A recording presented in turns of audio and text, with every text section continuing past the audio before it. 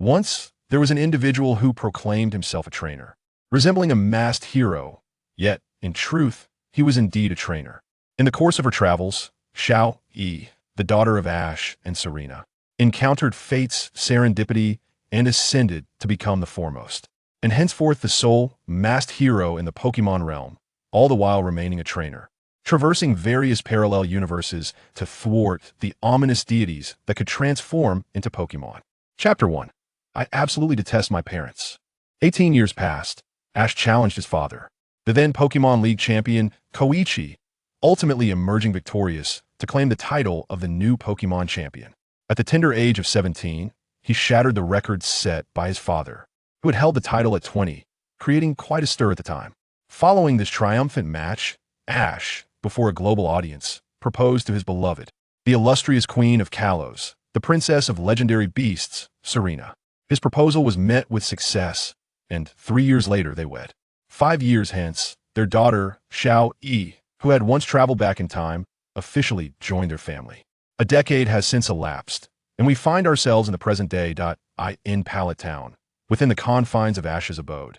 Now transformed into Xiaoyi's sanctuary, she lay soundly asleep, her visage mirroring the foolishness of her bumbling father. A Piku entered the room, Xiaoyi's partner, who scampered on her bed and unleashed a jolt of thunderbolt to rouse her from slumber.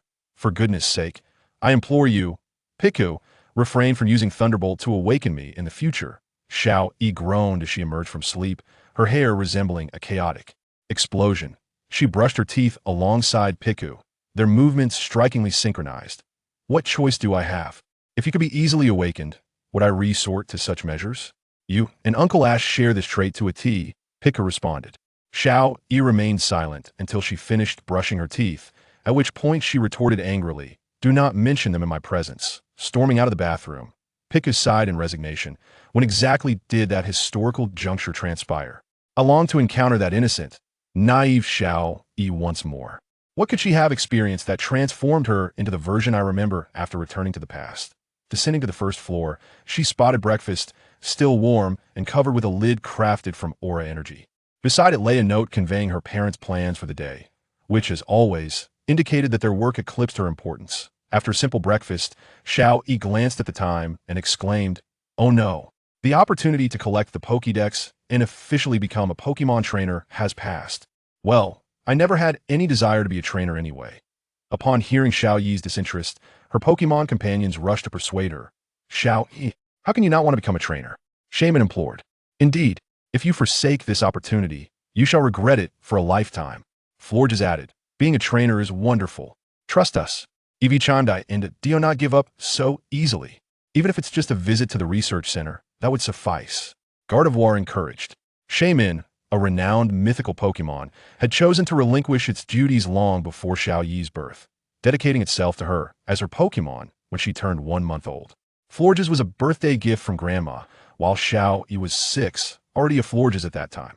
Evie was a present from Uncle Xiaoxiao on her 3rd birthday, despite the odd remark, "You asked us to give you one." Gardevoir, received at the age of 9 as a gift from Aunt Xiaolan, had been transported to her via teleportation, causing her considerable confusion for quite some time. Lastly, Piku had been by her side since her earliest memories, growing, playing, and causing mischief alongside her, always taking on the role of an older brother, her closest family member. "Why are you all so eager for me to become a trainer? I have no interest in this so-called journey." Xiaoyi expressed her displeasure. "Xiaoyi, you've never traveled. You cannot comprehend the profound significance of exploration. You should venture out with us and traverse every corner of the world," Piku urged. "Is it truly that remarkable?" Xiaoyi questioned uncertainly. They nodded vigorously, and Evie stated, "I once yearned to travel, but was unable due to my physical and mental state. Please accompany me on this journey. Will you?" If it's for you, then I suppose I shall go," Xiaoyi conceded. At this moment, Xiaoyi displayed a hint of Sundra charm. After years of knowing her, I find her rather predictable. Yet, in her past self, she appears quite candid. Could it be that she feels more comfortable being forthright before us back then? Piku mused. Returning to her room, Xiaoyi packed her belongings for the journey and prepared to set off. Before departing, she donned a new outfit, one she deemed suitable for her adventure. Upon seeing her attire, Piku was taken aback, his pupils dilating.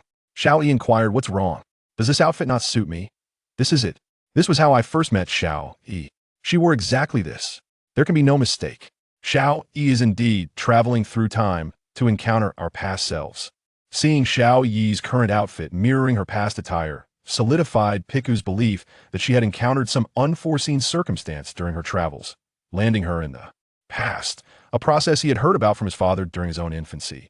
Xiaoyi placed Piku atop her head and retrieved 4 Pokeballs, capturing Shaman and the others within. She stepped out of her home, heading toward Professor Oak's laboratory. However, in Xiaoyi's eyes, it was not merely Professor Oak's laboratory. It was the Pallet Town Research Institute. The establishment was managed by her parents and Uncle Xiaoxiu, while Uncle Xiaomao, the rightful owner, seemed perpetually absent, spending holidays and festivals away from home. Upon arriving at Professor Oak's laboratory, Uncle Xiaoxiu had been waiting at the entrance for quite some time, accompanied by a bespectacled gentleman clad in a white lab coat, presumably another researcher. Just a tad late. And you two are cut from the same cloth, Uncle Xiaoxiu remarked. Ah, so Ash once intended to arrive late as well. Indeed, I personally went to fetch him. Uncle Xiaoxiu engaged in conversation with the bespectacled gentleman, and Xiaoyi inquired, Uncle Xiaoxiu, who is he? A friend of yours and Dad's? Oh, you haven't met him. That's normal. Xiao Jian. Do you recognize her, Xiaoyi? Of course I do. It seemed the researcher was named Xiao Jian, but given his tone, perhaps they had encountered each other during her childhood. All right, we've all been waiting for you. Come inside. Uncle Xiaoxiu gestured for Xiaoyi to push open the large door. Anticipating yet another prank, Xiaoyi secretly conjured a kunai, ready to retaliate. This had become a habit she believed stemmed from Uncle Xiaoxiu's penchant for mischief. During her childhood, both she and Roland had often fallen victim to his tricks. Even Ice Leaf had been driven to wander, refusing to return to Pallet Town due to Uncle Xiaoxiu's antics, only returning when he was away to A.S. Xiao. He pushed open the grand door. She was immediately bombarded by a flurry of firecrackers, startling her into closing her eyes and hurling a shuriken in fright. In that moment, she heard the voices that resonated within her heart. Honestly, child, how could you carelessly throw a shuriken? It's quite dangerous. Indeed, you must not repeat such a mistake in the future. Upon opening her eyes, Xiaoyi beheld the familiar figures of Ash and Serena standing before her, with Ash holding her discarded shuriken, effortlessly making it vanish with a slight gesture. Xiaoyi, congratulations on taking your very first step towards becoming a Pokemon trainer. The quartet from Masera Town, alongside Serena and Xiaoyao, showered their blessings upon her, and overwhelmed with emotion, Xiaoyi found herself in tears. You all didn't go to work? Instead, you chose to stay here to send me off? Xiaoyi had always believed that her parents prioritized work over her, harboring resentment for it. She vividly recalled overhearing them discuss the arduous work awaiting them the following day, which led her to assume they would not come to see her off. Thus, she had deliberately chosen to delay her departure. To her astonishment, they had intentionally remained at the research institute to surprise her. Ah, you truly didn't see the message we left for you, did you? Ash remarked with a hint of disappointment, then turned to Xiaoyao. You scoundrel, was it you who meddled in this? Did I really need to? You're overthinking it. Regardless, I won this wager, Xiaoyao declared triumphantly. Dad, what exactly did you and Uncle Xiaoyao bet on? Xiaoyi finally grasped that they had indeed wagered something. Xiaoyao responded, we bet on whether you would notice the message Ash left for you. Since I won, we've swapped our work duties for today. Xiaoyi, it's your turn to step in. Oh, Mother Xiaoyi, I understand now. Xiaoyi felt a wave of disappointment wash over her. It seemed they had merely stayed due to a wager. So, you are here solely to fulfill a bet? Xiaoyi inquired. Not all. A mere wager wouldn't keep us here. Rather, it serves as an excuse. Otherwise, how could we be here to send you off? Serena explained. Send me off? Do you all truly wish for me to embark on this journey? Xiaoyi asked. Xiaoyi, you do not yet comprehend the joys of travel, Ash said as he approached her, gently ruffling her hair. Travel will unveil the grandeur of this world to you. I simply do not grasp what you deem as grandeur. Xiaoyi retorted, tears streaming down her cheeks as she swatted Ash's hand away, leaving him momentarily taken aback. Throughout my life, how many of my birthdays have you both attended? Twice. And how much time have you spent by my side? A mere 174 days, 12 hours, 5 minutes, and 2 seconds. Not even half a year. Each time I plead with you not to leave, all I receive is the sight of your departing backs. I frequently question you about this, and you respond that you are saving the world. Does this world truly require saving? Why can't I see it at all? Excuses. Just excuses. You could simply admit that you love your work more than you love me. Otherwise, why suggest I embark on this journey? Is it not simply a ploy to push me out of the door? Fine, as you wish. I shall never return to this cold, unwelcoming home. With that, Xiaoyi seized her Pokédex and exited without looking back. As she departed, Serena's heart shattered completely. She sank to the ground, her eyes devoid of light, tears streaming down her face as she lamented. Although we have interacted with the future version of Xiaoyi, she has never revealed such a side to us or spoken in this manner. Have we erred? Have we altered her history? Serena began to doubt, and Ash shared her sentiments. He yearned to return to the past and forge a better bond with Xiaoyi. Yet according to the history she had recorded, they had little chance of revisiting those days. All right, I know you are both heartbroken, but now is not the time for sorrow, Xiaoyao stated as he picked up his phone. That I've arranged everything for you. Your responsibilities have been taken care of by Shigeru and Aoi. In the meantime, you can choose to stealthily follow her. Ash and Serena were taken aback by Xiaoyao's unexpectedly brilliant proposition. Without hesitation, the two of them cloaked their presence and vanished from sight. Chapter 2. The gym leader of the Tokiwa gym, Betty. With tears glistening in her eyes, Xiaoyi dashed out of Jinshin town, with Pikachu trailing closely behind. Xiaoyi possessed remarkable stamina, swiftly covering the distance from Jinshin town to the Tokiwa forest, and then emerging from the forest into Tokiwa city. Huff, huff, wail. She regretted the words she had spoken. Indeed, she felt angered by Ash and Serena's frequent absences, yet every moment they spent together was her happiest. Xiaoyi longed for her parents to remain by her side, even wishing they would take her along to their workplaces, but they had never done so. Pikachu approached her to offer comfort, and with tear-filled eyes, Xiaoyi asked, "Pikachu, do you think I made a mistake?" Pikachu remained silent. In its childhood, Pikachu often found itself alone, with its mother absent and its father having entrusted it to the care of the young Xiaoyi, who had traveled back in time. This made Pikachu believe that only Xiaoyi loved it in this world. Thus, when Xiaoyi returned to the future, it became overwhelmed with rage. Realizing then that its parents did indeed love it, they simply thought they were inadequate and felt a sense of inferiority. However, Pikachu had already experienced the deep-seated resentment of hating its parents and lashing out at them for not loving it. We are not at fault. But our parents are not at fault either. In truth, we are all wrong, Pikachu remarked. No longer the weepy child of yore, Pikachu had matured over the years.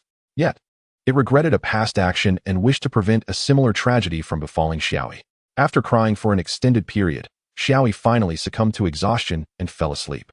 Ash and Serena, having lifted their cloaking, emerged from their hiding place. Pikachu remarked, "I knew you wouldn't let Xiaoyi travel alone. As long as she doesn't discover us. It doesn't count as altering history, does it?" Serena replied. Pikachu hopped onto Ash's shoulder and inquired, "What about Dad? Just the two of us hiding took considerable effort. Let alone with your dad, it would be impossible for us to remain undetected." Ash retorted, somewhat exasperated. Serena gently lifted Xiaoyi into her arms, saying, "Since her birth, how many times have we held her like this? It feels as if she was an infant just yesterday, and now she has grown so much." As Serena spoke, tears brimmed in her eyes. She longed to continually accompany her daughter. However, considering their daughter's age upon traveling to the past, she estimated that the incident occurred just before Xiaoyi turned 11. Even though she knew her daughter would be safe after traversing that terrifying space-time rift, she couldn't help but wonder what Xiaoyi had endured before her journey. The thought filled Serena with dread. "Betty is at the gym. Let us take her to rest there," Ash suggested. Yes, Serena agreed, wishing to hold Xiaoyi a little longer, for soon they would be forced to part ways for 2 years. After an indeterminate period, Xiaoyi awoke, feeling somewhat disoriented. "How long has it been since I had a proper sleep?" In the past, whenever Ash and Serena had the time, they would stay home to sleep alongside her, except for that one occasion when they attempted to have another child, attempting to break the so-called history, only to be interrupted by Xiao Xiao, resulting in a 3-month-long pursuit that nearly cost him his life. She had cried herself to sleep, initially believing she would awaken quickly, but suddenly, she found herself enveloped in a familiar, warm embrace, and drifted back into a deep slumber. "Is it Mom and Dad?" Xiaoyi hurriedly got out of bed in search of Ash and Serena, inadvertently colliding with Betty. "Ouch, that hurts. Xiaoyi, why are you running around like that?" Betty exclaimed, clutching her head. "I'm so sorry. Wait, Aunt Betty, my goodness, you've become even darker since I last saw you. The last time I saw you, your skin was a lovely tan, and now, just 4 years later, you've tanned to a bronze hue, and your skin remains so smooth. How do you manage that?" Betty was from the Ultra Metropolis, a realm inhabited by the Ultra beings. The inhabitants of that world had originally grown pale after losing the brilliance of necrozma. But Betty had adapted to life in this world, often basking in the sun whenever possible. Over time, her skin grew healthier, transitioning from a tan to a rich bronze. It was uncertain whether the Ultra being's constitution was inherently unique or if Betty had some exceptional skincare regimen. Regardless, her daily sunbathing had not diminished the quality of her skin. It appeared as radiant and youthful as ever, possessing remarkable elasticity. This enviable complexion even stirred feelings of jealousy in her mother. Humph, need I say more? It's undoubtedly due to my unique constitution. We are not susceptible to skin deterioration. Betty's proud proclamation almost provoked Serena to silence her, but Ash intervened just in time to avert a potential disaster. Ahem, that's not what I wanted to ask. Have my parents come by? And did they send me to you? Xiaoyi inquired urgently. Oh, indeed, your parents dropped you off, Betty confirmed. They mentioned they were heading to the airport when they sensed you had collapsed. They rushed over to check on you, and upon confirming you were merely tired and asleep. Your mother carried you to me for care before they departed. Oh, and before leaving, each of them kissed your cheek. Both Xiaoyi and Ash flushed with embarrassment as they wished for Betty to cease her chatter. However, in their current state, they were powerless to intervene. That pair of fools. Xiaoyi thought, I don't care for their kisses, yet deep down, I wish they would kiss my cheek while I'm awake. Xiaoyi's bashful demeanor and her innermost thoughts were a significant torment for Ash and Serena, who longed to reveal themselves and bestow affectionate kisses upon her cheek. Isn't that quite the rarity? Oh, a Pokédex? Only trainers can possess one, but in this day and age, you no longer need to order such antiquated devices. You can simply download one on your phone. It's just you children from Jinshin Town who still uphold this tradition, Betty remarked. Children from Jinshin Town? Have you met Roland? Binji and Shueshue? Roland is the daughter of Xiao Xiao and Xiao Yao, while Binji and Shueshue are the daughters of Xiao Miao and Xiao Lan. Binji resembles her mother, Xiao Lan, almost as if she were a gender-swapped version of her, while her personality mirrors Xiao Miao's past. In contrast, Shueshue takes after her father in appearance, resembling a gender-swapped Xiao Miao, but her character aligns with that of Xiao Lan. The two siblings are twins, with Binji arriving 2 minutes before Shueshue. However, they must refer to both Roland and Xiaoyi as sister. Binji cherishes the environment of Jinshin Town, returning to stay for several days whenever Xiao Xiao is absent. She possesses a strong sense of belonging to Jinshin Town. Shueshue, on the other hand, has traveled with her parents since childhood and prefers the diverse landscapes of different regions, only returning to Jinshin Town when accompanying her parents. This year, they all became trainers together, with Shueshue feeling the utmost joy, while Roland was the most disheartened, as she preferred to accompany Xiao Yao and the others rather than travel the world.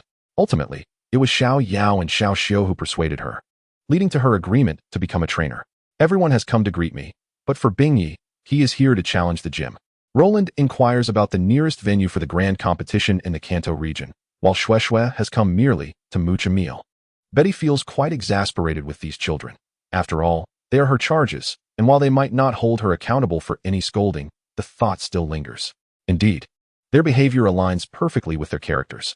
Speaking of which, it seems Shueshue's dream is to become an observer.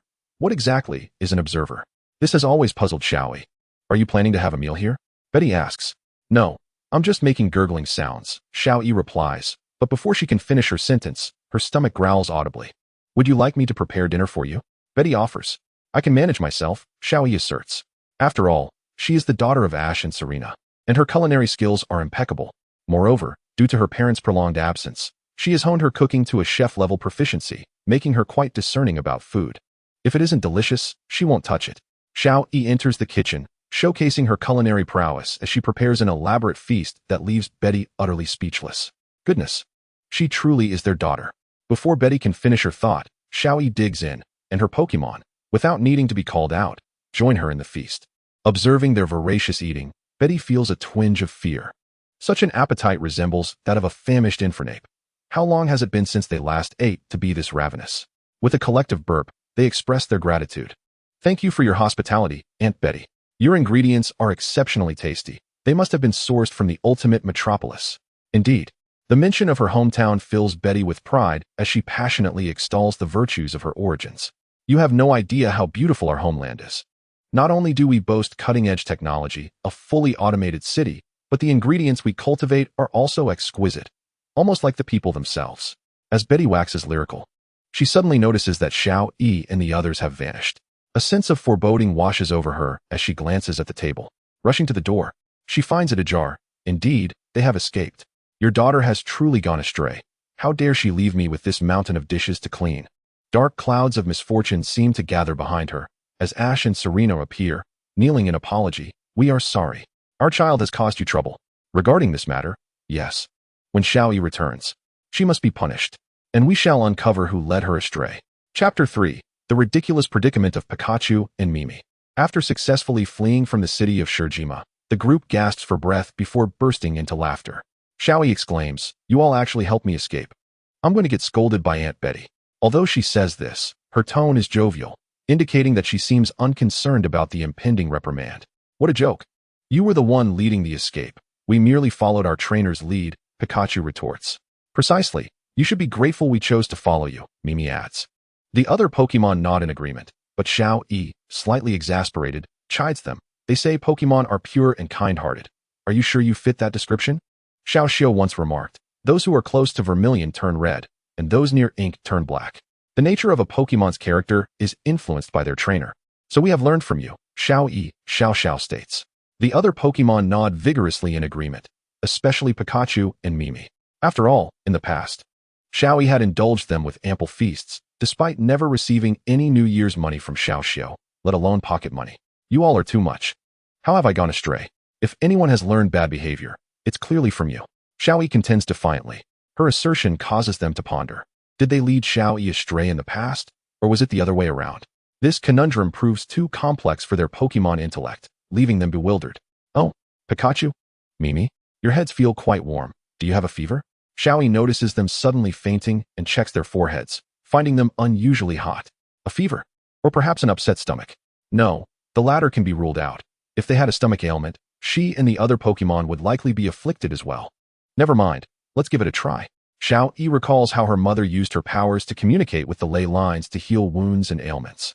She should be able to do something similar. Unfortunately, Xiaoyi is not her mother and lacks the ability to connect with the ley lines.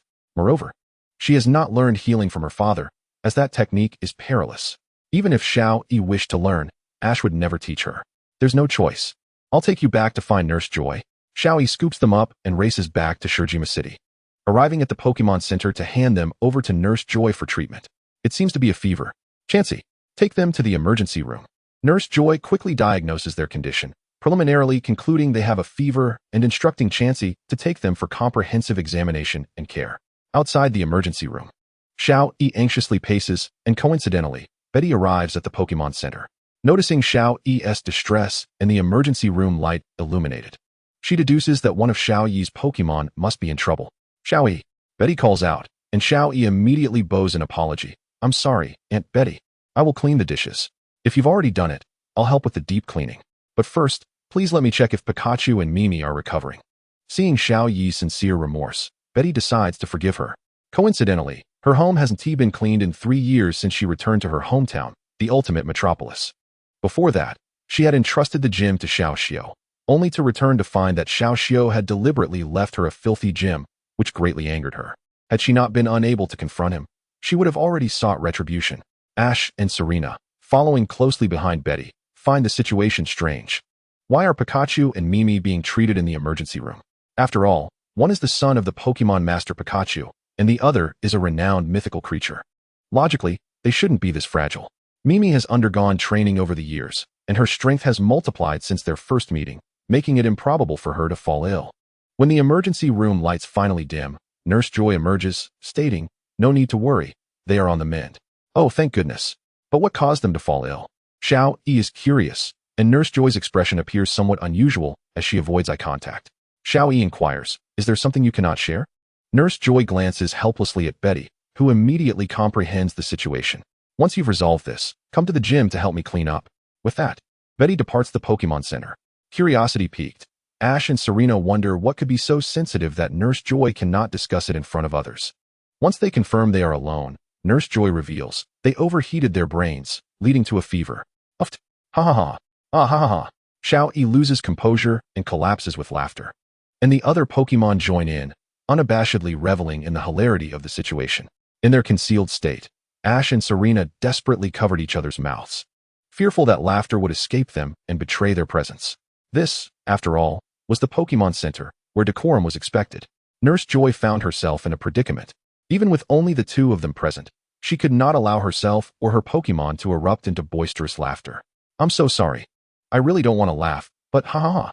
I can't hold it in. It's too much. Ha ha. Ash and Serena struggled to maintain their composure. But if they were not expelled soon, they felt they might perish from the effort of stifling their amusement. Enough. This is a Pokemon Center. If you wish to be loud, please step outside. Nurse Joy, exasperated, had no choice but to issue an eviction notice, prompting little Xiaoyi and her Pokemon to hastily depart. Seizing the opportunity, Ash and Serena dashed out ahead of them, racing toward the Tohoku gym. Betty, witnessing their sudden entrance into her gym, now visible and unmasked, wondered if they intended to assist Xiaoyi with cleaning. Ha ha ha. I can't take it anymore. Ash, I'm losing it. Ha ha ha. Me too. I can't stop. Their laughter erupted uncontrollably, resembling that of madmen, which startled Betty into retreat. What on earth is wrong with you two?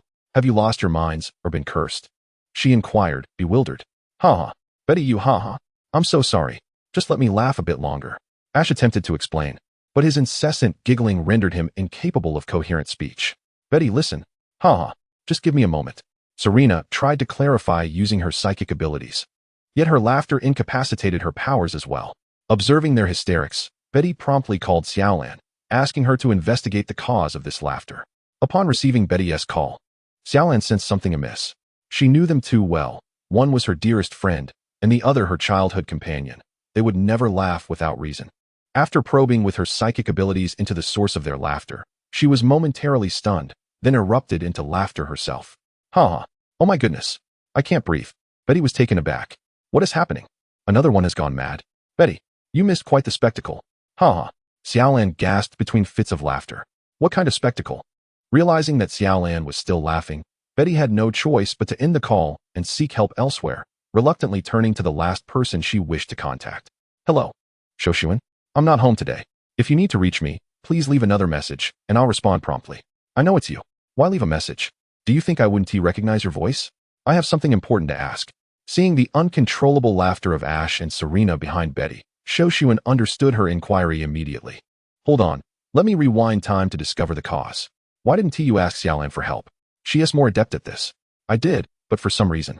After she checked, she also couldn't stop laughing. Is this some sort of curse? But he questioned. Is that so? Shoshuan examined the cause and quickly comprehended why they were in such fits of laughter.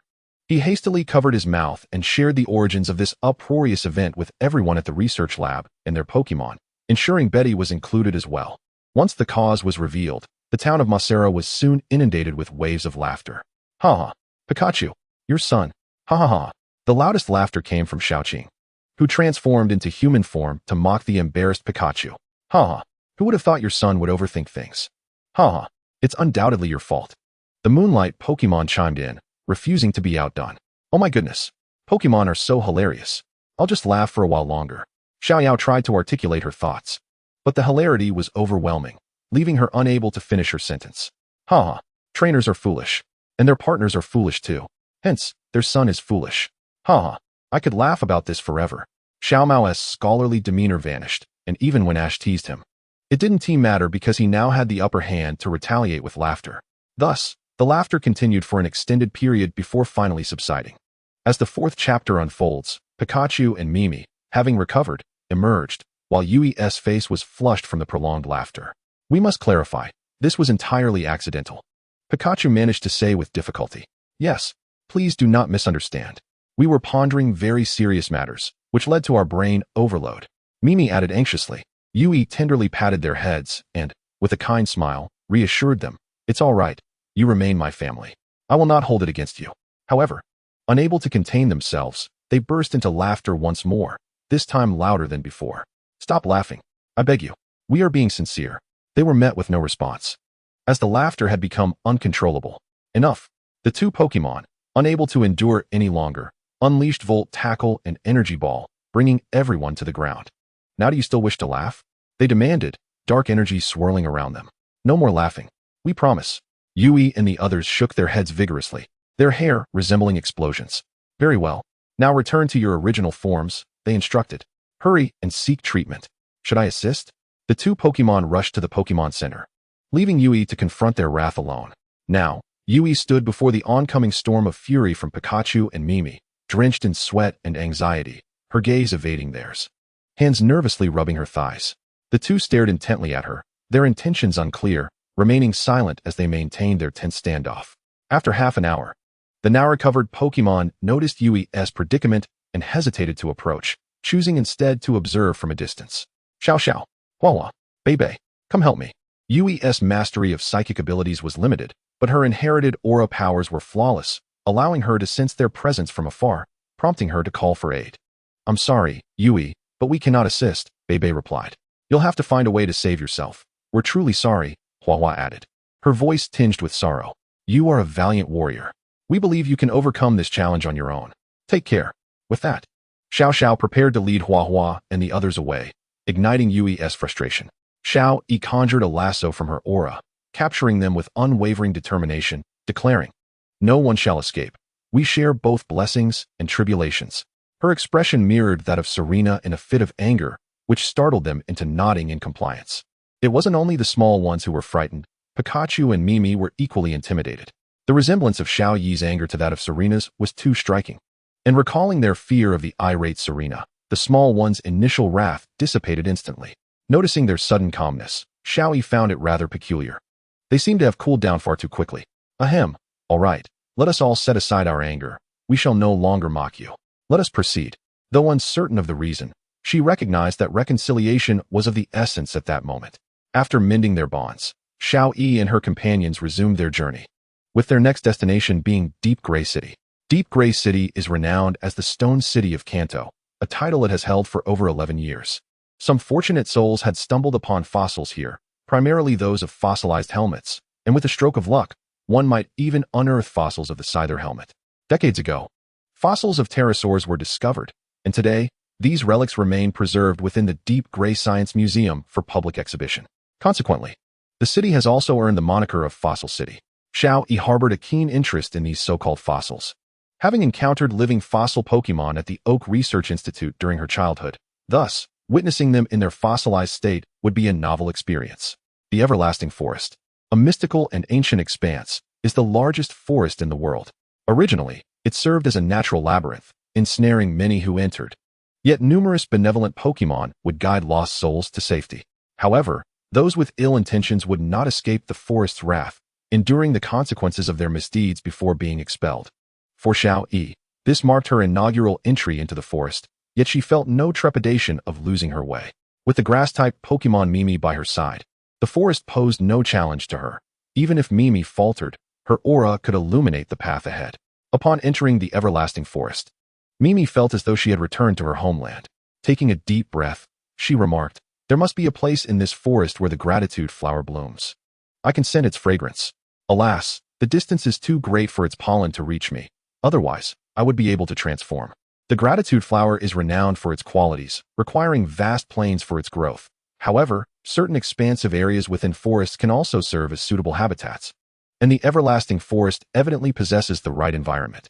Following the scent, Mimi ventured deeper into the forest, soon undergoing her transformation from terrestrial to aerial form. It seems there are indeed numerous gratitude flowers here.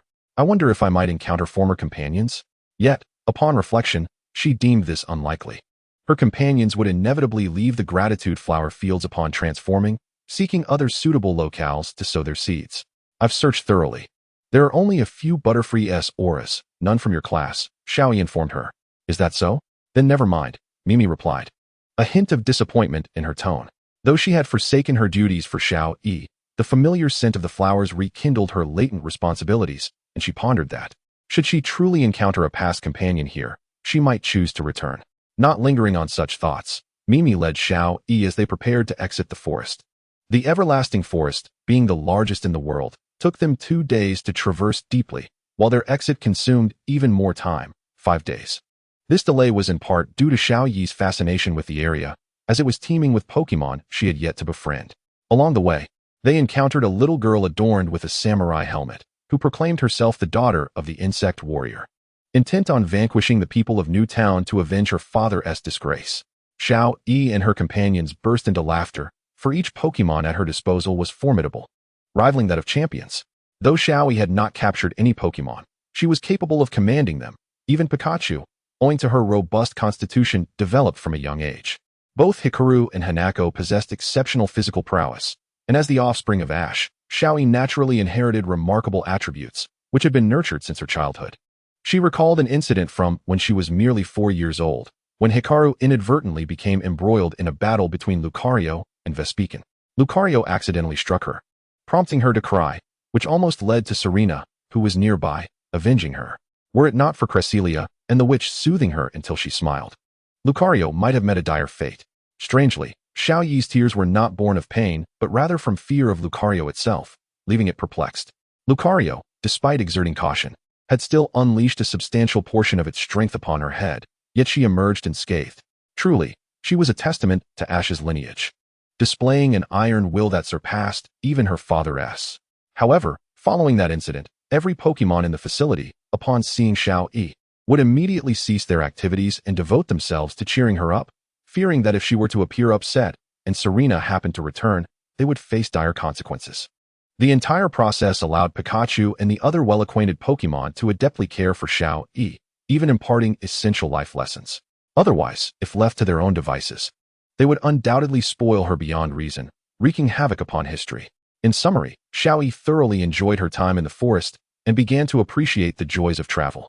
Throughout this experience, she chose not to capture any Pokemon.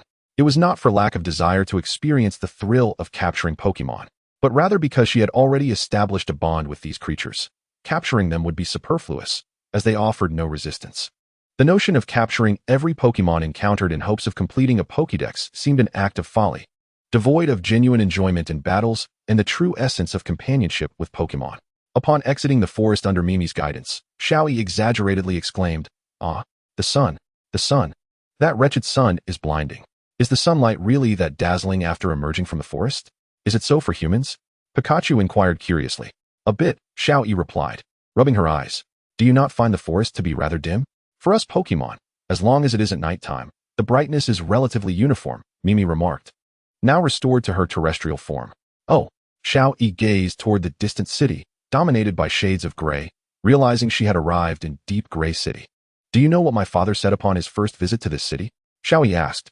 "Xiaoyi, I wasn't even born then." "You might as well ask someone else," came the reply, summoning her small companion.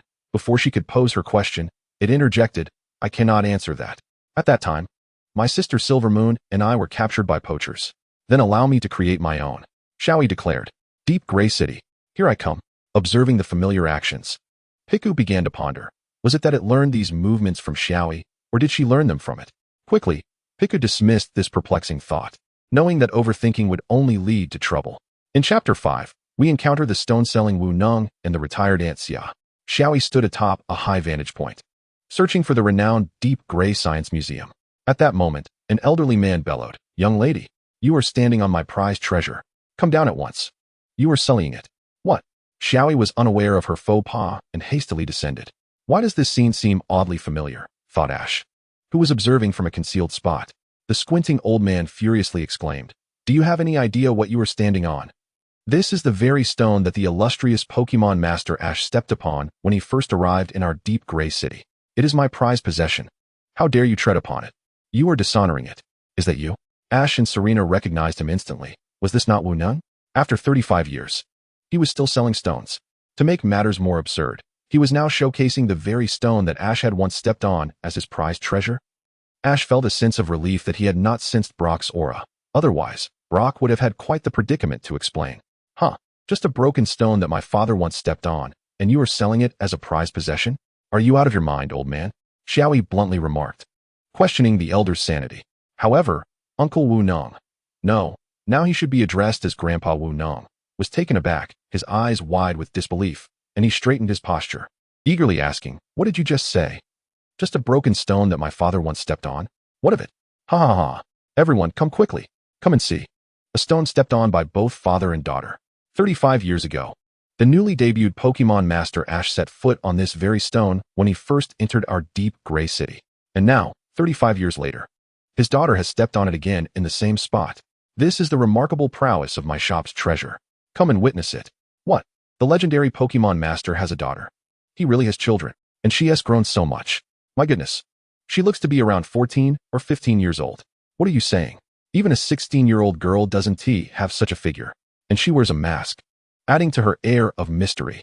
In an instant, Wu Nang's stall was swarmed with onlookers eager to catch a glimpse of the renowned Pokemon Master's daughter. Xiaoyi then realized that she had inadvertently stirred up a significant commotion. While Wu Ning shouted, she utilized her aura to craft a mask to conceal her face. Unfortunately, her figure could not be hidden. For the first time, Xiaoyi found herself resenting her overly voluptuous physique.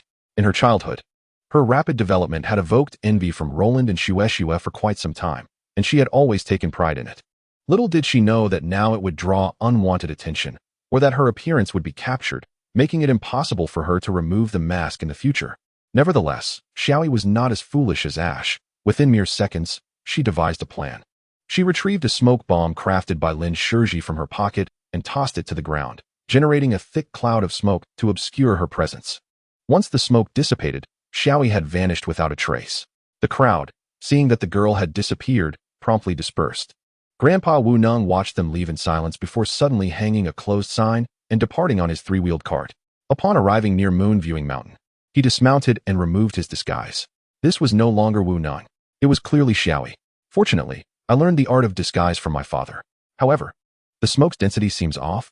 While I did make it exceptionally thick to grant me ample time for my transformation and concealment, it was excessive, allowing me time to even tie 2 balloons, Xiaoyi mused, then decided to abandon her thoughts.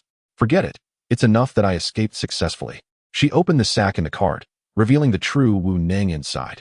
I apologize, squinting old man, but I suspect you must be Uncle Brock's father. For that squint is unmistakable. However, Grandpa, you were quite excessive in your promotion of me, making it impossible for me to enjoy my journey afterward. After Xiaoyi left, Wu Neng regained consciousness, but rather than expressing surprise at his location, he relaxed his neck and remarked, "Your child's touch is quite heavy-handed." No one responded. Wu Neng shook his head and said, "Worrying too much while following your child won't allow them to grow. As an adult, it's better to learn to let go." At that moment, Ash and Serena could no longer hear Wu Neng's words. They followed Xiaoyi at a sufficient distance, ensuring they wouldn't lose sight of her while maintaining a nearly identical pace to avoid detection. I am both delighted and somewhat regretful. Why did I teach my daughter so well? Why is she so talented? Ash pondered, though inside, he brimmed with pride. Ash, stop lamenting over there. I can barely keep up with the pace. Serena, not being a ninja, was already doing well to maintain her speed alongside the two. Observing this, Ash promptly scooped her up in a princess carry. Even after being an old married couple, Serena was pleasantly surprised by the sudden gesture, her cheeks flushing, though unfortunately, she was invisible and could not be seen. Ash held Serena effortlessly, maintaining the previous speed and rhythm, showcasing just how formidable his abilities had become. To avoid being recognized, Xiaoyi sprinted all the way to Hualan City. Typically, the journey from Moon Viewing Mountain to Hualan City would take at least 3 days, yet Xiaoyi accomplished it in 2, leaving her utterly exhausted. Breathlessly arriving here, Xiaoyi found herself too fatigued to speak after 2 long days of travel, during which she had eaten on the go and even traveled at night in a state of semi-consciousness, leaving her looking quite disheveled. Finally, unable to endure any longer, she collapsed. This was not merely a result of her exhaustion. Unbeknownst to her, Serena had secretly used her abilities to lull her to sleep. Thank goodness she was already quite tired, or this would not have succeeded, Serena said as she released her invisibility. Ash also dispelled his invisibility, scooping up Xiaoyi in the same princess carry and declared, "Let us take her to Aunt Xia's for some rest." After marrying Sonya, Xia had resigned from her position among the Elite Four to focus on managing her dojo. Now pregnant with her 3rd child, her first 2 had already ventured out on their own, while the second was still small, following Sonya around. Currently, the Hualan dojo was only occupied by Xia and her unborn baby. Oh, how dreadfully boring. Not a single challenger has come to the dojo. Xia had been separated from her 3 sisters for quite some time, and she had heard that they all had a son and a daughter each. Her first 2 children were daughters, named Xiaomei and Xiaohua, and she had confirmed that her 3rd was a boy, whom she planned to name Chongyun. At just 8 months, he was still far from being born.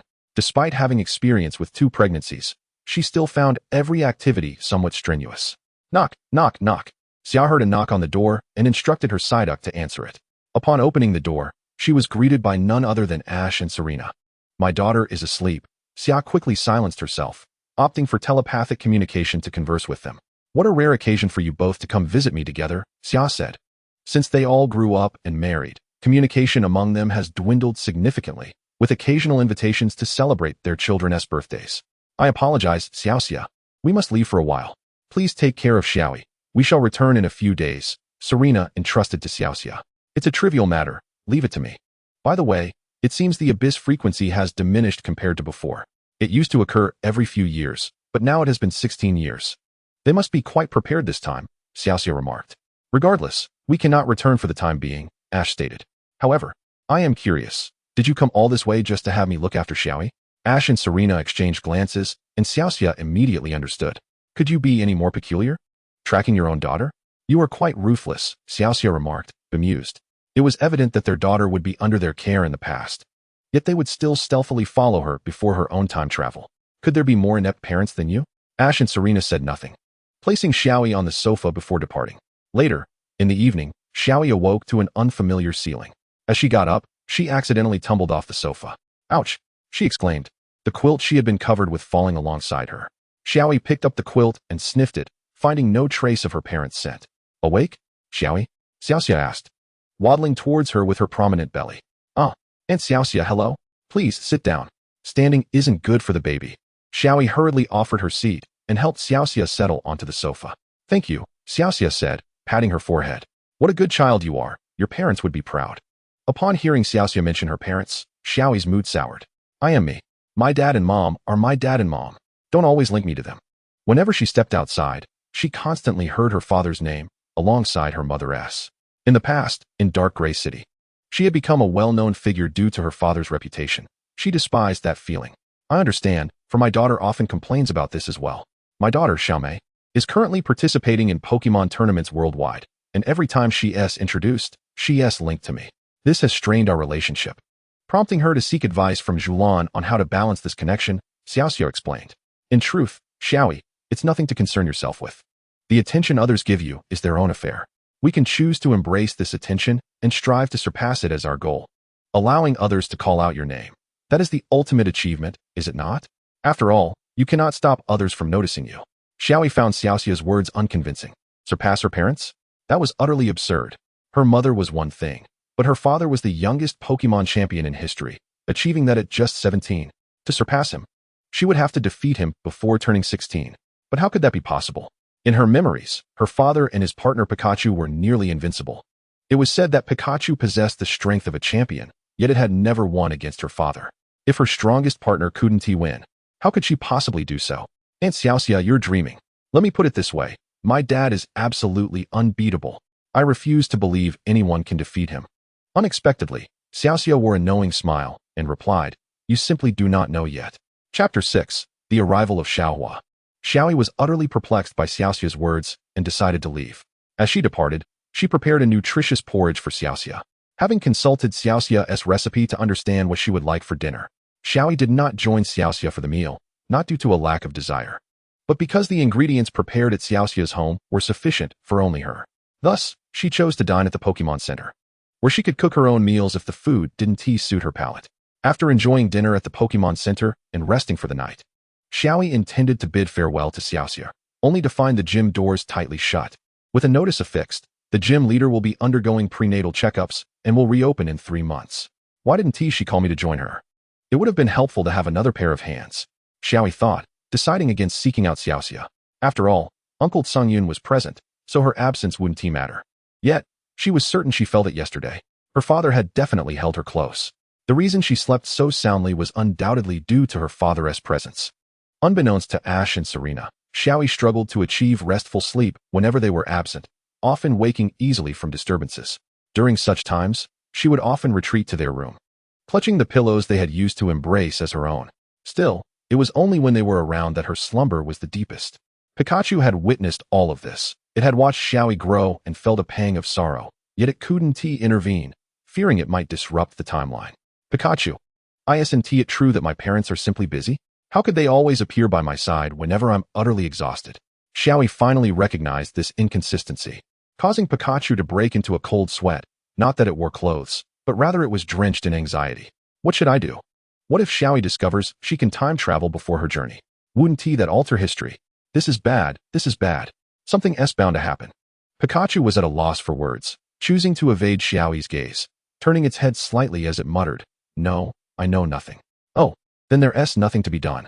In some respects, Xiaoyi was as easily deceived as Ash. No, Ash could discern blatant lies, whereas Xiaoyi was utterly oblivious. To the point it was even more pronounced than Ash's own gullibility. Huh, so I'm quite the liar? Poor Pikachu did not realize it wasn't due to its skill in deception, but rather because Xiaoyi was simply too gullible. Leaving Hualan City, Xiaoyi set off for Kurei City. Unlike Ash and Serena, Xiaoyi had not inherited their tendency to get lost. It took Ash and the others nearly a month to travel from Hualan City to Kurei City, while Xiaoyi arrived in less than a week. Phew. The journey from Hualan City to Kurei City was quite lengthy. I'm exhausted, Xiaoyi complained for the first time. Pikachu and the others couldn't help but scoff at her words. Exhausted? She had been carried the entire way by Pokemon. She had hardly touched the ground. How could she claim to be tired? Xiaoyi's innate talent for bonding with Pokemon far surpassed Ash's. Within just 3 days, every Pokemon along the route to Kurei City had become her friend. Numerous Doduo and Dodrio expressed their willingness to carry her to Kurei City. So Xiaoyi truly had no grounds to complain about fatigue. Honestly, I've been cooking and playing with them for days. I'm utterly worn out, you know? Am I not allowed to feel tired? Alright, let us feast at the Pokemon Center. Kurei City was originally the largest port city in the Kanto region. 35 years ago, it boasted the grandest dock, Kurei Harbor. However, after the incident with the SS, Kurei City fell into economic despair, transforming from a place known for its breathtaking sunsets into a city as impoverished as withered leaves. Originally, the city of withered leaves was destined to languish in despondency. However, the illustrious celebrity, Xiao emerged and established the world's first institution dedicated to the study of non-Pokemon disciplines, aptly named Dusk Academy. This esteemed academy offers a diverse curriculum encompassing geology, physics, literature, mathematics, sports, music, fine arts, political science, and history, while history and literature maintain a tenuous connection to Pokemon. The remainder of the courses scarcely pertain to them. This marked a significant reform within the academy, as, in this realm, nearly everyone aspired to become a Pokemon trainer. Yet Xiao's Dusk Academy illuminated the fact that alternative paths exist beyond the pursuit of training. The establishment of this school provided a fresh avenue for many children who had abandoned their dreams of becoming trainers, allowing them to flourish in various fields. Consequently, numerous new schools emerged, emulating Xiao's innovative courses. Even the traditional Pokemon Academy underwent transformation, incorporating these subjects and thereby expanding choices for all. The success of Dusk Academy revitalized Withered Leaves City, as its port was once again bustling with ships, and commerce flourished anew. Moreover, due to Xiao's initiative, Withered Leaves City officially established a research institute where Pokemon could receive their initial Pokemon, founded by the esteemed Dr. Sakuragi. This institute was only inaugurated on the very day Xiaoyi arrived, and she felt fortunate to witness the opening ceremony of this new establishment. Thank you. Thank you all. Dr. Sakuragi, the director of the institute, attended the ceremony. Renowned within the broadcasting community, he was once a student under Professor Okido, delving into various facets of Pokemon research. According to him, he found every subject intriguing and wished to explore them all. His remarkable intellect enabled him to grasp any topic with ease. Otherwise, his extensive pursuits across all Pokemon disciplines might have left him overwhelmed. Professor Okido once remarked that Dr. Sakuragi was the most brilliant researcher he had ever encountered, suggesting that if he specialized in a single field, he could achieve unparalleled success. After cutting the ribbon, Dr. Sakuragi commenced his speech regarding the purpose of his research, aiming to understand everything about Pokemon to foster a deeper comprehension of their relationship with the world. Xiaoyi found this individual admirable for aspiring to study all areas of Pokemon research, a truly formidable endeavor. Xiaoyi felt compelled to depart, considering the boy's serendipitous encounter with a Pokemon like Lugia unworthy of her attention. However, she was taken aback when a peculiar gust swept through, carrying a familiar scent. Lugia? Which one could it be? She had encountered Lugia in her childhood, during the era when all 3 generations coexisted, often sliding down its back in playful joy. This unusual current seemed not to be merely a clash of atmospheric forces, but rather the result of a Pokemon's influence, specifically, the legendary Lugia, anticipated to appear in Withered Leaves Harbor in approximately 20 minutes. Since 35 years ago, mythical and legendary Pokemon had ceased to be mere figments of legend, frequently appearing before the populace, much to the chagrin of poachers who coveted them. Their repeated conflicts with monster trainers had extinguished the poachers' ambitions. What a farce. Each confrontation heralded calamity, leaving the trainers questioning their very survival, let alone the prospect of capturing such formidable beings. If one wished to capture a legendary beast, they might as well return to farming for a more tangible goal. Furthermore, the frequency of their appearances had diminished the activities of poachers, with many opting to abandon their illicit pursuits, surrendering themselves to authorities. Coupled with the arrest of many underworld figures, the black market's transactions dwindled to unsustainable levels, only recently showing signs of recovery. As for the monster trainers of yore, they either ascended to championship status or became Elite Four members, with the most successful among them now serving as gym leaders. Some even ventured into research, like Xiao Mao and Diamond, among others. Of course, the various professions of other monster trainers are best left unmentioned. Lygia? I've seen it, exclaimed a fashionable youth with black hair and blue eyes. Xiaoyi turned in astonishment as the boy rushed to Dr. Sakuragi, excitedly recounting his encounter with Lygia. How fortunate you are, Xiaohao. I must ask you to investigate Lygia for me. Today also marks your debut, so come here to receive your initial Pokemon, Dr. Sakuragi said. Thank you, uncle, for your kindness, but I've already made my decision regarding my initial Pokemon. It must be Mew. Xiaoyi had intended to leave, dismissing the boy who merely happened upon Lygia. Yet she was taken aback by his declaration of needing Mew as his initial Pokemon, causing her to stumble in shock. Her fall drew the attention of the crowd. Dr. Sakuragi hurried to assist her, concerned. Are you all right, young lady? Xiaoyi pushed Dr. Sakuragi aside and strode up to Xiaohao, her expression darkening. Xiaohao, intimidated by her presence, found himself at a loss, his gaze inadvertently drifting to her conspicuous features. Smack! Xiaoyi delivered a resounding slap to Xiaohao, scolding. Pervert! Where are you looking? Ah, I'm so sorry. Xiaohao realized he had lingered too long on that point and quickly apologized. Humph. Listen to me. What did you just say? Huh? What do you mean? You said your initial Pokemon must be which Pokemon? Upon hearing this, Xiaohao confidently replied, Isn't it obvious? It must be Mew. Smack! Xiaoyi slapped him again, having balanced the blows from left to right. Why are you hitting me again? Did I say something wrong? Xiaohao's face was slightly swollen, yet it did not impede his ability to speak. What did I say wrong? I will tell you right now. You, who do not even possess an initial Pokemon, dare to aspire to capture Mew. Have you lost your mind? Mew is the first mythical Pokemon. Even if you were to capture it, you would be incapable of controlling it. What a ridiculous notion. If you truly wish to capture it, you at least need your own Pokemon, train it to grow stronger, and then challenge Mew alongside your other 5 elite Pokemon. You should conquer Mew through sheer skill, not merely declare that you must have it as your initial Pokemon. What will you do if you cannot obtain Mew? Do you intend to capture every Pokemon in existence? What nonsense. If that were the case, how are you any different from those poachers? No, how are you any different from those so-called Pokemon collectors? Do you understand that in this world, hoarding Pokemon as commodities or art is a criminal offense? Do you wish to break the law? Where has all your education gone? Have you lost all sense of decency and morality? Do you possess none at all? Then what are you doing as a trainer? You might as well indulge in fantasies. As Xiaoyi's anger escalated, her strikes grew more forceful. Had it not been for Dr. Sakuragi intervening, her barrage would likely have continued unabated. At this moment, Xiaohao's face had been so swollen that even his parents could scarcely recognize him. He could hardly articulate his thoughts.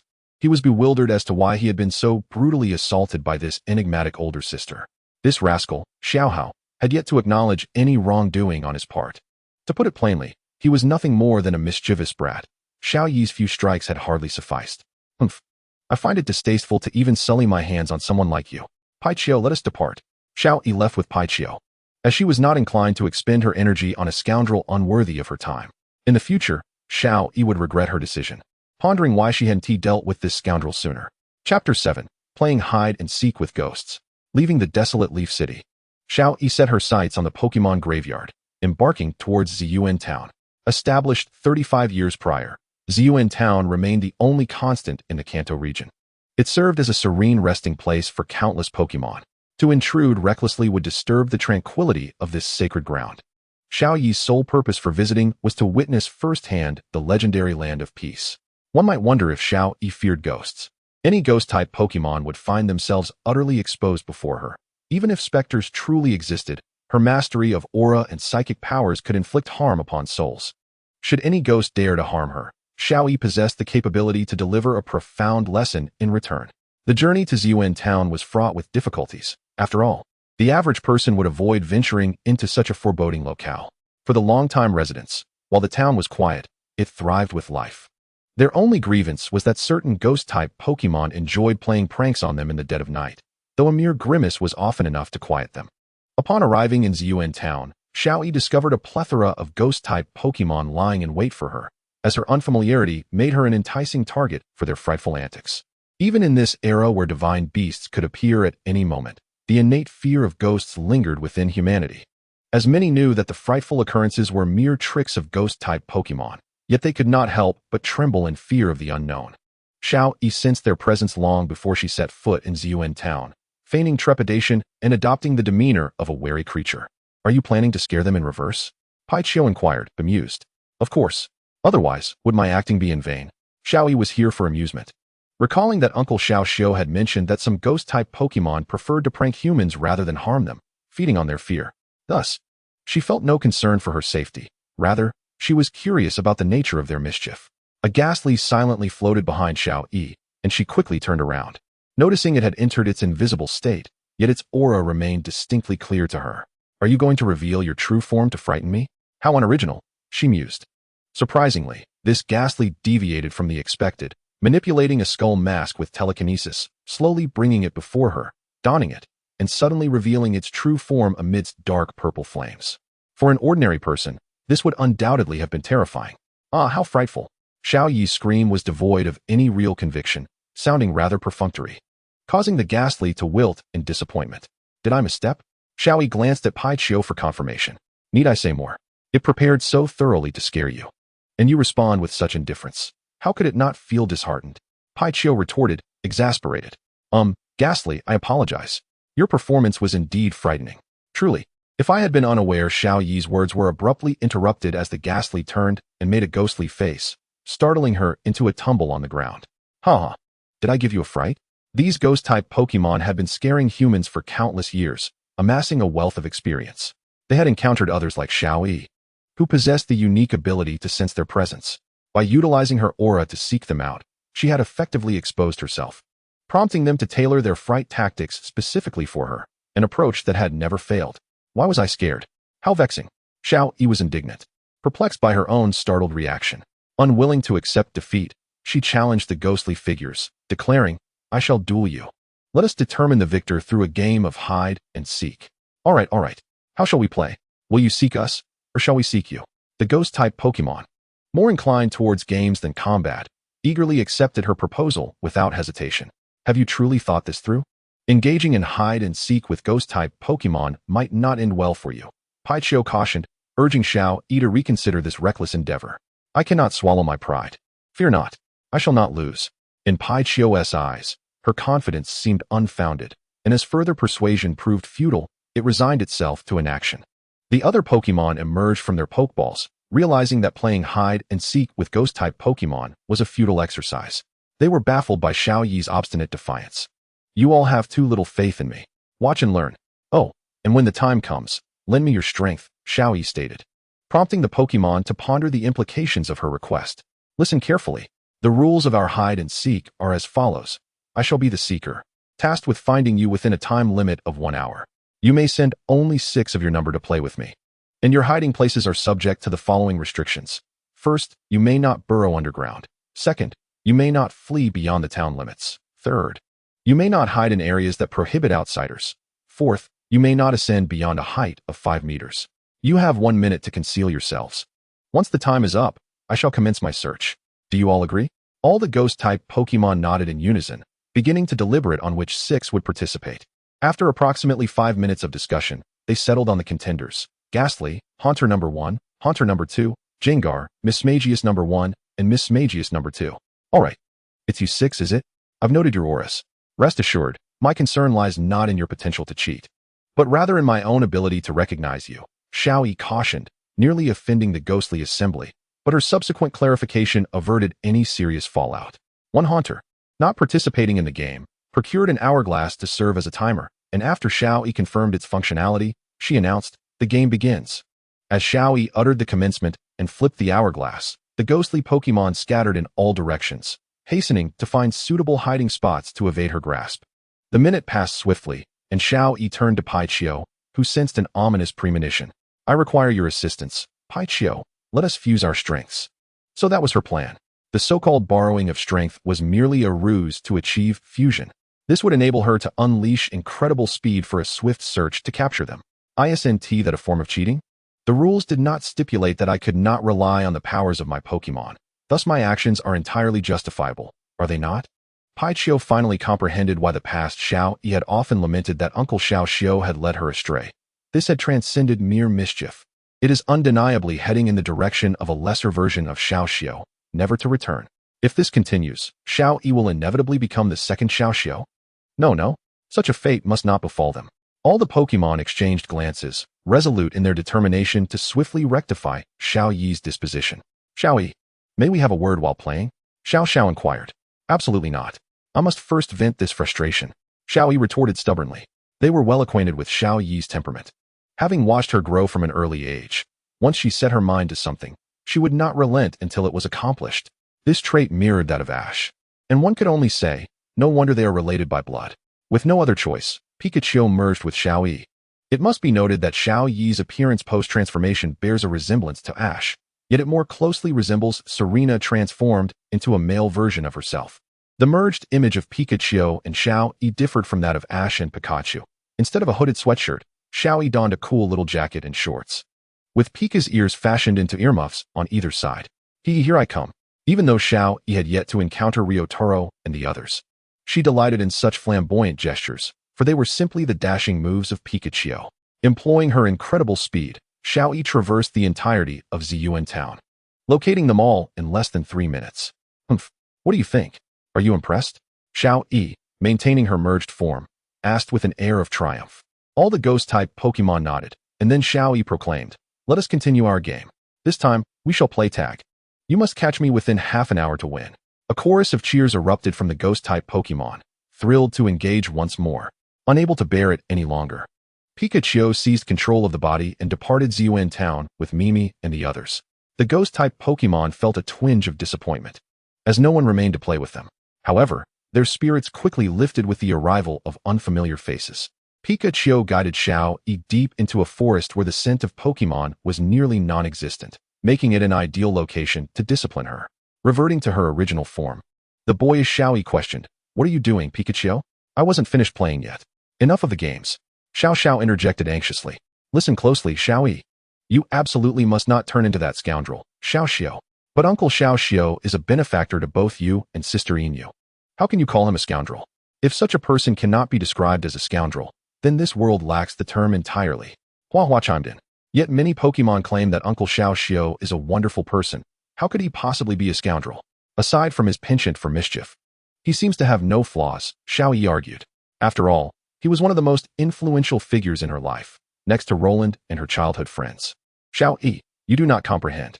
There is a saying among us, when there are troubles, Xiao is the most reliable. When there are no troubles, he is the most dangerous. When injured, he is the most reassuring. During peace, he is the most terrifying. As long as we remain unscathed, that rascal is a scoundrel.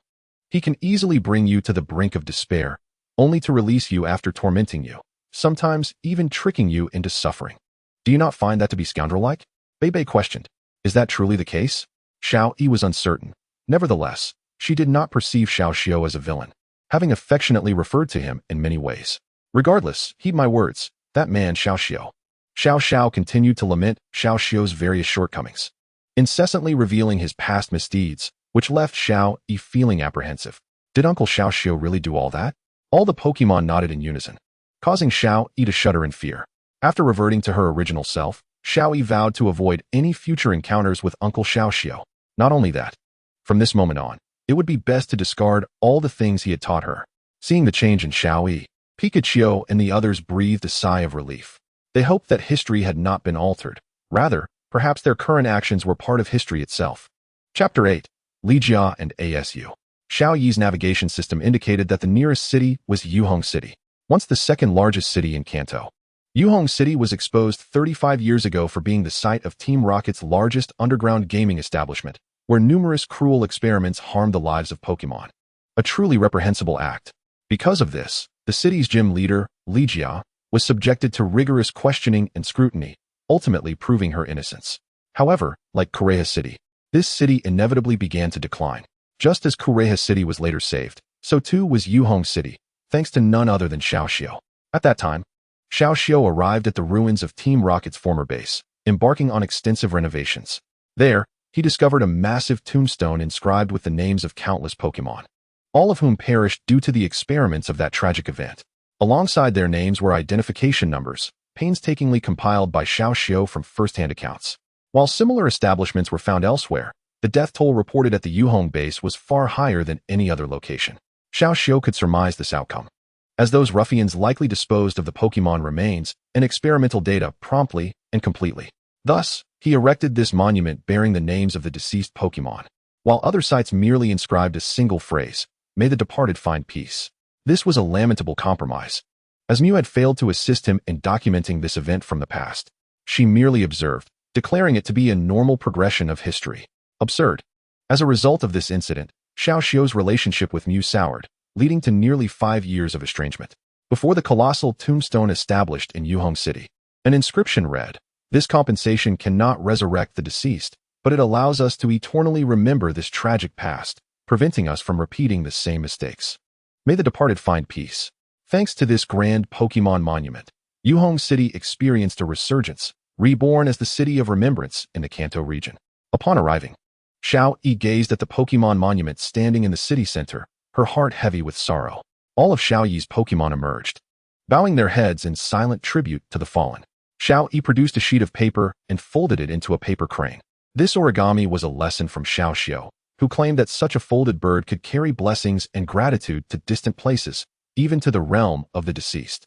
Xiaoyi was unsure of its truth, yet she placed it there nonetheless.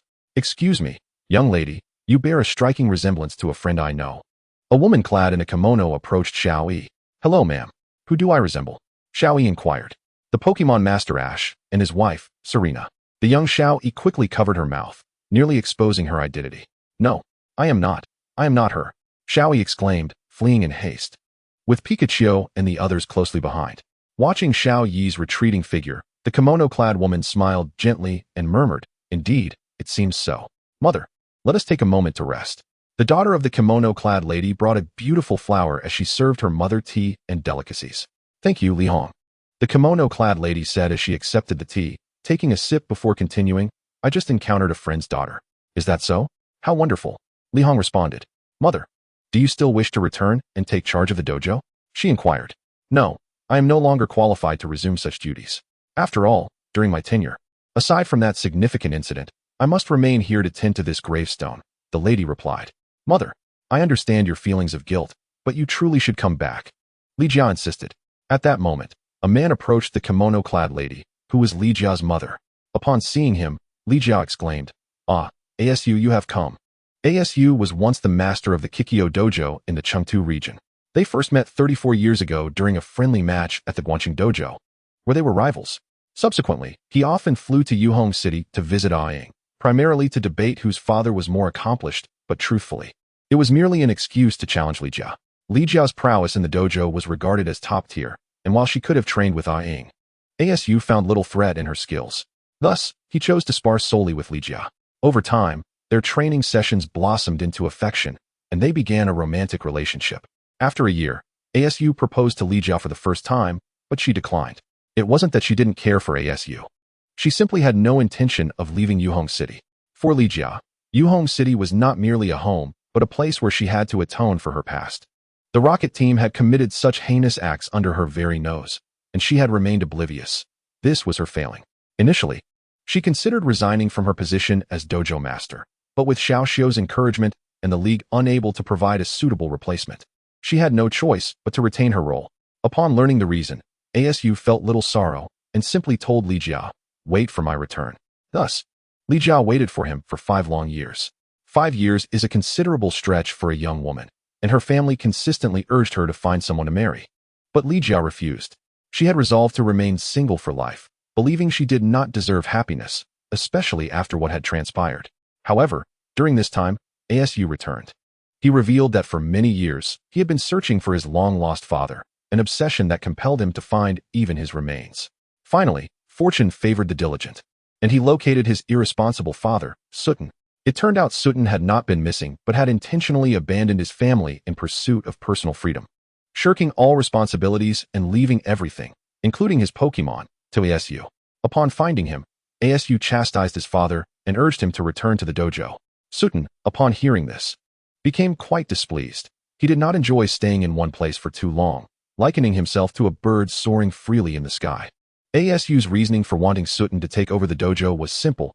He intended to marry Lijia. At this revelation, Sutton was so startled that he nearly threw himself off a cliff, but his trusty Noctowl saved him just in time. Sutton hastily questioned his son's troubling thoughts, even suspecting that their family had incurred some massive debt, forcing ASU to resort to selling himself. Seeing Sutton's wild assumptions, ASU swiftly intervened and clarified that he had chosen to marry Lijia. When Sutton asked why he would be willing to make such a sacrifice, ASU replied, "Father, in your eyes, the pursuit of freedom may seem more fitting than settling down. In truth, I am not so different from you. However, since being with Lijia, I have realized that I no longer need to wander aimlessly. My heart resides in the nest she guards. It is time for me to cease my flight. For the sake of the one I love, for the one who has rooted herself deeply in Yuhong City to atone for her past." ASU's words moved Sutton profoundly.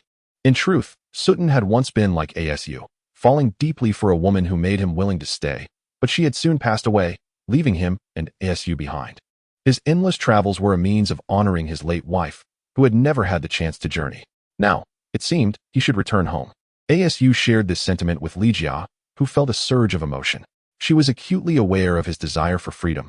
Why would he willingly sheath his wings to remain by her side? She could not fathom why he thought so highly of her when there were countless other girls far superior. ASU's simple yet profound question struck her. Does one need a reason to love? If so, then my reason is that you are worthy. Seizing the moment, ASU proposed to Lijia once more. The first proposal had been hasty, lacking a proper ring. He had fashioned a makeshift one on the spot as a token of affection. This time, however, he had prepared a pair of exquisite wedding bands. These rings were custom-made, featuring a blue single-wing design for the left and a green single-leaf motif for the right. When united, they formed a complete wing, symbolizing ASU's intentions. Upon seeing the specially crafted rings, Lijia could no longer hold back her emotions and accepted the proposal. Thus, they celebrated a grand wedding, during which they visited the site of the unbuilt memorial gravestone, pledging to stand by the Pokemon resting there until they were forgiven. Many deemed this act unworthy. Yet Lijia and ASU remained resolute in their decision. On the day of their wedding, Ash and Serena were unable to attend, not due to any rift with Lijia, but because they were engaged in a battle against the Abyss that day. They returned only to offer belated congratulations. That was 16 years ago, a time before Xiaoyi was born. Lijia and ASU's steadfastness in Yuhong City meant that Xiaoyi remained unaware of the existence of an uncle and aunt there.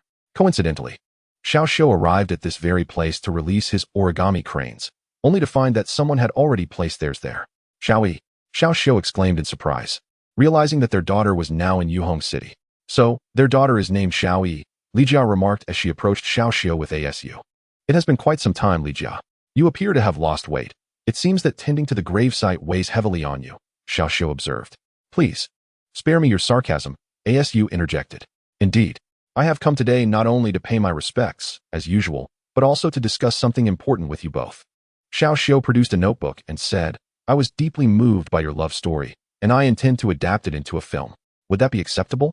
How delightful, they thought, already anticipating that Xiaoxiu would likely delve into their memories to capture the entirety of their tale. Regardless, they felt compelled to voice their stance. "All right, I will present a condition. I possess several round-trip tickets to the spirit world. Would you be interested?" "What? Are you serious?" The methods employed by Xiaoxiu are well known to them. If Xiaoyi is deemed the most formidable Pokemon trainer, then Xiaoxiu is undoubtedly the most terrifying one, as no one dares to challenge him, for one can never anticipate the tactics he may employ against you. "Very well. As long as you can escort me to the spirit realm, I have no qualms about you perusing all my memories," Lijia proclaimed.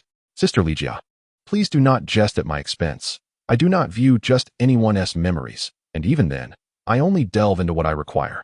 If you come to find me tonight, rest assured that as long as you secure the ticket in my possession precisely at midnight, you shall be granted passage to the spirit realm. Remember, you must adhere to one rule, regardless of what you witness. You must not let your bodies touch the world outside the train. Otherwise, you shall truly be doomed." Understood. Chapter 9, Naz's Family. Xiaoyi hurriedly fled, missing the opportunity to meet Xiaoxiu. However, had she known that had she been a tad slower, she would have encountered him, she would have undoubtedly run even faster. I should be safe here. The experiences in the deep gray city left her frightened, terrified that her identity as the leader of the elves might be exposed, bringing forth a myriad of troubles. Which direction did I just run? Xiaoyi activated her navigation device, only to discover she had inadvertently sprinted into a forest. Beyond this forest lies the renowned Golden City, the largest city in the Kanto region. Golden City, as it happens, is the hometown of the illustrious Aunt Naz, a figure often seen on television during her childhood. Should she pay a visit to the seemingly duplicitous Aunt Naz? Naz had visited her home when she was 5, as Xiaoyi and Serena were unavailable to accompany her, leaving her in Naz's care for a few days. On the first day, she had attempted numerous pranks on Naz, all of which had failed miserably. The next day, she resorted to the ninja techniques taught by Xiaoyi, yet to no avail. By the third day, she directly engaged Naz with her aura, with similarly fruitless results. However, during those 3 days, Xiaoyi discovered a peculiar aspect of Aunt Naz. On television, she portrayed various personas: the mature and sensual career woman, the devoted wife and mother, and the tomboy brimming with masculine charm. Yet the Naz she faced was merely a young lady who seemed only slightly older than herself. This perplexed Xiaoyi. This aunt appeared to be older than her parents. Yet her demeanor was more juvenile than her own. The antics she had played on Naz during the first day were met with equal mischief the following day. After her final attempt to drive Naz away failed, Aunt Naz suddenly adorned her face with peculiar designs and made a plethora of strange faces, which left Xiaoyi in fits of laughter. From that day onward, Xiaoyi opened her heart to Naz, accepting this temporary guardian. When Naz returned to work, Xiaoyi wept for her departure. Upon arriving in Golden City, she inquired for the address of the Golden Gym and made her way there. It is worth noting that as the largest commercial city in the Kanto region, Golden City introduced a unique mode of transportation 12 years ago, one that other major cities lacked: the public balance bike. This was Xiaoxiu's latest invention, which he had developed in collaboration with several other enthusiasts of invention, providing the principles and design while others contributed to its refinement and production. Despite Xiaoxiu's genius, he required assistance with such high-tech endeavors. This innovative mode of transportation allows one to maintain balance effortlessly while standing upon it, and moving forward is as simple as leaning the body slightly forward. Stopping is equally straightforward. Standing upright brings it to an immediate halt, and turning requires merely a gentle push to maneuver as desired, including reversing with ease, earning it the endearing moniker of lazy person's vehicle. This novel transportation method was initially piloted in Golden City, not for private sale, but for public rental, requiring only a deposit rather than a rental fee. With a deposit, one could utilize it for a full 24 hours, and exceeding this time without return would result in the forfeiture of the deposit. Upon its launch, it received widespread acclaim. This compact and stylish vehicle not only provides enjoyment, but also operates at a moderate speed, and most importantly, unlike automobile emissions, it is clean and pollution-free. During this time, Xiaoxiu also developed electric vehicles that do not emit waste gases, contributing to a healthier environment. Before long, the public balance bike was adopted in major cities across various regions, becoming a common sight in economically prosperous locales. Xiaoyi was eager to try out this balance bike. However, she lacked any pocket money. She could not fathom why she had never received any form of allowance throughout her life, not even a single cent of the new year's money, all of which had been claimed by her parents, which contributed to her disdain for them. Pikachu truly wished to reveal the truth to her. All of her pocket money had already been squandered upon her return to the past. Regardless, even without the balance bike, Xiaoyi could walk to the Golden Gym. In the past, the Golden Gym appeared as an ordinary building with a somewhat eerie atmosphere. However, it has since transformed into a club known as the Naz Fan Club. Oh my, isn't this supposed to be a gym? How has it become a club? Xiaoyi was unaware that, 20 years prior, this establishment had evolved beyond a mere gym when Naz's younger sister, Li Zhao, inherited it. During that time, Naz's parents, perhaps attempting to compensate for years of absence, inadvertently welcomed another daughter into the world, a name chosen by Naz herself.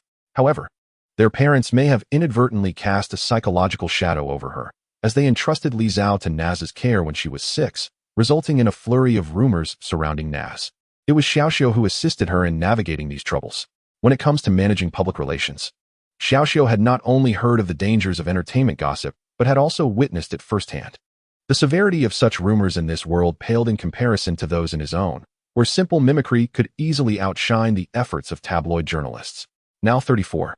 Li Zhao is married but without children, while her sister Naz is also wed and has a daughter whose antics leave her aunt exasperated. Xiaoyi felt hesitant to enter such a gym. Besides, she sensed no aura from Naz, prompting her to depart. After dining at the Pokemon Center, she intended to spend the night before continuing her journey, only to overhear that Naz planned to return to Golden City for a fan meeting commencing the following day. Upon hearing this news, Xiaoyi was so excited she could hardly sleep, her mind swirling with thoughts of what she would say to Naz upon their meeting. And before she knew it, dawn had broken. Suddenly, Xiaoyi let out a startled scream. Fortunately, at that moment, aside from Nurse Joy and her Chansey, the Pokemon Center was devoid of other patrons.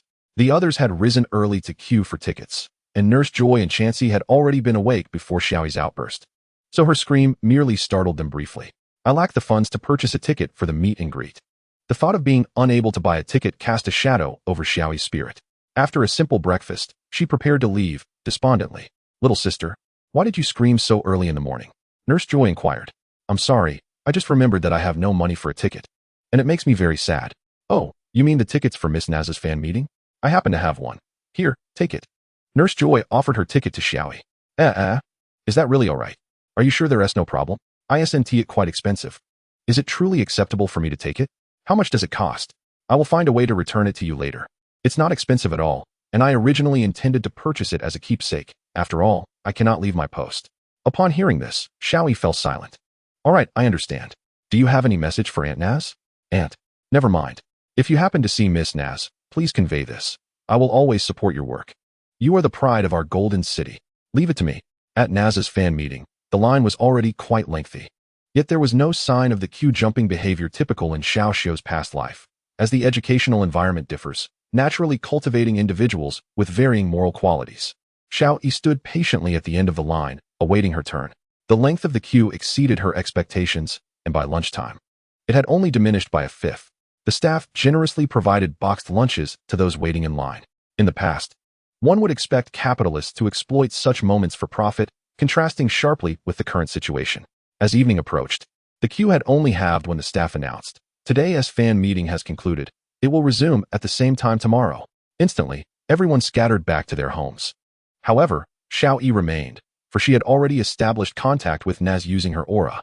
Arriving at the designated meeting spot, she found Naz sitting and waiting for her arrival. Xiaoyi approached and gently tapped her shoulder, saying, "Long time no see, Aunt Naz." To her surprise, she was met with a frightful visage that nearly caused her to topple over. "Haha, did I give you a scare?" The ghastly mask was a local specialty from Zishuan town, known for its frequent encounters with ghost-type Pokemon. To better cope with these spectral beings, they crafted these masks. Some designs were original, while others imitated the eerie faces of ghost-type Pokemon. Regardless, the distinction had become blurred, as the abundance of masks mirrored the multitude of ghostly visages. "Aunt, you startled me." Xiaoyi had thought she wouldn't be frightened a second time, yet she was caught off guard once more. Was it fun? No matter how many years passed, Naz maintained her innocent and playful spirit, which was her most captivating trait. However, her daughter surpassed her in this regard. Suddenly, someone appeared silently behind Xiaoyi, and she only noticed when the individual poked her with a finger. She quickly turned around to discover another person sporting a peculiar ghost mask. This time, armed with prior experience, Xiaoyi was unperturbed. "Humph, that is hardly frightening." As she removed the mask, she was met with a skull beneath, eliciting a terrified scream. "Haha, you're so silly." The one who had successfully startled Xiaoyi removed the skull mask, revealing a face reminiscent of Naz, albeit more adorable, blending cuteness and allure. "I'm Morgan. Are you the Xiaoyi my mom mentioned?" "Hello, you can call me Sister Morgan." Naz's daughter Morgan extended a hand to help Xiaoyi up. Xiaoyi was not inclined to forgive her for the earlier scare. Just as she was about to express her indignation, Morgan performed a magic trick before her eyes. For Xiaoyi, magic usually unraveled under the scrutiny of her aura and psychic powers, but Morgan managed to infuse it with a sense of enchantment. Despite her dual abilities observing, she could not detect any flaws. "How impressive. Sister Morgan, how did you do that?" Xiaoyi inquired curiously. "Hehe. No magician reveals their secrets, and a bit of mystery is what makes magic captivating." Morgan playfully tapped Xiaoyi's forehead with her thumb and index finger. Xiaoyi's eyes sparkled with wonder. It was her first encounter with the beauty of magic. "By the way, Xiaoyi, you mentioned you had something to say to me. What is it?" Naz asked. "I almost forgot." Xiaoyi presented a ticket and said, Miss Joy from Golden City entrusted me to convey her message. I will always support your work. You are the pride of Golden City. Is that so? Thank you. Xiaoyi. Naz gently patted her head. Actually, I also wanted to express my gratitude. Thank you for taking care of me during that time. Xiaoyi's solemn thanks caught Naz off guard. She hadn't anticipated that her simple act of assistance would evoke such deep gratitude from the child. That was merely my duty while caring for you. Naz mirrored the gesture, tapping Xiaoyi's forehead. This is a gesture my husband taught me, a substitute for a kiss. Before Xiaoyi could process this, Naz unexpectedly kissed her forehead, saying, I wish for your upcoming journey to leave you with beautiful memories. Still in a daze. Xiaoyi was then surprised by Morgan, who also kissed her forehead, adding, I wish you encounter trustworthy friends throughout your life. Xiaoyi was unaware of the reason behind their sudden blessings until she inadvertently returned to the past, realizing it was perhaps orchestrated by someone. Chapter 10. The Ninja. With a heart full of joy, Xiaoyi set off towards Shallow Red City, where she could see pink bubbles floating around her, her face flushed with happiness. It's been 3 days, and you're still this cheerful? You kept me awake last night. Paichio remarked.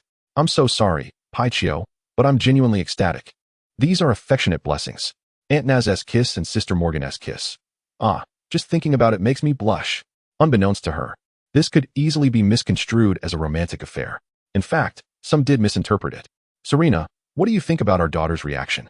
Could it be that she is in love? After 5 chapters, Ash and Serena returned from their expedition, immediately following their daughter.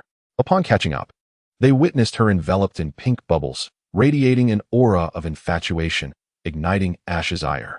His precious daughter had never mentioned a boyfriend upon returning to the past. Determined, Ash turned to rush to Golden City in search of this potential suitor, adamant that he would not acknowledge any boyfriend. Xiaoyi was merely his cherished little darling. Serena intervened, urging, calm down, Ash, perhaps we're misunderstanding. Let us observe a bit longer. And if that is the case, what will you do? Ash inquired. Serena emitted a faint aura of black energy, a sardonic smile gracing her lips. I have no objections to pure friendships. Ash understood her implication, though in his past self, he would have pressed for details, likely resulting in a severe beating. They followed Xiaoyi to Shallow Red City, which had changed significantly compared to 35 years ago. The city once boasted numerous modern buildings, but now it resembled a neon-lit Edo period, a transformation prompted by Xiao Xiu's influence. Xiao Xiu once delved into the historical background of Qianhong City, uncovering that it truly embodied the essence of the Edo period. However, with the relentless advance of technology, those venerable structures were dismantled, leaving only the Alolan people, who had previously scouted the area, to preserve this architectural style in a unique manner within Malie City. Xiao Xiu found this unacceptable and recalled the manga Gintama, where the architectural aesthetics seamlessly fused modern technology with ancient edifices, presenting a harmonious visage. Thus, Xiao Xiu embarked on designing a new visage for the city, enlisting the help of Aju, the proprietor of one of the few remaining traditional-style buildings in Qianhong City, who rightfully deserved to be informed of the impending monumental reforms. Upon reviewing Xiao Xiu's blueprint for the future of Qianhong City, Aju, without hesitation, committed all his resources to support Xiao Xiu's urban transformation plan. Although the process proved somewhat laborious, the outcome was a city that radiated a modernization infused with ancient architectural elegance. The inhabitants appeared to lead traditional lives, yet upon entering their homes, one would encounter a plethora of modern conveniences, such as refrigerators and televisions, without any jarring dissonance between these innovations and the architectural style, instead exuding a distinctive charm. For this reason, Qianhong City became a pilgrimage site in the Kanto region and even across the globe, attracting throngs of visitors, which in turn enriched the local populace significantly. At the forefront of this phenomenon was the Qianhong Dojo. Long before the city underwent such transformation, the dojo already boasted this architectural style. And combined with the mystique of ninjas, it became a highly sought-after venue for trainers eager to test their skills. Nevertheless, many trainers were deterred by the various traps set by the ninjas. While these traps were not lethal, each posed a formidable challenge to their mental fortitude, and over time, the dojo returned to its former desolate state. Xiaoyi arrived at the dojo in search of Aunt Ashiang, whose father was a ninja of considerable repute, although not quite as renowned as her father in his youth. In her childhood, Xiaoyi had the fortune of witnessing a ninja duel between Ashiang and her father, but it ended rather abruptly, within a mere 10 seconds, leaving Xiaoyi perplexed and yearning for more. This time, she resolved to challenge Aunt Ashiang personally. Upon stepping into the Qianhong dojo, she immediately sensed numerous traps. While she could have easily bypassed them for a simpler passage, Xiaoyi deemed such an approach unentertaining. Instead, she opted to trigger the traps, skillfully extricating herself from danger each time, while also sensing a presence lurking in the shadows, lying in wait. The aura she perceived was not that of Aunt Ashiang. Its strength suggested it belonged to a subordinate, perhaps not even a child of hers. As she navigated the traps and approached the figure, she unveiled the disguise of a youth clad in pink ninja attire. However, as his ruse was unveiled, the boy unleashed a dart of poison from his mouth. Xiaoyi tilted her head to evade it, but the boy seized the opportunity to thrust a kunai, forcing her to retreat. He then hurled a flurry of shurikens at her, prompting Xiaoyi to perform a somersault to evade the onslaught, while conjuring a kunai of her own to retaliate. The boy deflected her kunai with his own and charged toward Xiaoyi. In haste, she summoned a short blade to parry his attack, employing the swordsmanship her father had imparted. The clash of their weapons was fierce, nearly eliciting applause from Xiaoyi, were it not for Serena's timely intervention to stifle his cheers. Just as both combatants poised to strike at each other's vital points, a female ninja clad in dark purple intervened, halting their skirmish. Agung, Xiaoyi, cease at once, she commanded, compelling them to lower their weapons. Now perilously close, merely 5 centimeters from each other's throats. You're quite formidable, remarked Xiaoyi, her admiration evident. And you are impressive as well. I am Xiaoyi. I look forward to your guidance. She extended her hand amicably. Agung, I also seek your guidance, he replied coldly. Long time no see, Xiaoyi. Aunt Ashiang greeted warmly. You speak rather coldly, as if you were a machine devoid of emotion, Xiaoyi commented. It's bearable, Agung replied, seemingly conjuring a small flower from thin air. You are strong, beautiful, and possess an endearing disposition. Of course, my mother often claims I am the most adorable girl in the world. But tell me, how do you manage to express such compliments with a straight face? Devoid of emotion? Are you truly praising me? Xiaoyi questioned, skeptical of his sincerity. My son has inherited this peculiar trait from his father, Aunt Ashiang chuckled. Though I've never met my father, it's because your father insisted that unless one defeats him, they cannot gain his approval. It's absurd. We are married and have children now. Why must he remain so obstinate? Aunt Ashiang lamented, exasperated at the thought of her inflexible husband. Xiaoyi, may I ask, would you consider going out with me? Agung's unexpected proposal stunned both Xiaoyi and Aunt Ashiang. However, what truly alarmed her was the palpable intent directed at her from afar, prompting her immediate awareness. Wait, how can you confess to someone without any expression? Are you expressionless? She retorted incredulously. This is not a confession. I merely wish to go on a date with you, he clarified. How can that not be a confession? Xiaoyi felt her cheeks flush with embarrassment. Throughout her life, she had interacted with boys, like Bingyi, but had never experienced a confession. Thus, the first time someone professed their feelings, Xiaoyi found herself at a loss, caught between surprise and delight as she contemplated whether to accept his overture. Do you agree? If so, I will take you shopping and treat you to some snacks, he proposed, while Aunt Ashiang silently panicked, fearing for her son's safety. Knowing the watchful eyes of their parents were nearby, should Xiaoyi acquiesce, she feared for his well-being. As Xiaoyi appeared ready to consent, Aunt Ashiang braced herself for a confrontation, prepared to defend her son against the impending storm. I'm sorry, thank you for your feelings, but I prefer to spend time with my parents. Perhaps in the future, I might seek a boyfriend, and if that time comes, I will reach out to you. Upon hearing her refusal, Aunt Ashiang sighed in relief as the intense aura dissipated, indicating they were safe. However, to her astonishment, Xiaoyi suddenly exclaimed, how about we make a pact? If in 2 years, neither of us has a partner, we shall date and see how it goes? The intensity of the aura surrounding them intensified, and Aunt Ashiang felt on the verge of tears, silently pleading with Xiaoyi to reconsider. Let us forget it then. I dislike waiting. Nevertheless, I do not regret inviting you on a date. Agung declined her proposal, causing the threatening aura to finally dissipate.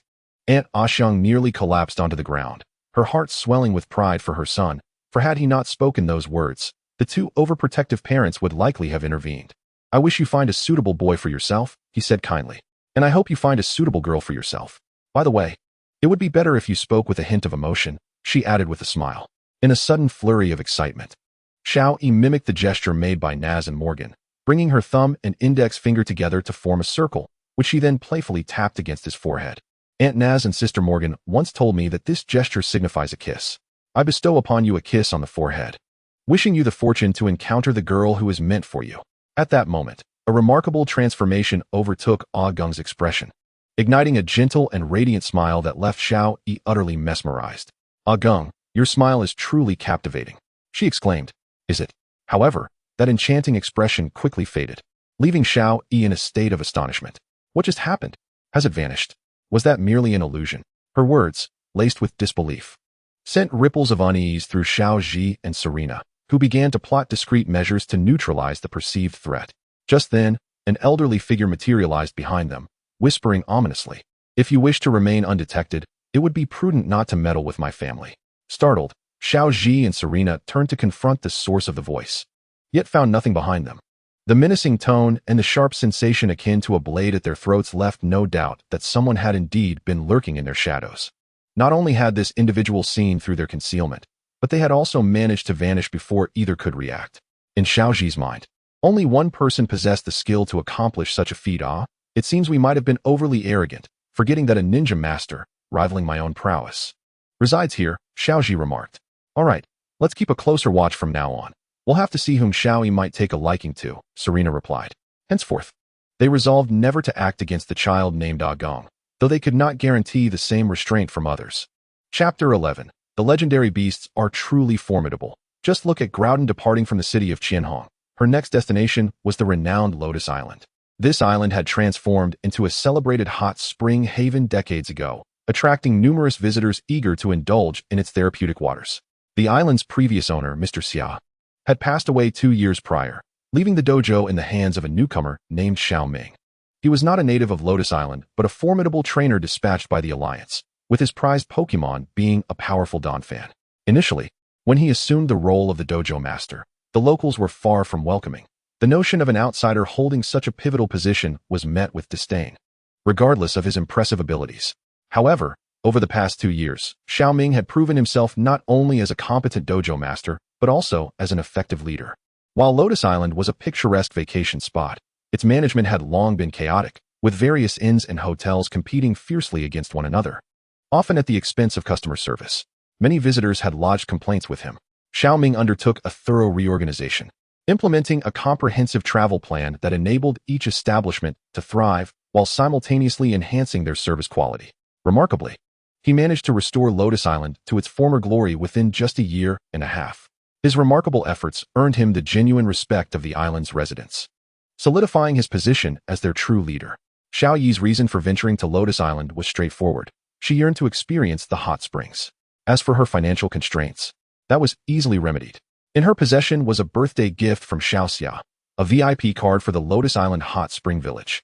With this card, Xiaoyi could enjoy the hot springs free of charge, and it guaranteed her a personal escort to the island. Hooray! Hot springs! Hot springs! The mere thought of soaking in them sends me into a frenzy, she exclaimed, her excitement palpable. Yet, she was not alone in her exuberance. Her Pokemon, including Pika and the others, were equally eager to relish the famed hot spring eggs, their mouths watering at the thought. All of Xiaoyi's Pokemon eagerly emerged, united in their desire to be the first to enjoy the hot springs. After several days and nights of travel, they finally arrived at the port bound for Lotus Island. However, upon their arrival, they were met with disheartening news. What nonsense is this? Lotus Island is closed. How can that be? I've waited 3 months to secure my reservation. What compensation will you offer for my losses? I've finally managed to return home. Why can't I go back? I'm just one badge away from completion. The port staff, armed with a loudspeaker, attempted to calm the disgruntled crowd, explaining, I have already stated, it is impossible. The volcano on Lotus Island is exhibiting instability. Mr. Xiaoming is working on a solution. Please remain calm. Yet, their words fell on deaf ears, as tempers flared, and some even contemplated forcefully crossing the sea. What did you just say? We can't go to Lotus Island. Xiaoyi cried out, stepping atop the shoulders of the crowd to confront the staff member, her expression fierce. The worker, taken aback by her fervor, could only nod repeatedly in response. What a joke. My hot spring adventure awaits. Pika, Mimi, Xiao Xiao, Hua Hua, Bei Bei, let us go. We're heading to Lotus Island. I refuse to believe this. Even though her Pokemon were not water types, they possessed their own abilities for crossing the sea. With Xiaoyi conjuring up surfboards, Pika and Xiao Xiao could carry Mimi and Hua Hua across the waves, while she herself could ride atop Bei Bei. After 2 hours of surfing the ocean, they finally reached Lotus Island. From a distance, it was evident that the entire island was trembling. Through her aura sensing, Xiaoyi detected something peculiar blocking the volcanic crater, preventing the normal flow of magma and causing fissures to form underground. It seemed to be a Pokemon. But what kind of Pokemon could endure the torrent of magma unharmed? Quickly, the answer revealed itself. Groudon. It must be it. But isn't Groudon native to the Hoenn region? Xiaoyi pondered, perplexed as to why it had ventured from Hoenn to Kanto. Regardless of the reason, it was causing her hot spring plans to evaporate. Meanwhile, Xiaoyi and Serena, sensing Groudon's presence from the sea, shared in the confusion. It is worth mentioning that Xiaoyi, now the Sea King, could swim freely with his wife, the Sea Queen, beneath the waves while cloaking themselves from detection. Even though they were in close proximity to Xiaoyi, she remained oblivious to their presence. What is going on? How did Groudon end up at Lotus Island? Serena inquired. I have no idea. However, the aura indicates it is asleep. Could it be that it simply moved to a different location after resting in its usual spot? Xiaoyi speculated. Regardless of the reason, it needed to be moved from that location. Otherwise, Lotus Island would face destruction. Groudon's resting place was critical, situated at a junction where all the island's magma flowed. If it did not vacate the area promptly, the island would experience backflow, leading to earthquakes and volcanic eruptions, ultimately resulting in its obliteration. Groudon, wake up. Please move from there without disturbing the ground. Serena implored, using her psychic powers to rouse Groudon. Upon hearing Serena's voice, Groudon awoke instantly. Although it did not catch all of Serena's words, its instincts compelled it to flee towards the Earth's surface, causing numerous fissures to appear beneath Lotus Island. You fool! Stop this at once. Ash hastily called for the halt of Groudon, and at last, Groudon regained its senses. Sea King and Sea Queen? Huh, is this not my home? Ever since Ash ascended to the throne as Sea King, Groudon ceased to address him as Prince or to refer to Serena as Princess or Your Majesty, instead adopting the titles of Sea King and Sea Queen, as they now embodied those identities. Have you finally noticed? If it were not for the inappropriateness of the setting, Ash would have considered slaying this fool. Are you so disoriented that you cannot even recognize your own location? Apologies, I often slumber in magma. And occasionally I get swept away to different places by the molten flow, though typically I remain within the Hoenn region and have never ventured far. How did this happen?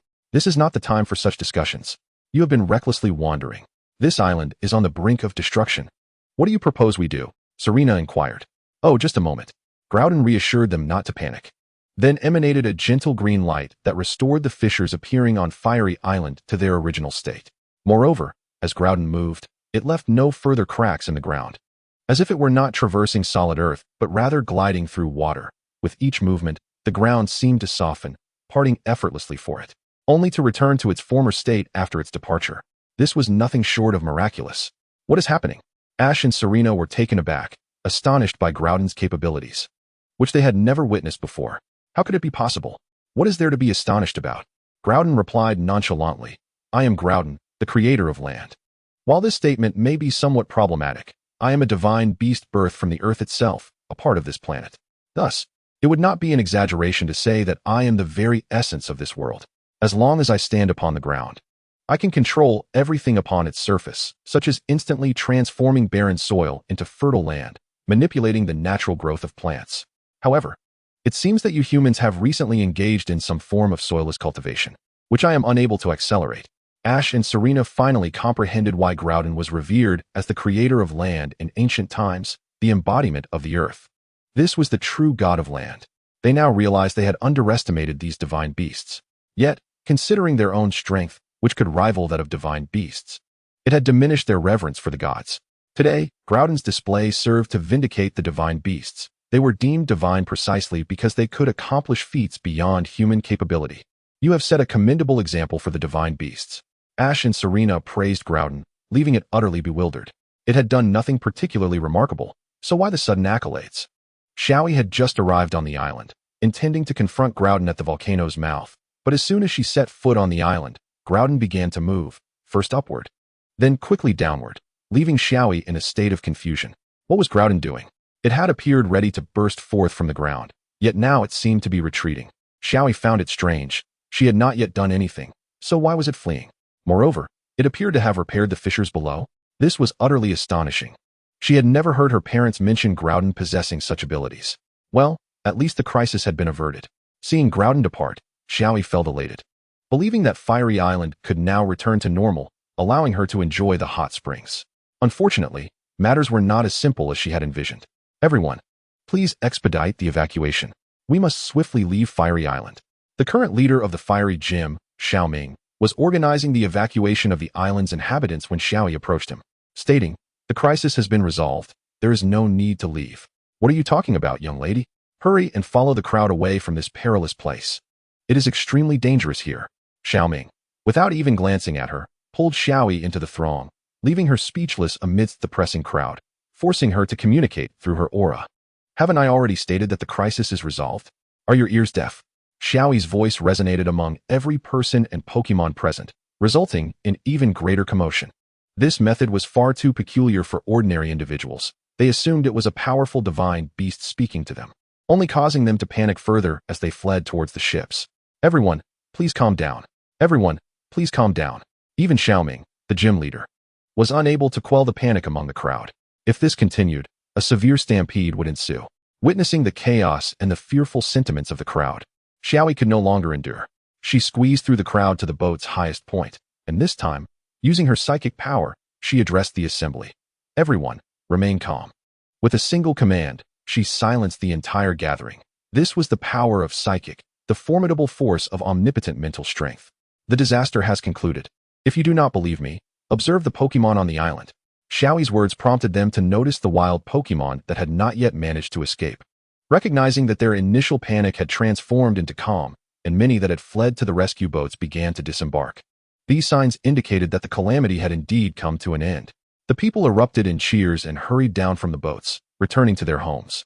However, when they recalled the necessity to express their gratitude to Xiaoyi, she had already vanished. Xiaoyi hid away in a corner of the ship, tears streaming down her face as she lamented, "What? My hot spring trip is completely ruined." The other Pokemon joined her in weeping. Exhausted from their arduous journey across the sea, what had it all been for? "Groudon, this is all your fault." Achoo! Groudon, already on its way home, suddenly sneezed. Feeling quite perplexed, how could a divine beast like itself sneeze? Chapter 12, A Storm Approaches. In a clandestine laboratory, a woman gazed anxiously at her creation before her. Her breath slightly quickened. When she pressed the button, her invention activated successfully, and she was filled with ecstatic joy. Yes, it worked. It worked. Finally, it has succeeded. Hooray! I am a genius. I am a genius. Ha ha ha. I am a genius. After her exuberance subsided, she retrieved a belt and said, "Next. It is time to find a suitable subject to serve as a test subject. If I recall correctly, he should be quite fitting." A projection of a man suddenly appeared, stating, "We currently lack a prototype, and even if we had your complete theory, we would still be unable to create it. Do not be alarmed. Achroma's 666. I understand your desire for this power, but we must first ascertain that we can control it, correct?" This woman was none other than Achroma. 31 years ago, she had still been in the guise of a man, but after the incident involving Sharona, she found her male identity to be cumbersome. Thus, she devised a transformation serum to become a woman. The discovery of parallel universes and the ability to communicate with each of her alternate selves would occur a year later. She uncovered parallel universes thanks to the mirror hole. The mirror hole, created by Diancie, was a mirror that allowed communication with parallel worlds. Once Achroma understood the principles of the mirror hole, she could freely converse with her counterparts in different realities, exchanging information and knowledge. To date, she had communicated with 102 versions of herself. However, this did not imply that the parallel universe was limited to just that. She could only connect with parallel universes where she existed. Thus, she dedicated herself to researching how to traverse legally into other parallel universes without contaminating her samples from the original universe. She was a meticulous scientist who would never permit herself to utilize tainted samples in her studies. 30 years prior, a peculiar entity known as the Yingluosin consumed 3 decades of her life in research. The Yingluosin was enigmatic. Prior to possessing a host, it merely existed as a benign energy form, devoid of threat.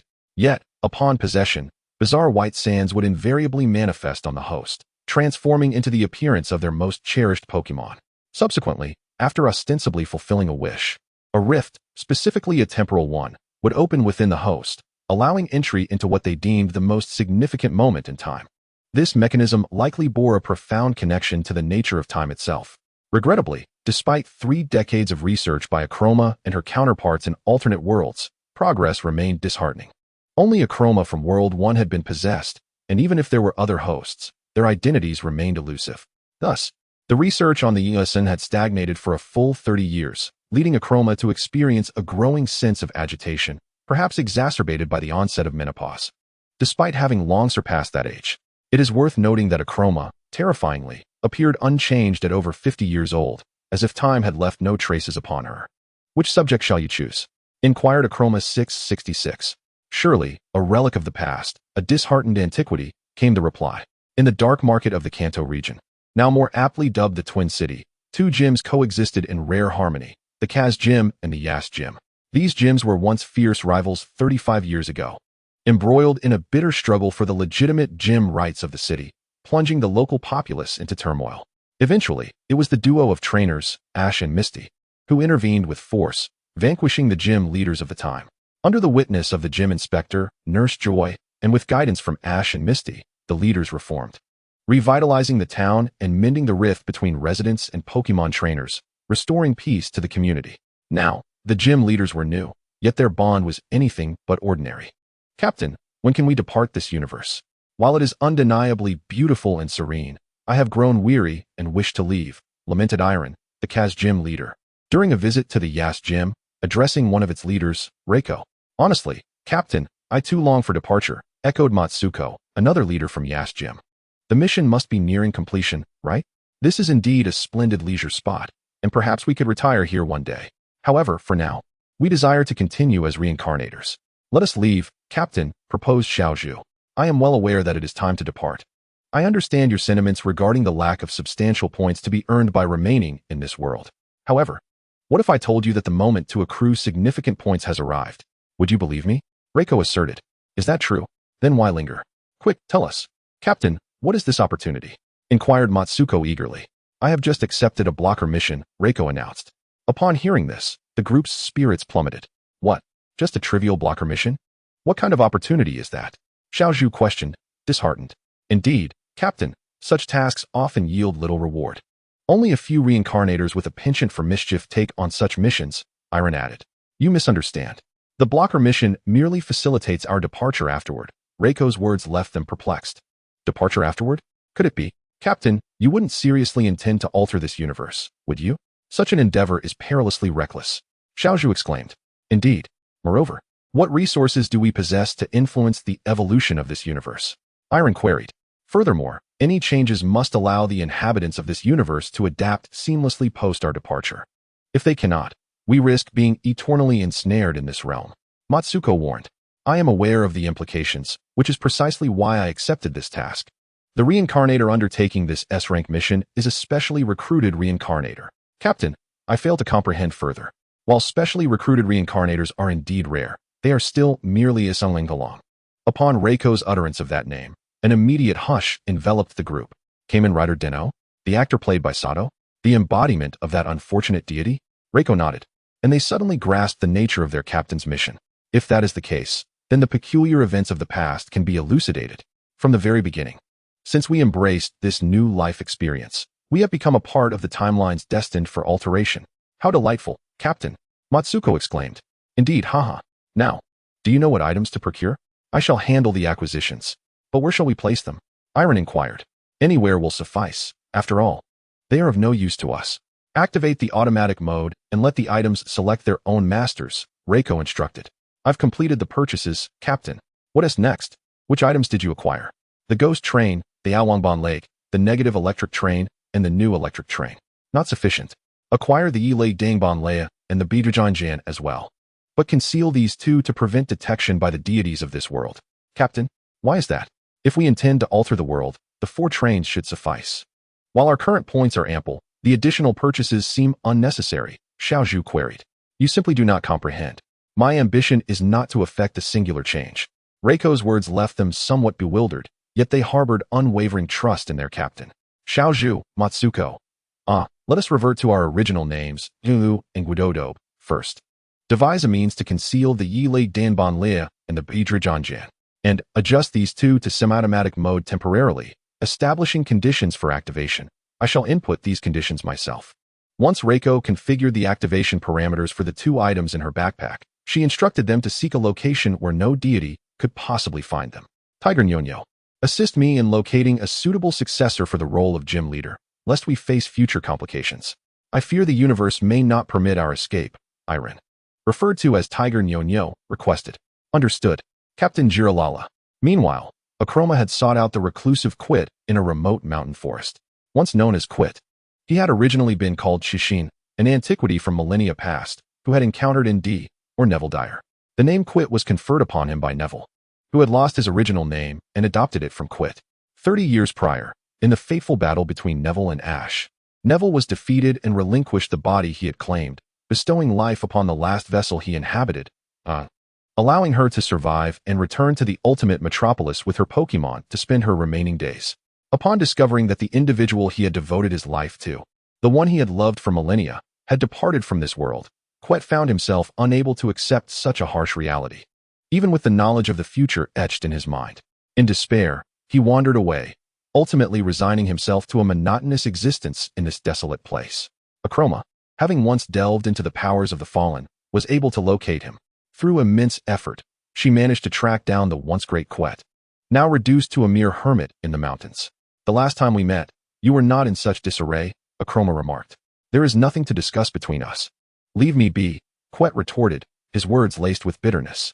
Despite having spent 3 decades in silence, Quet had not lost his ability to articulate. After all, as a relic of thousands of years, it would be inconceivable for him to lack such a skill. I offer you a chance to alter the past. Will you seize it? In an instant, the memories Quet had acquired from the past were obliterated, leaving behind a singular conviction. At all costs, he must resurrect Neville Dior. What must I do? Quet exclaimed, rejuvenated by the prospect of reclaiming his lost love. He could not afford to let this opportunity slip away. Failure meant he would never save the one he cherished. Akroma's smile brightened further as she produced a belt, saying, wear this, and you shall gain the ability to manipulate time, even to shatter it. Meanwhile, in a certain locale within the Kanto region, a transparent orb descended from the heavens. This was the means by which a reincarnated soul, unacquainted with new life experiences, traversed into alternate universes. Emerging from the orb were the renowned reincarnator, Ryotaro Nogami, alongside his transformed demon companion, now a Pokemon named Putarasu, altered by the cosmic rules and mechanisms of this new realm. Is this the universe that Sorayuin once visited? The air is refreshing, and the scenery is exquisite, Ryotaro mused. More importantly, why have we been reduced to this grotesque state? I am a monkey. Kamekuin has truly become a turtle, and a blue one at that. Kumekuin sprouted 2 tails. And why does Ryutaro look so slippery? The most bewildering transformation, however, was that of Zig, who had morphed into a swan. Putarasu, now resembling a fragrant monkey, couldn't help but criticize. Enough, senpai. It's merely a transformation into a monkey. What is the fuss about? Though I must admit, you have indeed become a rather irritable monkey, Kameterasu chimed in. Nanny, you little turtle dare insult me. Putarasu swiftly brought Kameterasu underfoot, noting that aside from Zig's swan form, Kameterasu was indeed the shortest among the 4 foundational demon gods. Wow. Haha. This slippery body is quite amusing. Ryutaro, now resembling a slippery dragon, began to skate playfully, as such a form was perfect for such antics. Kintarasu, transformed into an electric beast, managed to maintain an immovable stance, appearing to sleep peacefully despite the bizarre descent. All right, enough of the games. Let us complete our mission post-haste. Ryotaro urged, eager to refocus their efforts. At this moment, Ryotaro remained unaware that a series of monumental events would soon unfold, ignited by his mere presence in this world, ushering it towards irrevocable change. Chapter 13. The fateful encounter following the disruption of their hot spring escapade on Gurin Island by Groudon. The disheartened choice was to return to Masera town, for the island was conveniently close to home. Lily wished to check on her negligent parents, though she harbored little hope, having grown accustomed to their prolonged absences. This so-called journey lasted barely 2 months before Little E lost interest, finding travel devoid of excitement. I don't want to go anymore, Piku. You said travel was fun? Yet aside from meeting Aunt Nagi and playing with strange Pokemon, there's nothing enjoyable about it. Little E confided. Don't you feel exhilarated to visit unfamiliar cities? Piku inquired. I don't feel anything. Cities are all the same. I'm tired. Let us go home. Observing her lack of enthusiasm for the joys of travel, Piku felt distressed.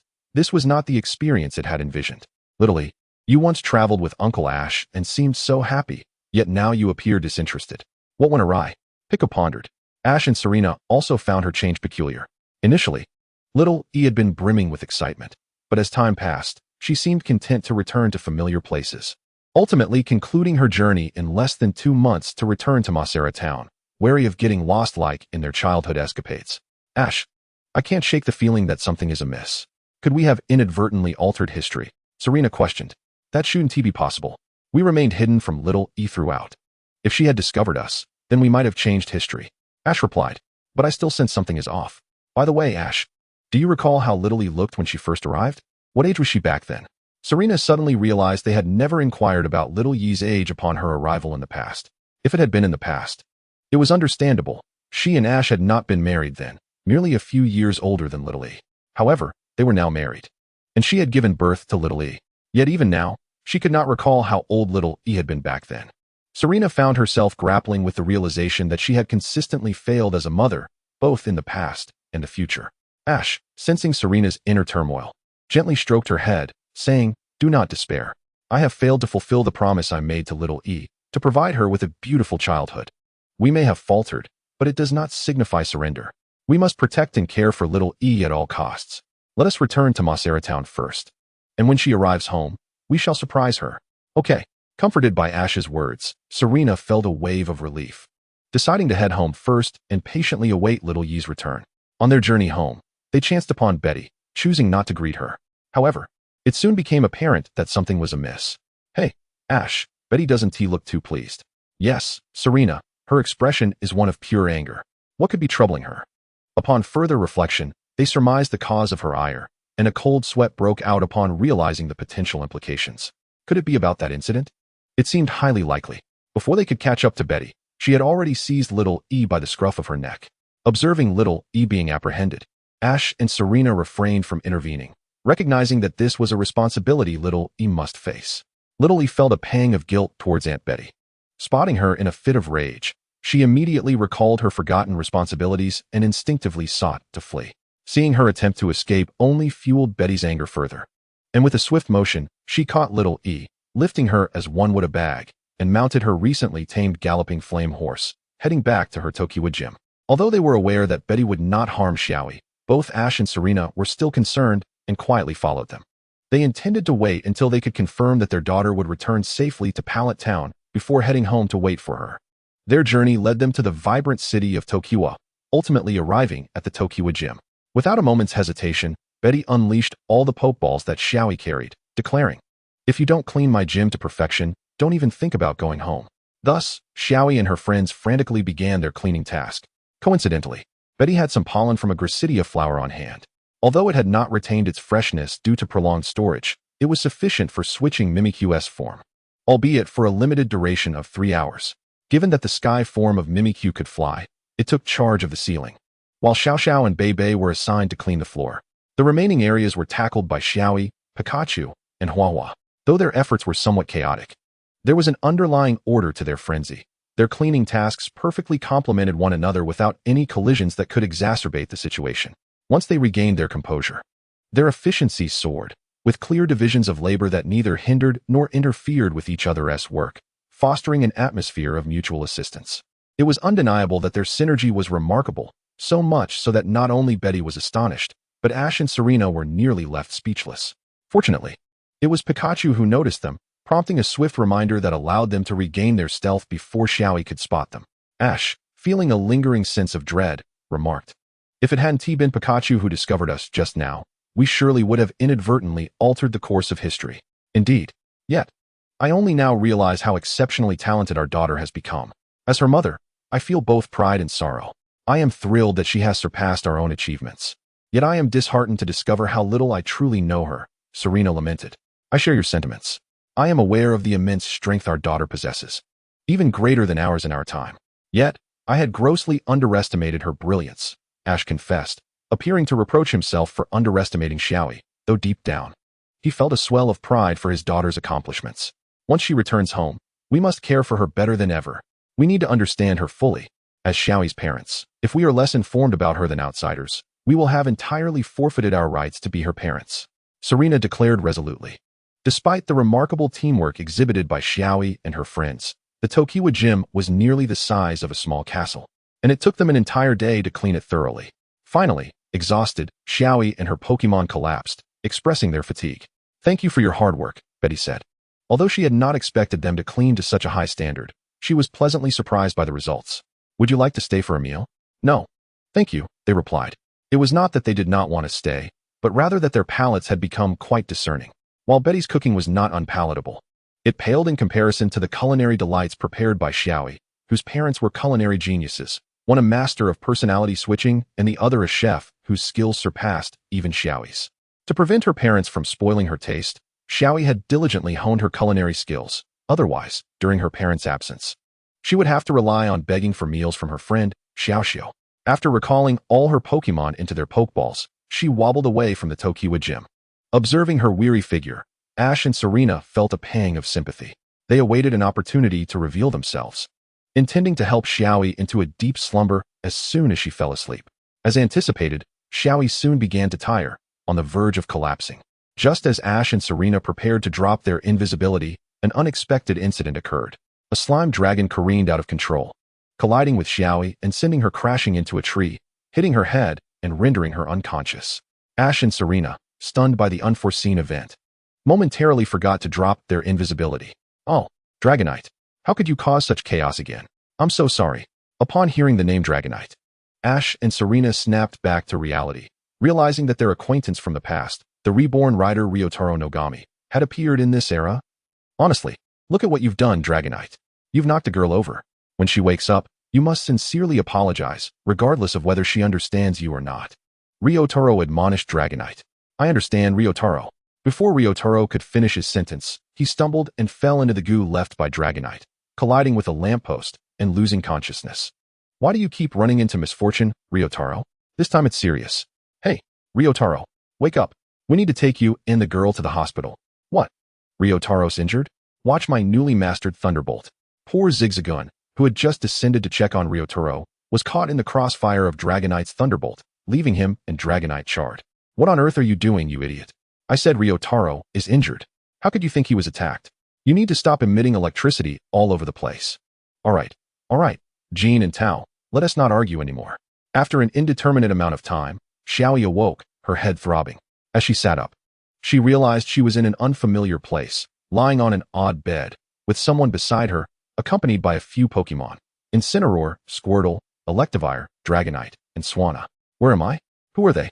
Xiaoyi pondered, attempting to recall the events that had transpired, only to find her memory completely blank, as if nothing had happened at all.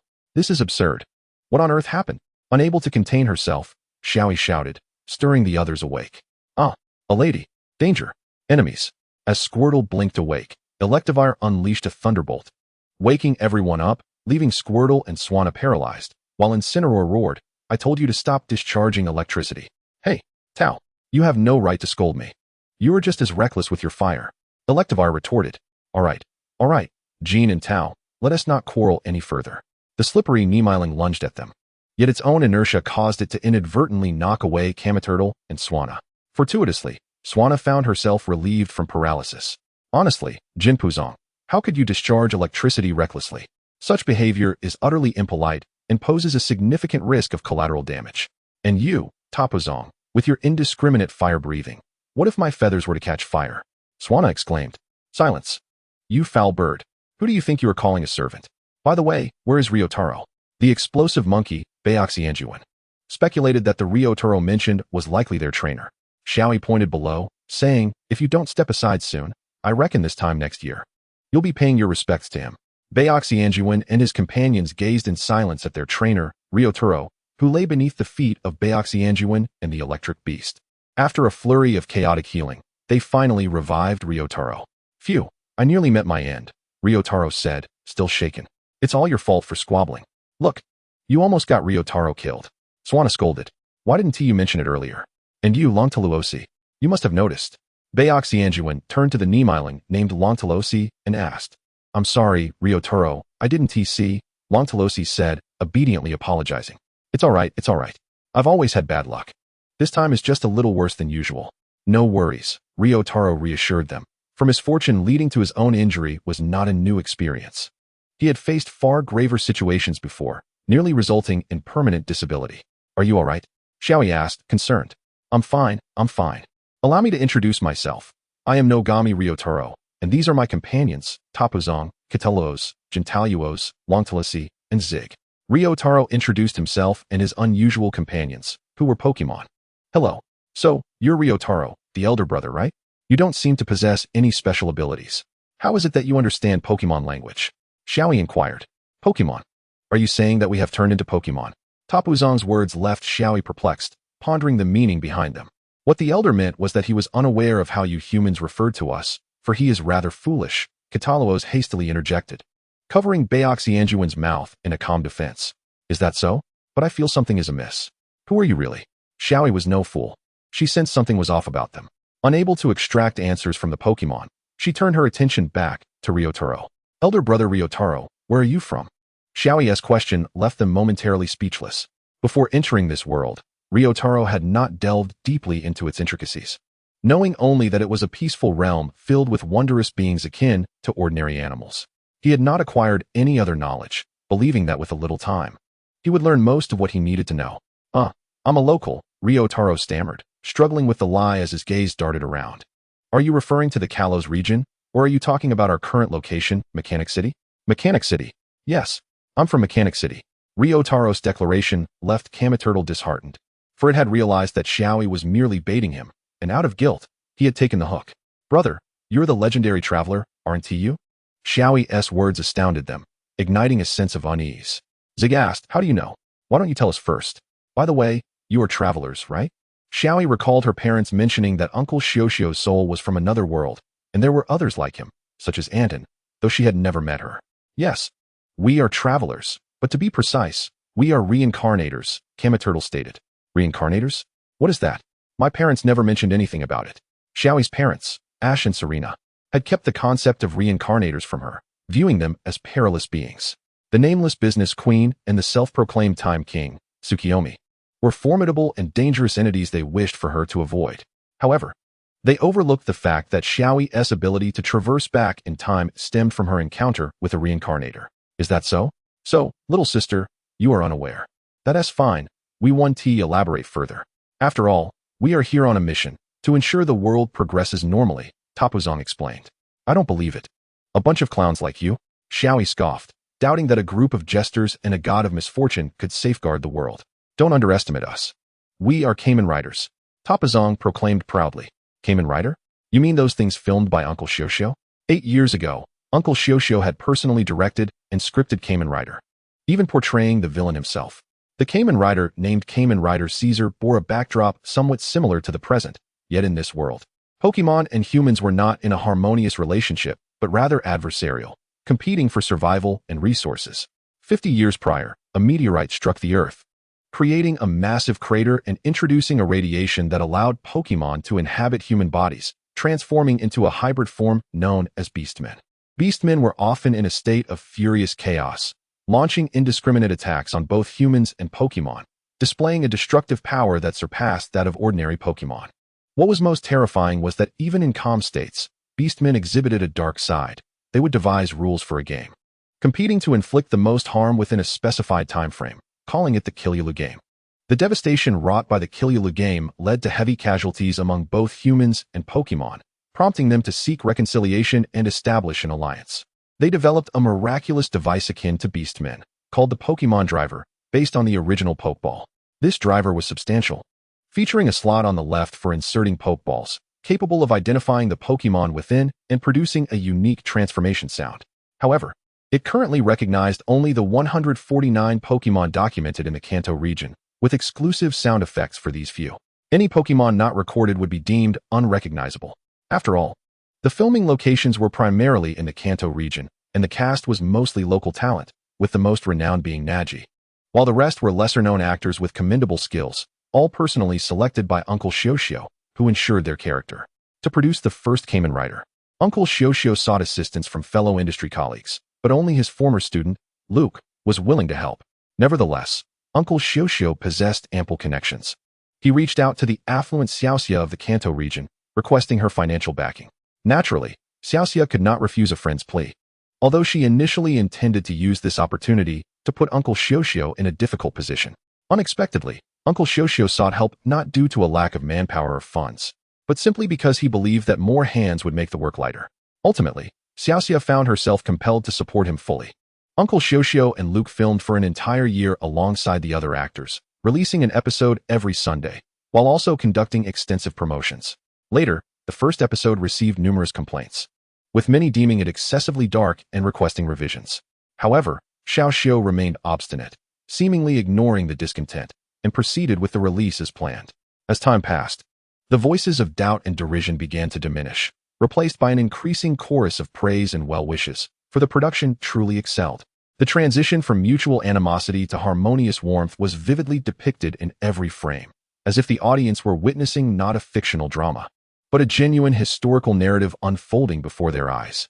Those who initially criticized the first season for its darkness now found themselves lauding the first episode as the perfect foundation for the beauty that followed, asserting that without it, the subsequent splendor could not be aptly highlighted.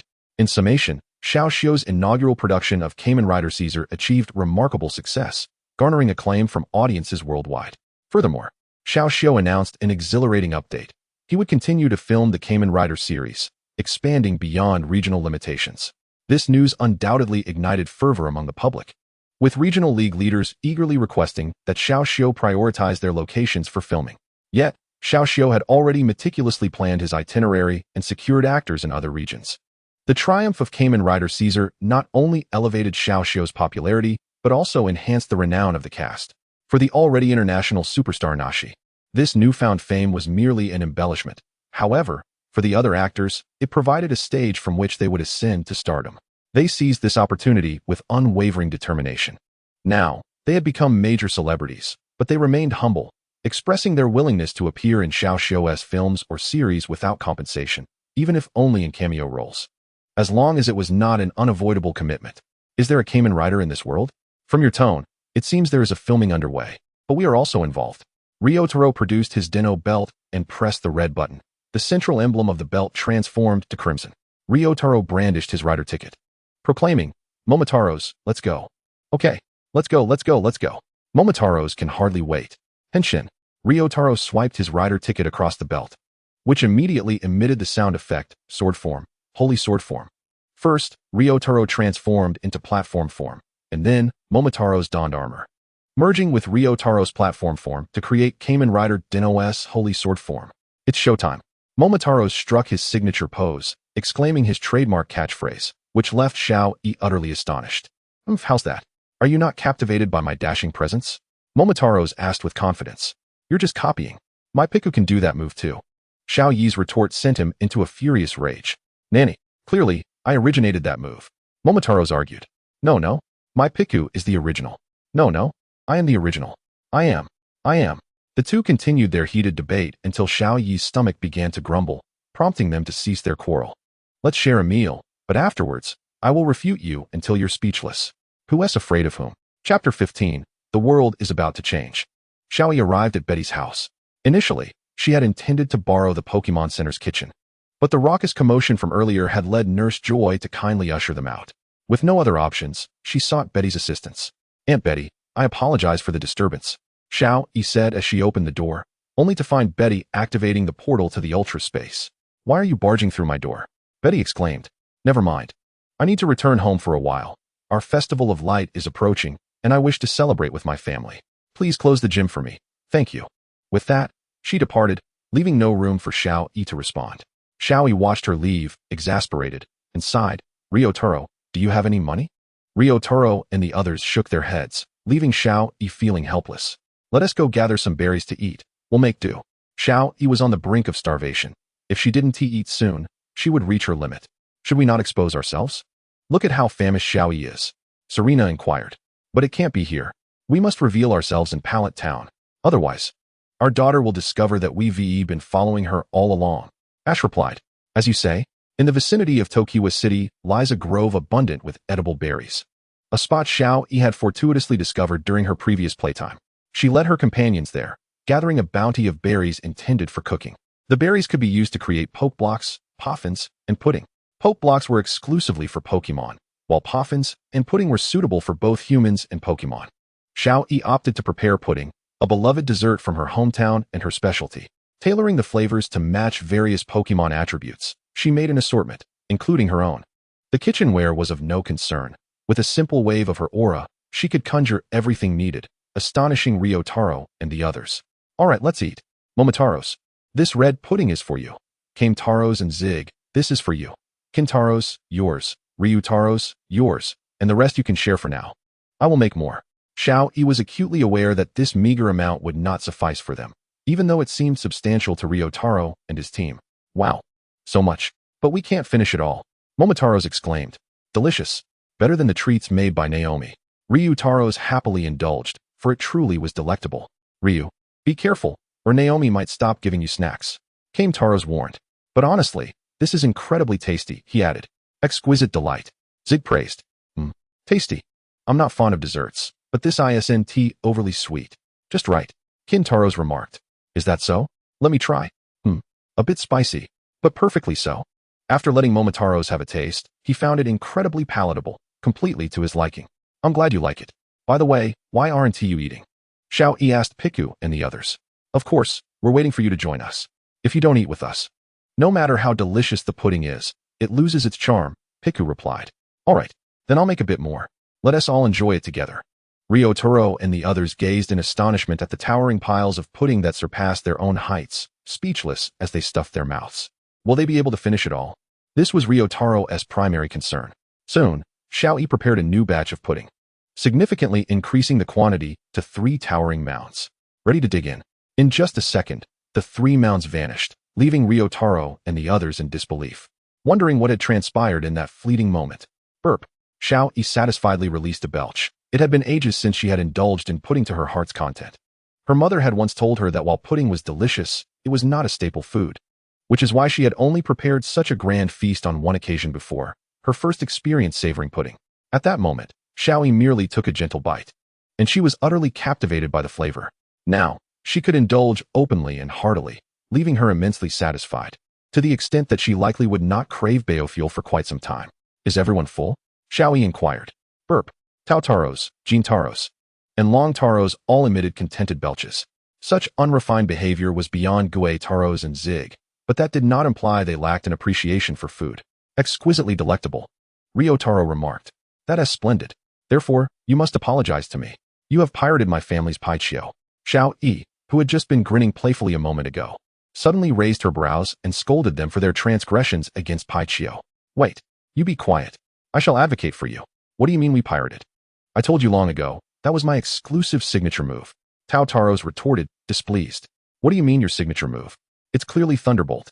As the situation threatened to spiral out of control, Paichio intervened urgently, unleashing a thunderbolt to calm Xiaoyi. Paichio, what are you doing? Xiaoyi asked angrily. She was defending Paichio. Yet, here it was, interrupting her defense with a thunderbolt. What was that supposed to mean? That move was taught to me by Uncle Xiaoxio. He said it was inspired by characters from a work he adored in his youth. Paichio's explanation enlightened Xiaoyi. Well, I'm really sorry I misunderstood. Xiaoyi averted her gaze from Tautaros' face, dodging it until she finally bowed deeply in apology. It's good that you recognize your mistake, but I didn't expect your Uncle Xiaoxio to actually admire me. How about we pay him a visit together? Wouldn't that be a delightful surprise? Tautaros proposed. Yes, that sounds wonderful. I would also like to visit that legendary traveler, Ryotaro added. No problem. My home is in Shinshin Town, and Uncle Xiaoxio resides there as well, though he lives in a more secluded area. I'll lead the way. As Xiaoyi guided Ryotaro and the others towards Shinshin Town, an important event was unfolding elsewhere. Hey, Captain, this is serious. Look at this. We stumbled upon this. Zhu Lu displayed the object he had found to their captain, Jalala, who was utterly astonished upon seeing it. How long have we let those 4 trains go? Jalala inquired. Captain, just 2 days, Hunyonyo replied. It seems our changes have succeeded. Look, the counterfeit of the Tooth King train has emerged. However, we still haven't received any points. I suspect we are still a few steps away from complete success. We need to engage with the owner and ascertain who the counterfeit's inventor is. Jalala was pleased with their successful transformation, yet it also posed a dilemma, as the extent of the change left her uncertain about how far this phenomenon had spread across time and space, complicating the investigation. The 4 then approached the holder of the Tooth King train, White, who was currently attempting to transform but was failing miserably. This perplexed him, leading him to believe that Akroma had deceived him. He hastily contacted Akroma, asking, "What is going on? The transformation device you gave me isn't working. I can't pilot this thing." I can't even get inside. You need to explain this to me. Unable to transform? Is that so? It seems my initial analysis was insufficient. Wait a moment while I reevaluate the Tooth King belt. Akroma began to reassess the device, yet found nothing amiss at the moment. Of course you cannot use it. The Tooth King is not a power that just anyone can transform into. The Kamen Rider series requires either a memory sacrifice for transformation or must be at a temporal singularity. Otherwise, how can you wield this power? Jalala and her team approached Quite, immediately recognizing the reason behind his inability to transform. Who are you? Quite entered a defensive stance, prepared to fight at any moment.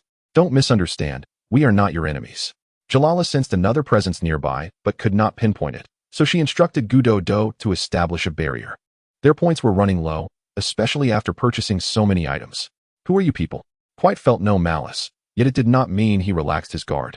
Regardless, we will be leaving soon, so there is no harm in telling you. We are reincarnators.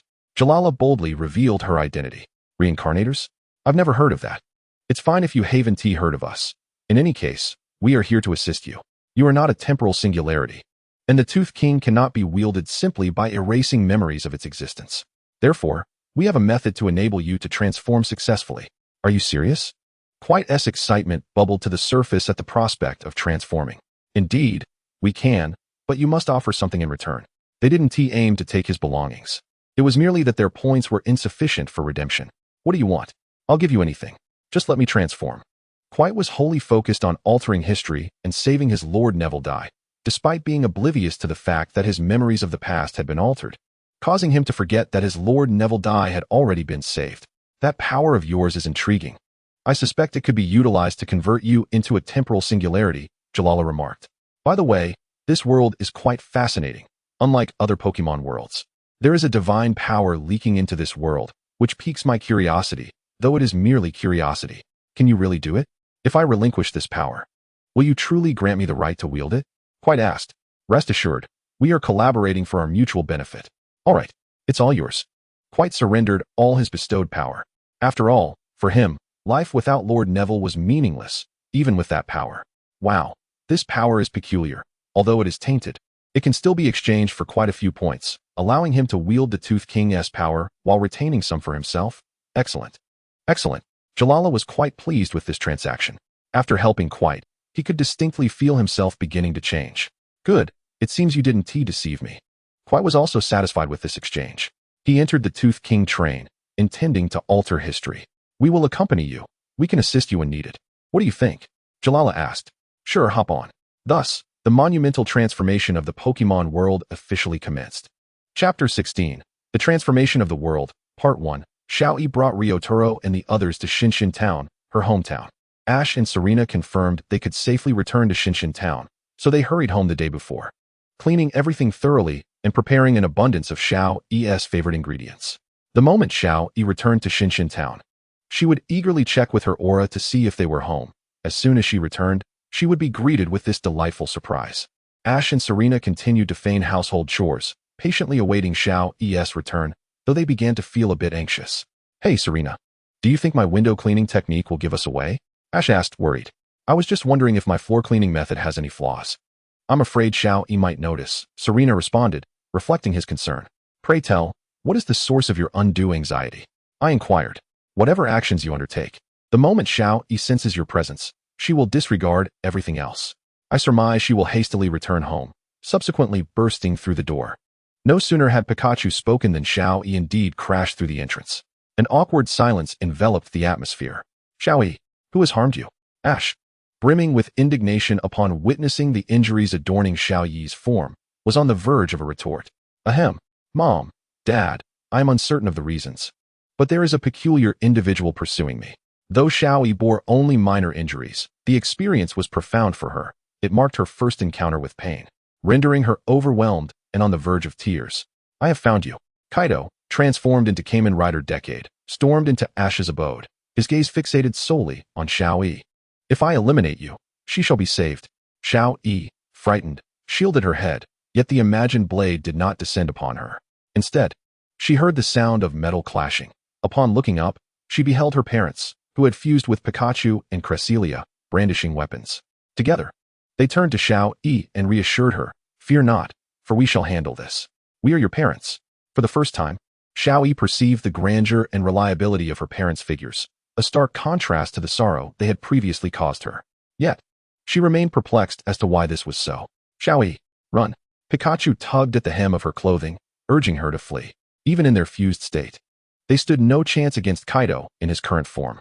Without hesitation, Xiaoyi complied, merging with Pikachu and swiftly escaping. Once outside, Ash and Serena were struck by the realization that Pallet Town had transformed into a battlefield, with 4 individuals clad in tight combat attire engaged in battle against a cadre of Kamen Riders. Kamen Rider Den-O?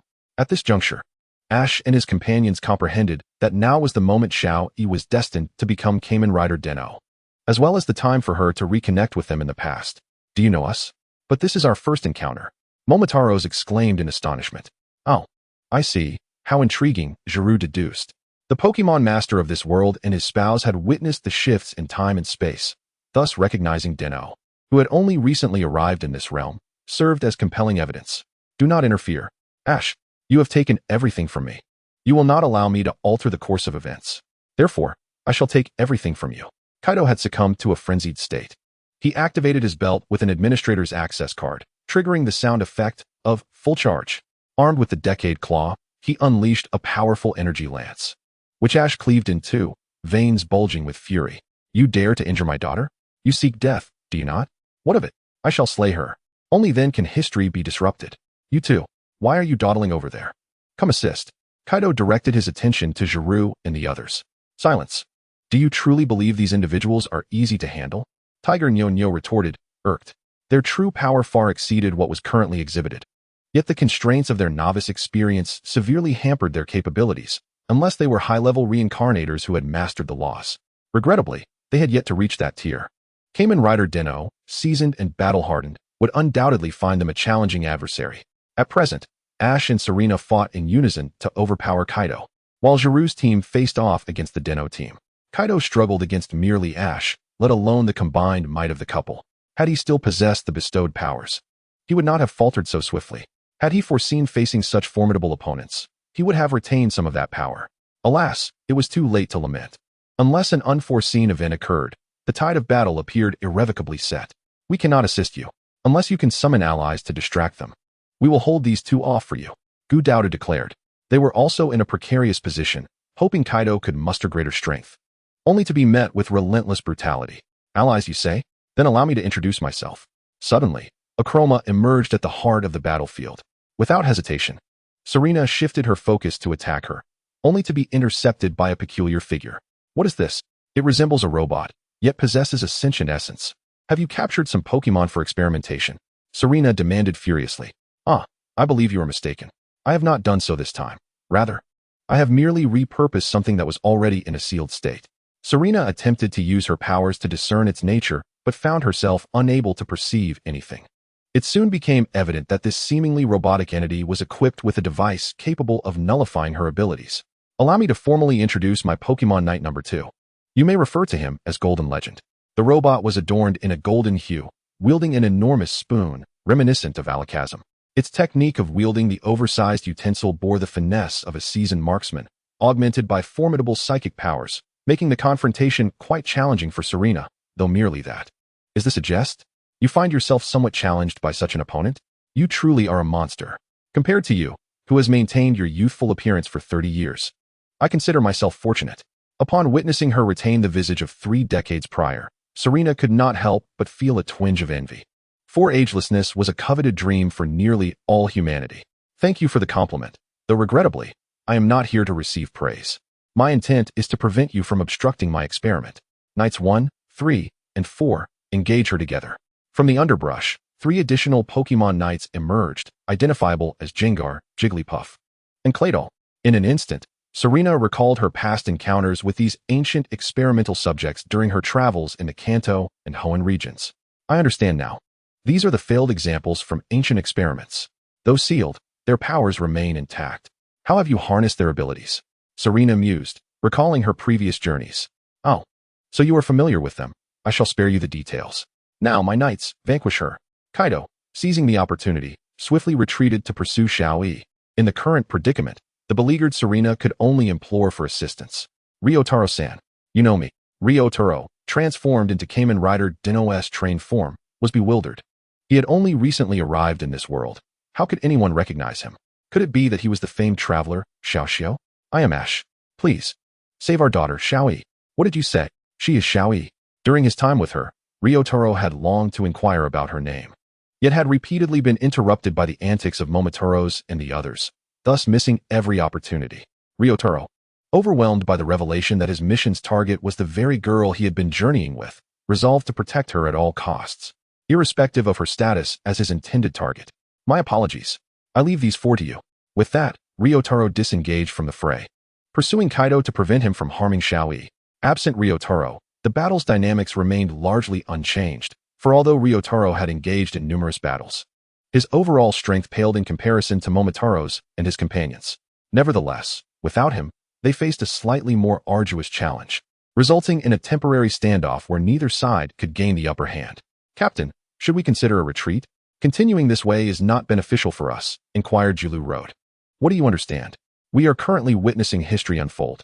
Do not forget why that peculiar woman claimed they were obstructing her experiments.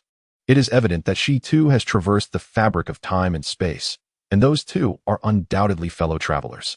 Thus, we surmise that we are presently entrenched in this historical moment, analyzed Jalala.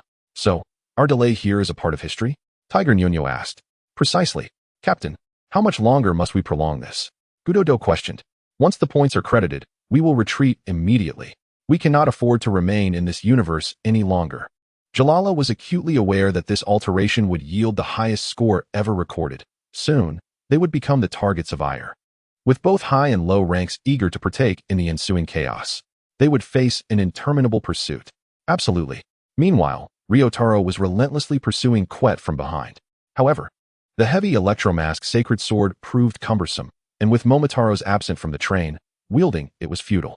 Thus, Ryotaro decisively withdrew it into his pocket and utilized the electromask cutter he carried, transforming it into gun mode to disrupt Quet. Damn it, get away. Quet had no time to entangle with Ryotaro, swiftly forming a scythe and an axe, throwing them from a concealed corner to successfully ambush his opponent. Ryotaro suffered a crushing blow, losing his transformation and tasting blood from his mouth. Curse it, temporarily unable to transform, and how fortuitous that the strike landed on my head. Surely, I can't be that unlucky, can I? Ryotaro pondered, feeling as if his luck had waned since arriving in this world. As if he had entered a phase of misfortune. No, I must catch up quickly. I cannot allow her to be harmed. Chapter 17, The Change of Worlds, Part 2. Xiaoyi employed her incredible speed to flee, never pausing, gripped by fear of injury. The sensation of pain was unbearable, and throughout her childhood, she had been well protected by Pai Chio and her parents. Thus, she had never faced adversity, only experiencing anxiety and sorrow in their absence. Consequently, Xiaoyi's psychological age remained quite youthful, around 5 or 6 years old. She was terrified of confronting such a formidable foe, even though she understood that as long as she maintained her combined state, she could contend with Quet. Yet, she found herself paralyzed by fear, a stark contrast to her past self. How strange. This Xiaoyi seems somewhat different from the one I know. What could be the reason? Mimi inquired. As one of the few who had interacted with Xiaoyi in the past, Mimi sensed a discrepancy in the current Xiaoyi's demeanor. The Xiaoyi she knew would never panic and flee, indifferent to her parents' plight. Although, strictly speaking, there were very few entities in this world capable of harming her parents. Suddenly, an energy bullet whizzed past Xiaoyi, striking a massive tree, leaving a gaping hole in its trunk, which then began to topple toward her. Terrified, Xiaoyi hastily dodged. But soon 3 more bullets followed. In utter panic, she adjusted her stance to evade, only to be struck in the abdomen by one, slamming into a tree. Oh, it hurts so much. Wah, Dad. Mom. This was Xiaoyi's first experience of such severe injury. Yet, even adults would find being shot in such a manner unbearable, their willpower potentially failing them entirely. At last, I've caught you. Quet approached Xiaoyi slowly. He was in no rush to end her life, realizing that if he allowed this child to suffer a painful demise at his hands, it might drive Xiaoji and the others to madness. He began to anticipate the outcome. Quet leisurely switched the electromask cutter from gun mode to sword mode, stating, "Tell me, how should I punish you? Your parents took away my one true love, and now I shall take away theirs, which is your life." However, Quet abruptly halted, seizing Xiaoyi by her hair and lifting her, the blade's tip resting against her throat. "If you vehemently curse your parents, I might spare your life. What do you say? Let go of me. Act." As the bullet within Xiaoyi's body dissipated, blood began to flow profusely, and she was at a loss for how to stem it, her strength barely sufficient to speak. Don't die just yet, otherwise my revenge will lose much of its thrill. Listen closely, little girl, while I may not relish this. The power of the wave is, just then, Quet was abruptly interrupted by a swift kick that struck his mask, delivering a powerful electric shock that caused a momentary paralysis. He released Xiaoyi. Seizing the opportunity, Xiaoyi pivoted and unleashed a lightning punch directly to Quet's face, sending him sprawling. Quet crashed through 3 massive trees before finally coming to a halt. Finally, I've succeeded. But how is it possible that I managed to staunch this grave wound so quickly? This defies logic. No, no, no. This aligns perfectly with your family's logic, quipped Xiaoyi's 5 Pokemon in unison within her mind. Although Xiaoyi was only combined with Paichio, she could still communicate with the other Pokemon within her Pokeballs. You wretch. It seems I underestimated you. As their daughter, if you lacked any skill, it would be a disgrace to them. Quet's words ignited Xiaoyi's rebellious spirit. She switched to a combined state with Huahua, summoning a colossal green shuriken as her weapon. Xiaoyi hurled the shuriken at Quet, who barely managed to defend himself. As she dashed toward him, she retracted the shuriken just as he deflected it. Executing a 360-degree spin and launching a close-range attack with the shuriken, striking Quet's hand hard enough to leave it numb. A child in rebellion is easily dealt with. Though Quet was astonished by Xiaoyi's strength, he deemed her mentality inadequate, making her simple to confront. Well done, well done. You haven't brought shame to your parents. This is how the daughter of a Pokemon master should behave. Quet's remarks further fueled Xiaoyi's anger. This time, she transformed into Mimi's form, manifesting a cannon that relentlessly fired energy blasts. While the blasts were powerful, their velocity was slow, allowing Quet to easily evade them by tracking their trajectory. Of course, he still felt the repercussions of the explosion slightly, but it was of little consequence. If you have the guts, don't dodge. Xiaoyi was infuriated and switched to a combined state with Bebe. However, no weapon materialized. Instead, she expelled bubbles from her palms, flooding the forest with them. With a snap of her fingers, the bubbles detonated, creating a 100-square-meter clearing in the forest. At the center of the explosion, a massive shell began to open slowly. This was Xiaoyi's weapon in her combined state with Bebe, capable of forming an impenetrable colossal shell shield to protect her from the blast's impact. I am Xiaoyi. Do not compare me to my parents. I have never. Full charge. Xiaoyi heard a strange voice. And before she could react, a colossal energy cannon blasted her away. This is somewhat amusing, but alas, to take my life. This level of attack is insufficient. Quet had faced explosions before. Due to his indestructible ability, he had been considered a scourge by many, and bomb blasts had become routine for him. He was well aware of how to maximize his evasion from explosive damage. Your capabilities have been exhausted, thus it is time for me to bring about your demise. Quet understood all too well that the previous attack had merely incapacitated her. Another strike would be required to truly extinguish her life. At that moment, Xiaoyi was blasted apart, reverting from her combined form, with all her Pokemon scattered outside. Huahua inquired, do you still have the strength to flee? I'm sorry, I can't anymore, Xiaoyi wept, lamenting, am I truly this useless, everyone? What are you saying? Xiaoyi, you are our trainer. If you are deemed useless, then we are even more so, Bebe replied. But we are going to die, she lamented. She speaks the truth. Full charge. For the second time, she unleashed her ultimate technique, but this time, Xiaoyi lacked the strength to defend against the assault. She had surrendered. Yet, her Pokemon remained steadfast. They unleashed their most powerful moves together to shield against the lethal strike, managing to block it, though this caused Xiaoyi to be distanced from them. Quet would not squander such a prime opportunity, rushing towards Xiaoyi and switching the mode of the Fawn King Cleaver to sword mode. Piku, the quickest to react, immediately used electromagnetic levitation to accelerate in front of Xiaoyi, declaring, I will not allow you to harm my sister. The collision between Quet and Piku produced the sound of clashing metal and sparks, managing to hold for a moment. As Xiaoyi beheld Piku's silhouette, it evoked the memory of her parents' protective figures overlapping with it. Xiaoyi began to comprehend a profound truth. Whether human or Pokemon, when they wish to guard their beloved, they become magnificent. If that is the case, could she also transform into such a person? If so, would her parents then recognize her, taking her along by their side? Xiaoyi, catch!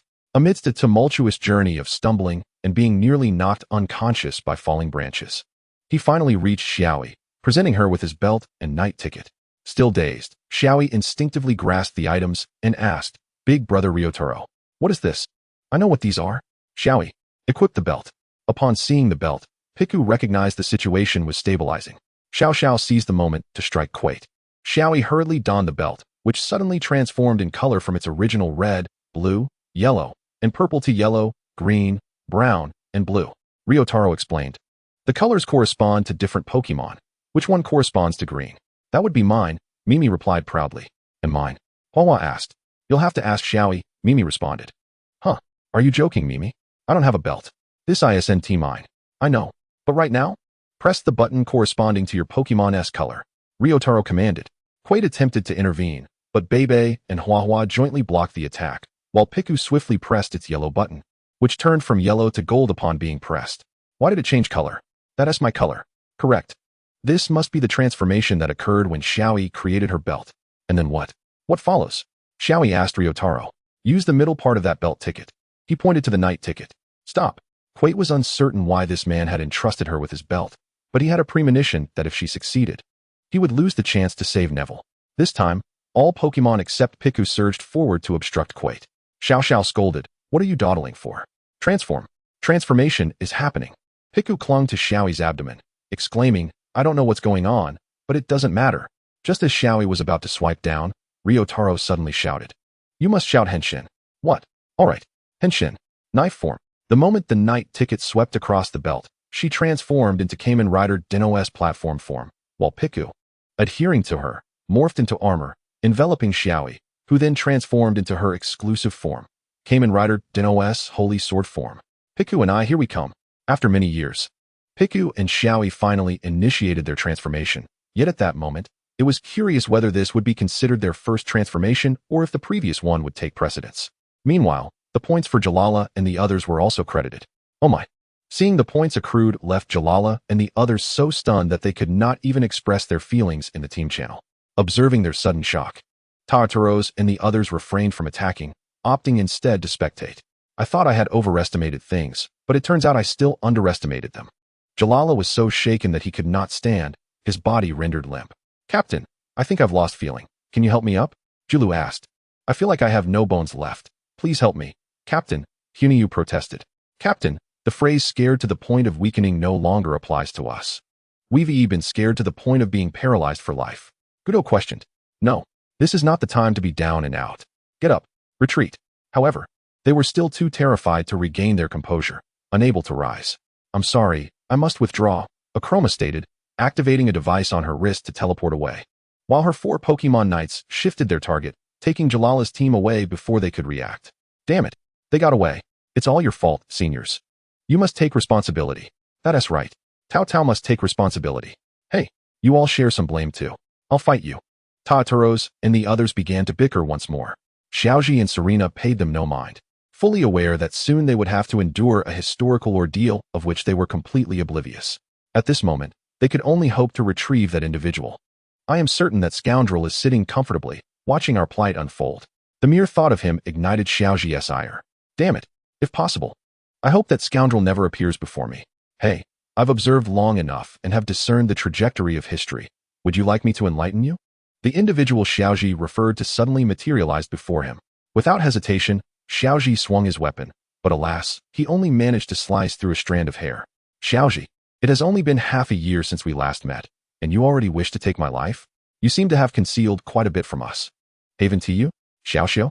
Chapter 18, Xiaoyi's Dino Transformation Showcase. Who is Xiaoxiu? A director? A screenwriter? A manga artist? A novelist? An actor? An international police officer? A teacher? To be honest, even the one most familiar with Xiaoxiu, Xiaoyao, has no clear understanding of what her husband truly does. Perhaps he dabbles in everything. Yet he insists he has only one profession, claiming the rest are mere hobbies. This has led to much speculation, with many attempting to guess what Xiaoxiu's primary occupation might be, yet no one truly knows. Long time no see, Xiaoxiu. I thought you were busy filming your Kamen Rider. Serena remarked. Indeed, I have been quite busy, which is why I could only spare some time to observe. Now that I have gathered enough material, I can assist you in resolving the matters currently transpiring with Xiaoyi, Xiaoxiu replied. Answer us honestly. Did you know today was the day Xiaoyi would transform into a Kamen Rider? Xiaoyi asked, adopting a confrontational stance, ready to leave a significant mark on his friend should he admit foreknowledge. Utilizing my multifaceted abilities for discernment, I can only predict that Xiaoyi will assume the mantle of Kamen Rider at the tender age of 10. However, I remain uncertain as to the exact period within that year. I scrutinized the situation closely, yet all remained shrouded in ambiguity. Xiao Xiu's response seemed to appease Xiaoyi, who subsequently disarmed and inquired, "Must Xiaoyi return to the past right now? Such a notion is utterly implausible. Consider this. What are the disparities between the present Xiaoyi and the Xiaoyi we encountered in the past?" Both Xiaoyi and Serena pondered Xiao Xiu's words earnestly, with Serena being the first to articulate, "The present Xiaoyi lacks the maturity we observed in her past self." Indeed, Xiaoyi added, "It is also a matter of responsibility, which the current Xiaoyi sorely lacks." "Precisely," Xiao Xiu retorted, his tone laced with frustration. "The present Xiaoyi bears none of the attributes we once recognized. She is merely an immature child, which is wholly inadequate for a Kamen Rider. Do I really need your guidance for my daughter?" Just as Xiaoyi contemplated delivering a punch, a cacophony of battle erupted from the direction where Xiaoyi had fled, indicating a fierce confrontation was unfolding, with the combatants drawing closer to their position. Xiaoyi summoned his weapon once more and merged with his Greninja. Pikachu, having exhausted considerable stamina during the recent skirmish with the Pokemon Nidachromas, was unfit for further combat, thus entrusting the task to Greninja, who ranked second in speed among all his Pokemon. As the Electric King emerged from the forest, Xiaoyi hurled a shuriken to thwart Quet's lethal strike. Upon witnessing this, Quet turned to flee. This was not his intention, yet he had to concede that he could not contend with 3 adversaries simultaneously. "You shall not escape," Xiaoyi vowed, pursuing with a thrown kunai, yet his escape was facilitated by the intervention of the tyrant-class Zangetsu. "Curse it, he has slipped away," Xiaoyi lamented, regretting that Greninja's speed had proven insufficient.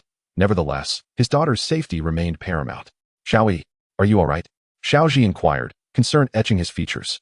"Uncle Xiaoyi, aren't we cool?" exclaimed Pikachu. The fusion of Electric King with them was distinctive. It was a synergy where humans wielded both Pokemon and their own powers, with the human in command.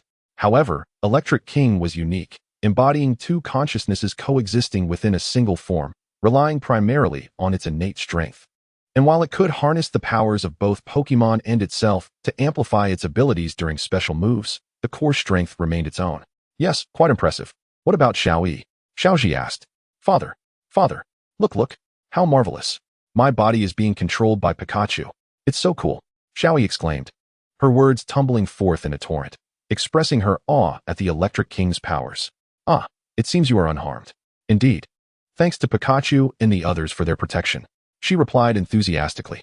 "Of course, you ought to express your gratitude to us," Mimi chimed in proudly.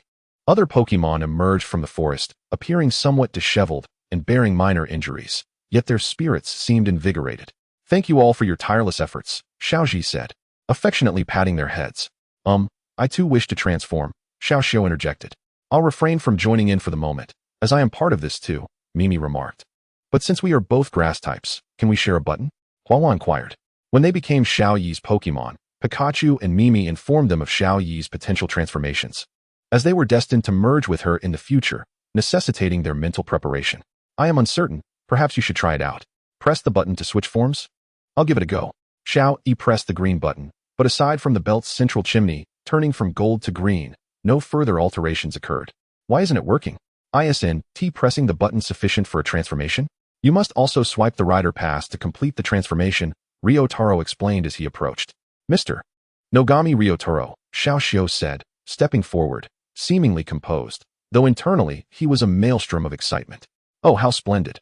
This is our first encounter. Time travel truly is intriguing. Yet, I should avoid such matters in the future, as time travel often leads to absurdities." Xiao Xiu mused. "I long to say it is a pleasure to meet you again, but for you, this is our first encounter. Therefore, allow me to introduce myself, Mr. Nogami Ryotaro. Are you a time traveler, or perhaps a reincarnate?" Though Ryotaro extended a friendly handshake, he remained vigilant. "Rest assured, I am a time traveler, not one of your reincarnates." "Then I am relieved." For Ryotaro, as long as the opponent was not a fellow traveler, he could manage any situation. His ether had cautioned him to be wary of fellow travelers, as even a seemingly benevolent companion might harbor ulterior motives, unless one encountered a familiar reincarnate. Trust should be withheld. "By the way, I realize this may seem abrupt for our first meeting. Would you kindly provide me with your autograph?" Xiao Xiu produced a signed card bearing his name, which left Ryotaro thoroughly astonished. "Do you comprehend my intent?" Ryotaro found it peculiar that he had only recently arrived in this world, yet he was already experiencing temporal loops. This was illogical. Soon, Ryotaro's administrator, Ether, elucidated the reasons behind this, allowing him to grasp the situation. It appears you have resolved your confusion. I am curious, who is this individual? Xiao asked. I apologize. But matters concerning reincarnates are classified. I cannot divulge any information. This is unavoidable, as the existence of reincarnates should remain unknown to the local populace. However, Ether's presence has set a precedent here, rendering the exposure of reincarnates inconsequential. Very well then. After signing a second name, Ryotaro inquired, when did we first cross paths? Regarding that, I fear revealing it may disrupt history. It would be best to let it unfold naturally. Indeed, a temporal loop means I was destined to inhabit this world's timeline from the outset, likely initiated upon receiving my mission. No, rather. It is probable that the deities of this universe specifically orchestrated this task for me. Deities? The highest entity Xiao could conceive was the Huron deity, Elf. You reincarnates appear to be disconnected from this world. Why have you found yourselves ensnared in this so-called temporal loop? I surmise it is due to her. Ryotaro indicated towards Xiaoyi. Meanwhile, Xiaoyi was engrossed in experimenting with her belt, transforming into several forms while the adults engaged in conversation. First, she switched to a green form.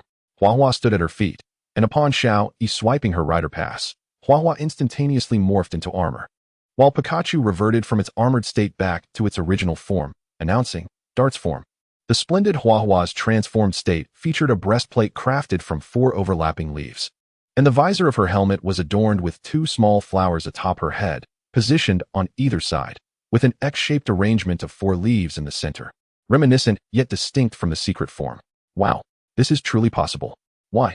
Mimi was utterly bewildered, questioning how this could be. It had always assumed the green form was exclusively its own. I am uncertain as well, but Huahua, utilizing Xiaoyi's body, exclaimed with enthusiasm. The human body is so fascinating. Previously, it was always Xiaoyi who employed my strength for play. I never imagined I could use Xiaoyi's this time. It's simply marvelous. All right, it's my turn now. I wish to experience this sensation as well, Bei interjected. Wait a moment, let's assemble your weapon first. Mimi suggested. Weapon? Following instinct, assemble your weapon in its exclusive form. Ryotaro instructed them on how to construct their weapons. Huahua complied with Ryotaro's method, crafting the electric cutter into a cross, which then instantaneously transformed into a colossal shuriken. So this is it. It bears little distinction from the shuriken Xiaoyi and I used when combined, Huahua remarked. Can we switch now? I am eager to see what other forms look like, Xiaoyi said. Sequentially, Xiaoyi pressed the brown button, prompting Xiao to obediently leap onto Xiaoyi's shoulder. Xiaoyi then activated the night pass, producing the sound effect, claw form. The transformation revealed a chest plate resembling a tail. While the mask was shaped like Xiao's face, albeit slightly different as it was not separated, with the ears crossing instead of being parallel. Could this weapon possibly be claws? How do I assemble this? Xiaoyi inquired. Xiao affixed the electric cutter to its arm, which then extended 2 claws, indicating the Saint Claw form. So that is how it's played. By the way, the weapon we used when we combined was also claws. Could it be that the weapon materialized during our fusion determines the forms we can assume? Xiaoyi speculated. If that is the case, then our form should be a shield, Bei remarked, standing beside Xiaoyi. Let us see what it looks like then. Xiaoyi pressed the blue button and swiped the night pass, producing the sound effect, shield form. This transformation presented a chest plate resembling 2 shells, appearing as if worn by Xiaoyi, while the mask was an evolved version of Bei, composed of ironclad shells. Acting on instinct, Bei horizontally combined the electric cutter into a massive shield, indicating it was indeed the weapon of the exclusive form. Not bad at all, Mimi. It's your turn now, Xiaoyi said. I understand, but I need you to switch to green, Mimi replied, puzzled as to why its form could share a button with Huahua, which seemed illogical. Chapter 19, A Deeper Understanding of Den-O. Due to its past fusion with Xiaoyi, Mimi was aware of its appearance when merged with Xiaoyi from the early morning. However, it could only conclude that their shared button was likely because they possessed similar attributes, with no other reasonable explanation. Shall we try switching to this form? Xiao proposed, producing a vial of Gracidia pollen for Mimi to inhale, resulting in Mimi transitioning from the terrestrial form to the aerial form. Just then, Xiaoyi's belt was unexpectedly knocked off by a new belt. This new belt was green, with a similar middle section to the original, save for an added white ornament. Oh, I see. This is my exclusive belt. I can use 2 belts. How cool is that? Xiaoyi, Now in the sky form, Mimi exuded confidence and pride, leaning more towards a masculine demeanor, despite the absence of any concept of gender. Alright then, Henshin, sickle form. A brand new Dino emerged from the fusion of aerial Mimi and Xiaoyi. This form of Mimi differed significantly from its terrestrial appearance. Previously, the chest armor had been white wings. Now, it transformed into green foliage, with the headpiece evolving from the aerial form, referencing how Ryotaro and Zig merged. This is so awesome. Look at how cool I am. Mimi exclaimed excitedly. It is indeed impressive, but I am curious. What gives you the right to use two forms? Paichio inquired, dissatisfied. Hee, who said I'm just a phantom beast while you are merely ordinary Pokemon? Are you envious? Jealous? Unfortunately, this is mine. Oh ho ho ho. Observing Mimi's brazen demeanor, Paichio and the others felt an urge to retaliate. Ryotaro. 5. Ryotaro's anomalous demons hastily gathered around him, concerned for his well-being. Finding him unharmed, they momentarily felt reassured, yet a new issue arose. Hey, Ryotaro, where is your belt? Momotaro's questioned. I lent it to her. By the way, she is our target, Xiaoyi, Ryotaro revealed. Upon hearing this, the previously amiable Xiaoyi and Serena instantly brandished their weapons against each other's throats. Xiaoxiu refrained from intervening, for he understood that this was indeed the real Ryotaro, a genuine Kamen Rider. As a Kamen Rider, he would never harm an innocent, and his claim that Xiaoyi was his target likely signified no ill intent. Furthermore, with the fragments of information Xiaoyi had disclosed upon returning to the past, he had surmised the reason for Ryotaro's presence in their world. Momotaro's and the others sensed the danger Ryotaro faced, but felt no inclination to rescue him, perceiving that he bore no malice, likely a misunderstanding. Please, calm yourselves. I harbor no intention of harming that child, for I believe I must become her mentor henceforth. What? Xiaoyi felt perplexed. She merely donned a belt to transform. Why the sudden need for mentorship? Big brother Ryotaro. I'll return your belt. I don't wish to have a mentor. I only want to be with my mommy and daddy, Xiaoyi declared, reverting her transformation and returning the now restored belt to Ryotaro, then tightly embracing her mother. Terrified they might leave. See, just a child who hasn't matured, Xiaoxiu remarked helplessly. Xiaoyi and Serena also felt exasperated. Did they not wish to remain with Xiaoyi? Unfortunately, it seemed unlikely at present. Xiaoyi, I know this is sudden, but you must understand. From the moment you engaged with the belt, you have taken on a significant responsibility, Ryotaro stated earnestly. What responsibility? I don't care about that. Xiaoyi was clearly unprepared to bear such responsibility, complicating their predicament. If Xiaoyi could not grasp the weight of her responsibilities, how could she evolve into the person they once encountered in the past? No, it should be referred to as the future of the past. Ryotaro turned to Xiaoyi and Serena, who were blushing with shame. Ultimately, this matter stemmed from their failure to educate her properly. Had they instilled better values in Xiaoyi, she would not have been in this predicament today. At that moment, it became essential for me, as her teacher, to step in and educate Xiaoyi in place of her parents. Just as Xiaoxiu was about to assert himself, Xiaoyi and Serena hurriedly shielded Xiaoyi behind them. Xiaoyi, unsure of the situation, instinctively felt that the current Uncle Xiaoxiu was not the same as the one she perceived as a constant complainer about his hardships, who imparted peculiar knowledge. Xiaoxiu, you need not trouble yourself with this. Really, we, as her parents, can manage her education. Truly, we will handle it ourselves. They were horrified at the thought of entrusting their precious daughter's upbringing to him, fearing their daughter might cease to be their daughter. You're overthinking this. And you have a rather terrifying imagination, Xiaoxiu retorted. We shall never entrust Xiaoyi's education to you, regardless of the circumstances. With that, they hastily escorted Xiaoyi back home. Once inside, they hurriedly secured the doors and windows, employing dual abilities to conjure a barrier that enveloped their abode perfectly. Although they were acutely aware that should Xiaoxiu desire entry, he would undoubtedly find a way in, their precautions served merely as a warning. If Xiaoxiu dared to overstep his bounds, they strongly advised against reliving the harrowing chase of 3 months past. Honestly, I'm not some man-eating demon. Why go to such lengths to guard against me? Xiaoxiu shrugged in bemusement, glancing at Ryotaro and the others, and inquired, would you care to visit my home? After all, you seem to have nothing else to do at the moment. That might not be appropriate. Ryotaro hesitated, but his demon god counterpart interjected without reservation. Visiting, you say? Splendid. Dragon Tower, do not be so rude. We would not mind being guests at your esteemed residence. I agree. Visiting others is quite delightful. They chimed in. How rude. ZZZ, you ought to say something. Observing the raucous antics of Momotaro's and the others, Xiao felt a wave of nostalgia wash over him. Reminiscent of the times he would unlock his phone to watch their humorous shenanigans. All right, I suppose I am intruding, Ryotaro conceded, yet he felt a profound joy. For throughout it all, they remained unchanged, consistently embodying this delightful spirit. Meanwhile, at the home of Xiaoyi sat opposite Xiaoyi and Serena. Yet she dared not exhibit any signs of affection, for a palpable pressure emanated from them, inducing a palpable tension that compelled her to sit up straight. The Pikachu and its companions felt the same, especially Pikachu, who was overwhelmed by the sense of returning to a time when his father nearly lost control in a fit of rage. Our mom and dad. Xiaoyi cautiously inquired, must I bear some responsibility? Both parents sighed in unison, abruptly dispelling the intimidating atmosphere. Serena embraced Xiaoyi, stating, truthfully, my dear, I am uncertain if you should bear any responsibility.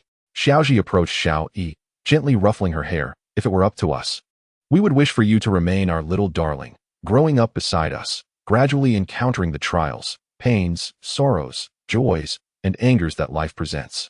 However, that is not feasible. You cannot. Why can't I? Xiaoyi asked, her youthful innocence apparent.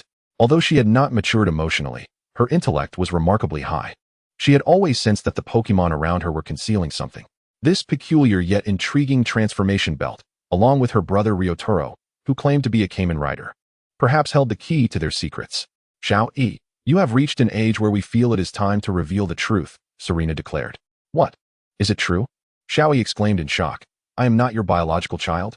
This revelation was met with her first playful smack on the head and a light spank. I am sorry, I was mistaken, Xiaoyi apologized, kneeling in contrition. Next time you speak carelessly, it will not be so simple. Xiaoyi and Serena remained displeased. But if that is the case, why can I use Brother Ryotaro's belt? I thought only those from his family could wield it, Xiaoyi questioned. Xiaoyi and Serena were at a loss for words, feeling faint. Xiaoyi was quite clever as a child. How did she become so befuddled as she grew?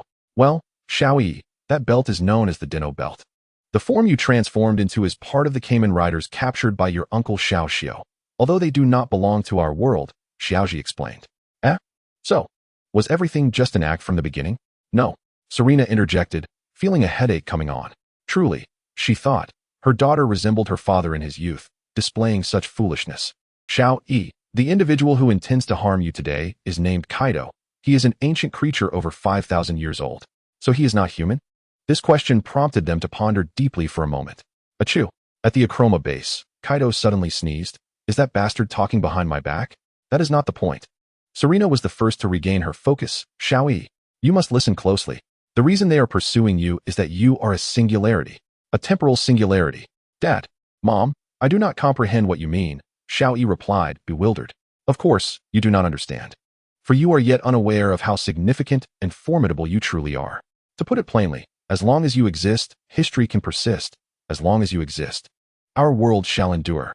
And you possess the ability to alter history at will. This revelation struck Xiaoyi, planting the seeds of doubt regarding her past experiences. Chapter 20. The Consequences for Xiao. Though Xiaoyi comprehended the words, skepticism persisted within her, for it was all too fantastical. Time travel and altering history had several precedents proving their feasibility, yet the League had strictly prohibited such actions. To traverse time, contemporary technology fell short. It could only be achieved by capturing legendary Pokémon endowed with time-traveling abilities, with the most frequently afflicted being the mythical Celebi. However, this predicament was unavoidable. Celebi's population was vast, making them easy to locate, and most possessed gentle natures, shying away from conflict. Consequently, for a long time, Celebi had been relentlessly pursued by Pokémon hunters, even in this era, which was unfriendly towards them, as the hunters sought to alter the current state of affairs. A world where survival had become increasingly challenging. Of course, there were those who felt regret for past events and wished to amend their grievances. Various motivations existed. Yet all posed significant risks. The League had long since issued a decree prohibiting anyone from capturing or even possessing time-traveling entities or mythical beasts like Celebi under any circumstances. In regard to Xiao Huang, would he consent to such actions? Certainly not. Neither would Lala. Thus, all monster trainers and prominent figures from various sectors united to pressure the League, which was compelled to modify its regulations to prohibit anyone from altering history for any reason. Preserve history, do not distort it. The League's developmental history bore a dark undertone, one they sought to conceal from the public. Xiao, bold and astute. conducted extensive investigations, and ultimately unraveled the League's entire history, documenting it in a historical tome. Initially, the League employed various means to thwart Xiaoxi's efforts to expose this history, enlisting the original founding families of the League to resist. Unfortunately for them, the leaders of these families sided with Xiaoxi, even providing financial support. Within a mere month, this history spread across the globe, just as the League believed itself doomed. The anticipated backlash failed to materialize. This was due to Xiaoxi's method of imparting historical lessons. The online history course comprised recorded videos, in which Xiaoxi refrained from immediately disclosing the League's dark history at its inception, instead recounting an even darker tale predating the League's establishment. In those days, each region operated in isolation, harboring animosity towards one another, and wars were incessant.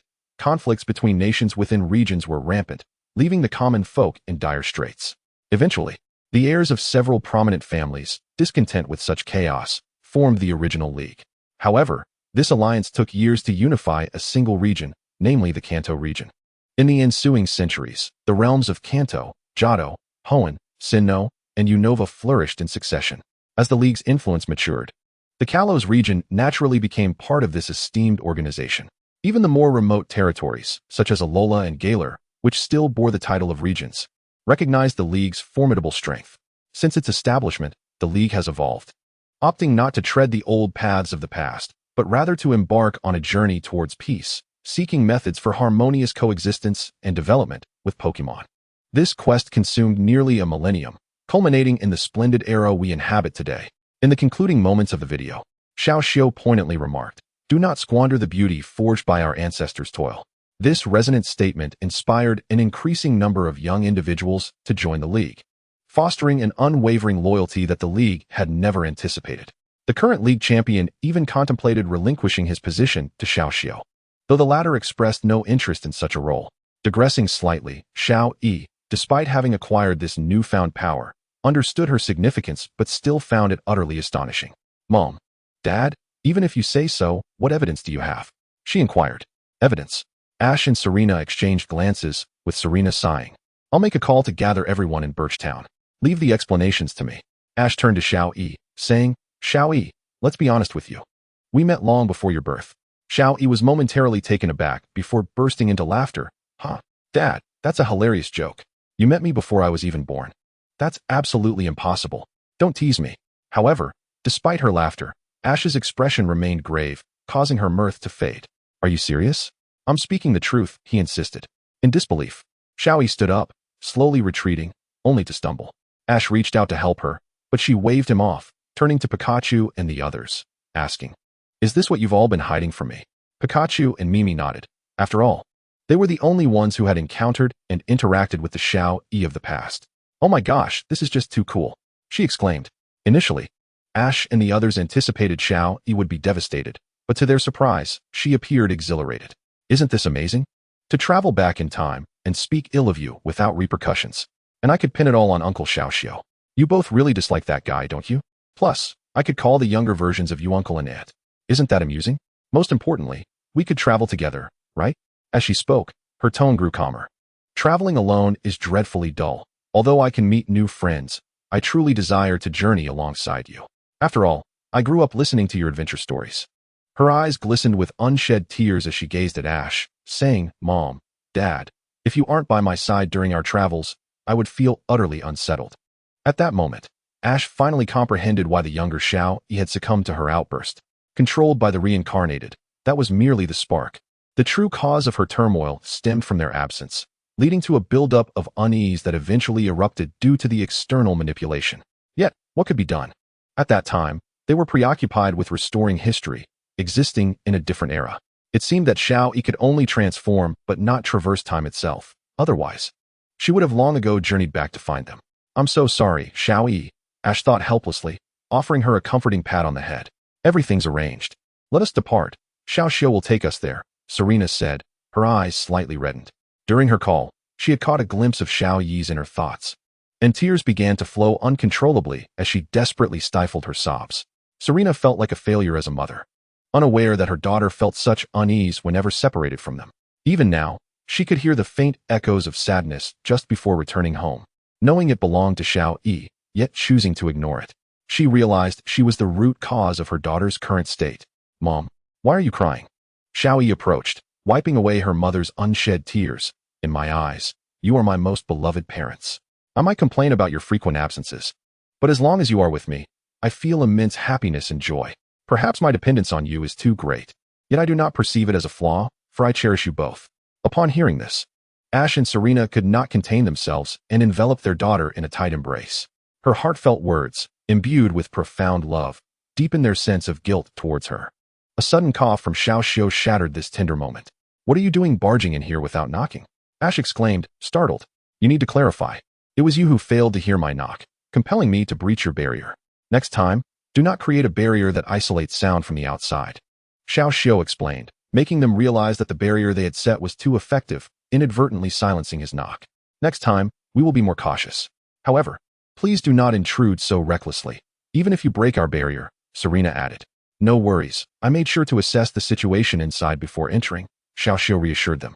Ash and Serena exchanged glances, manifesting their weapons in a synchronized motion, prompting Xiao to swiftly teleport them to Birch Town. "Die, Xiao!"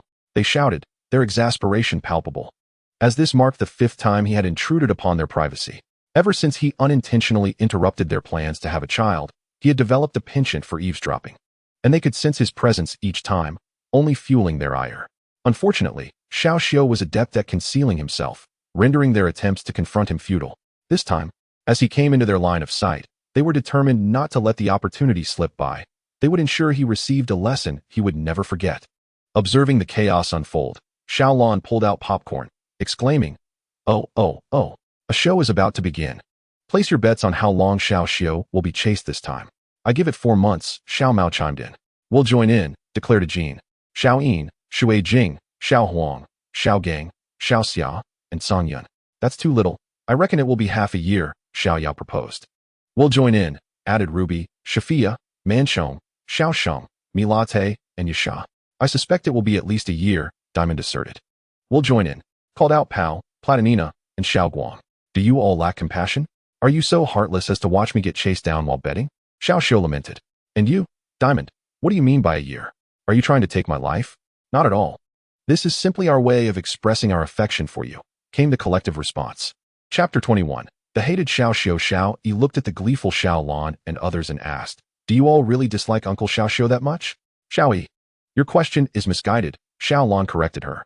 "We have a physiological aversion to Xiao, except for Xiao Yao, of course. He is my husband. But I do relish watching him face adversity," she replied with a mischievous grin. "Wife, isn't that a bit too harsh?" Xiao Yao protested. Xiao began to question whether he was truly unloved. In contrast, I found myself more intrigued by the reason why the uncles and aunts had gathered here. "What brings you all together?" Xiaoyi inquired. Regarding Baiyang Town, Serena had previously mentioned in passing that its space-time tower was regarded as humanity's most magnificent architectural achievement, followed closely by the battleground where divine beasts clashed with humans. Beyond that, she had not elaborated much. "Is it all right to speak of this?" Xiao Mao asked. "It should be fine. Otherwise, Xiao wouldn't have asked Serena to notify us," Xiao Lan replied. "I don't trust him," Ruby remarked. "Don't worry, in this regard. The teacher is still reliable," Manchong reassured. "Does that mean I am generally seen as untrustworthy in your eyes?" Xiao overheard them clearly. "Xiao Gu, are you not aware of how you are perceived in our hearts?" Xiao Sheng retorted, somewhat exasperated. "Xiao uncle, you should know that you are quite dependent on him. It seems now that Xiao uncle is merely deceiving us." Xiaoyi expressed disdain for such trickery. "That's not true. The fact that we rely on him is indeed a reality," Milate asserted. "However, it is also true that we can't wait for this scoundrel to meet his downfall," Ruby added. The group nodded in agreement, with only Daya lagging slightly behind in understanding before finally nodding in affirmation. "So, can't you refrain from always being a step behind?" Palpai teased, tapping Daya's back. In the past, they often fanned themselves with paper fans, but now they had all matured. Daya was now the most distinguished scientist in the league, specializing in the legendary realm of spacetime. Presently, only Daya and Arceus possessed the requisite intellect to delve into this field. Xiao was deemed unworthy. By the way, Palpai had now become Daya's assistant, with the Berlitz family of Platinina providing financial support, while Platinina also served as an assistant. Additionally, all three had married, albeit to different partners, and each had children. They had even arranged a betrothal between their offspring, eagerly anticipating their future union. More importantly, I am curious about what Xiao uncle summoned you here for, Xiaoyi asked. Well, Xiaoyi, when you return to the past, you will find yourself in this very city, encountering our former selves, Xiao Guang explained. This city? As Xiaoyi gazed upon the city and the tower, she felt an inexplicable warmth and comfort emanating from the space-time tower. Unbeknownst to her, this tower would later prove to be the key to her salvation. Indeed, it is this very city. At that time, Palkia, Dialga, Groudon, Kyogre, Ho-Oh, and Lugia, 6 divine beasts, engaged in a fierce battle due to various direct and indirect reasons. Palkia even pulled by Yangtown closer to the rift in space-time. During that crisis, Xiao and I were tasked with supporting the entirety of Bayang Town, preventing it from being consumed by the rift, while others focused on evacuating civilians and battling the divine beasts, Xiaolon recounted. That battle was truly perilous. We nearly lost. Xiaoyin recalled, still shaken by the memory. Indeed, but in the end, we emerged victorious, Crystal affirmed. By the way, Mi La T's Happiny and your Piku were both born at that time, which endowed them with extraordinary abilities, Ajin added. What? Xiaoyi exclaimed in surprise as she looked at Piku, realizing it had been born during that tumultuous period. It is worth mentioning that Mi La T's Happiny is now an exceptionally formidable entity, one of his trump cards, capable of tossing a Snorlax into the air with a single hand. Mi La Te took great pride in his Happiny, which had exhibited remarkable strength even when it was still a small egg, likely a blessing from the oration performed by the space-time tower. However, Piku also received blessings. Is that so? Then Piku, you must be quite impressive as well, right? Hey, why do you suddenly look so dejected? Just as Xiaoyi intended to praise Piku, its sudden disheartenment caught her off guard. Xiao Mao remarked, you might not know, but as professor, we have tested Piku to see what talents it possesses. Song Yun added. However, after a whole year of testing, aside from its nasal functions, it seems to have gained no enhancements in other areas. Most importantly, its sense of smell is no different from that of an ordinary Piku, Daya chimed in, delivering a harsh blow to Piku. Piku fell, struck to the core. Piku! Xiaoyi cried out. The group merely observed the spectacle with amusement. It was time to address the serious matter at hand. All right, Xiaoyi. Let's not focus on Piku for now. The key is that you will return to the past. We cannot divulge how you will return, for we fear it may disrupt history, Shafia stated. The only thing we can tell you is that you will encounter us in the past. That alone is sufficient.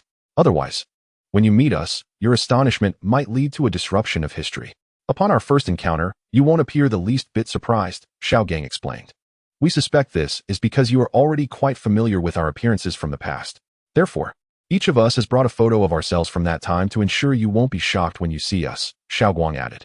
After this, everyone produced their photographs, completely disregarding the fact that Xiaoyi was beginning to feel overwhelmed.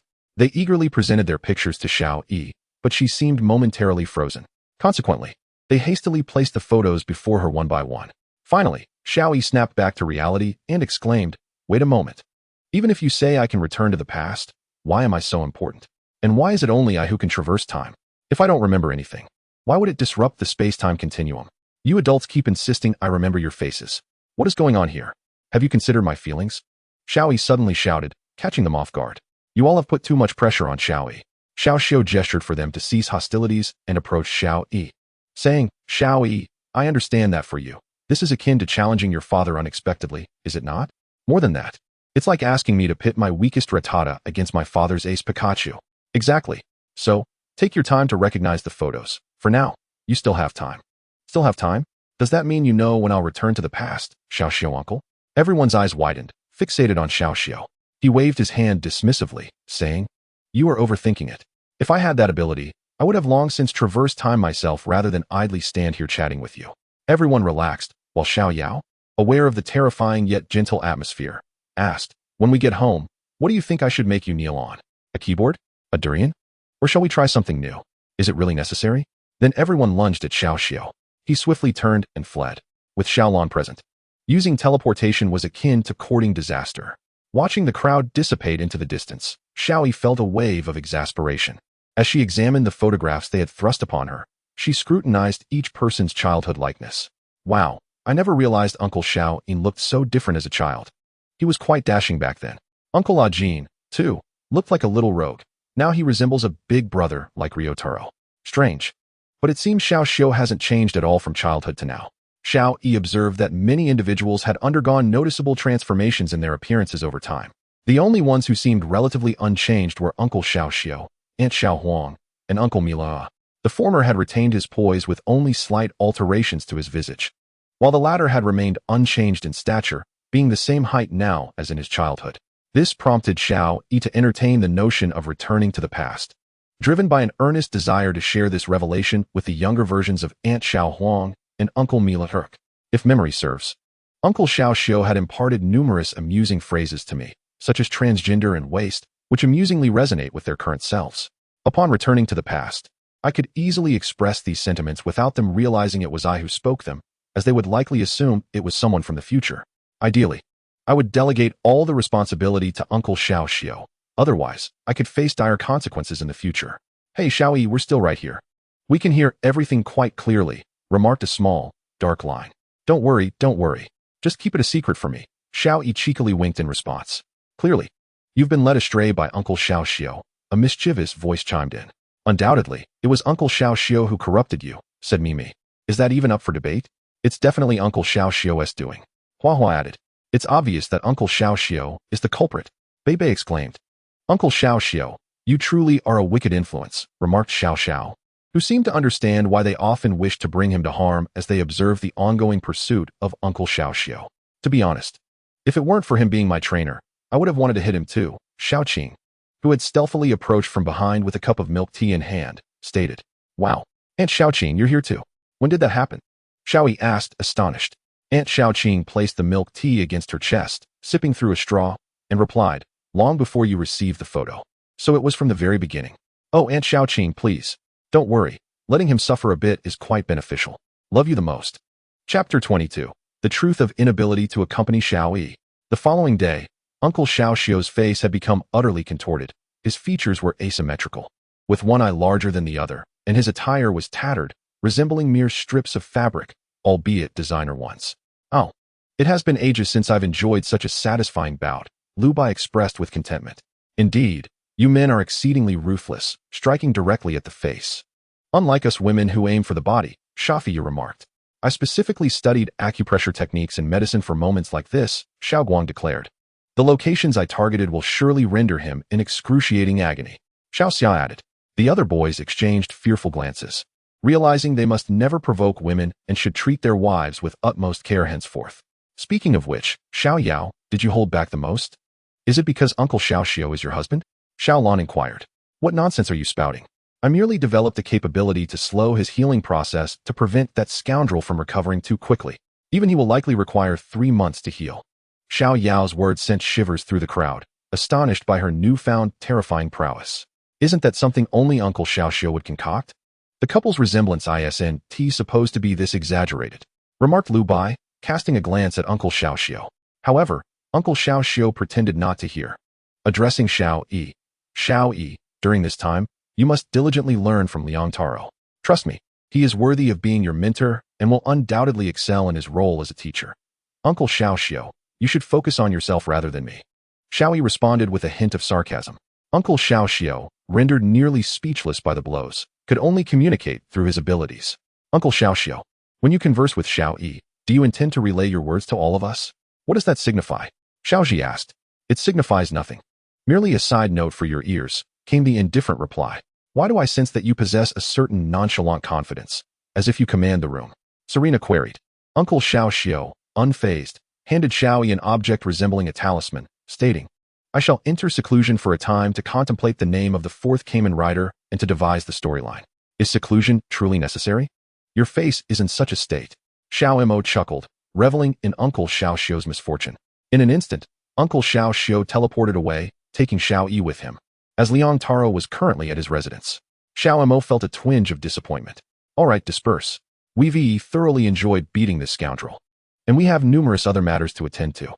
Recently, we have uncovered considerable discrepancies in the Pokemon ecology of the Sinnoh region as compared to the past, which may upend certain aspects of Pokemon habitats, Xiao Mo stated.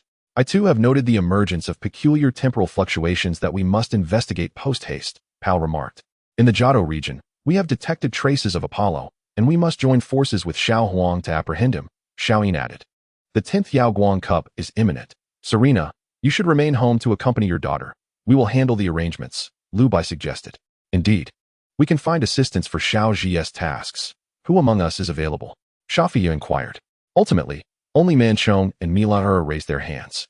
Xiaoyi expressed his discontent, stating, "This won't suffice. The opponents I regularly face require more than just the two of you." Wait, don't you usually contend with rogue ultra beasts? A horde of them? As long as they aren't at your level, the two of us together will manage without issue. Manchong asserted.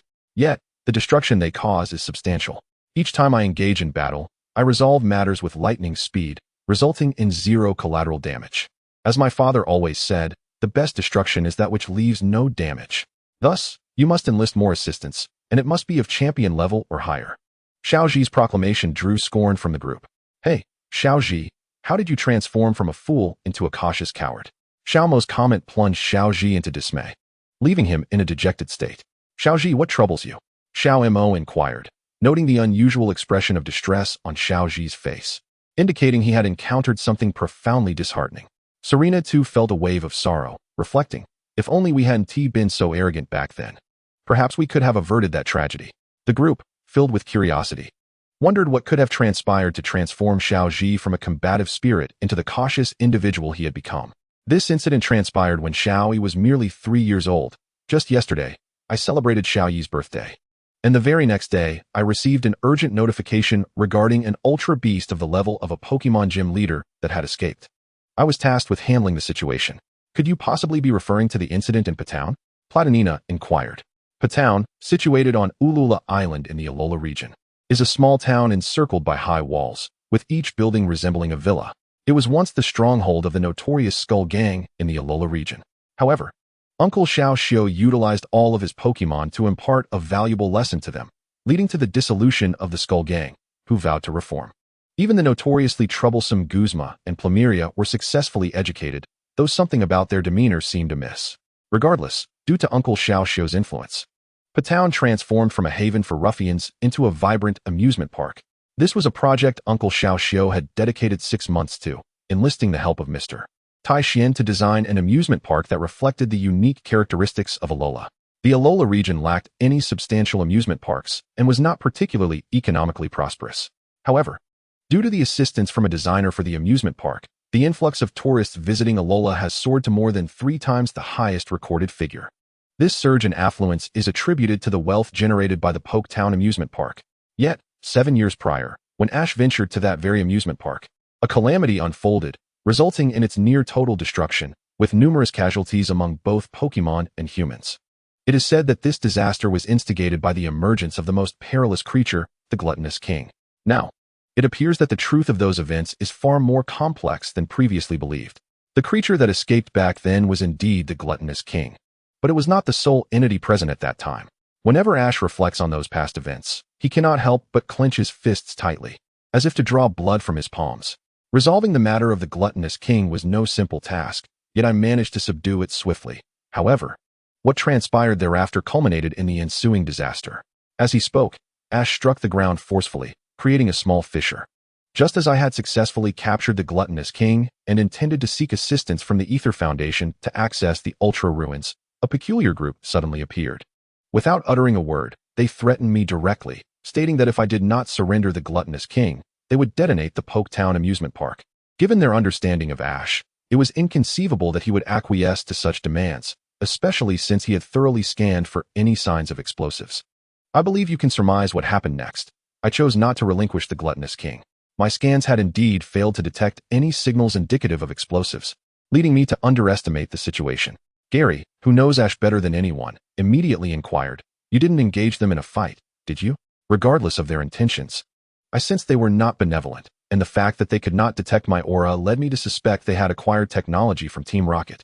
Thus, I resolved to end the confrontation swiftly, and I quickly dispatched them. But where did the problem lie? The issue arose from the fact that those individuals wore masks. As soon as I removed one, it triggered a devastating explosion. "What? Are you all right?" Yellow asked anxiously. "I am fine." The explosion was indeed powerful, but I have grown accustomed to enveloping myself in aura, so I sustained no serious injuries. However, those individuals, upon hearing this, they found it perplexing. Logically, Ash's battles with the Gluttonous King, and even with that mysterious group, should not have attracted any bystanders. What was truly happening here? I too found it strange. I could sense the aura of those individuals, yet they appeared completely oblivious to the chaos unfolding around them. My confrontations predominantly took place in the air, and only once did I bring them down to the ground, yet the onlookers displayed no fear whatsoever. In fact, nobody was even watching. I surmised that some among them possessed psychic abilities or had machines capable of mental control, prompting me to consider unmasking them to seek clarification. However, before I could act, a tremendous explosion occurred, and I was rendered unconscious. As Ash recounted the events, his anger and regret intensified, causing tears of remorse to stream down his face. Serena approached to assist him, saying, "Let me take over from here." While I was at home watching over little Yui, I sensed that the protective measures I had placed on Ash suddenly activated, but those only triggered in the face of lethal threats. Fearing for Ash's safety, I hurriedly entrusted the responsibilities to the now idle little Shu and, using the power of my butterfly, made my way to Ash's side. Serena suddenly paused, then retched, expelling a considerable amount. Little Blue rushed to pat her back, offering her some comfort. After a moment, Serena continued, "You cannot begin to fathom the scene I witnessed. Blood was everywhere, and human limbs lay scattered, with only remnants of Pokemon remaining, their expressions filled with agony amidst the inferno of the ruins. I was utterly horrified. What on earth transpired here?" Everyone gazed at them in astonishment. While they were enjoying their moments of happiness, they had also endured such horrors. Little Blue regretted not foreseeing this scene. Had she been able to predict it, this calamity could have been averted. "I know what you are thinking, but this is not your fault. It is ours," Ash stated as he rose. "Had I been more cautious at that time, this disaster might have been avoided. If I had accompanied Ash back then, this incident would not have occurred," Serena added. Now they understood why, despite little Yui's return to the past and her clear explanations, they had failed to be there for her in the future. Logically, they should have resigned from their jobs to compensate little Yui, yet they ultimately did not, seemingly due to the ramifications of this event. Chapter 23. Ryotaro vs. Little Yui, Part 1. Regrettably, these words were lost on little Yui, who was not present to hear them. Otherwise, she would have comprehended why her parents were perpetually unable to remain by her side. Meanwhile, little Yui found herself at Little Shu's residence. This was not her first visit, since her mother entrusted her to little Shu at the age of 3. She had spent the majority of her time there until she turned 6 and learned to manage household chores, at which point she began to stay at her own home. Upon noticing little Yui's arrival, Ryotaro greeted her. "You've come." "Yes, brother Ryotaro," she replied, omitting the honorific as her familiarity with him grew. In contrast, she typically referred to strangers her age as big brother or big sister, but as trust developed, the distance in their titles diminished. "How did you get here? You seem quite impressive." "Indeed. So cool. Absolutely amazing. You're stunningly beautiful and exceptionally talented." Yes, my servant said so as well." "Zizi, stop sleeping." Observing their lively banter, little Yui felt a smile tug at her lips. Such moments of joy were undeniably infectious. "Ahem, brother Ryotaro, let's not be too raucous. Uncle Little Shu mentioned you would make a great teacher, and I believe I must learn something from you. Is that so? All right then, let's find an open space." Little Yui was aware that there were expansive areas in Masera town well suited for battles, and she intended to lead him down the mountain. However, before they could descend, they encountered a minor obstacle. Brother Ryotaro, aren't you going to store them away?" Little Yui inquired. The Shu household boasted a small cable car, accommodating up to 3 passengers, designed for Little Shu's convenience and to assist his daughter, who lacked any abilities, in traversing the mountainous terrain. Indeed, neither Little Shu nor little Yui's mother, Little Yu, possessed any superpowers. She lacked even one of the 6 abilities, which puzzled little Yu, while Little Shu seemed unconcerned, believing it was rather fortunate that his daughter was devoid of powers. Returning to the present, although they could take the mountain path, it would be a significant waste of time and effort with little reward. While a cable car could facilitate their descent, it had a weight limit, and Ryotaro, having consumed Zig, was capable of flight, while the others could not. Yet, Ryotaro refused to store them away. How do you suggest storing them?" Isn't that common knowledge?" Little Yui produced an empty Pokeball, explaining, "Look, this is called a Pokeball, specifically designed for capturing Pokemon. Once captured, the Pokemon can be carried with you." She demonstrated by capturing a Piku, prompting gasps of amazement. Hey, are you truly outsiders from another world? You lack even this basic knowledge. I am astounded. No wonder during our brief journey together, I never saw him return his Pokemon to their Pokeballs. Initially, I assumed he was nurturing their bond, but it appears he simply lacks this fundamental knowledge.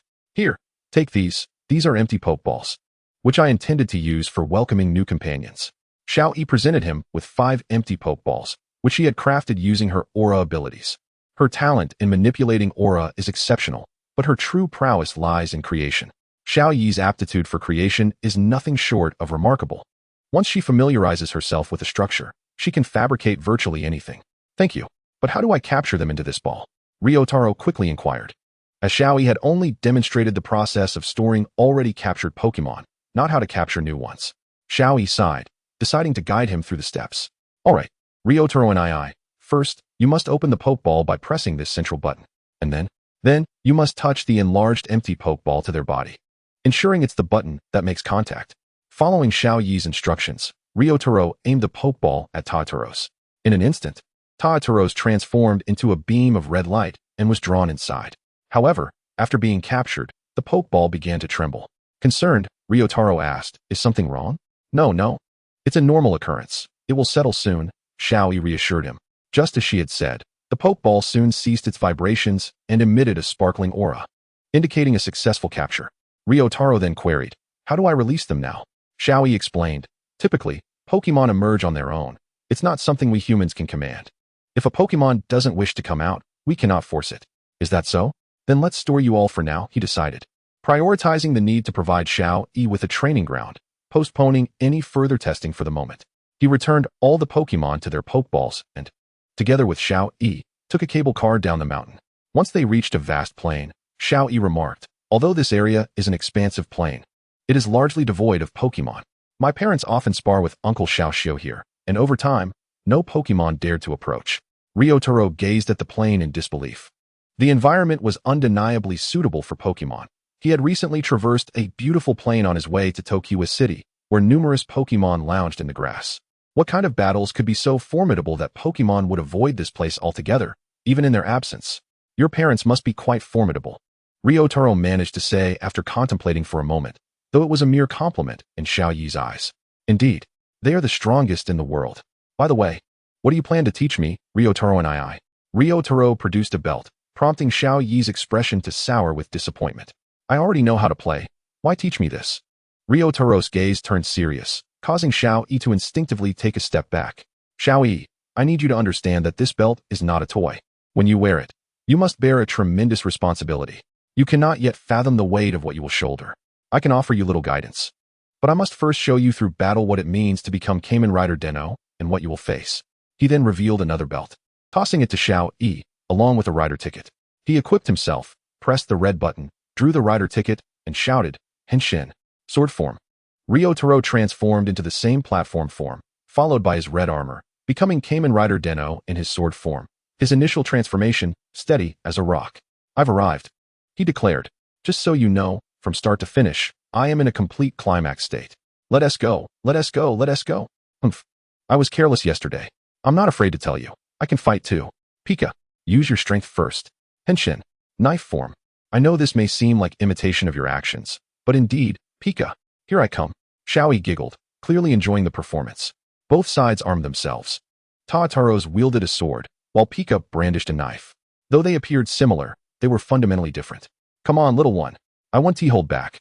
As the battle began, Pika initiated a swift assault, yet Tataros merely sidestepped, causing Pika to overshoot. "Eh? Hee, little one, running too fast is futile. I refuse to believe this." Pika persisted, launching another rapid attack, but no matter how he struck, he simply could not land a hit on Tataros. "We've faced opponents skilled in acceleration before. Your speed pales in comparison," Tataros remarked. "That's only because I haven't fully adapted to this human form. It's not cheating." Although Pika could merge with Xiaoyi, that fusion merely lent her its strength, preventing it from truly experiencing the human form, thus making it understandable that it struggled to adapt. "Then let us skip the acceleration and engage in a straightforward duel, shall we?" Tataros beckoned, seemingly employing a taunting maneuver. In truth, he too had yet to fully adjust to his Pokemon form, as he lacked knowledge of how to wield his powers correctly, occasionally resulting in erratic fire blasts or inadvertently unleashing fire punches when striking. As expected, Pika succumbed to the provocation and charged at Tataros, enveloped in crackling electricity, unleashing a high-voltage attack. This time, Tataros chose not to evade but instead recalled his own powers as a Pokemon, contemplating whether he could wield them like Pika. Before long, Tataro's hands ignited with flames, yet he felt no fear. Instead, he concentrated the fire around his electric cutter and executed a horizontal slash, toppling Pika and forcing it to revert to its original form. Cough, cough. What just happened? Xiaoyi questioned, perplexed. How could this fiery ape defeat us with a single horizontal slash? Ryotaro also reverted from his transformation, and Tataro's exclaimed excitedly, "Wow, Tao Tao, you're amazing. That was so cool. How did you do that? Hee. It seems our last tranquil trip to the hot springs truly paid off. As long as one can calm their heart and focus, anything is achievable. The calm climax state is simply marvelous," Tataro's remarked, gazing at the flames in his hands. It seems Tataro's has begun to adapt to this form's power. You all must catch up soon, Ryotaro encouraged. Wait, we just lost a round, Xiaoyi insisted, struggling to rise. We'll come back tomorrow. In her essence, Xiaoyi possesses an indomitable spirit reminiscent of Xiaoji. However, due to her limited exposure to battles, where her adversaries were invariably far more formidable, this fervor had long been restrained within her heart. Now, confronted by this seemingly weaker opponent, she inexplicably faced defeat. At least from Xiaoyi's perspective, the situation felt utterly absurd, thus igniting the pent-up determination within her. She vowed, come what may, to vanquish Ryotaro and his Pokémon. Without fail. Chapter 24, Ryotaro vs. Xiaoyi, Part 2. The following day, Xiaoyi and her Pokémon were fully prepared. Xiaoyi inquired, "Do you possess the confidence to triumph over our opponents? Is that even a question?" Of course, it's a certainty, despite having their unique personalities. They shared Xiaoyi's tenacity, particularly Paichio, who yearned for a rematch with Tataro's. All right, let us embark. Ryotaro and his companions had already awaited them on the plains for a considerable time. During this interval, Tataro's and the others had not rested. Instead, they utilized Xiaoxio's computer and a premier Pokédex to ascertain their current Pokémon identities, diligently studying the concepts of type advantages and abilities. The first to complete the learning was Puritarosu. Puritarosu, being the most intellectually gifted among Ryotaro's 5 extraordinary deities, was on par with Zig. However, Zig's wings were ill-suited for turning pages, and Ryotaro assisted in that regard. Thus, it was Puritarosu who would engage in the duel with Xiaoyi today. Greetings, Miss Xiaoyi. I have awaited you for quite some time. Puritarosu, having gathered a few wildflowers nearby, presented them to Xiaoyi, saying, "Such a beautiful lady as yourself must be adorned with equally exquisite blossoms. Alas, it seems my taste falls short. These flowers pale in comparison to your beauty." With disdain, Xiaoyi discarded the carefully arranged bouquet, leaving Puritarosu feeling disheartened. What is happening? Even Hana-chan would not treat me in such a manner. Please. I am here to battle, not to indulge in your flirtations. Let us proceed swiftly. Indeed, you are the one. Ha ha ha.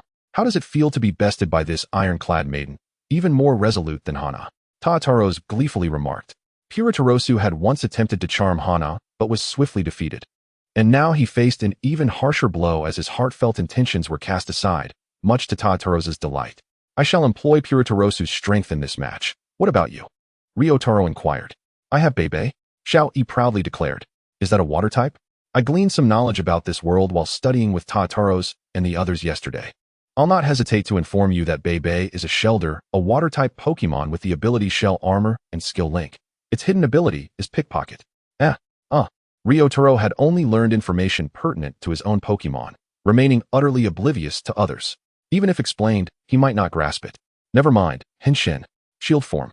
Then we too shall transform. Puritarosu. Very well. Puritarosu would not allow his dejected mood to impede the battle. Had it been anyone else, they might have succumbed to despair. Henshin. Rod form.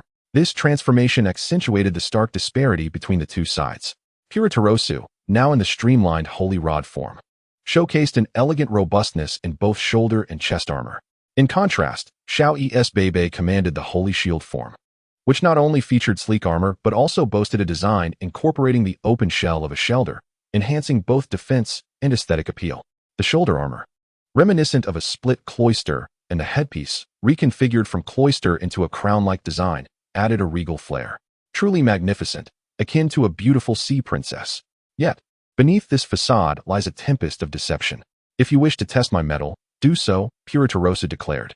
Should I attempt something similar? Bebe pondered aloud while assembling an electrocutter, swiftly forming a shield. Puritarosu, not idle, hastily fashioned the electrocutter into a fishing rod. Bebe soon settled on an appropriate declaration. Try to breach my defenses. My defense is formidable, Bebe asserted confidently. Is that so? Then, I possess the means to shatter your defenses. Do you consider my statement a falsehood or a mere truth? Regardless of Puritorosu's sincerity, Bebe was incited by his words. He hurled the shield, which spiraled toward Puritorosu like a boomerang, a move known as rapid spin. However, yesterday was not solely about Ryotaro's preparations. Xiaoyi and her team had also been diligently training. Each Pokemon underwent an hour of training to acclimate to their human forms. Despite having previously encountered Xiaoyi, Paichio and Mimi had yet to fully adapt. While they had shared transformation experiences, the prior occasion had been led by Xiaoyi, rendering them inexperienced in battle. Their strength at that time was insufficient. Paichio was merely a fledgling, and Mimi was too timid, only displaying courage in its aerial form. Hence they, like their current selves, lacked battle experience in human guise, and thus had undergone training. 5 hours of training was somewhat taxing for Xiaoyi, yet within the realm of what she could bear. As Puritorosu observed the incoming flying shield, he executed a slight bow, effortlessly evading the attack. Seizing that precise moment, Bebe unleashed Water Shuriken, propelling himself toward Puritorosu. Just as he was on the verge of collision, Puritorosu deftly retreated, leaving Xiaoyi and Bebe astonished. How did he achieve that? Soon, they discerned that Puritorosu's weapon had extended a long fishing line, linking it to Bebe's thrown shield. And they comprehended the clever tactic. Ah, I see. Intriguing. Bebe halted, retracting the shield. However, in that fleeting instant, Puritorosu straightened, using the rod's end to strike Bebe's abdomen, sending him soaring. Cough cough. How infuriating. Bebe had not anticipated such a stealthy assault. Retrieving his shield, Bebe prepared to wield it for a shell blade attack, transforming the shield into a colossal blade, albeit cumbersome to wield. Isn't such a massive, unwieldy weapon inconvenient for you? Puritorosu queried. None of your concern. Although Bebe wielded the hefty weapon, it bore no weight to him and was remarkably easy to maneuver, as it felt like an extension of his own body. As Bebe swung the shell blade in an attempt to strike, despite its lightness, the sheer size of the weapon rendered its speed insufficient to reach Puritorosu in time. As Polteros seized the moment, he deftly hooked the shell blade. However, Bebe perceived this as an opportune moment and, with great force, attempted to pull back. The line stretched instead, preventing her from tumbling to the ground or being flung into the air as she had envisioned. Ah, fishing is indeed a skillful endeavor. Suddenly, Polteros exerted force to reel in the line, catching Bebe off guard and drawing her towards him. Fortunately, she managed to steady herself and prepared for a contest of strength. Without warning, Polteros released the line, causing Bebe to lose her balance and fall. As he pulled on the line, he remarked, "Fishing requires patience and deception. Patience is essential as you engage in a gradual contest with your target. Do not be hasty, for haste will lead to missed opportunities. Furthermore, one must learn to deceive their opponent. First, loosen the fishing line to entice them, allowing them to exert force. When they relax, swiftly reel in the line. If they still possess strength, continue to let out the line until they are entirely devoid of resistance."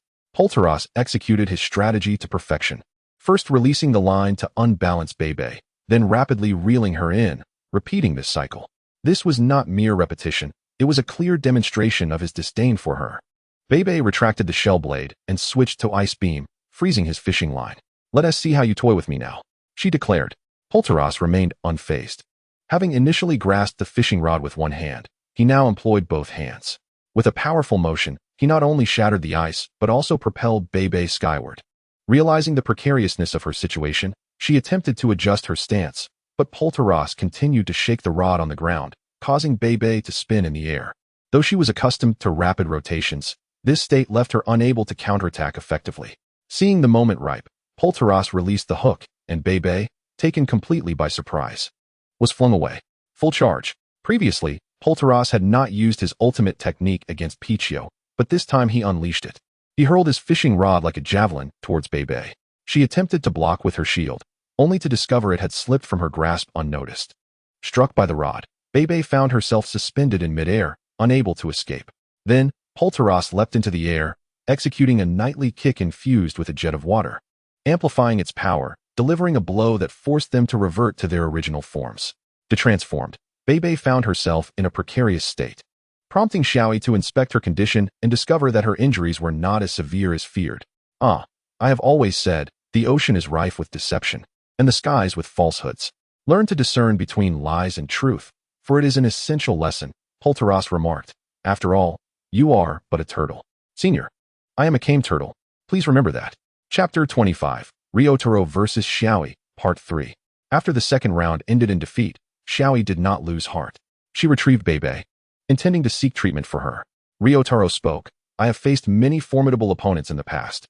They were powerful and numerous, willing to employ any means necessary for victory. For what I protect is of paramount importance. Thus, we cannot afford to lose. We must triumph. You too shall face situations where victory is imperative. The competition continues, and I wish to see if you can best me in a match. Ryotaro's words ignited Xiaoyi's fighting spirit. Initially perceiving this contest as merely a round, she now regarded it as a final battle. Leave it to me, she exclaimed. Polteros, will you continue? Ryotaro inquired. No, let someone else take over. Hi, then I shall take charge. No, allow me to. Originally, Ryotaro intended to battle, but just then, Gintaro's awoke. A simple stretch sent Ryotaro, still struggling to control himself, flying off and sliding away. Oh, Ryotaro, silly dragon. Honestly, I will go after him. The others hurried to pursue Ryotaro, fearing that his erratic behavior would lead to trouble.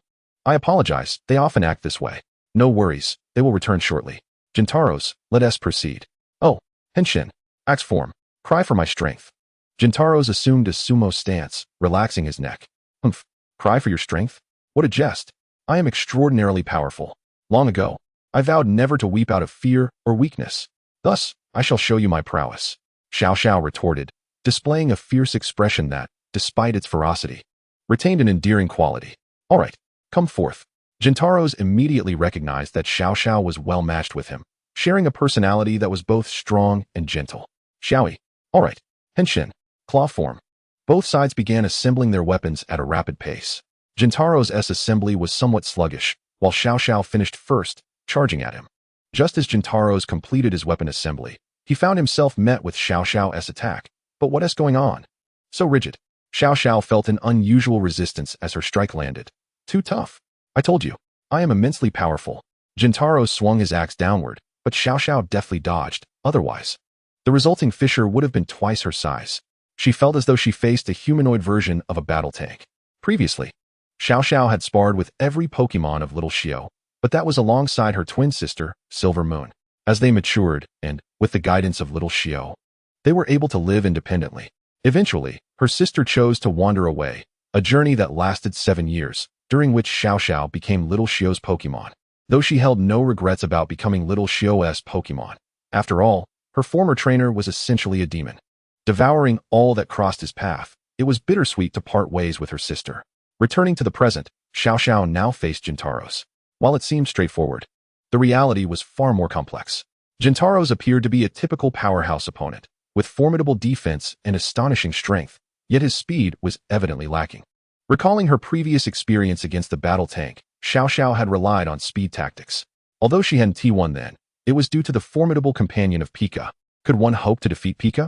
If so, they would surely be a top contender. Among Ash's Pokemon, even the formidable Greninja and Charizard hesitated to claim the top spot. Little Xiao's lineup mirrored this, with Little Dragonfly proving to be an unshakable leader, followed closely by Armor and then Little Hornet. Undoubtedly, the top 3 were unassailable. Recognizing Gintaro's similarities to the battle tank, a strategy began to form. Xiao unleashed a series of rapid attacks, utilizing quick attack against Gintaro's. Though the damage inflicted was minimal, Gintaro's was rendered unable to retaliate. Excellent. It seems victory is within reach. With continuous rapid assaults, Gintaro's refrained from counterattacking, leading Xiaoyi to genuinely believe that her first victory was imminent. I beg your pardon, but you underestimate me. In an unexpected turn of events, Gintaro's unleashed a thunder wave, catching Xiao off guard. Damn it, Xiao had truly treated him as just a mere tank, forgetting that his attributes were not of steel and rock types, but rather electric. Among electric-type moves, there exists an infallible technique known as Thunder Wave. Although its power is not overwhelming, as an unavoidable attack, its threat level remains significant, just as it is now. Behold, despite being struck, Xiao retained enough strength to retaliate, as other than dimensional onslaughts, most guaranteed moves do not possess tremendous power. Xiao executed a high-speed star counterattack, not out of a desire to inflict greater damage, but rather because the aim was not to harm the opponent. The high-speed stars surged towards Jintaro's eyes. Even with a visor for protection, he would be compelled to block with his axe. Now is the moment. Xiao Xiao produced a knight's pass, swiping it across his belt with an audible, full charge, preparing to unleash a finishing move to determine the outcome. Witness this. At that instant, a mysterious link formed between Xiao Xiao and Xiaoyi, the nature of which was unknown to Xiao Xiao, yet it seemed to be sustained by some unseen power. Without further contemplation, Xiao Xiao harnessed this newfound strength as a finishing technique against Jintaro's. By the time Jintaro's perceived the approach, Xiao Xiao was already within striking distance, his claws radiating a brilliant white light, and with a single swipe, sent Jintaro's soaring. Hooray! We won. Xiao Xiao and Xiaoyi erupted in jubilant cheers, the sensation of victory undeniable. Jintaro's, having left a deep trench in the ground, rose and declared, impressive. Now I shall take this seriously. Full charge.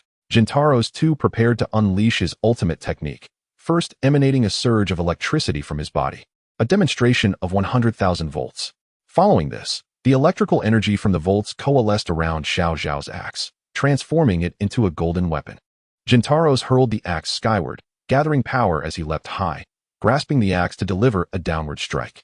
Although the distance seemed vast, Xiao Xiao sensed an impending threat and swiftly utilized electric dash to retreat. In truth, Xiao Xiao's premonition was accurate. Jintaro's new ultimate move was an electrified enhancement, amplifying both the power and range of his attack. The potent electricity sought to expand outward, creating an area of danger that was perilous to approach. Even if one were fortunate enough to evade the axe, the ferocious current could still inflict harm. Xiao Xiao's speed was commendable, yet it paled in comparison to the swiftness of lightning, leading to a direct hit that caused considerable damage. New dynamic chop. Jintaro's, you should announce the name of your ultimate move before unleashing it. Xiao Xiao attempted to rise, but the released lightning rendered him paralyzed. Cursed be the gods. How could this be? Stand up. Stand up. Xiao Xiao refused to succumb to such a degree of paralysis, yet Jintaro's began to advance ominously, instilling a sense of panic within Xiao Xiao. Cursed be this fate. Move. Move. Fear gripped Xiao Xiao, as he distinctly felt Jintaro's murderous intent bearing down upon him. Little girl, I hope you understand one thing. The foes you will face henceforth will not grant you a moment's respite. The instant you display any sign of weakness, they will relentlessly pursue you until your defeat. Just like this. Jintaro's suddenly swung down with his axe, causing Xiao Xiao to flinch, curling into a ball. Yet the anticipated pain never came. Upon opening his eyes, he found Jintaro's axe halted perilously close, merely a centimeter away. You truly are merciless, Paichio remarked. They had been observing from the sidelines, clearly understanding that while Jintaro's exuded fierce intent, it was merely an act of intimidation. Xiao Xiao, initially perceptive, had succumbed to panic due to the paralysis from the electrical shock and the shockwave from Jintaro's ultimate move, momentarily losing the ability to discern the truth. Jintaro's extended a friendly hand, stating, "Thus, you must grow stronger. Only then can you prevent your enemies from exploiting your vulnerabilities." Gazing at Jintaro's towering figure, Xiao Xiao felt a twinge of admiration. Yet, inexplicably, his hand remained motionless, even though Xiao Xiao had already grasped it. Shortly thereafter, they heard the sound of ZZZ, and everything became clear. The grand image of Jintaro's in Xiao Xiao's mind shattered in an instant. Xiaoyi, alongside Ryotaro, reverted from their transformations, with Xiaoyi quipping, "Your electric beast sleeps even more soundly than Snorlax." In response to the situation, Ryotaro could only manage an awkward smile, unable to offer any other reaction. Hooray! We finally captured this rascal. It wasn't easy. Indeed, Longtaro can be quite the troublemaker. That's right, we finally coaxed him back, said Taudaro as they returned with Longtaro in tow. This afternoon, I shall engage them in our latest contest. Xiaoyi pointed at Longtaro and Zig. Hi, I'm ready whenever you are. Chapter 26, Ryotaro vs. Xiaoyi, Part 4. After lunch, Xiaoyi prepared for battle alongside Huahua and Miyumi, who were poised for confrontation. In contrast, Longtaro remained his cheerful self, as if he had dismissed the impending battle entirely, while Zig appeared to be meditating, showing no signs of tension. Next. I want to go first. Before Ryotaro could finish speaking, Longtaro clamored to take the lead. Very well, Longtaro, you may go first. Now, Xiaoyi, whom do you wish to send forth? Ryotaro inquired. Xiaoyi turned to Huahua and Miyumi, asking, which of you will participate? Miyumi stepped back, saying, the one called Zig. The swan dancer wields a belt of colors not found among the four. I suspect he, like me, uses a unique belt. Therefore, the task of dealing with this little rascal falls to you.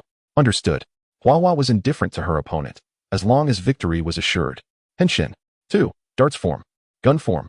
Both sides completed their transformations simultaneously, with Longtaro bouncing energetically, asking, "Can I defeat you?" You need to answer. Is that so? I have no intention of responding to your foolish question, retorted Hua, immediately launching into an attack with petal dance, despite lacking assembled weaponry. I shall defeat you. I won't allow you to beg for mercy. This was Lontaro's first encounter with such a situation, forcing him to clumsily evade, yet he unexpectedly slid away. Oh, is Lontaro truly that slippery even after transforming? Taudaro inquired curiously. If that's the case, Longtaro won't be able to fight properly, Putaro commented. Zzz.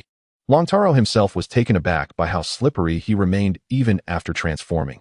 He was in quite the predicament, struggling to regain his footing. Haha. Who would have thought you'd be so slippery even after transforming? Watch this. Hua quickly assembled his shuriken, and although Longtaro was able to assemble his weapon, the recoil caused him to slide far away, missing his shot entirely. Humph. Your defeat is certain.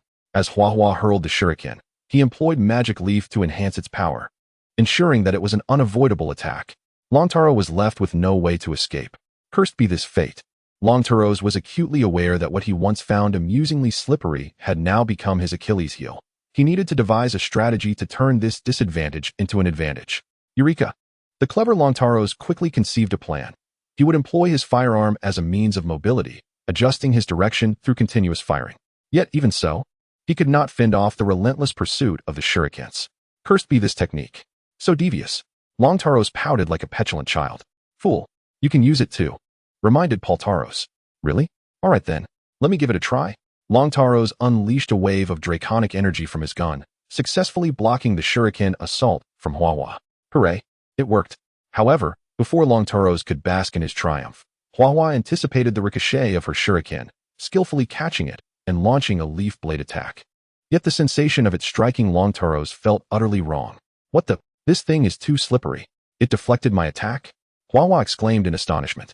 Paltaros and Erderos exchanged speechless glances, incredulous that Longtaro's slick exterior possessed such an unusual property. Oh, so it can be utilized this way? Then I shall not hold back. Longtaro's discovered that his perceived weakness had been mitigated by the layer of slime. Though he was agile and powerful, he had always been wary of close combat. Now, the protective effect of this viscous coating emboldened him against melee confrontations. Take this. Draconic Wave. Longtaro's launched an aggressive barrage. Yet, being a long-range fighter by nature, he was unfamiliar with close combat, thus resorting solely to his draconic energy attacks. Hey, can't you throw a punch? Hua suddenly inquired. Hey, Longtar. Of course not. For me, dancing is far more relevant. Why would I strike someone? Upon hearing Longtaro's naive response, Erderos could only sigh in disbelief, muttering, Longtaro's is destined to lose. Indeed, he is, Paltaros conceded, surprising Erderos with his rare admission, Senpai. I never knew you were capable of reasoning. What do you mean, you turtle? Then, a quarrel erupted between the monkey and the turtle. Ignoring the antics of the two jesters, Ryotaro realized he needed to devise a way to reverse the current disadvantage. With Longtaro's inadvertently revealing his lack of proficiency in close combat, Hua grasped the most effective means to counter him. This time, she refrained from using her shurikens as ranged weaponry and instead wielded them as bladed instruments. Though the shurikens were massive, Hua ingeniously transformed one into a chainsaw. While Longtaro's could currently rely on his slime to deflect attacks, Hua cunningly targeted a specific area, scraping away the slime, ensuring that even the now slick Longtaro's would sustain injuries. Longtaro's found himself retreating under relentless assault, utterly devoid of the ability to counter. In a state of rising panic, he attempted to retaliate, only for Hua to seize the opportune moment and send his firearm flying. You are destined to lose, Hua proclaimed, delivering a powerful kick that sent Longtaro's sprawling. Then activating her night pass. Full charge, concentrating energy into her shurikens, Ryotaro understood that the time for Longtaro's antics and tantrums had passed. Longtaro's, reflect carefully on all your current characteristics. Otherwise, you will face defeat. Defeat? I refuse. Characteristics, got it. Too late. Hua hurled her shuriken, which instantaneously split into two. Akin to a ninja technique. This time, Longtaro's learned from his experience. He began to wield the power of his current form, the first step being to utilize its pliability to dodge attacks. The initial step was executed flawlessly, allowing Long Taros to temporarily evade the onslaught. However, the attacks possessed auto-tracking capabilities, necessitating that he devise a means to block them. Then let me try this technique. Ryotaro. Full charge. Long Taros resolved to employ his ultimate move, this time integrating a new maneuver. Please, let it be effective. Unlike his previous ultimate techniques, this one did not involve launching purple energy blasts. Instead, a massive dragon's energy projection emerged from his body, launching forth upon the pull of his trigger, colliding with the two shurikens and generating a tremendous explosion that successfully thwarted the attack. Hooray! Yet, before Long Taros could revel in his victory, Xiaoyi executed a surprise attack from behind, only to be deflected away. Hey, that's a despicable act. Long Taros protested indignantly. Who cares? Seeing her attack rendered ineffective, Xiaoyi unleashed her grass field. Upon its activation, the previously barren battlefield flourished with vibrant greenery, wild grasses sprouting rapidly and adorned with numerous exquisite blossoms. Wow, flowers! Look! Long Taros' mental state was akin to that of a child, and he could not help but feel delighted at the sudden bloom. Xiaoyi, however, was undeterred. She understood that the best strategy against this opponent was to win through speed. Utilizing her grass slide, a grass-type technique from the Gala region, she combined it with the grass field to achieve astonishing speed. With this technique, Xiaoyi reclaimed her shurikens and relentlessly attacked, leaving Long Taros in a disheveled state. Amidst the chaos, upon witnessing Xiaoyi being harmed, Long Taros' anger surged. You scoundrel! You're a wicked villain. How dare you bully Xiaoyi? In his rage, Long Taros inadvertently unleashed his reverse scale attack. This move was not only a powerful dragon technique, but also a perilous maneuver, akin to the dangerous trigger of Kamen Rider build. In the state of reverse scale, Long Taros emanated a faint red glow, unmistakably signaling the activation of this formidable ability. He suddenly erupted with astonishing speed, charging toward Xiaoyi and delivering a punch that sent her flying.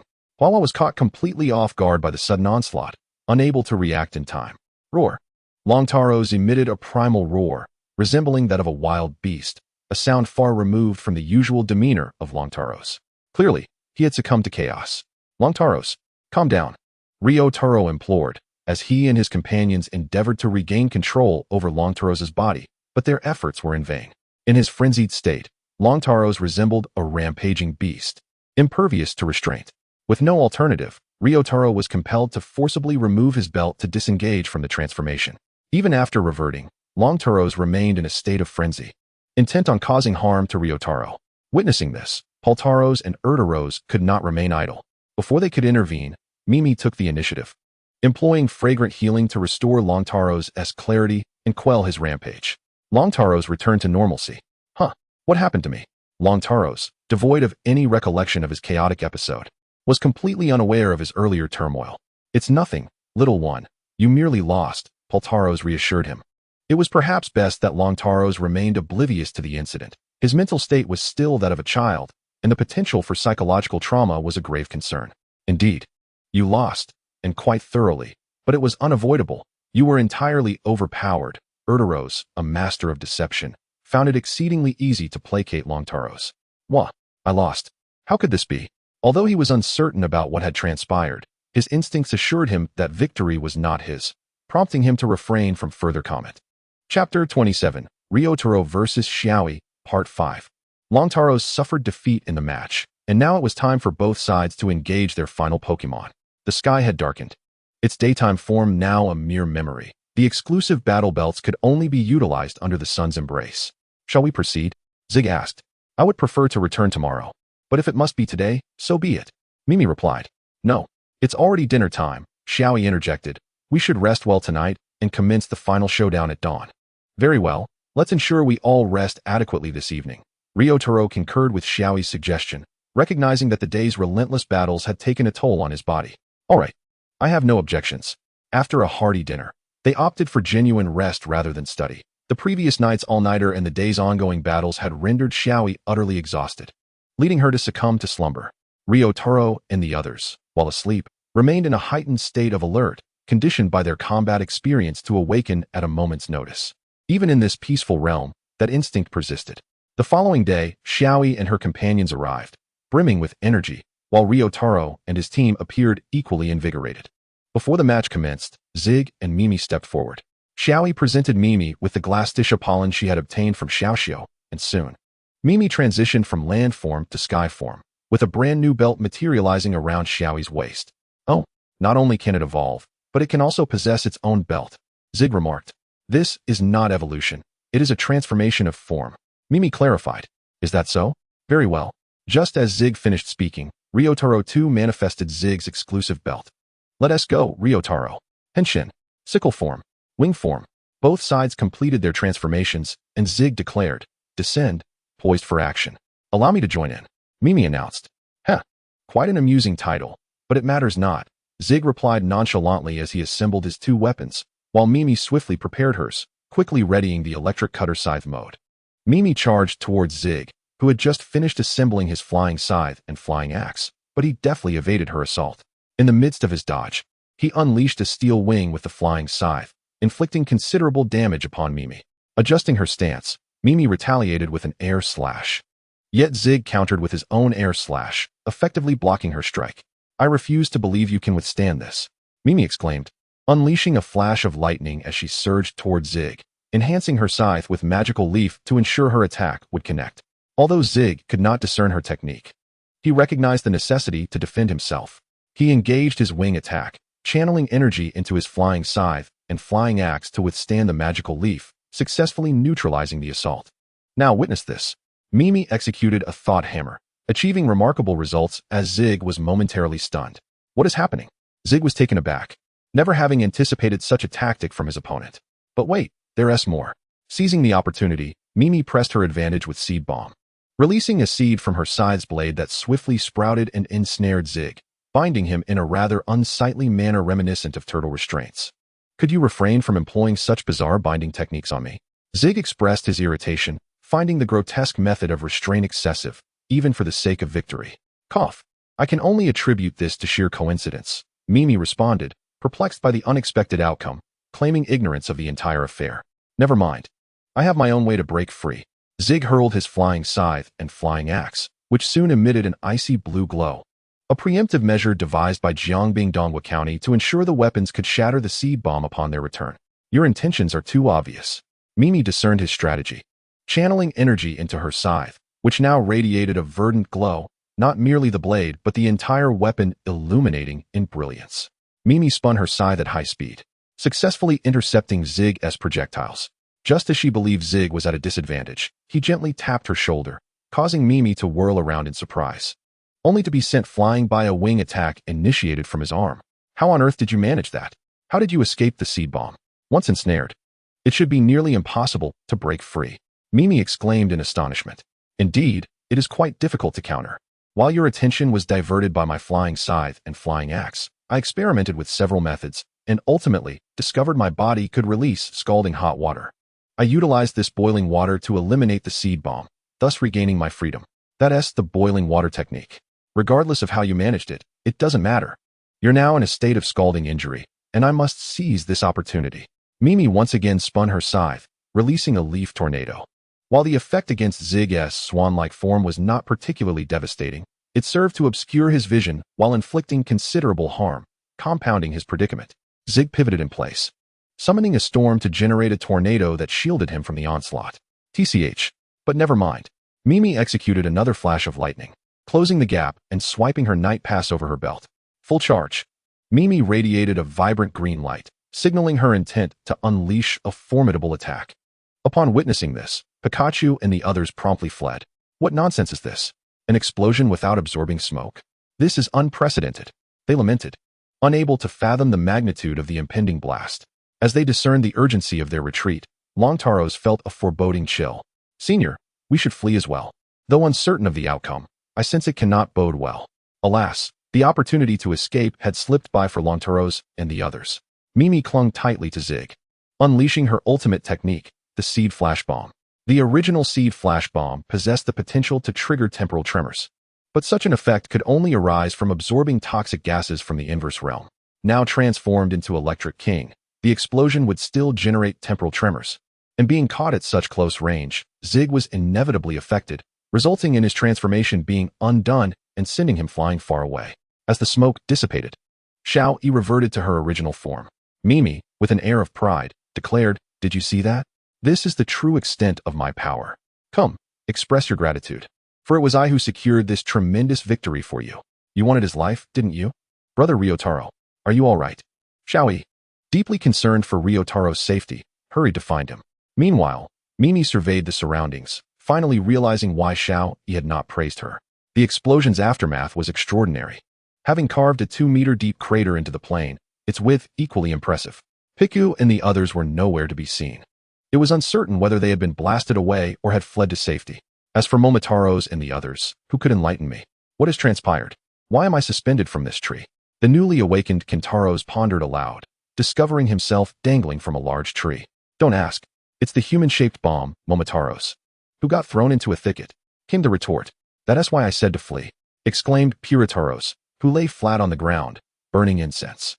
As for Ryutaros, his slippery nature had caused him to be flung away by the explosion, and now he was lost to the unknown. Zig and Ryotaro found themselves at the epicenter of the blast. Their survival seemed improbable unless they possessed formidable protective artifacts or were aided by an extraordinary being.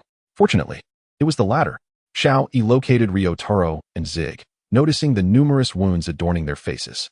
Little Xiao was attending to their injuries when Xiaoyi anxiously inquired, Uncle Xiao, are Ryotaro and Zig going to be okay? Xiao refrained from answering her question. Just then, Xiaoyi and Serena arrived on the scene. And upon witnessing the chaos before them, they could not help but think, isn't this supposed to be training? Why does it feel like a battle? Are Ryotaro and the others unharmed? Serena noticed Ryotaro's many injuries and rushed to assist with the treatment. Seeing Serena take over, Xiao paused his ministrations, allowing her to take the lead. Suddenly, Xiao approached Xiaoyi and, without a moment's hesitation, slapped her across the face. Stunned, Xiaoyi felt bewildered. It was the first time she had been struck, and it was not by her parents, but by Uncle Xiao. What the heck, Xiao? What do you mean by this? Xiaoyi was about to explode with anger when Xiao, vehemently indignant, admonished, do you realize the dreadful act you committed today? You nearly took the life of an innocent person, a person who can be regarded as a hero, a guardian of many, all due to your trivial competitive spirit. I'm not shirking responsibility. That falls on Mimi. She stammered. You are its trainer and its partner. When you merged with it to become Kamen Rider Den-O, you should have understood. This power is not a mere tool for victory. It is a force meant to protect. And what you did today, look at this. Is this protection? Do you call this safeguarding? Hurting a hero is also called protection. Xiaoyi, you act without considering the consequences. A person like you is unworthy of wielding this power. Even less so to be your parents' daughter. Your father, even in his childhood, knew not to harm innocent lives. Yet you are easily blinded by your desire to win. Do you not realize? If he had died, all of this would have been on your head. Xiao's thunderous reprimand left Xiaoyi speechless. This time, Xiaoyi and Serena did not stand by her side, for Xiao's words held undeniable truth. If Xiaoyi were to return to the past unbridled, it would undoubtedly lead to calamity. Xiaoyi choked, attempting to protest, but finding herself incapable. Yearning to defend herself, yet lacking the words, she could only weep uncontrollably. At that moment, rain began to fall from the sky, perhaps in sympathy with Xiaoyi's present sorrow. Chapter 28. Xiaoyi's growth. The temporal loop begins. Xiaoyi, it's time for dinner. Serena knocked on Xiaoyi's door, hoping she would emerge from her room. However, ever since that battle, Xiaoyi had shut herself away, refusing to come out. Serena, sensing through her powers that Xiaoyi was embroiled in inner turmoil, struggling with choices, decided against forceful interference, allowing her the space to make the right decision on her own. How is she? Xiaoyi approached, filled with concern. Serena shook her head, replying, she still refuses to come out, but I can assure you that she is unlikely to be in immediate danger. Xiaoyi nodded gently, and together they descended the stairs, only to find Xiao enjoying tea at his home. He approached him and exclaimed, you still have the leisure to drink tea? Don't tell me you've been aware of everything from the very beginning. You guessed correctly this time, Xiao replied. Without a moment's hesitation, Xiaoyi swung at him, but missed, instead cleaving the sofa in two. I won't be paying for that, Xiao remarked nonchalantly. I am more curious as to why you have become this person. You were not like this before. Xiaoyi pressed. Xiao finished his tea and said, I have not changed from the past to the present. Then answer us directly. Is the change in our daughter also part of the future you have witnessed? Serena inquired. You overestimate my abilities. I suspect that before Xiaoyi travels to the past, my glimpses of the future are confined to the inevitable nodes, Xiao explained. Nodes? What nodes? Xiaoyi asked. Xiao conjured a blue energy pathway with his powers, dotted with several red markers. Time is like a river or a train track. Under normal circumstances, it flows along its course. However, it inevitably encounters branches, which are the nodes. Nodes are events that are destined to occur and are unavoidable, and their occurrence determines the flow of time. So, Xiaoyi was destined to cause harm to Mr. Nagayama Ryotaro? Xiaoji questioned. Indeed. But the inevitability of nodes does not mean we cannot amend them. How can we modify them? Serena inquired. Take this current node. For example, it signifies that Ryotaro will be gravely injured by Xiaoyi. However, the gravity of that injury can be slightly adjusted.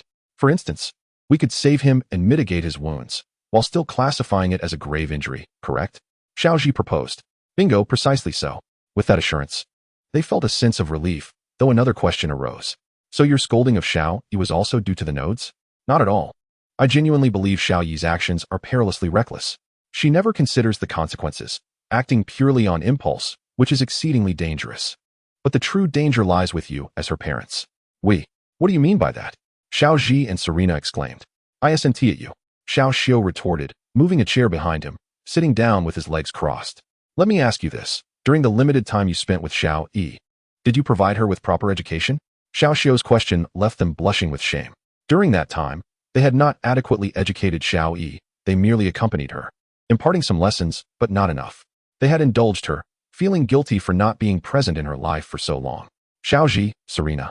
I understand your desire to shower her with love.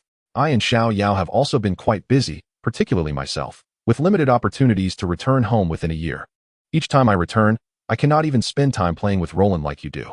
Xiao Xiao paused momentarily, lifting her gaze towards Xiao Yi's room, and declared, however, when I am able to be by her side, I will return to observe Roland's inner transformations. If Roland harbors disdain for me, I shall employ education to elucidate the reasons behind my frequent absences. I understand that she may not comprehend this in the short term. Yet I shall earnestly engage in a heartfelt discussion with her, allowing her to grasp my predicament. Xiao Xiao then turned to the two of them and bellowed. And what of you two?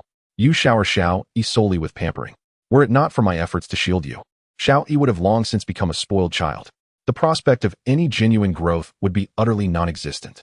I have previously stated that you two are a pair of failed parents. Yet, during the years I have endeavored to care for Xiaoyi, I have come to a profound realization of just how inadequate you truly are. It would be an understatement to label your actions as mere failure. It approaches the realm of disqualification. Xiao Xiao unleashed a torrent of reproach upon them, yet they were compelled to concede, unable to muster any counter-arguments. Nay, they lacked even the right to retort. Every competent parent loves their child, but unrestrained affection is the hallmark of unfit parents. If your intentions were truly for Xiaoyi's welfare, then from this moment forth, temper your love for her, cease the incessant indulgence, and engage in earnest dialogue, allowing Xiaoyi to embark on her journey of growth. This is a task only you can fulfill. I am incapable of it. With that proclamation, Xiao Xiao rose and instantaneously vanished. Xiaoji and Serena exchanged glances, ultimately stealing their resolve. Together, they approached Xiaoyi's doorway and rapped gently upon it. Xiaoji spoke. Xiaoyi, today, your father and mother wish to have a sincere conversation with you. Xiaoyi, Serena added. It is our failure as parents that has led you to this situation. We are at fault. Please allow us to enter and discuss this matter thoroughly. After an interminable wait, Xiaoyi did not open the door. Serena refrained from using her extraordinary powers to peer inside, for she understood that this would be an invasion of her child's privacy. If she aspired to be a good mother, she could not resort to such abilities. As night fell, Xiaoyi finally opened the door just a crack, revealing only her eyes, and timidly inquired, I thought I no longer qualified to be your child. What are you saying? Serena gently reached through the gap, tenderly stroking her head, and replied, It is we who are concerned that we may not qualify to be your parents. Indeed, Xiaoji affirmed. We have indulged you excessively in the past, failing to instill in you a proper worldview and values. It is our fault that you have gravely harmed Mr. Yanagami Ryotaro. Their words took root within Xiaoyi's heart, giving rise to a new realization, responsibility. She opened the door wide, exclaiming, Mom and Dad, I am so sorry. I have been so willful all this time, selfishly wishing for you to always be by my side. I should not have acted this way. I ought to have been more understanding towards you. Yet, I spoke to you in such a manner. I'm truly sorry, Dad and Mom. At that moment, the apology that had remained unspoken before them finally escaped her lips. Xiaoji and Serena clearly witnessed their daughter's growth. They understood that even if she were to return to the past, She would undoubtedly be the same daughter they had always known. Without exchanging many more words, they embraced tightly, and Xiaoyi wept profusely in their arms, soaking their clothes with her tears. Meanwhile, Akroma was examining the battle suits of Jirara and her companions. Due to their new life experiences, they were unable to unleash their full combat potential and had to expend a portion of their points to acquire battle suits that would grant them superhuman abilities instantaneously.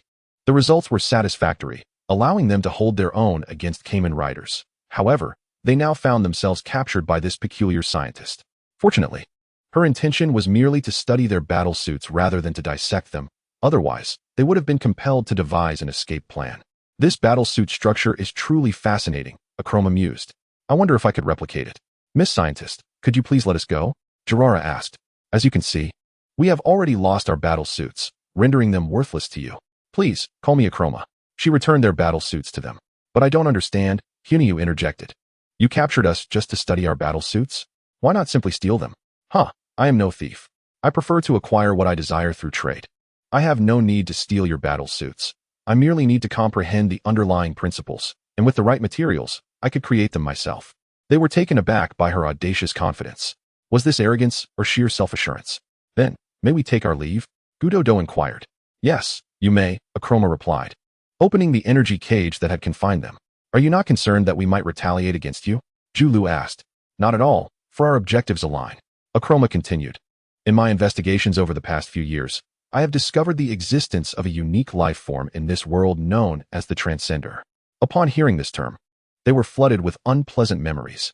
They were not unfamiliar with such beings. Most Transcenders, when displaced from their own worlds, received blessings from the local cosmic will, rapidly enhancing their powers. Confronting them in their true forms was not particularly challenging, but in a state of new life experiences, it was a different story altogether. They vividly recalled how they had been outmaneuvered by a Transcender, and had it not been for the catastrophic consequences of their return, the cosmic will would not have prevented their reentry. They would have sought vengeance long ago. How could they endure such humiliation? They truly could not swallow it. Huh. It seems you possess some knowledge, Akroma remarked. My other parallel selves have encountered several, each one formidable. But that is not the crux of the matter. The key point is that I have discovered that, in addition to Transcenders, there are also reincarnators who arrive here on missions. This revelation left them genuinely astounded. Did that fool just expose their own identity? Then may I inquire, are you reincarnators? If so, I believe I know how to assist you in achieving a temporal closure in this world. Akroma's smile was alluring, yet it concealed an unfathomable abyss behind its facade. Chapter 29, The Conclusion of Temporal Closure.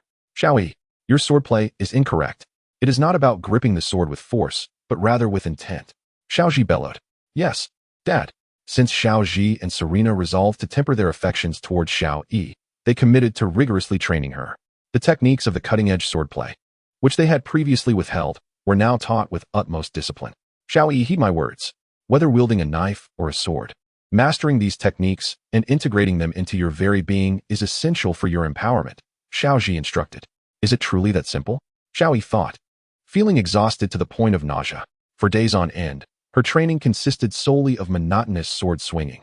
At first, it was enjoyable, but as time wore on, it became unbearable. This state of affairs persisted into the third day, with Xiaoji insisting that she practice the cutting-edge swordplay, offering nothing else in terms of instruction. The only solace for Xiaoyi during this time was the steadfast presence of her parents by her side, though this newfound strictness was something she had never before experienced. Xiaoyi, you are not focused enough. Pay attention. You must refine it into instinct. Ash declared. Dad, I think I'm getting there. I understand what you mean. You want me to be patient. I got it. I truly comprehend. However, I wish to learn something else, May replied. Something else, you say? Very well. Serena stepped forward, manifesting her favored rapier, and suddenly launched a surprise attack on May. Completely bewildered by her mother's sudden onslaught, May could only adopt a defensive stance. As she defended herself, May realized that each of her movements was executed using the cutting-edge swordsmanship, a technique her mother also employed. Quickly regaining her composure, May observed Serena's moves for any weaknesses. Soon enough, having regained her calm, May identified an opening and successfully disarmed Serena. Well done. Seeing May able to disarm her, Serena was quite pleased with her performance. How did I do that? Although I disarmed my mother just now, I perceive it as mere luck. And how could I have so effortlessly executed the cutting-edge swordsmanship? These are the fruits of your labor over the past few days. As I mentioned, transforming technique into instinct, You have achieved that. However, it is still insufficient. You must continue to improve, Ash stated.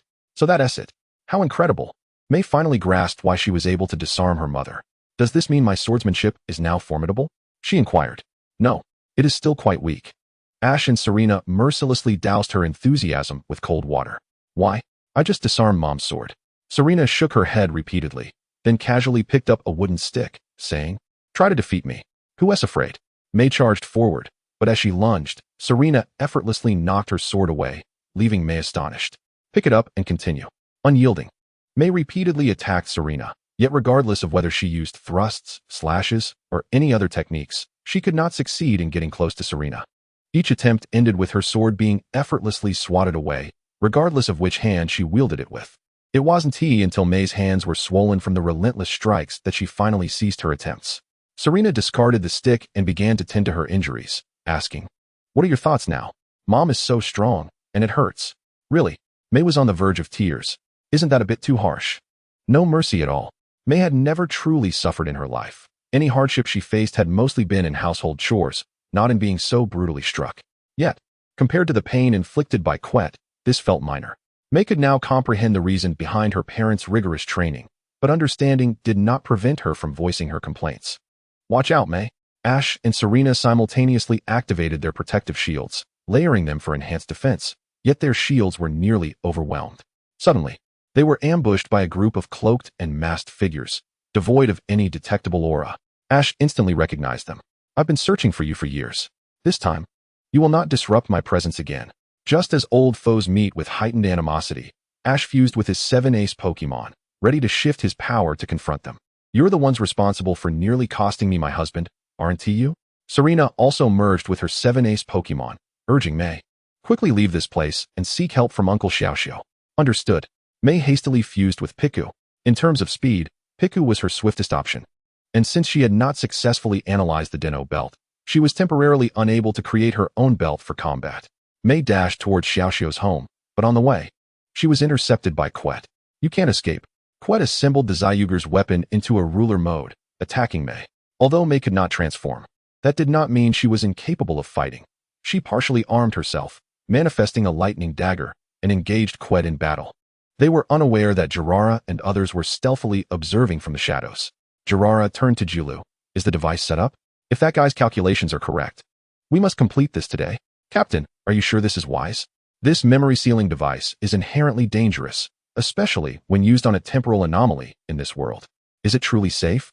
Toniyu expressed her concerns, deeming it too perilous. What choice do I have? We are currently trapped and unable to leave. And that bastard has planted a damned bomb on us. Jirara remarked, touching her neck. Akroma invented a nanobomb, originally for precision detonations and self-defense. And now it serves as a means to threaten us.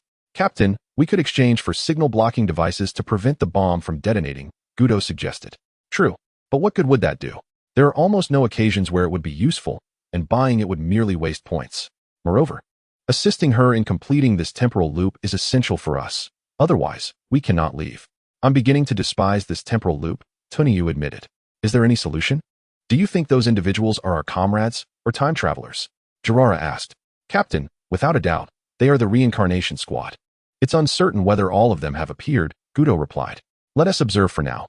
Julu adjusted the device and aimed it at May, striking her. But May felt little. Strange. How has your swordsmanship become so refined? Yet even if your swordsmanship is exceptional, you are still no match for me. Quet exclaimed.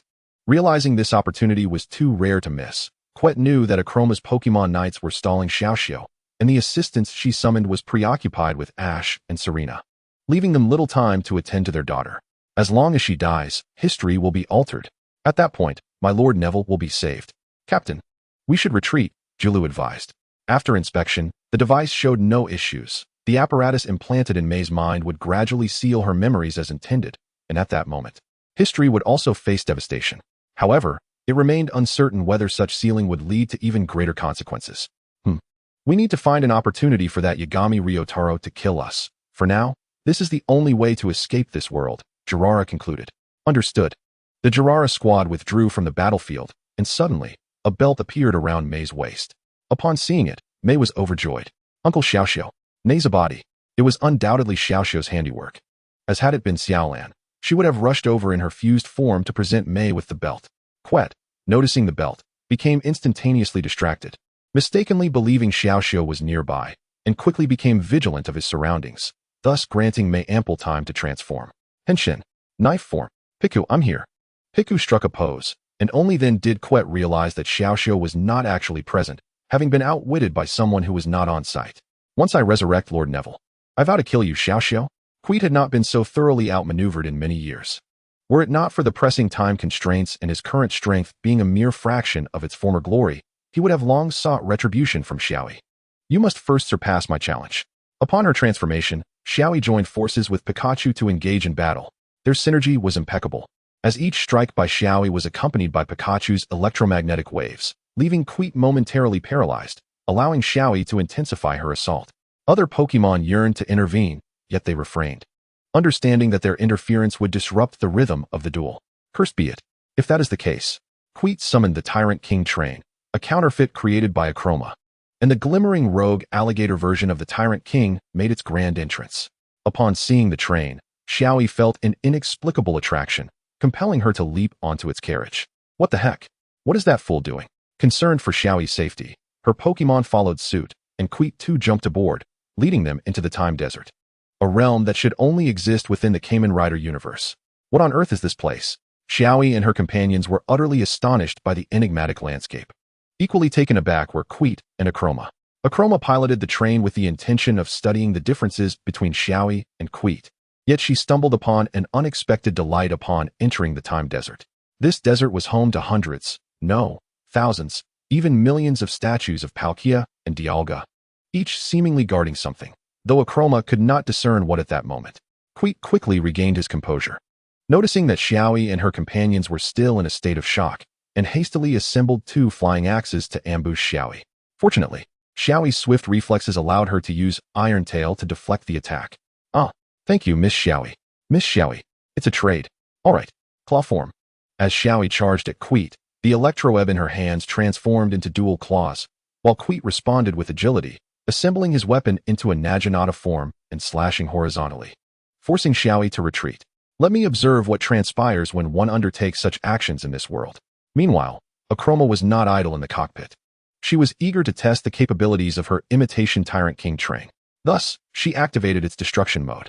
The Tyrant King train possessed the ability to devour the past, causing it to vanish. Upon engaging the destruction switch, time was not consumed but rather shattered, revealing a terrifying void. This place defied description, eluding language and imagery.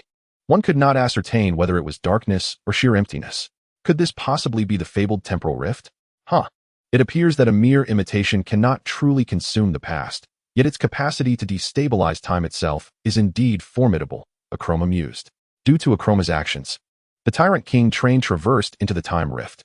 Realizing the peril, Quet hurriedly jumped into the train's interior. Witnessing their lack of options, Xiaoyi made a bold decision.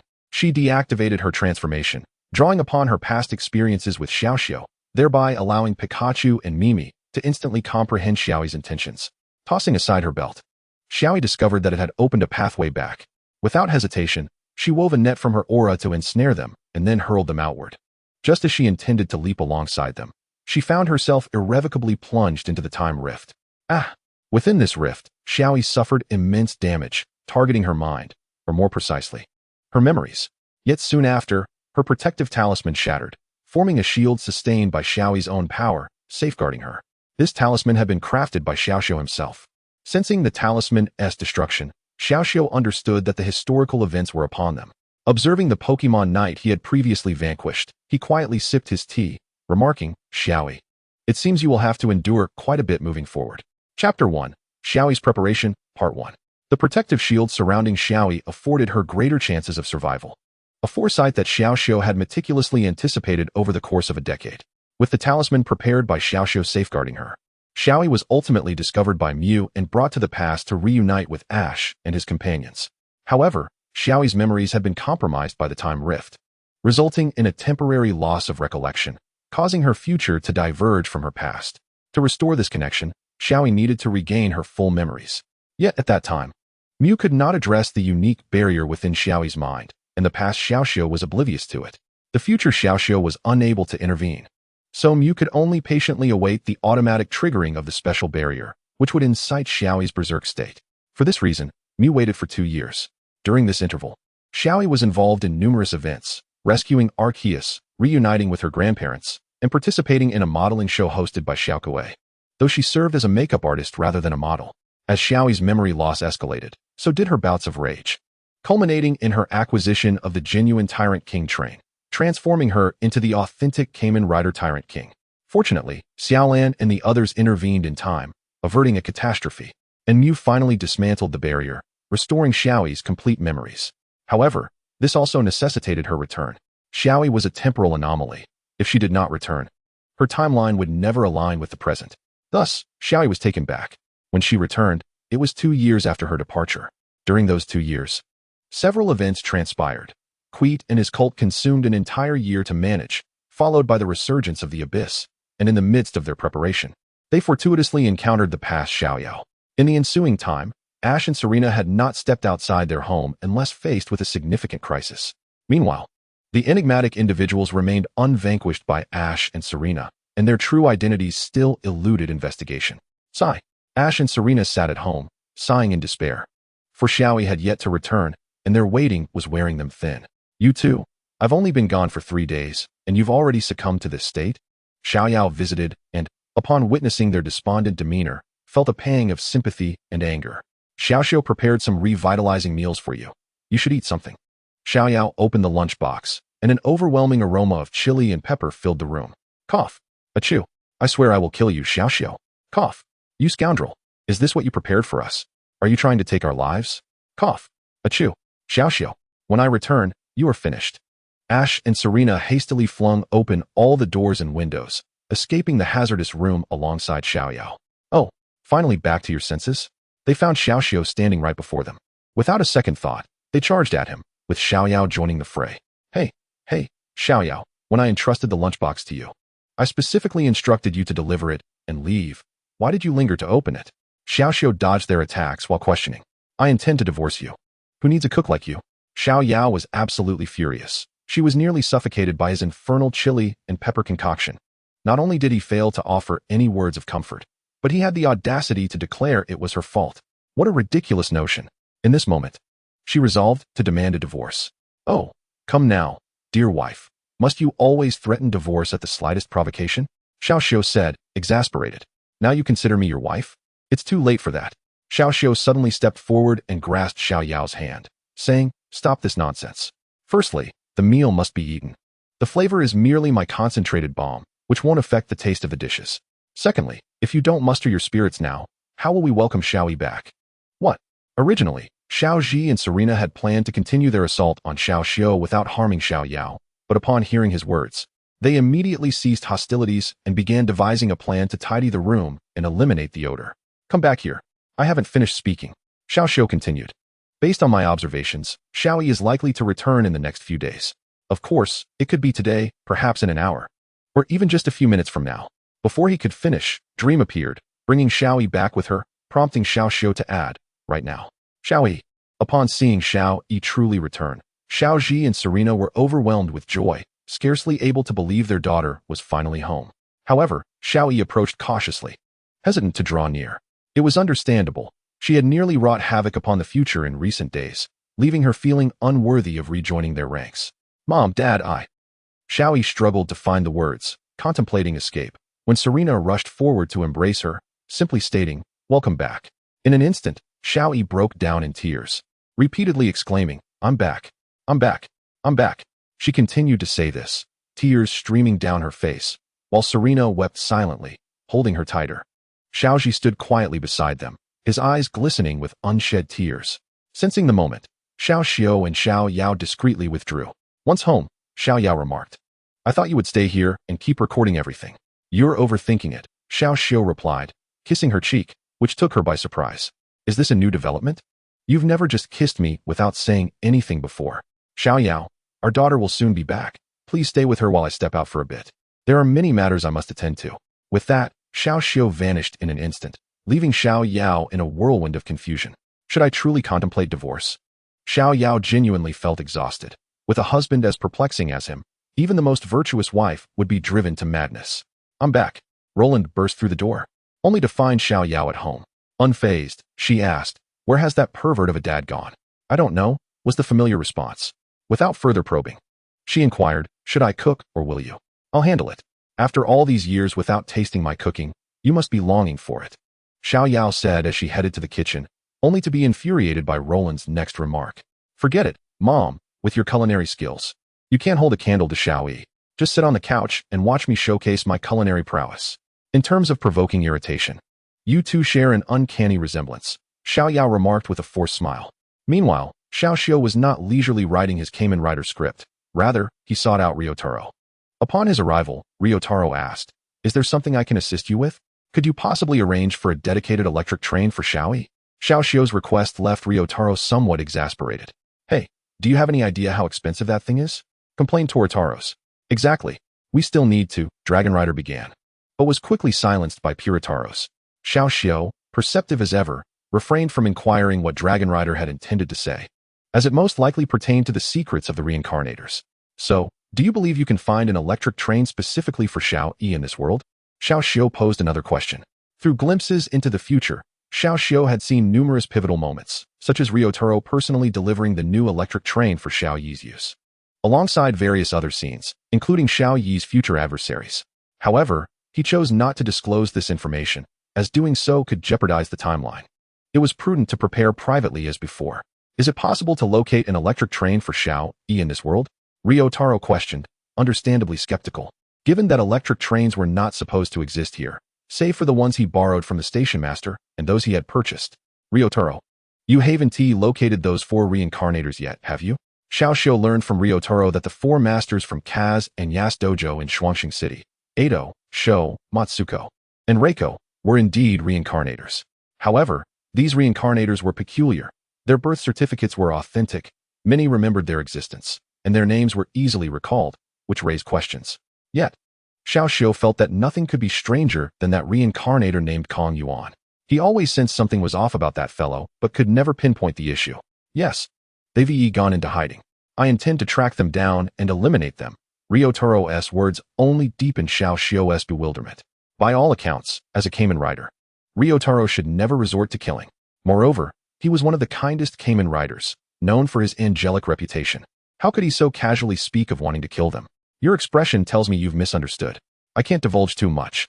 But to summarize, they have accepted a rather unique mission, one that ensures their deaths in this world aren't truly fatal. They merely get expelled. Only I, who have accepted another special mission, can truly end them." Xiaoxiu took a moment to untangle the logic behind this, as it involved several bugs in reasoning. "So you're certain that if you kill them, it isn't a genuine death, just banishment?"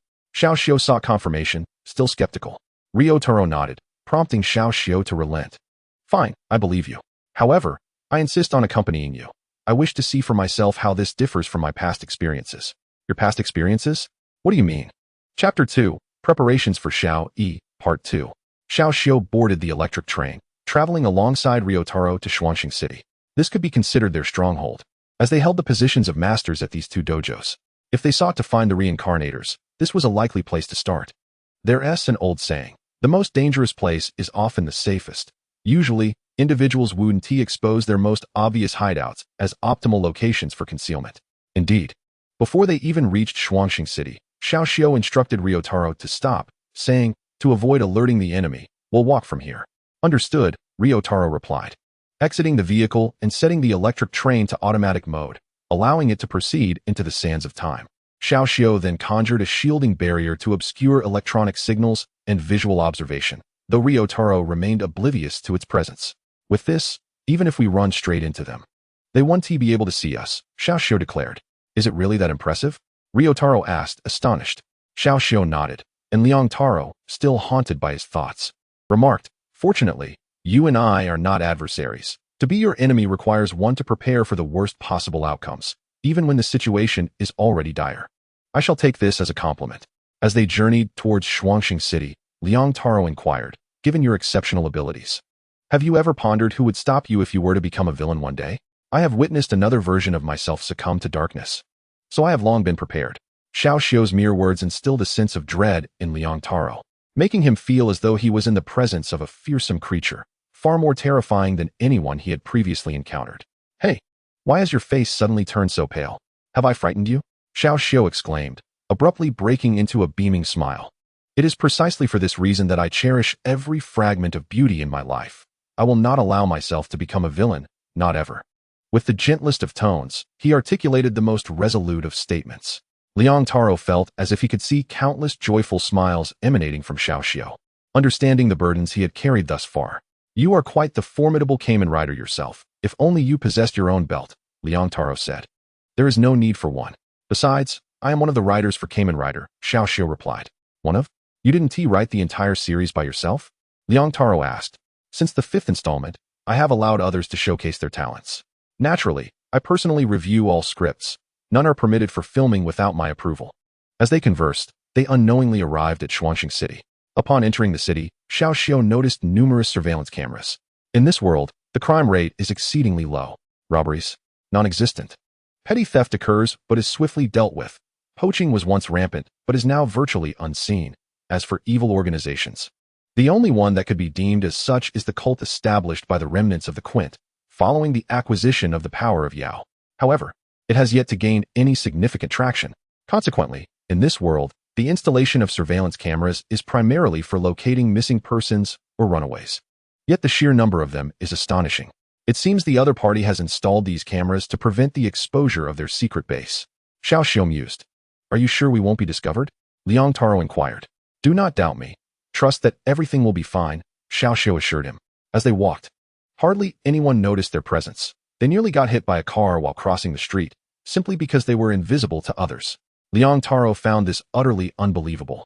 Upon reaching the entrances of the Kaz Dojo and the Yas Dojo, Xiao remarked, "Oh, it seems they are not here." "How would you know if you haven't even entered?" Liang Taro retorted. "If I say they are not here, then they are not. Let us go." Xiao instantaneously teleported them right in front of the entrance. What just happened? Not only were the members of the Jira squad taken aback, but Liang Taro was also astonished. How had they appeared right in front of them? "I leave the rest to you. I have many matters to attend to. I must take my leave," Xiao stated, departing and leaving Liang Taro and the Jira squad in a state of confusion. Xiao then made his way to the Tree of Creation, where he encountered Dream and spotted the severely injured Arceus. "Is the damage from the Abyss truly that grave?" Xiao inquired. The one who harmed it was not the Abyss, but the Emperor of the 8th Dimension, Hobson Riffin. Upon hearing this name, Dream's eyes brimmed with hatred, but Xiao swiftly quelled this animosity with a firm hand gesture, saying, "You will have your chance for vengeance in time. After all, the enemy is always seeking to conquer our world, is he not?" However, ever since the battle with Arceus, he has remained in the shadows, unwilling to emerge, only sending forth a horde of rippers, with an occasional fallen apostle appearing. "Fear not, he will show himself eventually. You have ample time to wait," Xiao reassured her, gently patting her head. "Thank you for your comfort. But may I ask, what brings you here?" Dream queried, sensing Xiao's unusual visit. "May I borrow your channel?" It took Dream 3 seconds to comprehend his request. "You wish to spy on the entire world? You must realize that ever since Xiaoyi became Den-O, this world has undergone significant changes. What was once a void of time and space has transformed into a vast desert, and a multitude of train tracks have emerged. These tracks are chaotic and intertwined, and we, the united dreamers of all worlds, have been searching for special anchors to serve as transfer points, origins, and destinations. Eventually, we nearly collided with a peculiar entity, which led us to discover a colossal ship, which we subsequently modified into a vessel capable of fulfilling these functions." Xiao had something to ask, but was momentarily at a loss for words, finally managing, "So, may I borrow it? After all that I've said, your primary concern remains borrowing my eyes to spy on the world. Very well, I shall lend it to you." Dream connected her tail to Xiao, granting him a fleeting possession of her abilities, primarily to search within the sands of time. At last, he discovered what he had been seeking. "I found it. Thank you, Dream." Once the connection was severed, Dream inquired, "What is that object you left on you?" "Just a precaution," Xiao replied before departing. Dream sighed. He still carries so much on his shoulders, even though he no longer needs to. Suddenly, an alarm resembling Dream's form rang out, prompting her to swiftly silence it. Time for a shift change. After leaving, she returned moments later, exclaiming, "Ah, I see. Thanks to the friendship of that person named Liang Taro, We were able to enhance our facilities in the shortest time possible. Observing the time disparity between her departure and return, Dream expressed satisfaction. Not bad, not bad. Now, we need not fear any shift changes. Xiao set off in search of Liang Taro. By this point, he had already dispatched the 4 adversaries. Yet they had not truly perished. Liang Taro stood momentarily dazed, then suddenly enlightened, a transformation Xiao had keenly observed. I thought you had truly taken lives. Xiao remarked as he approached him. Ah, you're back. Just in time. I have something to discuss with you. It turned out that they had received news of a special type of reincarnator. These individuals did not traverse into this world themselves. Rather, their souls inhabited others, starting from infancy. The most alarming part was that once they departed, the original soul of the child would reclaim its body, inheriting all memories and emotions from the time it was possessed, yet unable to retain the memories of being a reincarnator. Thus, we reincarnators tasked with lethal missions only expel the souls of those we kill. However, the bodies they inhabit remain unharmed. Do you grasp my meaning? Oh, how intriguing.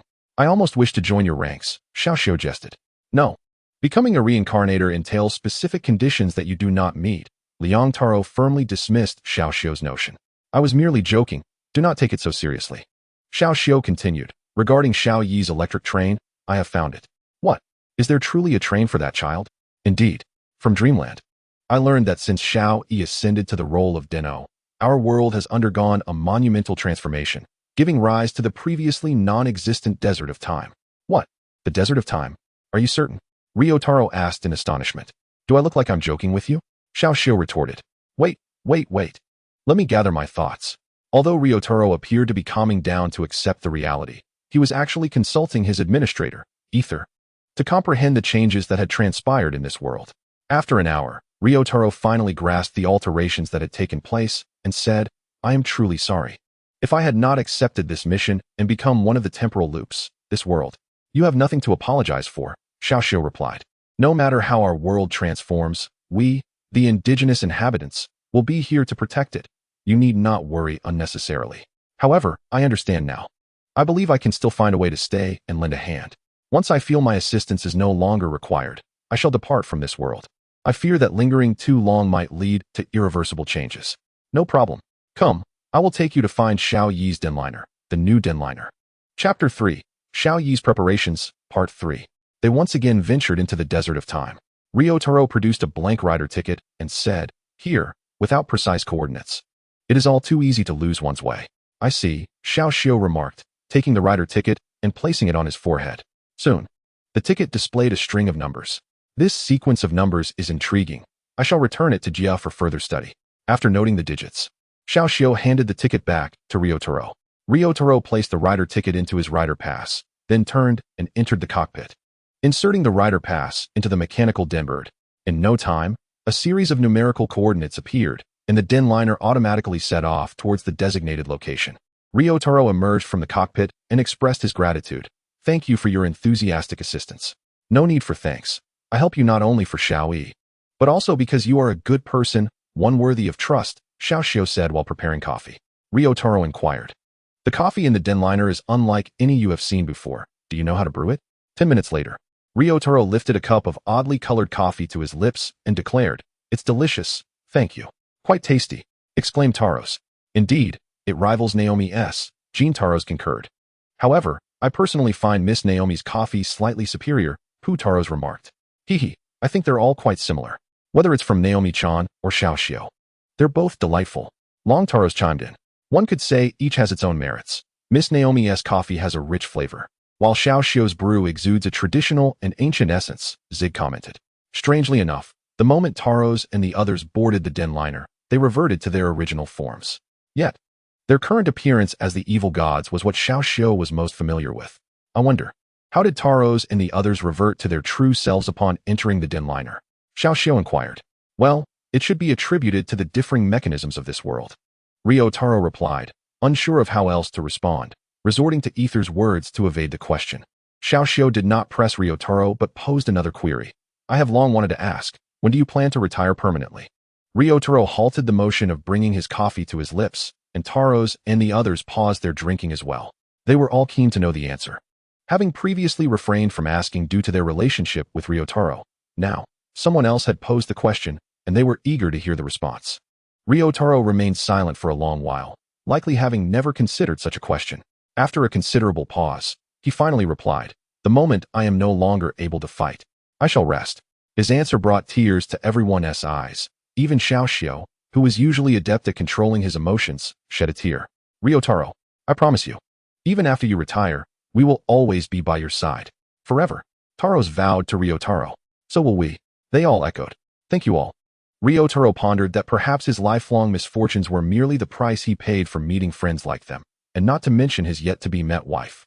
At that moment, the den liner began to slow down, indicating their arrival at their destination. Ryotaro gazed out the window and was startled to see two den liners parked outside, both of which he recognized well. My grandson Kataru's new den liner and the negative Deno's negative den liner.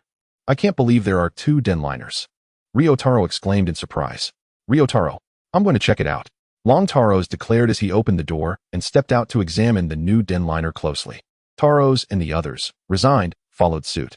Just as Xiaoyi was about to disembark, Ryotaro stopped him, saying, "No one has ever been able to directly set foot in the desert of time. We can't be certain if you'll experience any adverse effects by stepping down." Ignoring Ryotaro's caution, Xiaoyi stepped into the desert of time without hesitation, appearing completely unfazed. "You worry too much. This place is quite safe, though I can't say it's absolutely secure, considering that beneath my feet lies a desert that could very well be the origin of the evil gods, constantly seeking to invade my time. And you call that safe? Hurry back onto the train," Ryotaro urged. In response, Xiaoyi demonstrated a colorful power, causing the entire desert of time to tremble before swiftly returning to stillness. "What just happened? What did you do?" Ryotaro exclaimed. "I merely conveyed a message. Annihilating you would be a matter of moments. Do not provoke my ire," Xiaoyi said in the cutest tone while delivering the most terrifying threat. Ryotaro was left bewildered, pondering who was truly more fearsome, the evil gods or Xiaoyi. As they approached the new den liner and the negative den liner, Long Taros exclaimed, "Ryotaro, look, the belts. The belts. Nanny?" Xiaoyi and Ryotaro were astonished. "How could there be belts here? Where did you find them?" Ryotaro inquired. "On the new den liner."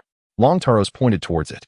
"Hey, Ryotaro, we found belts on the negative den liner too," Taros added. "More." Xiaoyi was flabbergasted. When did belts become so worthless? The old lady from the east will surely complain. Upon inspecting the belts, Xiaoyi noticed that the two belts were somewhat different. One was the new Deno belt, albeit with subtle variations in color. For instance, the mode switch button was in Xiaoyi's designated color, the overall hue being golden, with the terminal buckle in white. The other belt was nearly indistinguishable from the one Ryotaro possessed, except for the mode switch colors being metallic and the terminal buckle likewise metallic. "There is something off about the colors of these belts," Xiaoyi remarked. "Regardless of any discrepancies, there is no doubt that the new Deno belt belongs to Xiaoyi. I will give her this belt along with the train," Ryotaro declared. "Before that, would you be interested in seeing the terminus of our world? Is there a king den liner in this world?" How should I explain this?" Ryotaro noted the unusual hesitation from Xiaoyi for the first time and curiously asked, "Is there a problem?" Indeed, there was a problem, though I cannot ascertain its magnitude. "Please give me a train ticket. I will take you there to have a look." Ryotaro was genuinely curious, having hesitated over what he should truly express. To ascertain the situation more clearly, he produced the King-class train, leaving Sho in a state of astonishment, his jaw nearly dropping. "Oh my god, where did you get that?" Sho exclaimed in admiration. "You even have the King-class train? What do you consider yourself, Deno? The station master?" "This one I purchased with my points."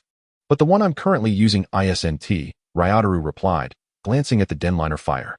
"Is this not yours?" Sho asked, puzzled. "What is going on here?" Ryotaro chose not to answer Sho's question and instead revealed the denliner belonging to the Taros, along with two Zero-class trains, rendering Sho utterly speechless. Seeing Sho in shock, Ryotaro swiftly used a blank ticket to read the coordinates of this world's terminal station, then connected all the denliners together and set off with Sho.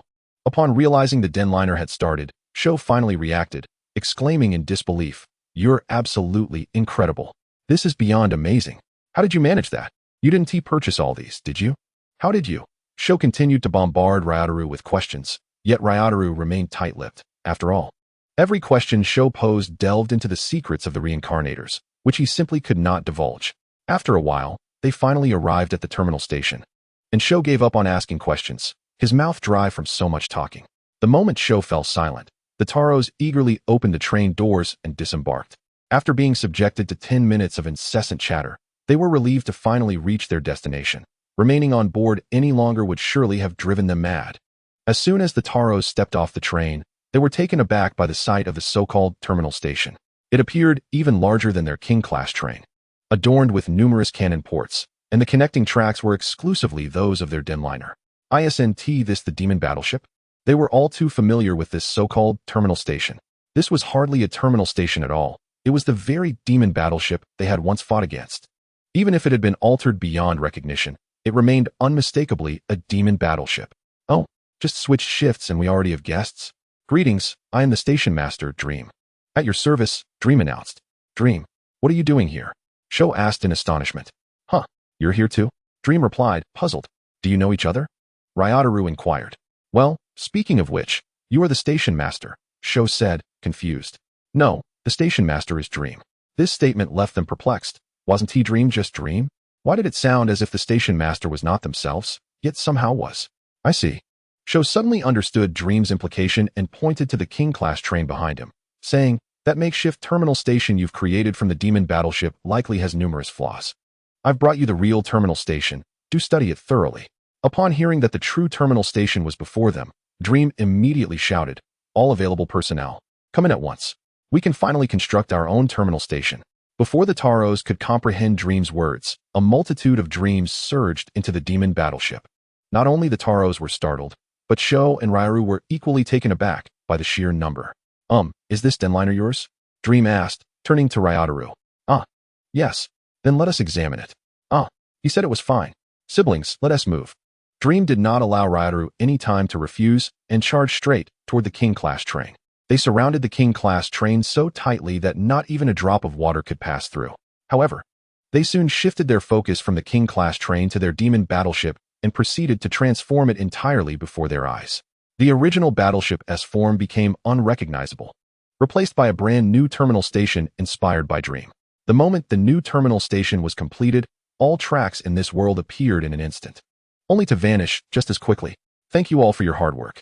As the other dreams dispersed at Dream's command, only Dream remained to oversee the newly established terminal station. Dream turned to Ryataru and the others, saying, without your generous contribution, we could not truly call this a terminal station. I am immensely grateful. Ryataru and the others were utterly bewildered. What on earth was happening? Chapter 4. Ryataru's departure as he left the desert of time and returned to reality. Sho said, I'll take this belt with me. I happen to have a friend who can conduct thorough research on it. Ryataru was not keen on allowing him to take the belt. I know what you're thinking. My friend is trustworthy, and besides, having him study the belt is no big deal. We're not going to replicate one ourselves. Fine, you can keep it. But I hope no one misuses the power of the belt in the future. The ability to alter history at will should never fall into the hands of those with impure intentions. Ryataru had witnessed far too many individuals who, in their pursuit of such power, acted like moths drawn to a flame. Rest assured. With that, Sho departed. Ryataru gazed at the new denliner, his thoughts drifting back to the days he fought alongside his grandson, Kintaros. It was truly nostalgic. Ryataru, Taros interrupted his reverie, saying, we should leave. Our mission has long been concluded, and it is time to depart. Yes, but before we go, let us give her a parting gift. Ryataru turned to the new denliner and then reached into his pocket. This time, Ryataru chose to operate the new denliner. After all, it could not enter autopilot mode without its belt-wearing master. He activated the new denliner, setting it on a course for Sho's hometown, Menazuru Town. To prevent causing a significant commotion, he specifically departed from the desert of time, planning to leave once they reached their destination. However, Ryataru overlooked one crucial detail. Every time he traversed time, he required a blank rider ticket to establish a coordinate point. Without coordinates, he risked temporal inaccuracies. Upon seeing Menazuru Town, he immediately set the train in motion. As Satoshi returned from procuring ingredients outside of Menazuru Town, he heard a familiar sound and looked up to see the denliner, shouting in surprise, Denliner. Sho. Satoshi hurried back home, and at that moment, Sho and Serena, who were at home, also heard the commotion. They rushed outside to find the new denliner before them, familiar to Satoshi and Serena, yet completely foreign to Sho. Ryataru parked the new denliner and stepped out with the new Deno belt in hand, saying, it's been a while. Ever since that battle, I've come to regard you as my teacher from the bottom of my heart, Sho admitted. However, the injuries Ryataru sustained during that battle weighed heavily on her conscience, leading her to avoid visiting him. Coupled with her parents' rigorous training, she had long forgotten to check in on her teacher. Now that she had come in a new den liner, Sho felt he might be in for a reprimand. With this thought in mind, Sho immediately apologized to Ryotaru, saying, "I'm sorry, teacher. I shouldn't have acted so impulsively back then. I caused you such immense harm. I'm truly sorry. I sincerely apologize." Ryotaro was momentarily bewildered by her remark, but upon her subsequent apology, he comprehended that she felt remorse for her past actions that had caused him pain. It had been nearly 2 years since they last met. Gently ruffling Xiaoyi's hair, he reassured her, "I have not held that incident from 2 years ago against you, for I understand it was not intentional." To his surprise, Xiaoyi looked perplexed. "Teacher, have you perhaps lost track of time? That was clearly 3 years ago," she queried. Is that so?" Ryotaro turned to ask Xiaoyi and Serena. "We haven't traversed through time, so we remember distinctly. It indeed occurred 3 years ago," Xiaoyi affirmed. "What is going on?" Ryotaro found himself in a quandary. He had not traveled to a different timeline, so how could it be 3 years later instead of 2? "By the way, Xiaoxiu mentioned she hadn't seen you in a year. Where have you been?" Serena's question only added to his confusion. Hadn't they just parted ways not long ago? How could it have become a year since they last met? As if struck by a revelation, Ryotaro gazed at the new den liner and remarked, "I believe I understand now. The temporal mechanics of this world's desert of time differ from ours. We hastily traversed into the desert without fully grasping its rules, resulting in a discrepancy in our anticipated timeline. We were meant to arrive at today's date, yet somehow, we have leaped a year ahead." His deduction proved accurate. Despite the emergence of the desert of time due to his arrival, the temporal laws of this realm diverged from those of his own, leading him to miscalculate the passage of time, resulting in their arrival a year later. Fortunately, the error was not excessively vast. Had it been any further, Xiaoyi might have matured beyond recognition. With solemnity, Ryotaro presented the new Den-O belt to Xiaoyi, declaring, "This belt is rightfully yours." Gazing at the shimmering new accessory, Xiaoyi's eyes sparkled with excitement, yet she swiftly shook her head, protesting, "I cannot accept your gift. I hurt you. You misunderstand. This is not merely a gift. It is destined for you, and even without my handover, you would eventually come into possession of it. This very new den liner also belongs to you. Is that so?" With a mixture of disbelief and joy, Xiaoyi ultimately accepted the belt. She then revealed the belt she had crafted herself, prompting Ryotaro to exclaim in astonishment. "How do you possess a belt as well?" I fear not to disclose that I analyzed your belt, teacher, and utilized my abilities to create this imitation. However, it is quite unstable. If I cease to maintain it with my abilities, it will soon vanish." As she spoke, the counterfeit belt in her hands dissipated into thin air. "I see. That must have been quite taxing," Ryotaro acknowledged. "However, now you are liberated." With that, he retrieved a prop he had kept in his pocket for quite some time.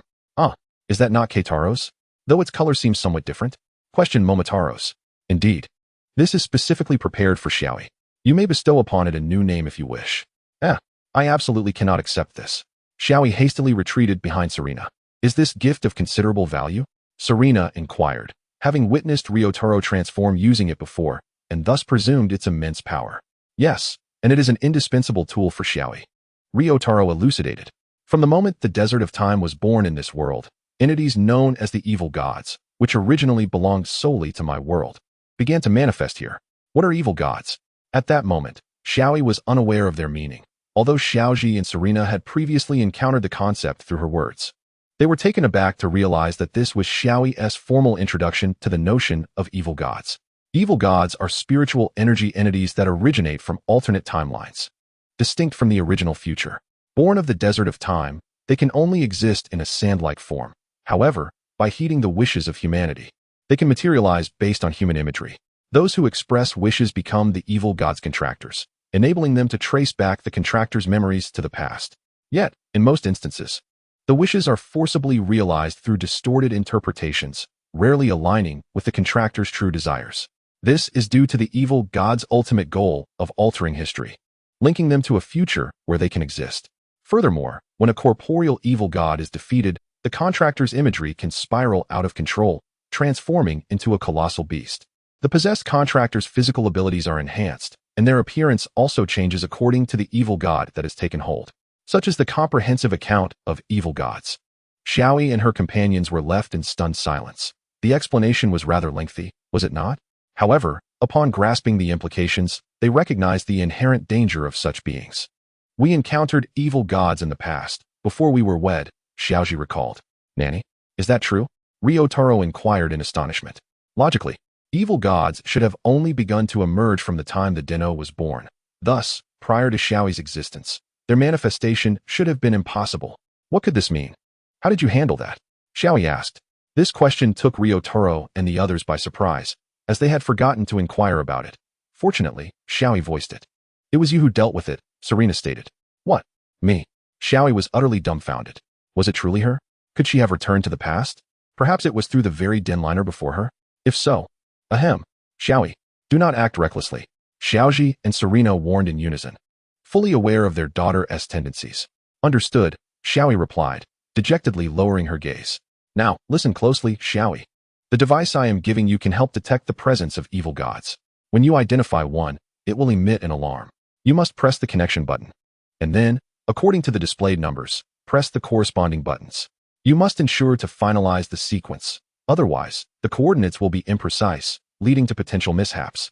Should multiple evil gods appear across different timelines, multiple numbers will manifest. In such cases, you must press them separately and conclude accordingly. Additionally, if you wish to summon the denliner, you must press the central train button. Do you understand? Ryotaro diligently explained the specific usage of the new Keiteros he was bequeathing to Xiaoyi. Thank you, teacher. I see I must accept this. Xiaoyi acknowledged the importance of the device. Without it, she would be unable to locate the evil gods. Very well, I must take my leave. Where are you going? Xiaoyi inquired. To depart from this world. Ryotaro's response left Xiaoyi bewildered. Leave this world? What does that mean? Reincarnators are destined to leave our realm. It seems they cannot interfere too much. We have only heard this from Xiaoxiu, Xiaoji explained, gently stroking her head. Make sure to bid farewell to Mr. Ryotaro, as this may very well be your last opportunity to see him, Serena said, patting her back. At that moment, Xiaoyi understood the significance of this farewell. She yearned to rush forward and plead for him to stay. Yet upon meeting Ryotaro's gaze as he turned, her resolve wavered. Taking a deep breath, she bowed deeply, uttering, Thank you, teacher. I will always remember you. Xiaoji and Serena also bowed deeply to Ryotaro, silent, yet conveying more than words could express. As Ryotaro observed the family bowing to him, memories of the past surged forth, yet this time, he did not succumb to nostalgia. Instead, he resolutely boarded the electric train, entered the driver's cabin, and seamlessly transitioned into platform mode, declaring, ready for departure, next stop, the cycle space. Thus, Ryotaro piloted the electric train away from this world. Simultaneously, the belt that had been sealed within the laboratory alongside the young show suddenly vanished mysteriously, falling into the hands of another. From the shadows, a pair of eyes emerged. Reminiscent of the otherworldly Deno, Chapter 5, The First Universe, Satoshi, Heideron, and Eureka. It had been 8 days since Ryotaro's departure. Throughout this time, the machine had remained silent, much to the relief of Koyuki, as it allowed her to spend quality time with her parents. However, Koyuki had been undergoing training over the past few days. The first day focused on weaponry, the second on honing her Pokemon's abilities. Today's training involved a Pokemon battle against her mother, Serena, who, using only one Pokemon, effortlessly defeated all of Koyuki's Pokemon with her ace, the enchanting Ninetales, in its witch form. The disparity in their skills was striking. Alright, training is concluded. Today, you lasted a bit longer than last time. That's progress, Serena remarked while healing Koyuki's Pokemon. But I still can't best you and your witch. I've never won against anyone in a one-on-one battle, Koyuki replied, disheartened. Don't worry, you'll become stronger in due time, Satoshi reassured her. Dad, did you make today's lunch? You should have asked Mom to help, Koyuki exclaimed. How rude. Even if I am your father, I can cook well, you know, although it usually turns into me cooking anyway. Satoshi's words were a mix of pride and humility, but to them, it felt perfectly normal, as it was a sign that Koyuki had come out to help. I knew it. Koyuki sat at the dining table, blissfully enjoying lunch, until suddenly, she felt nauseous. What is this? It's terrible. She pointed at a slightly burnt dish. How is that possible? It's only a tad charred. Satoshi protested, nearly retching after tasting it. Is it really that bad? Serena, too, took a bite and couldn't help but vomit. From now on, cooking is left to me and Serena. You should stay out of it, Koyuki's mother declared. Indeed, Satoshi. Your culinary skills are truly lacking, Serena agreed, knowing that if Satoshi were to take charge in the kitchen, they would have to find a way to downgrade their meals. No, it would be far worse. Satoshi, feeling disheartened, retreated to a corner. Just then, Koyuki's dedicated Keiteros, which had remained dormant, suddenly blared an alarm. Koyuki immediately understood. The legendary altered deity had appeared. She hurriedly retrieved it, opened the cover, and input the displayed numbers, revealing the coordinates of the universe. Universe number 50? Is this what they call coordinates? Koyuki mused, seeing this for the first time, though it bore little significance to her. Looking at her parents, Serena swiftly packed her belongings without a word, while Satoshi placed a white baseball cap on Koyuki's head, saying, "May this cap bring you good fortune." The cap, once crafted by Hanako for Satoshi, was black and white, featuring the design of a half-black Pokeball on the front. After numerous events, it had remained unwearable until now. When it found a new purpose on Koyuki's head, Serena finished packing Koyuki's bags and handed them to her, saying, "Your belongings are ready. I may not know what kind of world you will venture into, but these should suffice." "Thank you, Mom," Koyuki replied, shouldering her backpack. "I'm off now. I'll return soon." Koyuki boarded the new electric train, accompanied by her 5 Pokemon partners, for they were essential for her transformation into Den-O.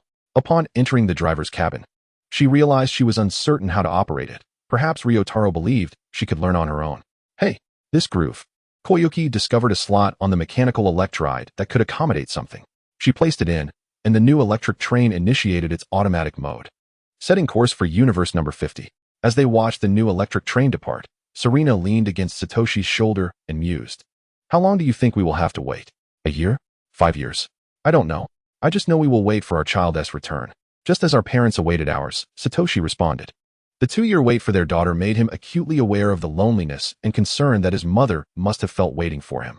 Just as Satoshi and Serena were about to retreat indoors for some rest, they heard the unmistakable sound of the electric train materializing into reality. They turned to see Koyuki returning, albeit in a rather disheveled state. I'm exhausted. I haven't seen you for nearly a month, Dad, Mom," Koyuki exclaimed, adjusting her cap. The scene shifted as Koyuki entered the sands of time for the first time, captivated by the landscape, completely forgetting to remain in the driver's cabin as she and Pikachu reveled in the sights. They noticed numerous statues of Palkia and Dialga scattered throughout the sands of time, standing sentinel behind various black holes, each marked with a number, evidently serving as gateways to different universes. "So, this is what the environment looks like here. I wonder how different it is from my teacher's world," Koyuki pondered, curious about the world her teacher inhabited. Soon, she spotted a black hole labeled with the number 50, indicating the universe she was destined to traverse. I'm going in. I wonder what kind of world lies ahead. A parallel universe? Uncle Sho mentioned that it has a different worldview than ours. What will this universe's development be like? Upon entry, Koyuki felt as if she were experiencing the death roller coaster designed by Uncle Sho and Grandpa Tetsu, for it was utterly outrageous. She was truly on a thrilling ride. Without a safety belt, she was tossed about inside the compartment until they finally exited the black hole, arriving at a station-like area where they came to a halt, only to find themselves feeling nauseous. Wow. This is the first time I've learned that crossing into someone else's world would entail such an experience. If possible, I never want to traverse parallel universes again, Koyuki weakly declared. Now we too are aware of the peculiarities that accompany such crossings. If we could choose, we would prefer not to do so again. Yet we sense that such experiences may persist in the future, they voiced in unison. Koyuki glanced outside, observing that the environment still resembled the sands of time, albeit on a smaller scale, and she could see what appeared to be a station nearby. "Is this where I'm supposed to disembark?" Koyuki pondered, opening the door, only to discover that the world outside was nothing like the station she had envisioned, but rather the back door of an abandoned warehouse, leaving her perplexed. What on earth is going on? Could it be that after venturing into another world, this electric train cannot traverse into the realities of other realms? Surely, that cannot be the case. After all, it is not my first encounter witnessing the teacher piloting the electric train into the real world. Thus, that should not be the focal point. There are numerous aspects that Xiaoyi still needs to comprehend, yet regrettably, Liang Taro has not provided more elaborate explanations, presumably hoping that Xiaoyi would discover them on her own, much like he did in the past. Xiaoyi tightened the Pokeballs containing Pikachu and the others. Having arrived in another world, it was imperative to assimilate swiftly to the local customs to ensure her identity remained concealed. As she stepped onto the street, she immediately recognized her whereabouts. To her astonishment, she found herself in Mier City, a place she had only visited during her childhood when her parents were home, primarily to see her grandmother in Chaosiang Town, with Mier City being a singular occasion to visit Aunt Yuliga. As she gazed upon the familiar scenery, Xiaoyi realized that this was Mier City in a parallel universe, where the Yin Lusung resided.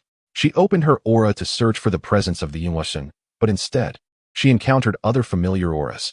Father and Uncle Hitron, along with Aunt Yuliga. Could it be that they exist in this timeline? Well, at least there are familiar faces here. Just as Xiaoyi contemplated seeking assistance from acquaintances, feeling rather uneasy in a world devoid of familiar companions. A rampaging Garchomp suddenly burst out from a research facility, seemingly constrained by a peculiar collar that appeared to inflict pain upon it, causing its frenzy. Simultaneously, her father, looking no older than 10, along with Hitron and Yuliga, emerged from the research facility. Observing their youthful forms, Xiaoyi mused, it seems that in this world, father is a fledgling trainer, and Pikachu appears rather weak. Xiaoyi pursued them, witnessing Ash and his Froakie collaborating to assist Garchomp in removing the collar from its neck. However, at that moment, Garchomp was in a state of confusion and could not heed his words. Fortunately, Ash managed to resolve the situation through his own efforts. Oh, no wonder he is my father. I always knew he would handle it effortlessly. Xiaoyi held great confidence in her father.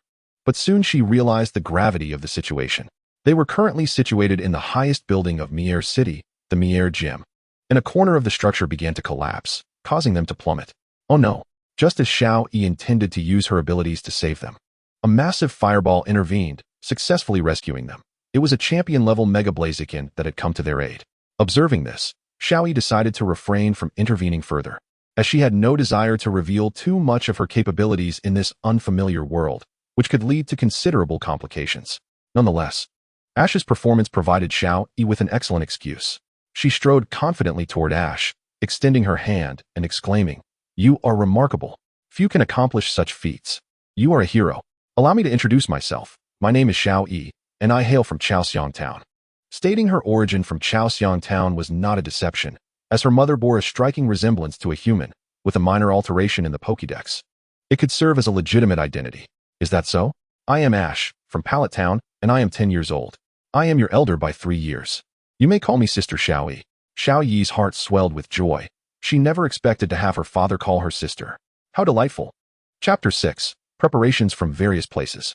Yet, despite her elation, Xiaoyi remained acutely aware of her purpose for being here. She had come in search of the Yang.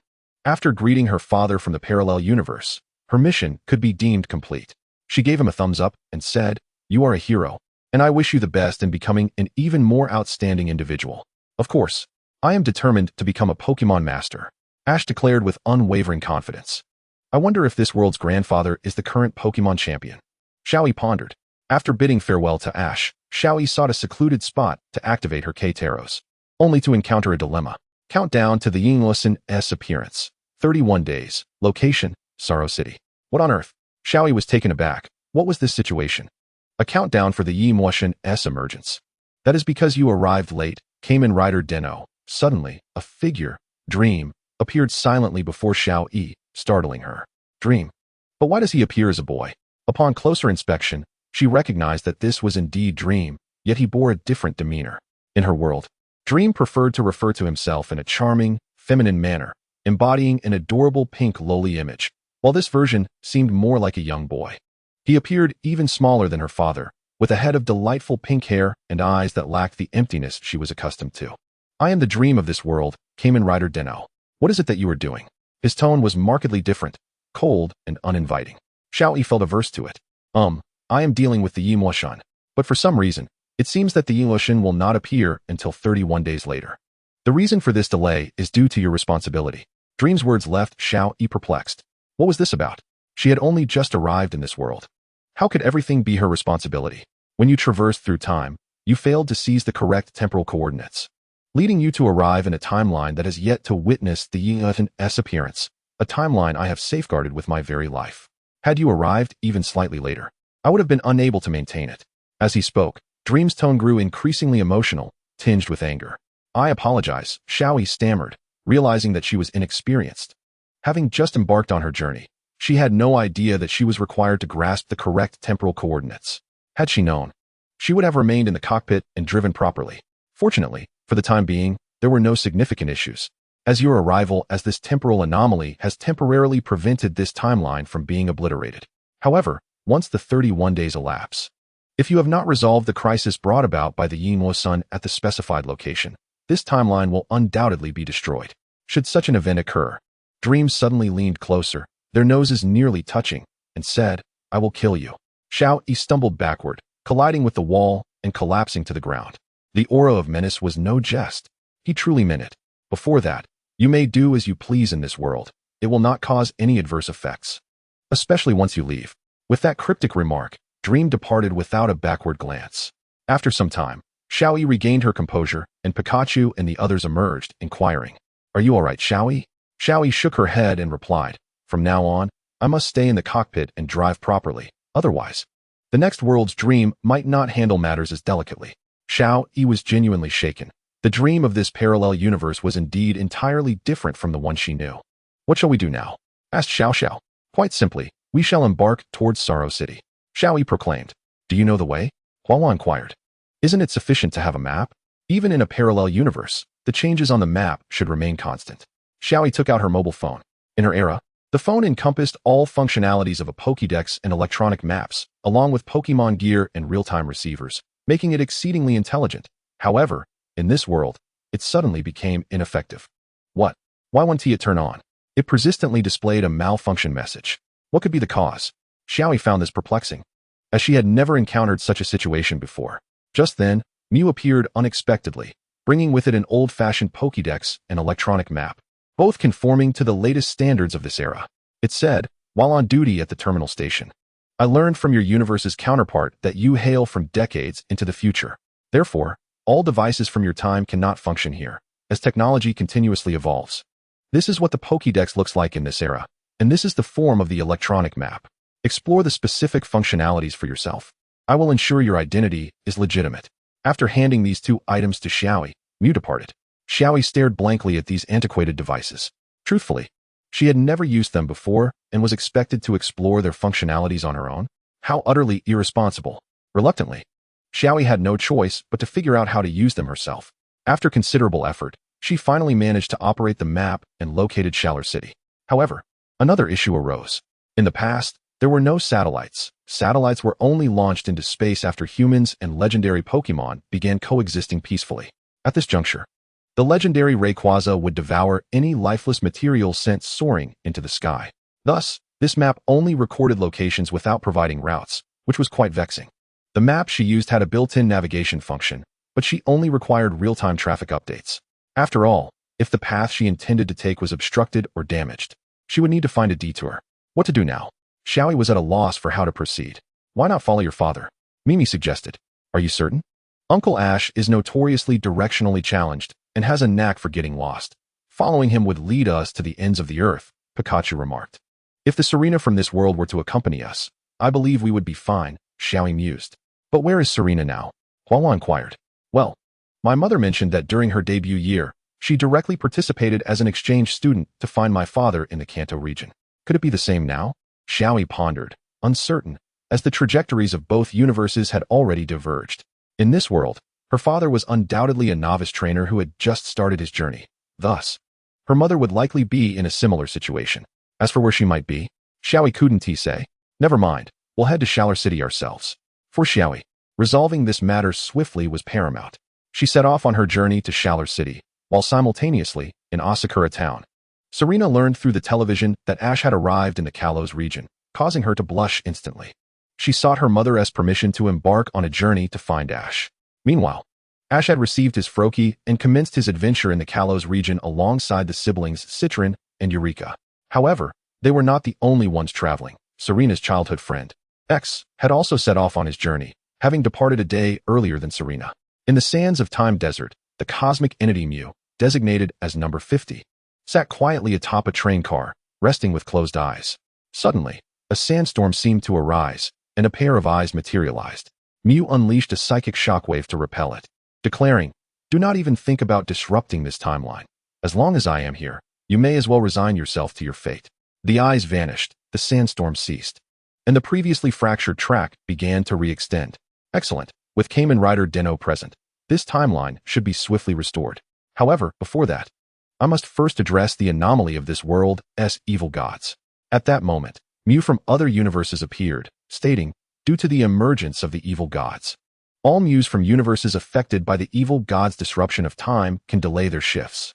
I must notify you as the station master." As expected of me. Utilizing a stand-in as a doppelganger. You can do this too. After all, you are a Mew, aren't you? Mew remarked before vanishing. The Mew at the terminal station opened its eyes and said, very well, all notifications are in order. Yawning, I'm utterly exhausted. Such tasks are quite draining. Shall we swap shifts early? Suddenly, the station master Mew seemed to sense something, gazing into the distance, stating, you cannot hope to conquer this place. You evil gods without bodies are incapable of doing so. Suddenly, a massive sandstorm erupted near the terminal station. No, this was no sandstorm. It was a tsunami composed of sand. The sands of Time Tsunami, aptly abbreviated as the Time Tsunami, surged toward the terminal station. The station master Mew leisurely pressed a button. And immediately, one of the terminal's cannon ports aimed at the tsunami, firing a shot that obliterated it in an instant. I told you so. Once the evil gods settled down, the station master Mew prepared to leave. It turned out that the shift change had arrived. Now it's your turn. Leave it to me. The Mew taking on the station master role appeared quite spirited. After exchanging responsibilities with the previous Mew, it noticed a peculiar phenomenon. I'm arriving only to deal with this. The station master Mew rushed to investigate, discovering a new life was about to be born. And it was a life of legendary caliber. It had been ages since it had seen a new legendary being. One that was not created by Arceus, but rather naturally born from the universe, akin to Necrozma. Mew began to analyze this new legendary Pokemon. Ah, splendid. It seems there are still elemental attributes. The primary attribute is poison. Intriguing, the first poison-type legendary Pokemon, and the secondary attribute is dragon. What a curious appearance it has. It exudes a sense of oppression. By the way, does its ability happen to be oppression? It seemed to lack a name. Should I give it one? Mew continued its analysis. This unique life form likely originated from that Millennium Comet, presumably birthed from an extensive journey through the cosmos. Oh. It has descended upon all universes and received a unified name through humanity, Nihilego. A splendid name. Chapter 7. The Mount of Mier Station's Mount Sheep. To reach Shalar City, Xiaoyi must embark from Route 13, heading first to Bu City, from which she can most swiftly arrive at Shalar City. Route 13 lies to the west of Mier City, and Xiaoyi quickly located it. However, she also took the opportunity to meander through Mier City. She couldn't help but marvel at the city. Truly deserving of its reputation as the most bustling metropolis, with 4 commercial streets named after the seasons and 5 plazas. Here, one could find an array of establishments, including restaurants, hair salons, cafes, clothing stores, herbal medicine shops, boutiques, juice bars, and virtually every type of shop imaginable, leaving Xiaoyi utterly dazzled. Were it not for her lack of funds, she would have eagerly experienced each store in turn. Oh dear. This feeling of only being able to observe and not partake is truly unbearable, Xiaoyi lamented, her eyes glistening as she longed for the experiences she could not afford. Even if she had money, her currency was from another world, still in future denominations. How could it possibly be of any use? With a heavy heart, Xiaoyi resolved to depart this sorrowful place. Just then, she overheard a woman in a cafe lamenting, honestly, those 2 children are truly unfortunate, having been abandoned by trainers. They foolishly wait at the station. What did you say? Upon hearing that someone had abandoned their Pokemon, Xiaoyi was filled with indignation. As a child, she had often heard her father speak of irresponsible trainers existing in this world, yet she never imagined encountering such individuals herself. Determined, Xiaoyi sought out a woman at a cafe to inquire about the location of the station, and then she dashed off to find them. Pico asked, what about Swola City? Aren't we going there? There's still a month left. No need to rush. Let's resolve the matter with these 2 rideable sheep first. The Miele station was situated on the northern street. Upon her arrival, Xiaoyi spotted the 2 rideable sheep on the platform. They appeared less haggard than she had envisioned, yet their lack of health was still evident. After Miss Joy conducted a routine checkup on the 2 rideable sheep with a Snorlax, she departed. Xiaoyi approached them and inquired, why have you been waiting here? We are waiting for our master. She always departs from this place, they replied. The 2 rideable sheep spoke as they always did, initially believing that this human would soon ask others for assistance. However, Xiaoyi continued, I see.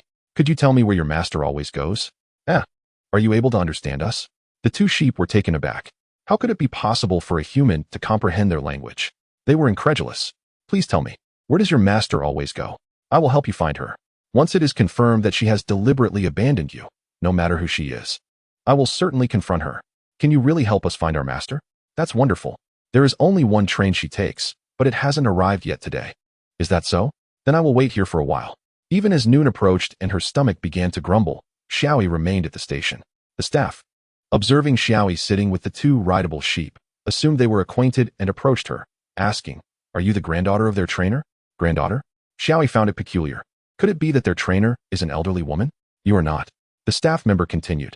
These two rideable sheep were originally meant for transport by a mountain goat service, yet as you can see, they were abandoned by the company when they failed to evolve. Fortunately, Dr. Allen kindly took them in, providing them with a home. An older staff member, appearing to be in his 50s, added, "She is one of Dr. Britanno's protégés.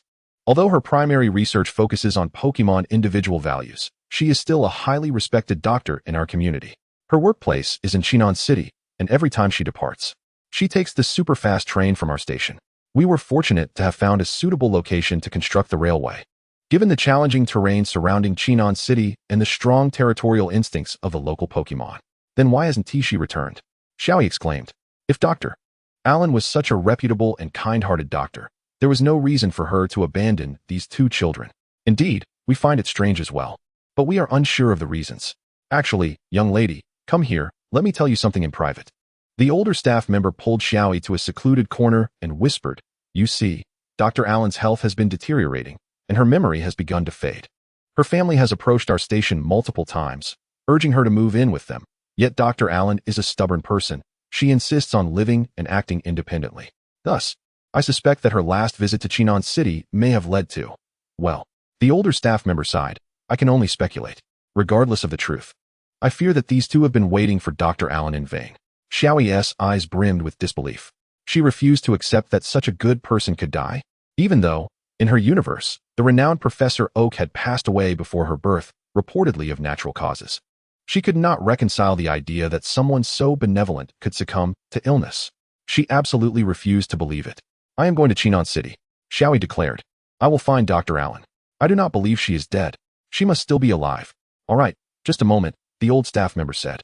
After a short while, he returned with a TMV free ticket for Xiaoyi, stating, "This is your ticket to Chinon City. Use it wisely." "Thank you.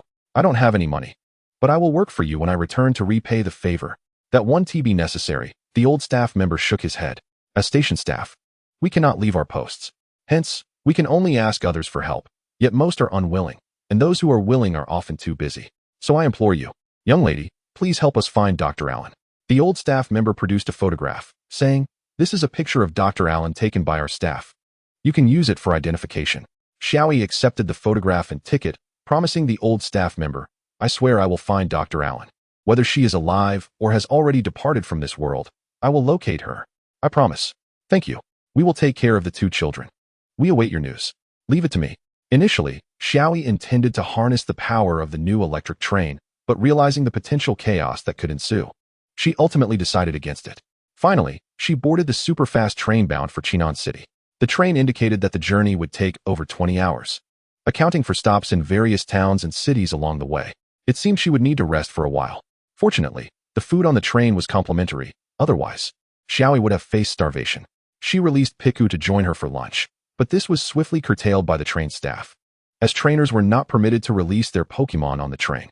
Reluctantly, Xiaoyi had to return them to their Pokeballs. After enduring a tedious 20-plus hour wait on the train, Xiaoyi finally arrived at her destination, Chinon City. Upon disembarking, she inquired about Dr. Allen, who was quite well known in the area. With a little help from the locals, she quickly located her. An evaluator at the Pokemon Center guided Xiaoyi to a grave, upon which a photograph and name revealed it to be Dr. Allen's south final resting place. Xiaoyi's photograph slipped from her hand and fell to the ground. Her eyes filled with disbelief. The evaluator stated, "Dr. Allen passed away suddenly from a heart condition while teaching us, right before my eyes." The evaluator gently wiped the gravestone with his sleeve and continued, "I didn't expect you to be searching for your teacher. May I ask what brings you here? You cannot be a family member?" Xiaoyi explained the situation concerning the two rideable sheep from Miele Station. It turned out that the teacher had Pokemon, and she recognized them. Yet how could she convey this to the two children?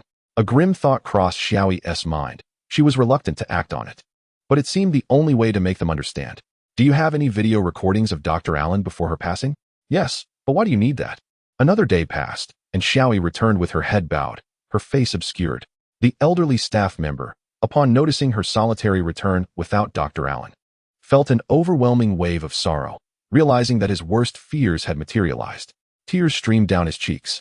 Xiaoyi retrieved a video recorder, stating, Within this device lies your doctor. Alan, your trainer. Is the master here? Is this the ball that can capture us? She inquired. As she activated the recorder, the footage revealed the final moments of Dr. Alan's life, capturing his sudden collapse during a lecture due to a heart attack. His students, stricken with grief, were rendered powerless to help. The heart-wrenching scene shattered the two mountable sheep. You're deceiving me. This cannot be true. Our master would never die. We refuse to believe it. They cried, launching themselves at Xiaoyi and sending her flying. Are you all right? The events unfolded too swiftly for anyone to comprehend. By the time they regained their senses, Xiaoyi had descended from the tilted train door, approaching the mountable sheep with her head lowered, obscuring her eyes. Your beloved trainer, Dr. Allen, is no longer with us.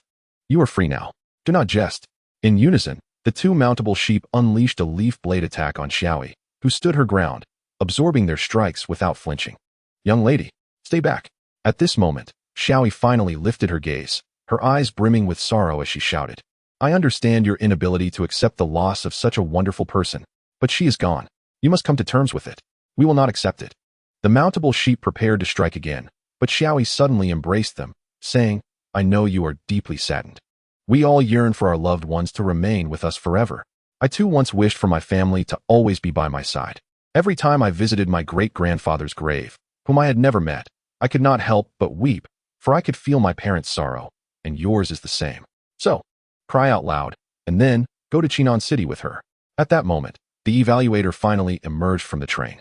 He had followed Xiaoyi all the way here, intending to convey the news himself, but Xiaoyi insisted on delivering it alone, declaring that he must not intervene until she had finished.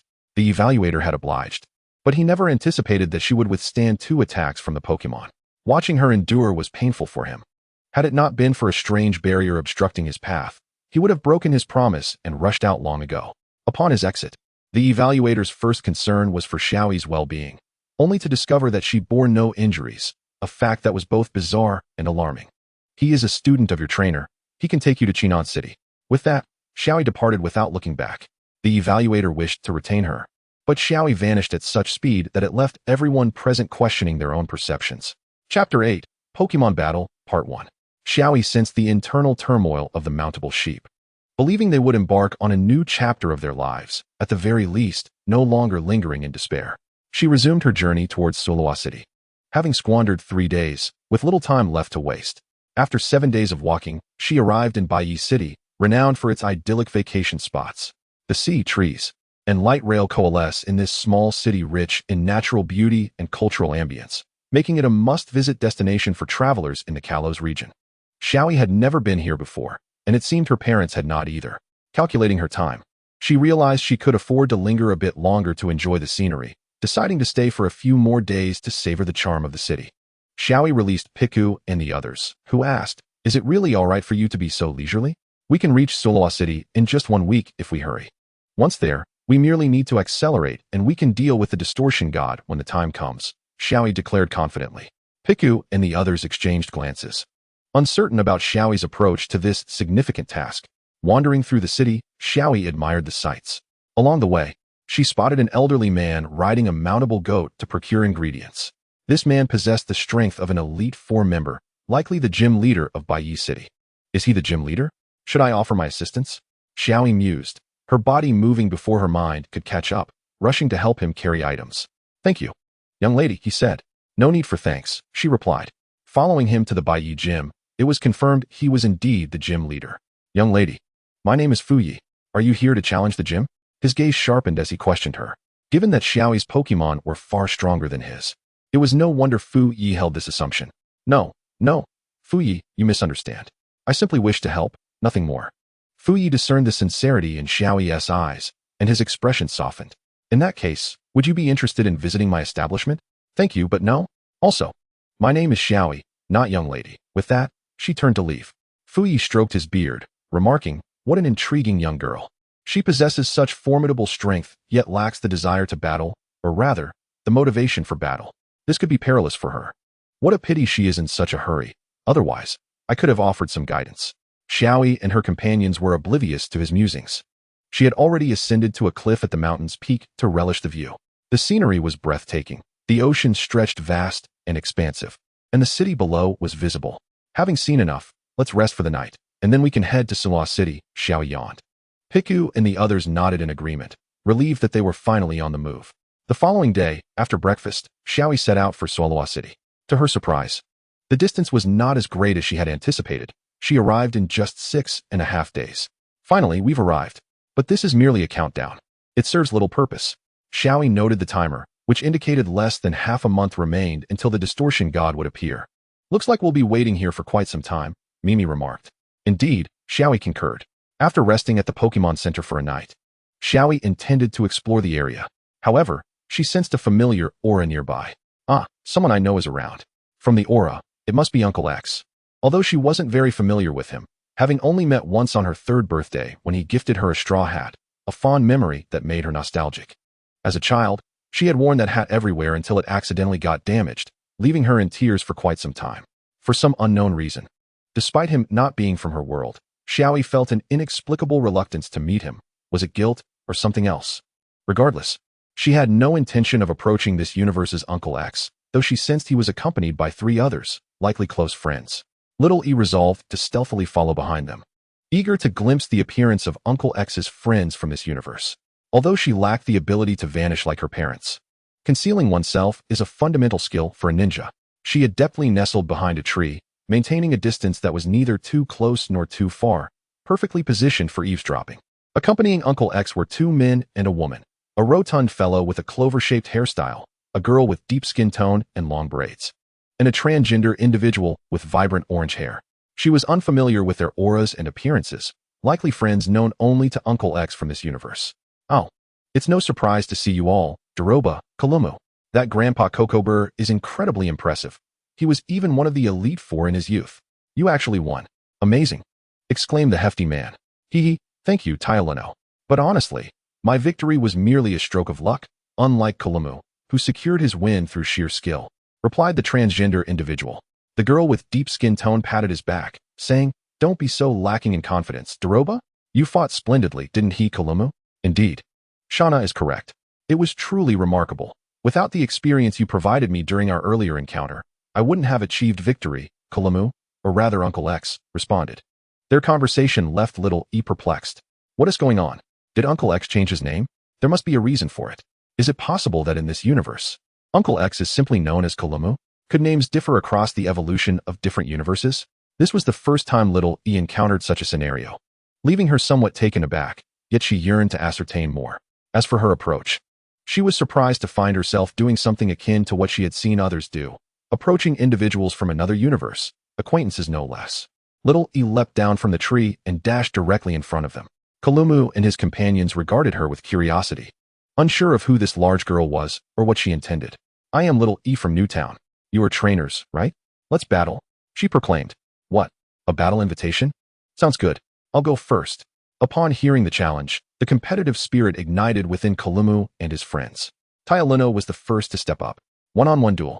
If you lose, you must switch out. Little E declared the rules. Not a problem. Go, Squirtle. Tyolino sent forth his first Pokemon, which immediately began a synchronized dance with him. How in sync. I rarely witness trainers who can dance so harmoniously with their Pokemon, Little E remarked. The fact that they could perform a perfectly synchronized routine upon entry indicated a profound resonance between their auras, a feat achievable only through a deep connection. Thank you. I'm Tyolino. It's your turn, beautiful, he said, as he introduced her to the battle. I'll send out this one. BB. Little E opted for her water-type Pokemon. Oh, a Shelter? Looks formidable, but we're no slouches either. Indeed, the synchronized movements amazed Little E, yet the disparity in their strengths was glaring. BB. Water Gun. We'll use Water Gun too. The two launched their water attacks, but BB's was significantly more powerful, overpowering Squirtle's and sending it flying. Impressive, but I want to concede, Tyolino exclaimed. Suddenly, Squirtle began to dance. Little E quickly discerned the intention to employ the rhythm of the dance in battle. However, the crucial factor would be whether it could keep pace with the opponent's rhythm. Icicle Spear. BB unleashed a barrage of sharp ice shards, yet Squirtle dodged with agility. Quite skilled, I see. Of course, my partner and I, we are the best. Tyolino cheered. But how many times can you evade? Hail. This time, BB shot sharp hailstones, which, while less dense than the icicles, boasted greater speed, yet Squirtle managed to evade again. Excellent dodging. Now, let us see if you can escape this. Whirlpool. BB conjured a massive whirlpool, an attack that Squirtle could not avoid. However, Tyoluno remained unfazed, declaring, "Let us ride the whirlpool and show them. Dive in, Squirtle." Squirtle leapt into the whirlpool, navigating the tumultuous waters with ease rather than being swept away. Little E watched intently. As soon as Squirtle's head emerged, Little E shouted, "Now?" Ice Beam. BB unleashed an ice beam, immobilizing Squirtle and rendering it unable to battle. Little E claimed victory in the first match. "Ah, Squirtle!" Tyoluno exclaimed in distress upon seeing Squirtle frozen. Little E stepped forward, breaking the ice without harming Squirtle, saying, "Next. Come on, I'll take over." Shauna announced. "I'm Shauna. From Aroma Town, just like Kalumo. It's a pleasure to meet you." Little E replied, "Likewise. Bulbasaur, go." Shauna sent forth her Pokemon, a vibrant creature that mirrored her energy. And Little E once again perceived the synchronization in their auras. What luck! My father once said that many trainers spend their entire lives searching for a Pokemon that harmonizes perfectly with them. His Pikachu, Charizard, and Greninja are his trio due to their perfect synergy. My mother's Beautifly and Gardevoir share a similar connection. To encounter two trainers with perfectly synchronized Pokemon in this universe is simply astonishing. If Little Ye's world had them, she would certainly pay them a visit. I'll send this one out. Go, Floragato. Little E chose her grass-type Pokemon for the battle. Oh, what a beautiful Floragato. It's my first time seeing such a stunning Floragato. Shauna exclaimed. Really? I'm not sure what to say, Little E replied bashfully, scratching her head. You must tell me how you raised it to be so beautiful, Shauna asked, her eyes sparkling with curiosity. Actually, I didn't raise it. It was a gift from someone. Really? What a pity. I was hoping to learn how to cultivate a Floragato to such beauty. But it seems that it's not possible now. Bulbasaur. Razor Leaf. Bulbasaur unleashed a flurry of leaves, a staggering number. Yet Little E had witnessed even more astonishing displays. Dodge. Then use Magical Leaf.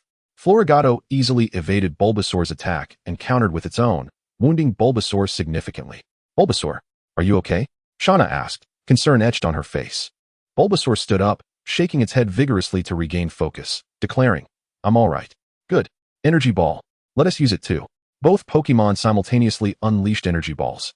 And the outcome was predictable. Floragato triumphed with 2 moves, defeating Bulbasaur. Bulbasaur.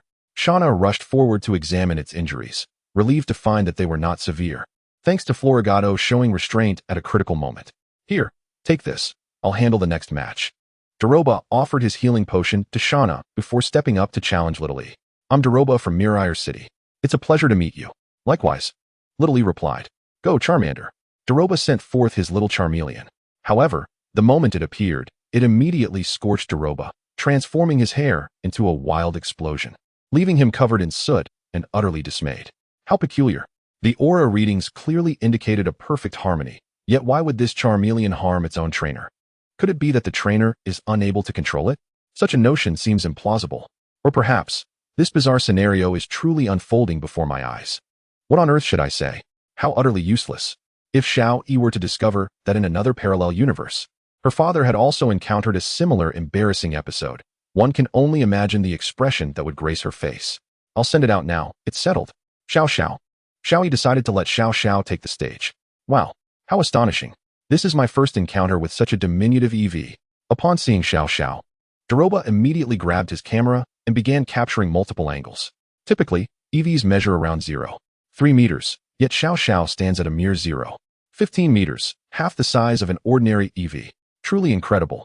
Xiao Xiao had once been ensnared by poachers, but it was rescued along with other captured Pokemon by my father and his companions. Xiaoyi's revelation elicited gasps of astonishment from those present. Daroba put away his camera and inquired, would you like me to delete the photos? No need, Xiaoyi replied. Xiao Xiao bears no ill feelings. Although it did almost attack you just now. Daroba apologized to Xiao Xiao. I'm so sorry. I had no idea you had endured such hardships. You must have been terrified. Xiao Xiao shook its head. Thank you for allowing me to take your picture, Daroba said. Xiao Xiao affectionately licked his face and remarked, you are a good person. Someone to be trusted. Although Daroba could not comprehend Xiao Xiao's words, he felt the goodwill emanating from the Pokemon, prompting a smile. Let us continue the battle. Of course. Charmeleon. Flame Fong. Xiao Xiao. Quick attack. The flash of electricity propelled Xiao Xiao into Charmeleon, sending it flying. Yet Charmeleon was not to be trifled with. It swiftly regained its footing and, before Daroba could issue a command, unleashed a flamethrower attack. Xiao Xiao, without needing further instructions from Xiaoyi, countered with an evasive quick attack. Shadow Ball. Flamethrower. Both sides launched their assaults simultaneously, yet neither yielded an inch. Double Team. Quick attack. Xiao executed Double Team, creating 13 illusions, and unleashed Quick Attack repeatedly, intertwining its strikes with the illusions, creating a dazzling spectacle that left Doroba and Charmeleon utterly confounded, unable to discern the real from the fake. If we can't tell them apart, why bother distinguishing? Charmeleon opted not for Flamethrower, but instead charged a powerful Fire Spin, evidently having mastered a new technique. Mimic.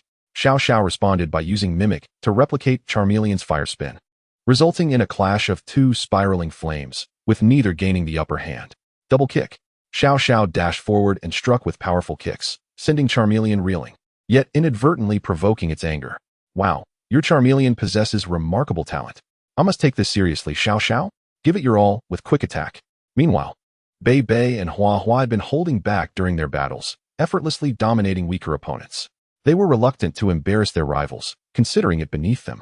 Xiao felt similarly. Bullying those weaker held no appeal. However, this Charmeleon was impressive, showcasing high potential. Its ability to learn Fire Spin and harness its anger attested to that. Yet, its overall power remained insufficient. Nevertheless, given its talent, Xiao was determined to defeat it. With a speed rivaling lightning, Xiao unleashed a relentless quick attack, overwhelming Charmeleon and ultimately defeating it. Observing Xiao's true strength, Kalu was left astounded. Is this truly its real power? Could this seemingly youthful beauty before us be a champion-level contender? It makes no sense. A champion at such a young age should be well known. Setting aside her prowess, she could easily be mistaken for a celebrity. After Charmeleon's defeat, Kalu approached. I am Kalu from Chaosiang Town. May I request a serious battle with you? Xiaoyi recalled Xiao and replied, if your Pokemon is strong enough to warrant my full attention, come forth. Fat Hallie. Kalu unleashed his strongest Pokemon. Fat Hallie. It's settled. Pikachu. Xiaoyi sent out Pikachu to battle. Pikachu, intrigued by the opponent, anticipated a decent challenge. Fat Hallie. Spike Arm. Its arms glowed emerald green, resembling gauntlets, as it attacked Pikachu. However, Pikachu, without even a glance, countered with Iron Tail, sending it flying. Should we take this one seriously? Pikachu inquired. Absolutely. Let us settle this with our strongest moves. Pikachu. Energy Ball. You must be jesting. I haven't even mastered my father's technique yet, but this I can manage. Pikachu unleashed an energy ball, obliterating Fat Hallie in an instant. Kalu was taken aback. Is the disparity between champion level and my own strength truly this vast? Unbeknownst to him, Pikachu was not merely champion level, but rather on the cusp of becoming a Pokemon master. As the offspring of Pikachu and Xiaoyi, Pikachu's talent was extraordinary. Achieving such power was nothing short of remarkable. The only reason it hadn't progressed further was Xiaoyi's lack of ambition to grow stronger. Xiaoyi had never truly captured or trained any Pokemon. Instead, they had raised her throughout her life, a complete reversal of roles. Consequently, Xiaoyi never perceived the value in training them, as they had always been the ones to train her. Yet, if the trainer herself lacks ambition, her Pokemon's growth would inevitably stagnate. Years prior, Pikachu had requested a battle against its father under Xiaoyi's guidance, hoping to ignite her competitive spirit. Instead, it inadvertently dampened her enthusiasm, resulting in their current stagnation. Xiaoyi recalled Pikachu, stating, I initially thought you all were quite formidable, and indeed, you are. Kalu retrieved Fat Hallie and asked, will I have the pleasure of seeing you again? I shall remain in this city for a few days.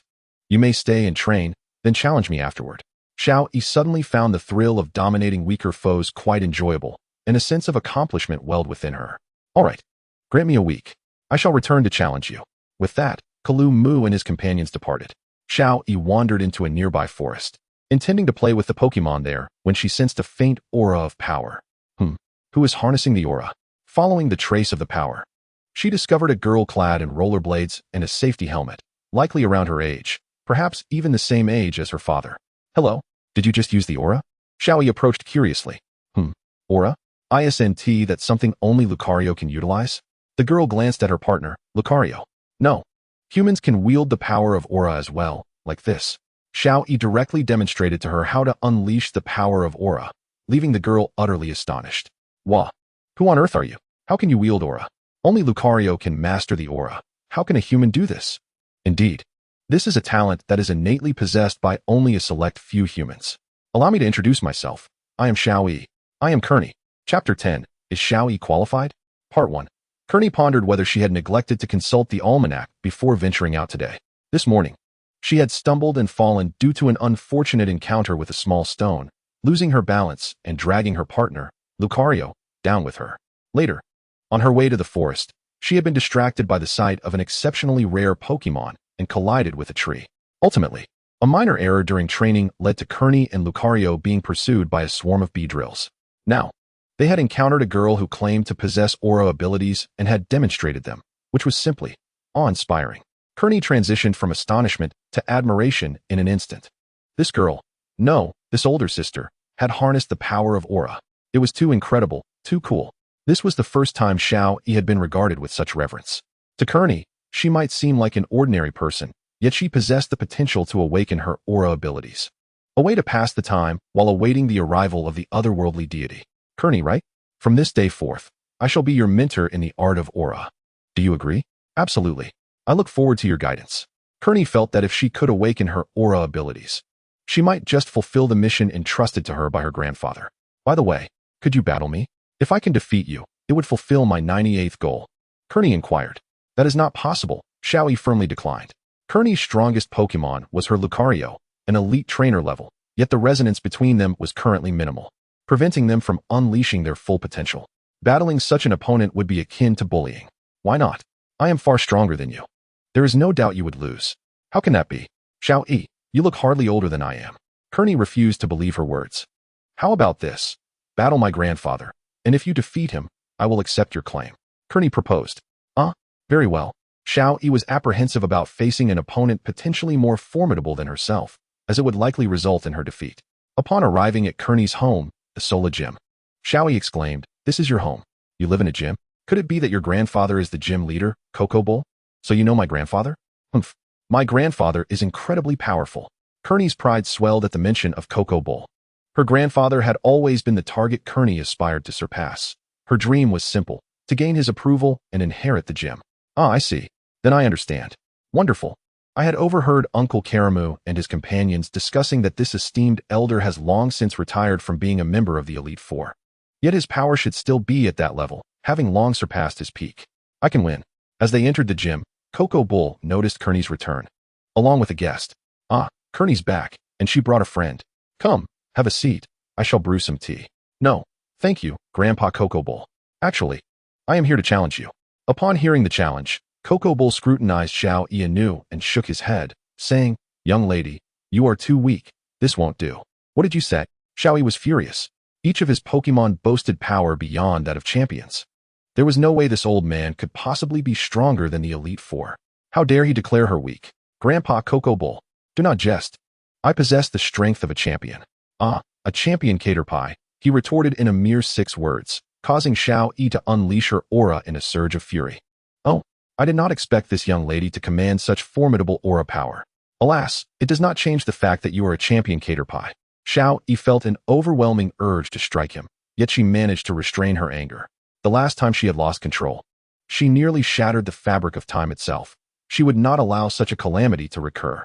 "I hereby challenge you, Grandpa Coco Bull. If I win, you must retract your statement about me being a champion Caterpie and apologize." Very well, Coco Bull accepted the challenge. Kearney began to regret bringing Xiaoyi here. Had she known this would transpire, she would have done anything to prevent it. Just as Kearney contemplated leaving, Coco Bull called out to her. "Kearney." "Yes, Grandpa, I'm here." Kearney replied fearfully. "You shall serve as the referee. Moreover, observe closely the shortcomings of this young girl, learn from her." Yes. Although Kearney did not perceive any flaws in Xiaoyi, the fact that she was indeed a champion level being implied that she would witness an exhilarating battle. Coco Bull led Xiaoyi to their battle arena, stating, "This battleground is constructed to withstand battles of champion level, suitable for our use. All right, let us begin." "Grandpa Coco Bull." Kearney announced the rules. Understood. Kearney took her position as the referee, while Xiaoyi and Coco Bull readied themselves in their respective places. Each side may employ 3 Pokemon for the match, and they may swap out their Pokemon at will. A victory is declared when one side's Pokemon are rendered incapable of battle. Are there any objections? If not, let the battle commence. Come forth, Heracross. You shall be my chosen one. BB. For her first match, Xiaoyi sent out BB, while Coco Bull countered with Heracross. whose horn bore a Mega Stone. A rare sight for Xiaoyi. It is worth noting that since the Second Divine War, Xiaoyi's mother, Serena, had destroyed the Mega Stone and Sundial, resulting in Mega Stones and Key Stones becoming exceedingly precious, accessible only to the elite or those in power. Her parents did not favor such items, as their bestowed powers could achieve similar effects without the need for the so-called Mega Stones and Key Stones. It would be prudent to allow Heracross to Mega Evolve. I am well aware of that. Heracross, Mega Evolve. Coco Bull's Keystone radiated with light, while Heracross's Mega Stone glimmered as well. The two lights intertwined, and soon, Heracross transformed, emerging as Mega Heracross. That's the spirit. BB. Ice Beam. BB unleashed an Ice Beam attack, which Mega Heracross effortlessly evaded as if it had foreseen the incoming assault. Your mastery of aura is commendable, alas. I have grown old and failed to seize this power in my youth. Such a pity. Pin Missile. The Pin Missile attack executed by Mega Heracross was unlike anything Xiaoyi had previously encountered. It resembled a barrage of bullets rather than mere needles. 5 missiles, each the size of a firearm, hurtled towards BB. With a swift motion, BB executed a tidal spin to deflect the assault, yet was still sent flying by the force of the explosion. Engaged in close combat, Mega Heracross charged at BB, who had no time to defend and could only invoke a protective shield to absorb the blow. Now's the moment. Hydro Pump. In the heat of battle, BB unleashed Hydro Pump at point-blank range, sending the opponent hurtling away. However, to BB's surprise, Mega Heracross began emanating steam. I recall now. When Mega Heracross exerts itself to the utmost, its body temperature surges dramatically, causing it to open the shell on its abdomen and arms for heat dissipation. That moment also signifies its weakest defense. BB's Hydro Pump was, in fact, a means to cool it down. Xiaoyi suddenly realized her miscalculation. BB's attack had merely lowered the opponent's temperature. A change was imperative. Return, BB. You're out. Xiao Xiao, it's your turn. Xiaoyi hastily swapped out BB for Xiao Xiao. You shouldn't have switched it out. Kecleon's words puzzled Xiaoyi, but now was not the time for such distractions. Xiao Xiao, I rely on you. Oh Xiaoyi, I hesitate to dampen your spirits, but I fear we cannot triumph against this elder. Xiao Xiao's entrance was akin to dousing Xiaoyi with cold water. Though she was the child of Ash, her battle instincts revealed the truth. She had been overly pampered in the past. Let this be an opportunity for Xiaoyi to grasp reality. Nonsense. We shall surely prevail. Lightning quick, Xiao Xiao could not help but shake her head, hoping this battle would illuminate her weaknesses, preventing future discouragement. She unleashed a thunderbolt. Yet Mega Heracross did not even attempt to defend, allowing Xiao Xiao to collide with it, resulting in her being sent soaring. Double repayment. How was that executed so covertly? Xiaoyi misjudged the situation. While she was aware of Heracross's mastery of the move, she never anticipated it would be employed so stealthily. Forceful push. Evade the attack and follow up with swift. Evading Mega Heracross's onslaught was trivial for Xiao Xiao, but honestly, she secretly wished to lose without it being too apparent. Despite her distraction with thoughts of defeat, Xiao Xiao launched swift, striking Mega Heracross directly in the face, yet the opponent began to radiate heat. Xiao Xiao. Time it right with the heat dissipation. Initially, Xiaoyi intended to exploit the opportunity, but upon reflection, she would despise herself for such an underhanded tactic. Kecleon smiled in satisfaction, nodding. This little girl was not entirely hopeless, merely in need of stringent training. Perhaps it was time to call upon an old friend for assistance? Chapter 11. Is Xiaoyi adequate? Young lady, what is your name? Kecleon suddenly realized he had yet to learn Xiaoyi's name. I am Xiaoyi from Pallet Town. Pallet Town? I see. Kecleon had long been aware that Pallet Town either produced prodigies or the mundane. Simply put, in times of tranquility, it was unknown, yet during moments of fame, it was renowned. Several formidable trainers had emerged from Pallet Town, including the current Pokemon champion and its predecessors. Upon encountering Professor Oak, do remember to send my regards. Kecleon remarked. You know Professor Oak? Ha! If there exists a soul who does not know him, I would question their very existence on this planet. It appears that Professor Oak is a legendary figure across all dimensions. Well, enough chit-chat. Super Horn Attack. Do not engage directly. Use Iron Tail to suppress its attack. Xiao Xiao executed Iron Tail, seizing the moment to pin the opponent down. However, Mega Heracross swiftly countered, lifting Xiao Xiao into the air. Missile Needle. Swift. That Missile Needle could not be allowed to hit. It was too large. Being struck would be catastrophic. After deflecting the attack, Kecleon shouted, Seed Bomb. Seed Bomb. A grass-type move, was not outside the realm of Mega Heracross's capabilities. It spewed forth yellow seeds from its mouth to assault Xiao Xiao. who expertly deployed Hyper Voice to block the attack, while simultaneously inflicting damage on Mega Heracross. Aura Sphere. Interrupted. Swift. Though Xiao executed Swift, Mega Heracross charged its attack more rapidly and had already completed its build-up, launching into the air to deliver an Aura Sphere that defeated Xiao, who fell alongside her opponent.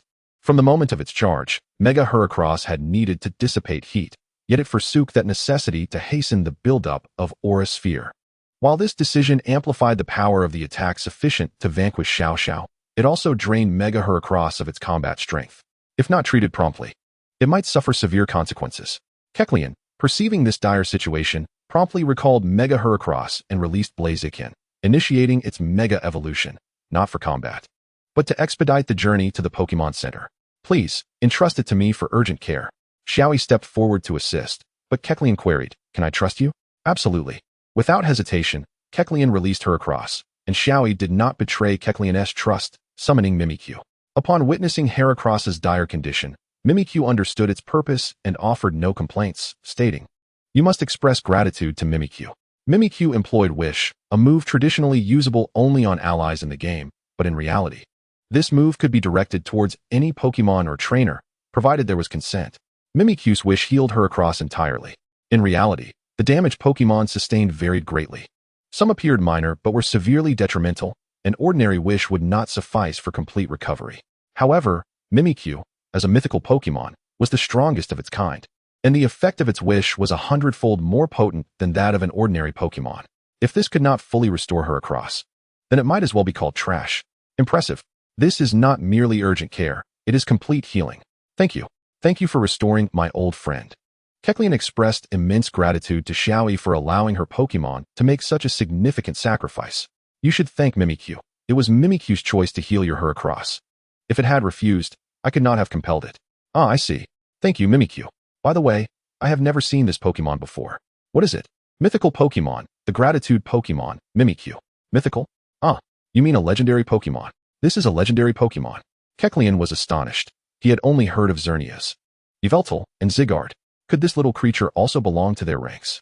In this universe, the concept of phantom beasts does not exist. Instead, they are categorized under divine beasts, which, although a simplification, is not entirely inaccurate. Xiaoyi pondered. Regardless, I must express my gratitude to you. Shall the competition continue? Yes.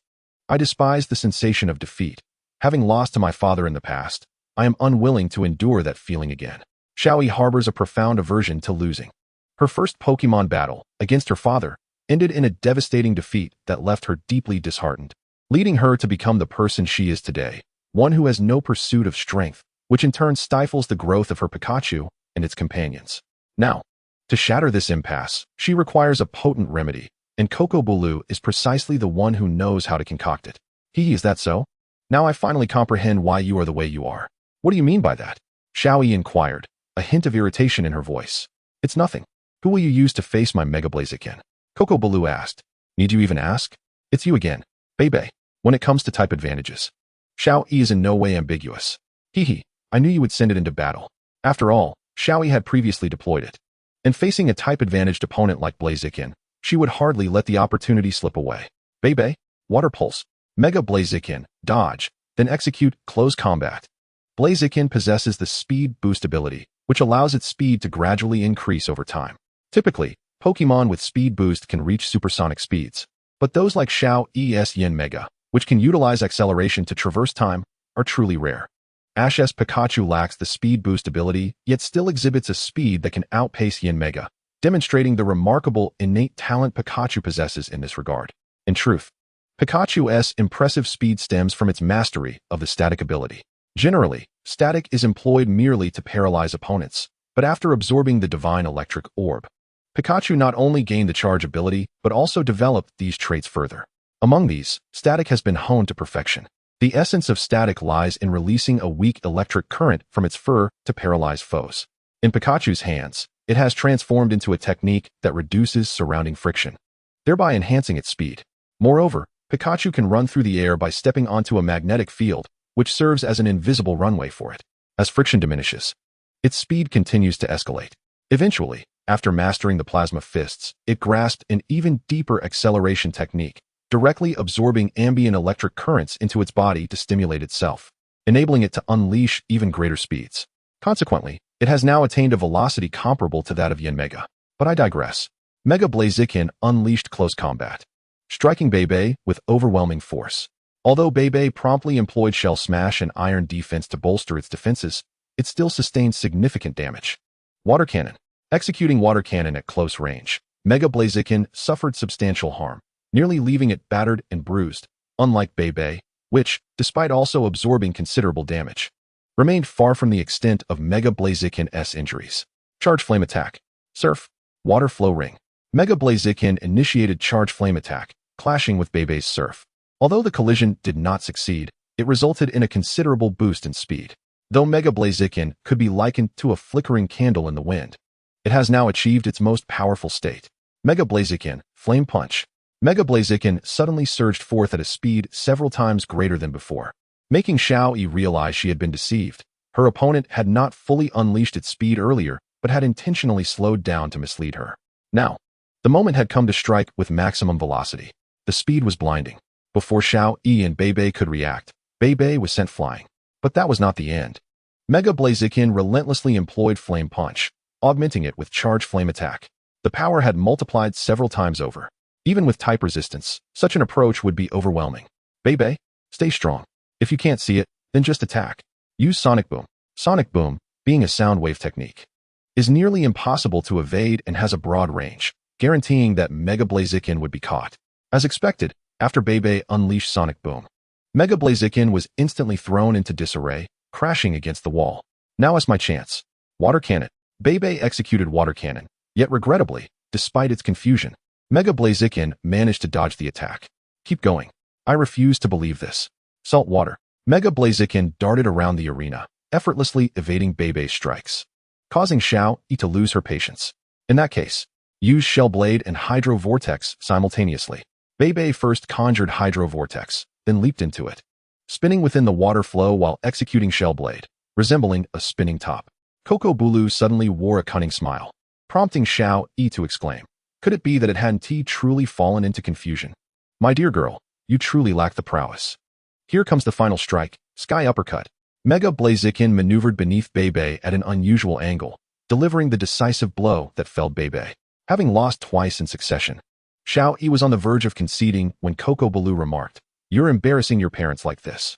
Instantly reigniting her fighting spirit, Xiaoyi retorted, are you joking? I'm determined to win today. Chapter 12. Is Xiaoyi qualified? Part 2. After 2 consecutive losses, Xiaoyi vowed she would not succumb again in this final match. For this battle was to be her trump card, her first Pokemon in every conceivable sense. It's settled then. Pikachu. Xiaoyi sent forth Pikachu, prompting Coco Bulu to raise an eyebrow in curiosity and inquire, why is your Piku still a Piku? Logically, it should have evolved by now. My Pika doesn't wish to evolve, that's what it told me. Xiaoyi herself couldn't fathom why Piku resisted evolution. Although remaining unevolved is quite charming, it appears rather endearing. Is that so? Very well, let us go, Lucario. Coco Bulu sent forth his ace, Lucario. Lucario. Mega Evolve. As the light dissipated, Mega Lucario made its entrance. This one is evidently much stronger than the previous 2. It appears to be the ace. Pikachu. Strike first. Electro Ball. Xiaoyi held considerable confidence in Pikachu's speed. In this world, only a select few Pokemon could rival Pikachu's swiftness, those capable of squeezing into the top 10 fastest Pokemon globally. Bone Rush. Coco Bulu's Mega Lucario employed a single-stick style, summoning a bone formed of energy, executing a spinning attack that effortlessly deflected the Electro Ball. Even with type advantage, it shouldn't be this easy to block. Extreme Speed. Since Electro Ball proved ineffective, it was time to counter with speed. Mega Lucario underestimated Pikachu's velocity. It was so swift that it was struck before it even realized. Remarkably fast. This could be troublesome. Aura Sphere. Aura Sphere is an unmissable attack. Even a Pokemon like Shining can't truly evade an unmissable move. Thus, no matter how fast Pikachu may be, it will undoubtedly be caught by this attack. Thunderbolt, block it. Pikachu utilized Thunderbolt to repel the Aura Sphere. However, this was merely the prelude to the ensuing clash. The onslaught of Thunderbolt surged towards Mega Lucario, who adeptly evaded the strike. In a moment of fierce determination, Mega Lucario charged forward, engaging in close combat. It pursued Pikachu, yet the latter's swiftness rendered it unable to keep pace. Now's the time. Electromagnetic wave. Pikachu suddenly unleashed an electromagnetic wave, catching Mega Lucario off guard and leaving it unable to dodge, resulting in paralysis. Now, Thunderbolt. Mega Lucario lunged forward, unleashing a forceful attack. Defying the might of Thunderbolt, it closed in on Pikachu and struck it away with a powerful blow. Use Electro Ball while airborne. Even as it was sent flying, Pikachu managed to stabilize itself and retaliated with an Electro Ball. However, Mega Lucario swiftly condensed another Aura Sphere to block the attack. Swords Dance. What good is boosting attack power at this moment? Never mind, Charge Beam. Pikachu unleashed a Charge Beam, while Mega Lucario countered with a Cannon Blast. Unfortunately for Pikachu, the Charge Beam lacked sufficient power and was once again sent reeling. No worries. As long as we maintain distance, its threat is minimal. Electric Terrain. Thunderbolt. Pikachu first established Electric Terrain to enhance its advantage, then unleashed Thunderbolt. This time, Mega Lucario could not evade due to its paralysis, absorbing the Thunderbolt directly and nearly collapsing. Final blow. Thunder. With victory seemingly in hand, a colossal bolt of lightning descended from the heavens, akin to a thunderous dragon, bearing down on Mega Lucario. Extreme Speed. Mega Lucario, having withheld this technique until now, executed it flawlessly, evading the thunder and colliding with Pikachu. Pikachu. High Voltage. Pikachu charged towards Mega Lucario with high voltage. But it appeared that the impact had intensified the paralysis on Mega Lucario, rendering it immobile. Both Pikachu and its trainer believed that this time, nothing could go awry. Yet, an unexpected twist unfolded. Mega Lucario retaliated with Double Edge. This move was specifically designed to rebound physical attacks, and high voltage indeed constituted a physical assault. Consequently, Pikachu was flung back by its own doubled force, suffering significant damage. Now's the time. Close Combat. Mega Lucario seized the opportunity, launching a barrage of close combat strikes against Pikachu. Enraged, Pikachu grasped its arm and unleashed Thunderbolt at close range, ultimately defeating Mega Lucario. At last, victory was achieved. Just as Xiaoyi exhaled in relief, Kenny interjected, "What are you saying? Xiaoyi, you haven't defeated my grandfather's Blaziken yet." Xiaoyi felt her cheeks flush with embarrassment. How could she have forgotten this crucial detail? Go, Blaziken.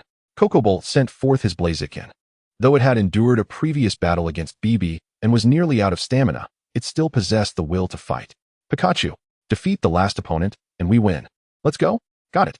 After Mega Evolution, Cocobolt declared, "Mega Blaziken, let us go." Electroweb. Pikachu attempted to ensnare its opponent with an Electroweb.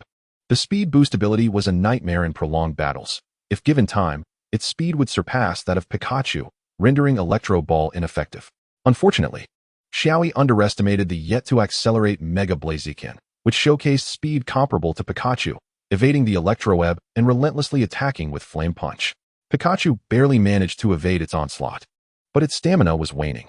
Despite possessing the prowess of a quasi-Pokemon champion, Pikachu could only perform at a champion or perhaps semi-champion level, all due to Xiaoyi's influence. What is happening? How can Cocobolt's grandfather be so powerful? This doesn't make sense. Why is this happening? Xiaoyi was utterly bewildered. She was clearly stronger than her opponent, yet she found herself at a disadvantage. The thought of losing again, especially to someone seemingly weaker, began to erode her fighting spirit. Observing Xiaoyi's defeated demeanor, Pikachu ceased its struggle, and Mega Blaziken also halted, reverting from Mega Evolution. Cocoball, noticing Xiaoyi's state, shook his head and glanced at Kenny, who believed Xiaoyi should not give up. Cocoball could see the resolve in Kenny's eyes, sighed, and remarked, "You both lack maturity, Kenny." "Yes, Grandpa."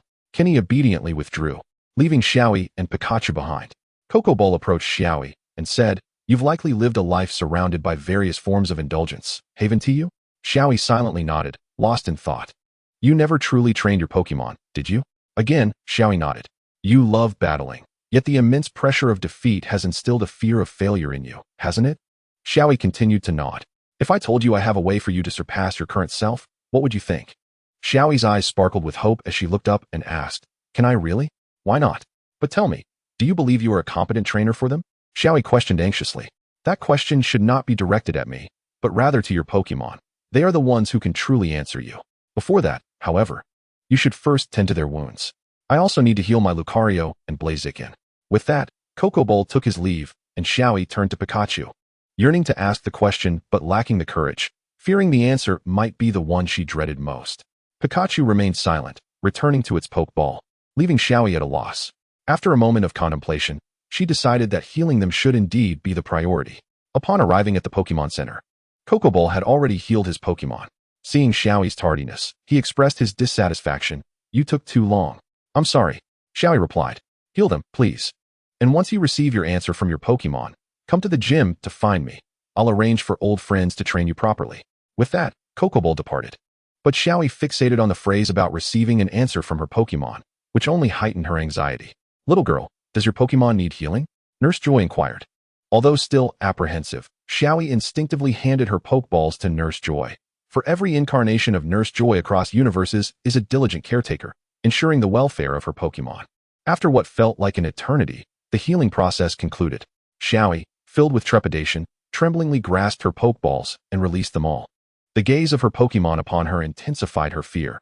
She couldn't bear to meet their eyes and turned away, crouching down, and weakly asked, "Am I a qualified trainer?" The absence of response left Xiaoyi's heart feeling cold, awakening within her the suppressed persona of the Awakens.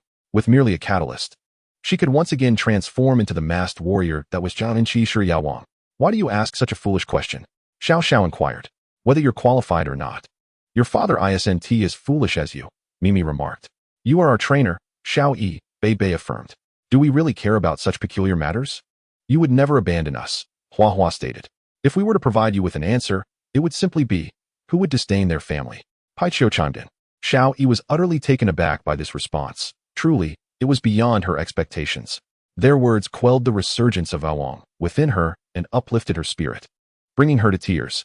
Thank you, shue shue, sob sob sob. Thank you all." Xiaoyi turned and embraced them tightly, weeping and expressing her gratitude. "Make sure to express your thanks properly," Mimi advised. "Let us strive together," Bei encouraged. "We will grow anew," Hua Hua added. "This time, do not fear failure," Xiao Xiao urged. "Because no matter what, we will always stand by your side," Paiqiu reassured. Chapter 13. The Generational Divide of the Universe and Time. Xiaoyi wept until evening, her eyes swollen from tears, only pausing when her stomach began to grumble.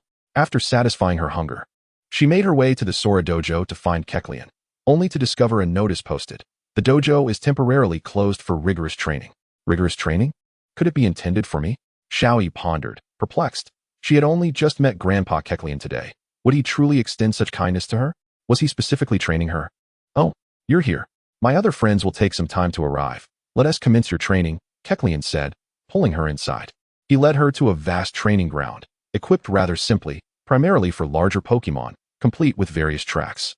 Every one of your Pokemon possesses formidable strength, yet they are unable to unleash their true potential. This is not due to their inability to control their power, but rather because you, as their trainer, are hindering their capabilities, Kecleon stated. "What?" Xiaoyi was astonished, while Paiqiu and the others were equally taken aback. The old man had an astute eye. He discerned the root of the issue at a glance. Naturally, Ash and the others had noticed this as well. They had refrained from assisting Xiaoyi, believing she primarily relied on transforming into Denji to battle or depending on fusion to fight. As Pokemon battles were largely foreign to her, they had chosen to overlook the matter, unaware of the developments that would unfold in another universe. "You will undergo my training henceforth. But I still lack insight into your situation. Could you share why you do not wish to grow stronger?" Kecleon inquired. Logically, when one is defeated, a desire to surpass the opponent typically arises. However, Xiaoyi felt none of that, as if her opponent were an insurmountable existence in her eyes. I think it's because my father is the strongest trainer," Xiaoyi replied hesitantly. "Your father is the strongest trainer? Huh. Silly child, perhaps your father is indeed strong. But the strongest trainer I know is the current Pokemon champion, and her name is Xiao Wu, a woman. The Pokemon champion of this universe is female? In that case, it's not Grandpa. But does this universe even have a Grandpa? Has he perhaps changed his name?" Xiaoyi mused. "Then who was the former Pokemon champion? It's normal that you wouldn't know him. He belonged to my generation, but alas, he has passed away," Kecleon lamented. "I'm sorry. It's all right. His name was Yangyi. Why does that sound so similar to Grandpa's name? By the way, may I ask, do you know Guangyi?" Xiaoyi asked. "How do you know that name?" Kecleon exclaimed in surprise. "Well, it seems that Grandpa in this universe still retains that name. But how curious. Logically, the Pokemon champion should have been Grandpa, so why the change? Regardless of where you learned that name, I can only tell you that it belongs to a hero," Kecleon said wistfully. "A hero's name? What does that entail?" Xiaoyi sensed that the situation was more complicated than it appeared. A decade ago, there was an era teeming with prodigies, which we refer to as the era of ascendancy.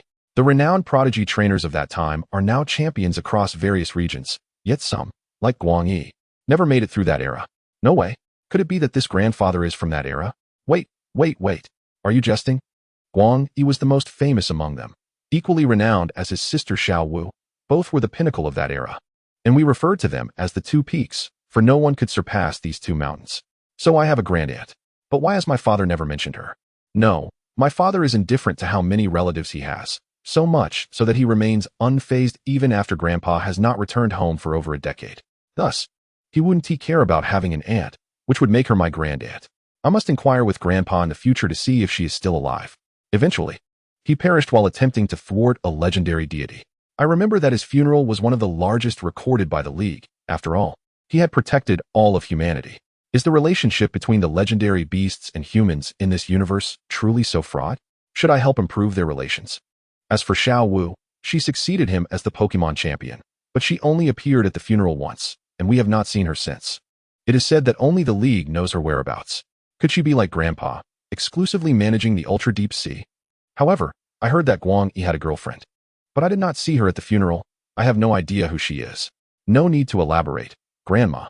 It seems that in this universe, Grandma did not marry Grandpa, likely due to delays in marriage, or perhaps it was concealed, considering Grandpa's unique status. Ah, what a pity. Honestly, if he were still alive, this world would likely have far fewer evil organizations. Why does it sound like Grandpa became a symbol of justice while he was alive? Is Grandpa truly that formidable? If so, how strong must my father be? Does a trainer capable of defeating my father truly exist? It feels like the likelihood of that happening is only when my father's Pokemon grow old and their strength diminishes. Enough of that. As one ages, one tends to reminisce about the past. Having chatted with Xiaoyi for so long, it is time to consider how to train her properly. Such a promising talent. How could her parents have neglected her training? It is a sheer waste of her innate gifts. I truly wish I could have a word with her parents. If Kecleon were to discover that her parents were future top-tier champions, belonging to the level of the two peaks, he would undoubtedly be left speechless. Xiaoyi, your current predicament stems from a lack of desire to grow stronger, believing that no matter how much you train your Pokemon, you could never surpass your father in this lifetime, correct? This is an exceedingly perilous mindset, Kecleon admonished earnestly. However, this also puzzled Kecleon. After all, the true potential of this young girl was undoubtedly at the champion level. To have a champion reduced to such a state could only imply the existence of a trainer at the level of the Pokemon champion. The question arises, in a world where elite trainers of the fairy type, akin to the likes of Xiaoyi, are scarce acquaintances, how could she find herself so profoundly disheartened? It is indeed perplexing. Therefore, you must establish a definitive goal for yourself, to vanquish your father. You need to comprehend this. Your father is not as formidable as you envision. I am convinced that if you can unleash the full potential of your Pokemon, you will undoubtedly triumph over him. Xiaoyi and Pikachu were taken aback. What did it matter if their strength was restored? The chasm between an elite trainer and a quasi-elite trainer is not merely a matter of a single word. However, if given ample time to train, they might indeed discover a way. Moreover, Xiaoyi and his companions had mentioned that their team was still incomplete, lacking one more ally. It is said that this companion possesses considerable strength, as they can effortlessly command legendary Pokemon, and their own prowess is commendable. Once they rejoin, they will have a complete team of 6, and by that time, after honing their skills, they can challenge Xiaoyi once more. Xiaoyi may have relinquished her challenge against Xiaoyi, but it does not imply that her companions have given up. Regrettably, Xiaoyi's withdrawal has hindered their progress, yet they are willing to wait until she regains her confidence. It appears that this is a fortuitous opportunity for her to embark anew on her journey of self-improvement. Though I hesitate to utter this, Grandpa Cocobol, I find myself at a loss regarding the purpose of my strength. Is it merely to conquer my father? To me, he is simply my father.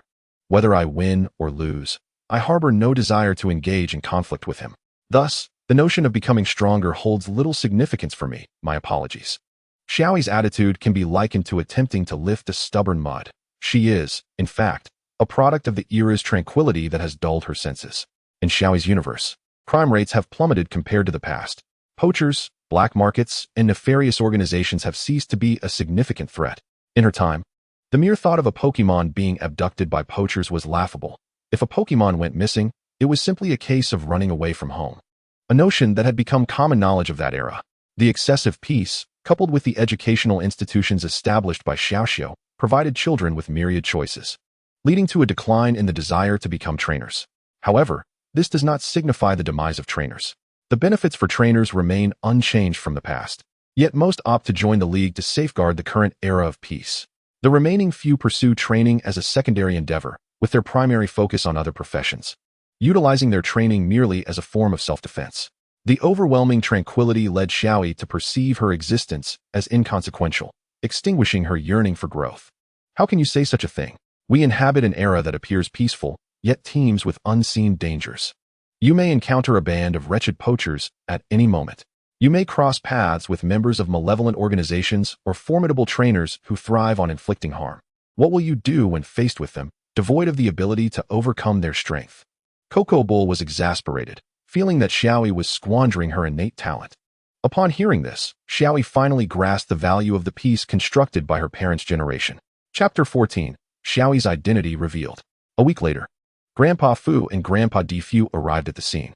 They had abandoned their gym duties to come here, having heard from Coco Bull about a prodigy he had discovered, albeit one with a rather peculiar disposition, prompting him to call for assistance. Grandpa Fu was the first to arrive, given that his city of Fei was the closest. However, he did not immediately seek out Coco Bull. Instead, he patiently awaited Defu's arrival in Shaluo City for several days. By the 7th day, Defu finally made his appearance. "Ah, the old ice block," Fu remarked. "Old goat, long time no see," Defu replied. "I've been waiting for you. Let's go." It has been ages since we last gathered as old friends. On their way to the Shaluo gym, Defu inquired, "What do you think of that old fox's luck? He stumbled upon a genius, yet from his tone, it seems this genius is difficult to teach. Otherwise, he wouldn't have summoned us for help. I believe I may have encountered her before," Fu mused. "Her? You know her? She's a good child. But how should I put it? She lacks the desire to grow stronger." "Surely you jest. Who wouldn't wish to become stronger? This is something you must witness firsthand to comprehend." Upon reaching the Shaluo gym, they were greeted by the sounds of battle, indicating that training had commenced. "Oh, they've already started fighting?" Defu remarked. "Ha. It seems we must put in some effort," Fu commented. However, upon entering, they were left dumbfounded. Though a battle was indeed underway, it was unlike anything they had ever seen. A human was engaged in combat with a Mega Lucario. Is this truly a human? They were witnessing a brawl between a human and a Pokemon of the fighting type, no less. What on earth was happening in this world? When did humans become capable of matching Pokemon so closely? That human, no, that girl emerged victorious, declaring, "See? I told you. My raw strength is sufficient to contend with Pokemon. Do you honestly believe I care about becoming stronger? Let them train themselves." "Xiaoyi, if you have no desire to grow stronger, then we cannot become stronger either," Pikachu interjected. "Is that so?" Fu and Defu, the two old men, were utterly bewildered. "What is happening here? Where have you been until now? My entire team of Pokemon has been defeated by her alone. None of my Pokemon could stand against her." Coco Bull was on the verge of madness. Was this truly a human? Could a human defeat a Pokemon of the Elite Four level in such a manner? What in the world is going on? Fu questioned, astonished. They felt as if the world had shifted in just a week since their last visit. "Allow me to explain," Coco Bull started. "He believes I am a lazy fish who has no desire to grow stronger and thinks we lack power. Thus, I demonstrated my abilities to him. But for reasons unbeknownst to me, he refuses to acknowledge it. As a result, I had to defeat all of them to prove my strength." Xiaoyi clarified. They felt as though a swarm of dark crows had flown overhead. Defu asked, "Did you bring a human here?" "I too wish to know the answer to that question." Coco Bull responded, utterly speechless. He realized he could no longer teach her. Their wavelengths were simply not in sync, rendering communication impossible. By the way, her techniques seemed reminiscent of a ninja's skills. Could she be from Koga Village? He had never heard of Koga Village producing such powerful ninjas. "By the way, what is the name of that young girl?" Fu inquired. "My name is Xiaoyi, and I hail from Jinshin Town." "From Jinshin Town? No wonder," Defu exclaimed. He was well aware of the legends surrounding Jinshin Town, and if that were the case, it was entirely plausible for this child to possess such terrifying abilities. Jinshin Town is known for producing powerful trainers and their Pokemon, not formidable individuals capable of battling Pokemon in hand-to-hand combat. When did individuals from Jinshin Town become so extraordinary? Well, I suppose I should make a call to inquire about this child with Professor Oak. Just as Fuku was about to dial the number, he was intercepted by Xiaoyi. "What's the matter, child? Why won't you allow me to make the call?" Upon hearing the mention of contacting Professor Oak, the child exhibited peculiar behavior, almost as if she harbored some clandestine secret. Child, could it be that you have been deceitful? Are you not truly from Masera Town? Fuku inquired. Absolutely not. I am a native of Masera Town. She retorted. Then why do you prevent me from calling? Fuku pressed. There are numerous reasons, she replied cryptically. Let us seek clarity from Professor Oak, Coco proposed. Absolutely not. Xiaoyi exclaimed, positioning herself firmly in front of the telephone, blocking their approach. Why so strange? If you are indeed from Masera Town, it is only reasonable for us to ask Professor Oak about you. Why do you resist this call? I cannot articulate it. Xiaoyi confessed. Then let us go directly to Professor Oak for answers, Fuku stated. That is out of the question. She insisted. I'm sorry. I have a challenge at the gym. At that moment, Ash and Serena arrived at the Sorrow gym, ready for their challenge. Upon spotting them, Xiaoyi rushed towards them, instinctively shouting, Mommy, Daddy, save me. Eh? Everyone was taken aback. Who did she just call Mommy and Daddy? Are you out of your mind? Pikachu exclaimed as it tackled her to the ground. Whom did she just call Mommy and Daddy? Ash was bewildered. What is happening? I think she was referring to you too, perhaps, Hitron speculated, though not entirely sure. No. My intuition tells me that this well-endowed older sister is calling Ash and Serena. Eh? Serena? Not Selena? Xiaoyi asked in surprise. Oh, well, I was indeed called Serena in the past. But I frequently misspelled it as Selena when I was younger, so my mother changed my name to Selena. But how do you know this name? Serena questioned. Wait a moment. The real question is, why did you call them Mommy and Daddy? Karamu interjected, rushing forward. Karamu, having encountered Ash and the others, also recognized his childhood friend Selena and thought to join them. They had even engaged in challenges along the way, but Xiaoyi's earlier exclamation had startled him, causing him to forget their original purpose. I don't know. Xiaoyi feigned innocence, though her expression betrayed her. You see, you are lying. If you are going to lie, at least have some skill. Karamu remarked, exasperated. Eh? But I managed to deceive my Pikachu before. Are you saying I'm foolish? Xiaoyi lamented, wishing to unleash a thunderbolt to teach her a lesson, but the timing was not right. You really must clarify who you are, Karen insisted. Under the weight of their curious gazes, Xiaoyi felt overwhelmed and finally relented. All right, I will tell you. I am Kamen Rider Den-O, hailing from another universe. By the way, in my universe, those two, Ash and Serena, Selena, aren't accustomed to that name. They are my parents from the past. I am their future daughter. That's the gist of it. Her brief account left everyone in utter bewilderment. Kamen Rider? Den-O? Another universe? The past? The future? What is going on? Even Hitron, an inventor, struggled to grasp the logic behind it all. Is it really that difficult to understand? Fine. Allow me to elucidate. In my universe. My father. Let us not delve into that, lest I inadvertently alter your universe. Wait. I've heard that every father in any universe has the potential to annihilate it. Therefore, becoming a Pokemon champion is practically a given, as long as one puts in the effort. What? In another universe, I am already a Pokemon champion? Ash exclaimed, astonished. Yes, I've heard you broke the record by becoming the youngest champion at the age of 17. However, I must admit, this universe feels a bit strange without Uncle Sho. Sho, who is he? Selena inquired. Regardless, the development of each universe varies. So it's quite normal you haven't encountered Uncle Sho. No worries. Could it be the multiverse theory? I always thought that was confined to science fiction. Hitron, upon grasping the concept, was filled with excitement. What was your name again? I am Xiaoyi from. Well, my father in this universe is 10 years old. Hence, I originate from the future, 38 years hence. 38 years. Such a distant time frame? Eureka gasped with sparkling eyes. Yes, Aunt Eureka. Upon hearing Xiaoyi refer to her as Aunt, Eureka was displeased. I am only 6 years old. My apologies. After all, lineage cannot be disregarded. My mother has always called me that since childhood. Eureka cast a dissatisfied glance at Selena, who felt inexplicably burdened by the situation. However, upon seeing how beautiful Xiaoyi was, she couldn't help but wonder how she possessed such an exquisite figure. But wait, perhaps Xiaoyi is much older. If that's the case, she still has a chance. Xiaoyi-chan, may I call you that? Selena asked. Of course, it's fine. After all, in a strict sense, you aren't my mother. You're quite far from it, Xiaoyi replied. So significant is the difference? It seems I am still lacking. Perhaps it's because I am not impressive enough that Ash doesn't notice me? All right, I shall strive to become more remarkable. Selena thought to herself. I would like to inquire, Xiaoyi, how old are you this year? Around 16? Selena asked. Not at all. I am merely 13. By the way, my figure began developing around the ages of 6 or 7. All the girls present collapsed in shock, having received a devastating blow to their self-esteem. Chapter 15. Xiaoyi recounts the past of her universe. Upon understanding Xiaoyi's identity, Coco was able to comprehend why she might hold such thoughts. Yet he still found it baffling. Even if the future world is indeed peaceful, how did you cultivate such skills? Coco inquired. May I share this? Xiaoyi glanced at Pikachu and the others. You've already revealed most of your identity. Have you obtained our consent? Pikachu questioned. Very well. Here's the situation. In my universe, my parents were honored by the Alliance with the title of Monster Trainers because they frequently saved the world alongside Uncle Shou. Therefore, in my universe, my parents and Uncle Shou are the leaders of all monster trainers in their era. What? Monster trainers? Me, Ash, and the unfamiliar Uncle Shou. Selena was astonished. She had always believed she understood her own worth, but now it appeared she had underestimated her potential.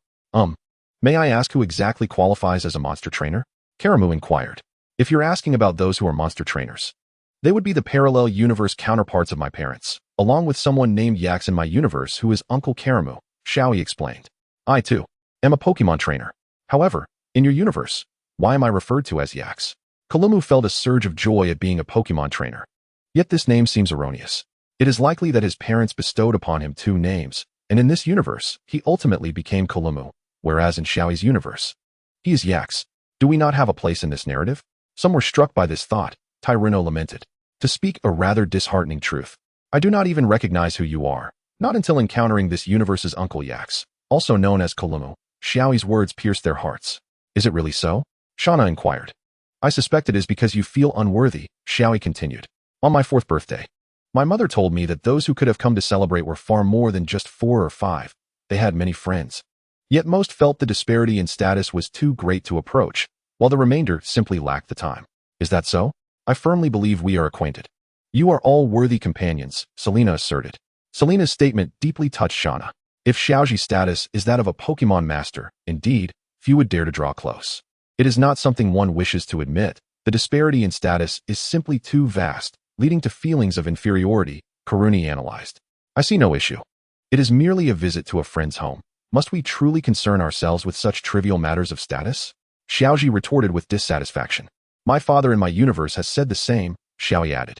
See, yet I still cannot accept that you are my daughter, Xiaoji replied, his expression darkening. He disliked admitting it, but who would believe that a 10-year-old boy could have a 13-year-old daughter? It's all right. Let's put it this way. You are vastly different from the father I envision. Is that so? Then let us battle. If you are indeed my father, you certainly would not refuse a duel, Xiaoji exclaimed, his blood surging with excitement. Xiaoyi suddenly recalled distressing memories, stating, when I battled you as a child, you utterly defeated me. The others instantly regarded Xiaoji with disdainful eyes, to which Selena remarked, you were rather harsh with your daughter, weren't you? Hey, it wasn't my doing. Xiaoji protested, feeling unjustly accused, as he found himself bearing the blame for another's actions. You have no idea how my father tormented me. A Pikachu, his steadfast ace, could take on 5 opponents while simultaneously defeating me. At this, all eyes shifted to Pikachu, who now found himself unfairly bearing the blame as well. Pikachu instantly grasped the feeling of being unjustly accused despite having done nothing wrong. But am I truly that formidable in the future? Xiaoji inquired with curiosity. My father claims that his strength was forged through numerous life and death battles, and he had to contend with his destined rival and another version of himself, Xiaoyi explained. The group was left bewildered once more. What on earth does that mean? Yet, I suspect that in this universe, you will not encounter your rival, as they have perished utterly in my universe. Well, it should be she, I suppose. Once more, the collective gaze shifted, this time toward Hitron, the sole scientist present. Don't look at me. I have no idea, Hitron lamented, feeling utterly useless yet unable to shake the sensation of inadequacy. Setting aside the rival for now, how does the other self come into play? Karuni posed the crucial question. As far as I know, my father mentioned that this is another trial he is destined to endure, battling against the self that destroyed the universe. It is either his demise or the other's. Xiaoyi recounted. The group's attention again fell upon Xiaoji, the seemingly foolish yet fervent youth who had annihilated the universe. Surely, this was a jest. Xiaoji himself was perplexed. Destroy the universe? What reason could he possibly have for such an act? It seems it was for my mother, Xiaoyi remarked, turning to Selena. For me? Selena felt both astonished and bewildered. The joy stemmed from the possibility of being with Xiaoji in any universe, yet she questioned why he would destroy the universe for her. She was no villain, after all, What purpose would that serve? I am unaware. My parents have not shared that with me. I only know that following that incident, my father appeared to exhibit greater concern and, one might say, deference toward my mother, Xiaoyi said. Could it be that he became the legendary whipped husband? The others mused. Yet honestly, I still find it quite unbelievable that I would annihilate the universe for Selena. It feels utterly unrealistic. Nonetheless, that was an act of another self in a parallel universe. It bears no relation to me, Xiaoyi stated. Speaking of which, I am quite curious, father. Why did you travel to the Kalos region?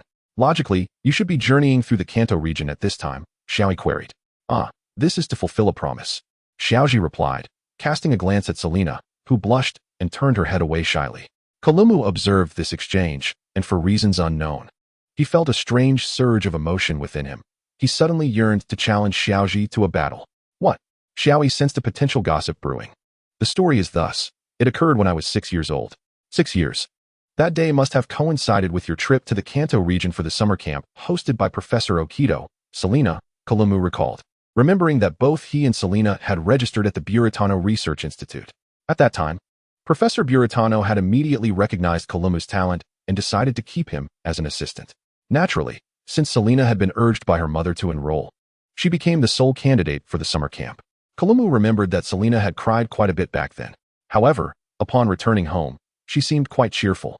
Kolumu had thought she was merely enjoying herself, but now it seemed there was more to the story. At that time, I was pursuing a tadpole Pokemon, hoping to capture it as my first Pokemon, Xiaoyi recounted. You undoubtedly failed, for had Xiaoyi succeeded, there would have been no room for Pikachu. Back then, I didn't even possess a Pokeball, Xiaoyi admitted sheepishly. Now it is my turn.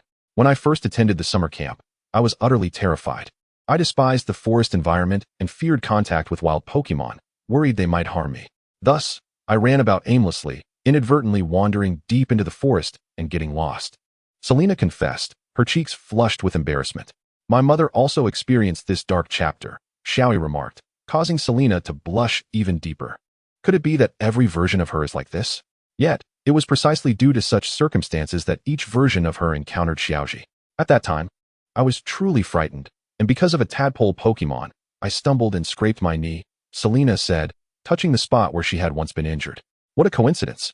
My mother suffered an injury in the same place, Xiaoyi noted. It was an awkward moment, for how could their injuries be so identical? Selena found herself at a loss for words. Later, when I was in tears, I met Xiaoyi. I had been chasing the tadpole Pokemon when I accidentally came across Selena, and upon seeing her injured leg, I hurriedly bandaged her wound, as she could not stand due to her fear of the pain, Xiaoyi explained. It was Xiaoyi who comforted me and ultimately gave me the courage to stand, Selena added. Stop. From this point onward, the history I am familiar with diverges entirely. The history I am intimately acquainted with involves my parents, along with Uncle Xiaoxiu, Aunt Xiaolan, and Uncle Xiaomao from that era. Wait a moment. I know Xiaomao, my fierce rival, but who is Xiaolan? A female? The only girl I am familiar with in our Shinshin town is named Xiaoyi. Perhaps that is her. Ash remarked. Has Aunt Xiaolan from this universe also changed her name? Whatever, it seems likely. After all, she is unfamiliar with this universe. How many of her acquaintances remain here? Setting aside the issue of name changes for now, what exactly transpired in your well-known history? Kolumu inquired with curiosity. It is quite the tale. In my universe, my parents faced relentless pursuit from Nidoqueen and Nidoqueen, accompanied by a swarm of Beedrills and Spearows. What did you say? Nidoqueen and Nidoqueen are akin to monarchs of the forest, and the probability of encountering them is already exceedingly low. And to add Beedrills and Spearows to the mix, it is a miracle they survived. At that time, my father awakened the power of Aura to protect my mother, while Aunt Xiaolan and Uncle Xiaomao also found their own abilities. Of course, Uncle Xiaoxiu possessed his powers from the outset, while my mother had yet to awaken any abilities. Is that so? I had thought that during that period, the counterpart of Shalina would awaken superpowers as well. It seems I was mistaken. Regardless, it was then that my father embarked on his extraordinary journey, showcasing his remarkable prowess. Was it at the age of 6 that this began? How astonishing. Ash felt a pang of regret, pondering why he had not awakened the power of Aura. Chapter 16. The appearance of the female version of Xiaoxiu, Violet. Xiaoyi recounted numerous tales from her parents about the past, evoking envy from Ash and the others, for they had been bestowed with the title of Monster Trainer. They were trainers of an even greater caliber than the geniuses of the old era. However, the elders, including Kokoball, gleaned some terrifying truths from Xiaoyi's narrative. The emergence of monster trainers in Xiaoyi's universe was primarily due to individuals attempting to wield the powers of legendary Pokémon to reshape the world. These trainers risked their lives to prevent the destruction of the world, and if such individuals were not honored with the title of monster trainer as heroes, it would be a gross injustice by the League. Moreover, the most arduous burden fell upon Xiaoyi's parents and someone named Xiaoxiu. According to Xiaoyi, she had not encountered Xiaoxiu in this universe, likely because this universe lacks that individual, or perhaps he resides in a different region, regardless of the reason. What looms before them are the two most formidable figures. Strangely enough, Ash and Serena were easily discernible as novice trainers. Ash appeared spirited and exuberant, embodying the archetype of a passionate fool, someone who seemed resilient to setbacks. Serena, in stark contrast, exuded an air of fragility, easily disheartened, prone to succumbing to despair. They truly could not fathom how these two, along with someone named Xiaoxiu, could be central figures among the monster trainers. I sense Uncle Xiaoxiu's aura approaching this way. Xiaoyi's aura remained perpetually attuned, a skill she learned from Ash. However, her usual range of aura sensitivity extended only 50 meters. In contrast, her father, Ash, could maintain a radius of 1 kilometer even without conscious effort, a clear demonstration of differing levels of prowess. As for Xiaoxiu, maintaining a range of 500 meters was already quite impressive. Hello, I am here to challenge the gym. The Xiaoxiu of this universe pushed open the door, momentarily taken aback by the crowd gathered. Are they throwing a party? Did she arrive at an inconvenient time? Indeed, it was she, not he. The Xiaoxiu before them bore a striking resemblance to the violet-haired Xiaoxiu, albeit taller and more statuesque.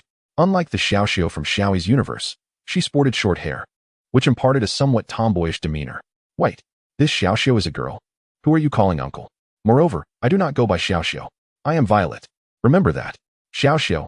No, Violet retorted, irritated. What? She is Xiaoxiu? But she is a girl? Ash exclaimed in astonishment. Hey, what do you mean by that? Violet was infuriated. She had merely come to challenge the gym, yet everyone insisted on treating her as if she were male, as if it were her inherent nature. Xiaoyi pulled her in, stating, Here's the situation, let me explain. Xiaoyi elucidated why she had mistaken her for a male. Parallel universes, monster trainers, how intriguing. Violet found it astonishing. She never anticipated that the concept of parallel universes, once confined to science fiction novels, would manifest before her eyes, especially intertwined with time travel. Truly remarkable. Let us introduce ourselves. I am Ash, from Shinshin Town, with the aspiration of becoming a Pokemon master. I am also the counterpart of Xiaoyi's future father. I believe that's how it should be stated. Xiaoyi nodded in affirmation. I am Serena, hailing from Chaoxiang Town. I do not have any particular dreams at present. However, after hearing Xiaoyi speak about another version of myself, namely, Celine, I felt greatly inspired. I have resolved to become the finest Pokemon performer and achieve the title of Kalos Queen. Serena is so cunning. Becoming the Kalos Queen is my dream too. I will not concede to you, Shauna declared. Indeed, let us strive together. And now, it is my turn. I am Kalumo. In Xiaoyi's universe, I am known as X. And I am also a monster trainer with aspirations of becoming a champion. That was my original goal, but now, I too shall endeavor to become a Pokemon master. Kalumu glanced at Serena, then at Ash, and continued, by the way, earlier, I inadvertently interrupted, so I have yet to inquire. What promise did you and your parents make? Xiaoyi's question elicited a sudden flush from Serena, while Ash appeared unfazed. This ignited the curiosity of the onlookers, and only Violet, who had recently arrived, was oblivious to the context until Xiaoyi explained it to her. Now, she too was intrigued by their promise, even producing popcorn, as if preparing to watch a spectacle.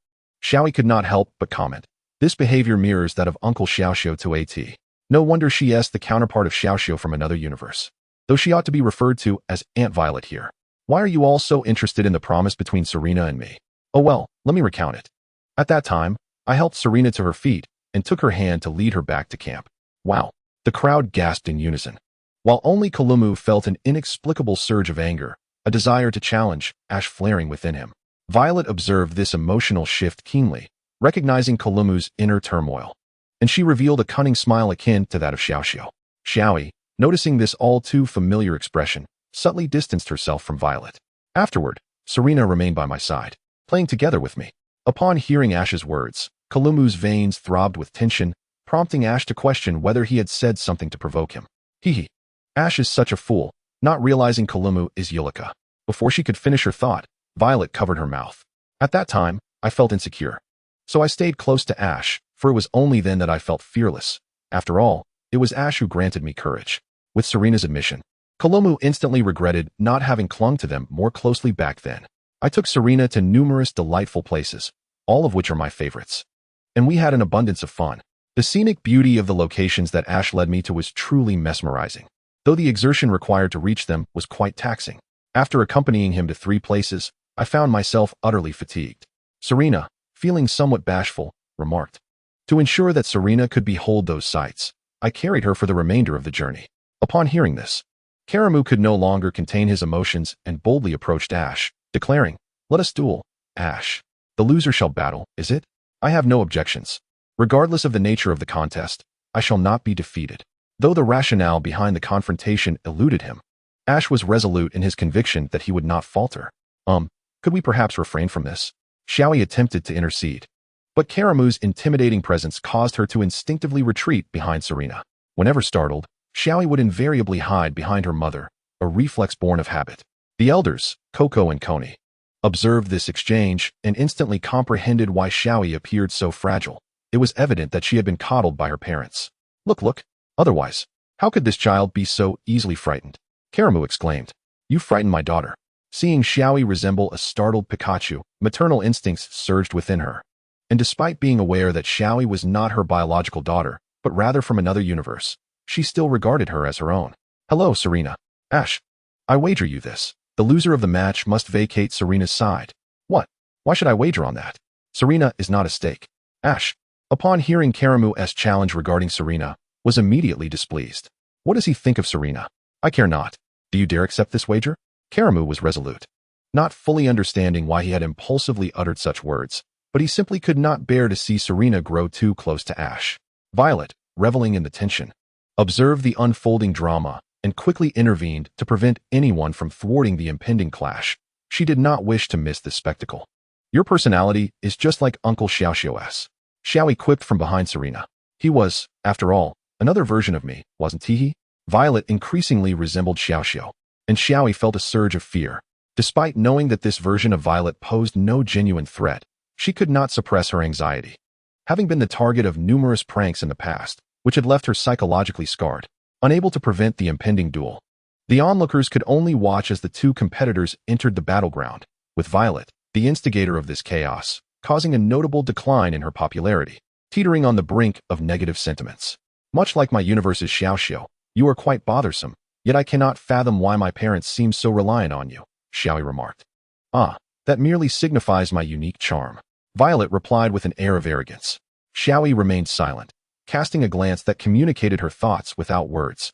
Violet approached the judging panel, announcing, the Pokemon permitted for this battle shall be 3. The competitors may exchange their Pokemon on the field. Should all of one side's Pokemon lose their fighting capability, the other side shall be declared victorious. Are there any objections? If not, let the battle commence. Pidgey, you shall be my choice. Go, Snorlax. Coco and Coney glanced at Xiaoyi, who confirmed, indeed, I inherited this from my father. He hasn't called out a name in years, so I shall do it for him. Chapter 17, Ash vs. Karamu, Part 1. Pidgey, Quick Attack. Snorlax, Heavy Slam. The clash of Quick Attack and Heavy Slam could potentially leave Pidgey incapacitated. Thus, it wisely evaded the oncoming strike. However, Pidgey miscalculated its evasive maneuver, ducking downward and inadvertently exposing itself to Snorlax's Hypnosis Punch, which caught it off guard. Fortunately, Pidgey did not succumb to confusion. Pidgey, are you all right? Ash inquired with concern. Pidgey regained its altitude, affirming its readiness. Well done. Now swift. Strike. Regrettably, Snorlax's speed could not match Pidgey's agility. It is worth noting that Ash's Pokemon possessed the hidden ability Gale Wings, which prior to the nerf in Generation 7, allowed flying-type moves to be executed with priority. In practical terms, this meant that Pokemon with this ability could unleash flying-type moves at an accelerated pace. Pidgey benefited most significantly from this. In reality, a standard Pokemon would take 3 seconds to execute a move, requiring at least 7 seconds to achieve maximum recovery. However, with the advantage of Gale Wings, that speed was reduced to 1 second, achieving full recovery in just 4 seconds, showcasing the overwhelming power of this ability. Once restored, Pidgey soared into the air, evading the onslaught of Snorlax and its offspring. Peck. Pidgey struck Snorlax at the back of its neck, while not a critical weak point. The pain it inflicted was considerably more intense than usual. Snorlax remained unfazed, as it would take substantial provocation to elicit its wrath. Snorlax. Double Edge. Pidgey. Aerial Ace. Pidgey executed Aerial Ace swiftly, interrupting Snorlax's attack. Shadow Clone. Pidgey created multiple illusions, causing Snorlax to struggle in discerning the real one. Now, Steel Wing. Ash seized the moment of Snorlax's confusion, commanding Pidgey to unleash Steel Wing, inflicting significant damage. However, this also provided Snorlax with an opportunity to retaliate. Rage.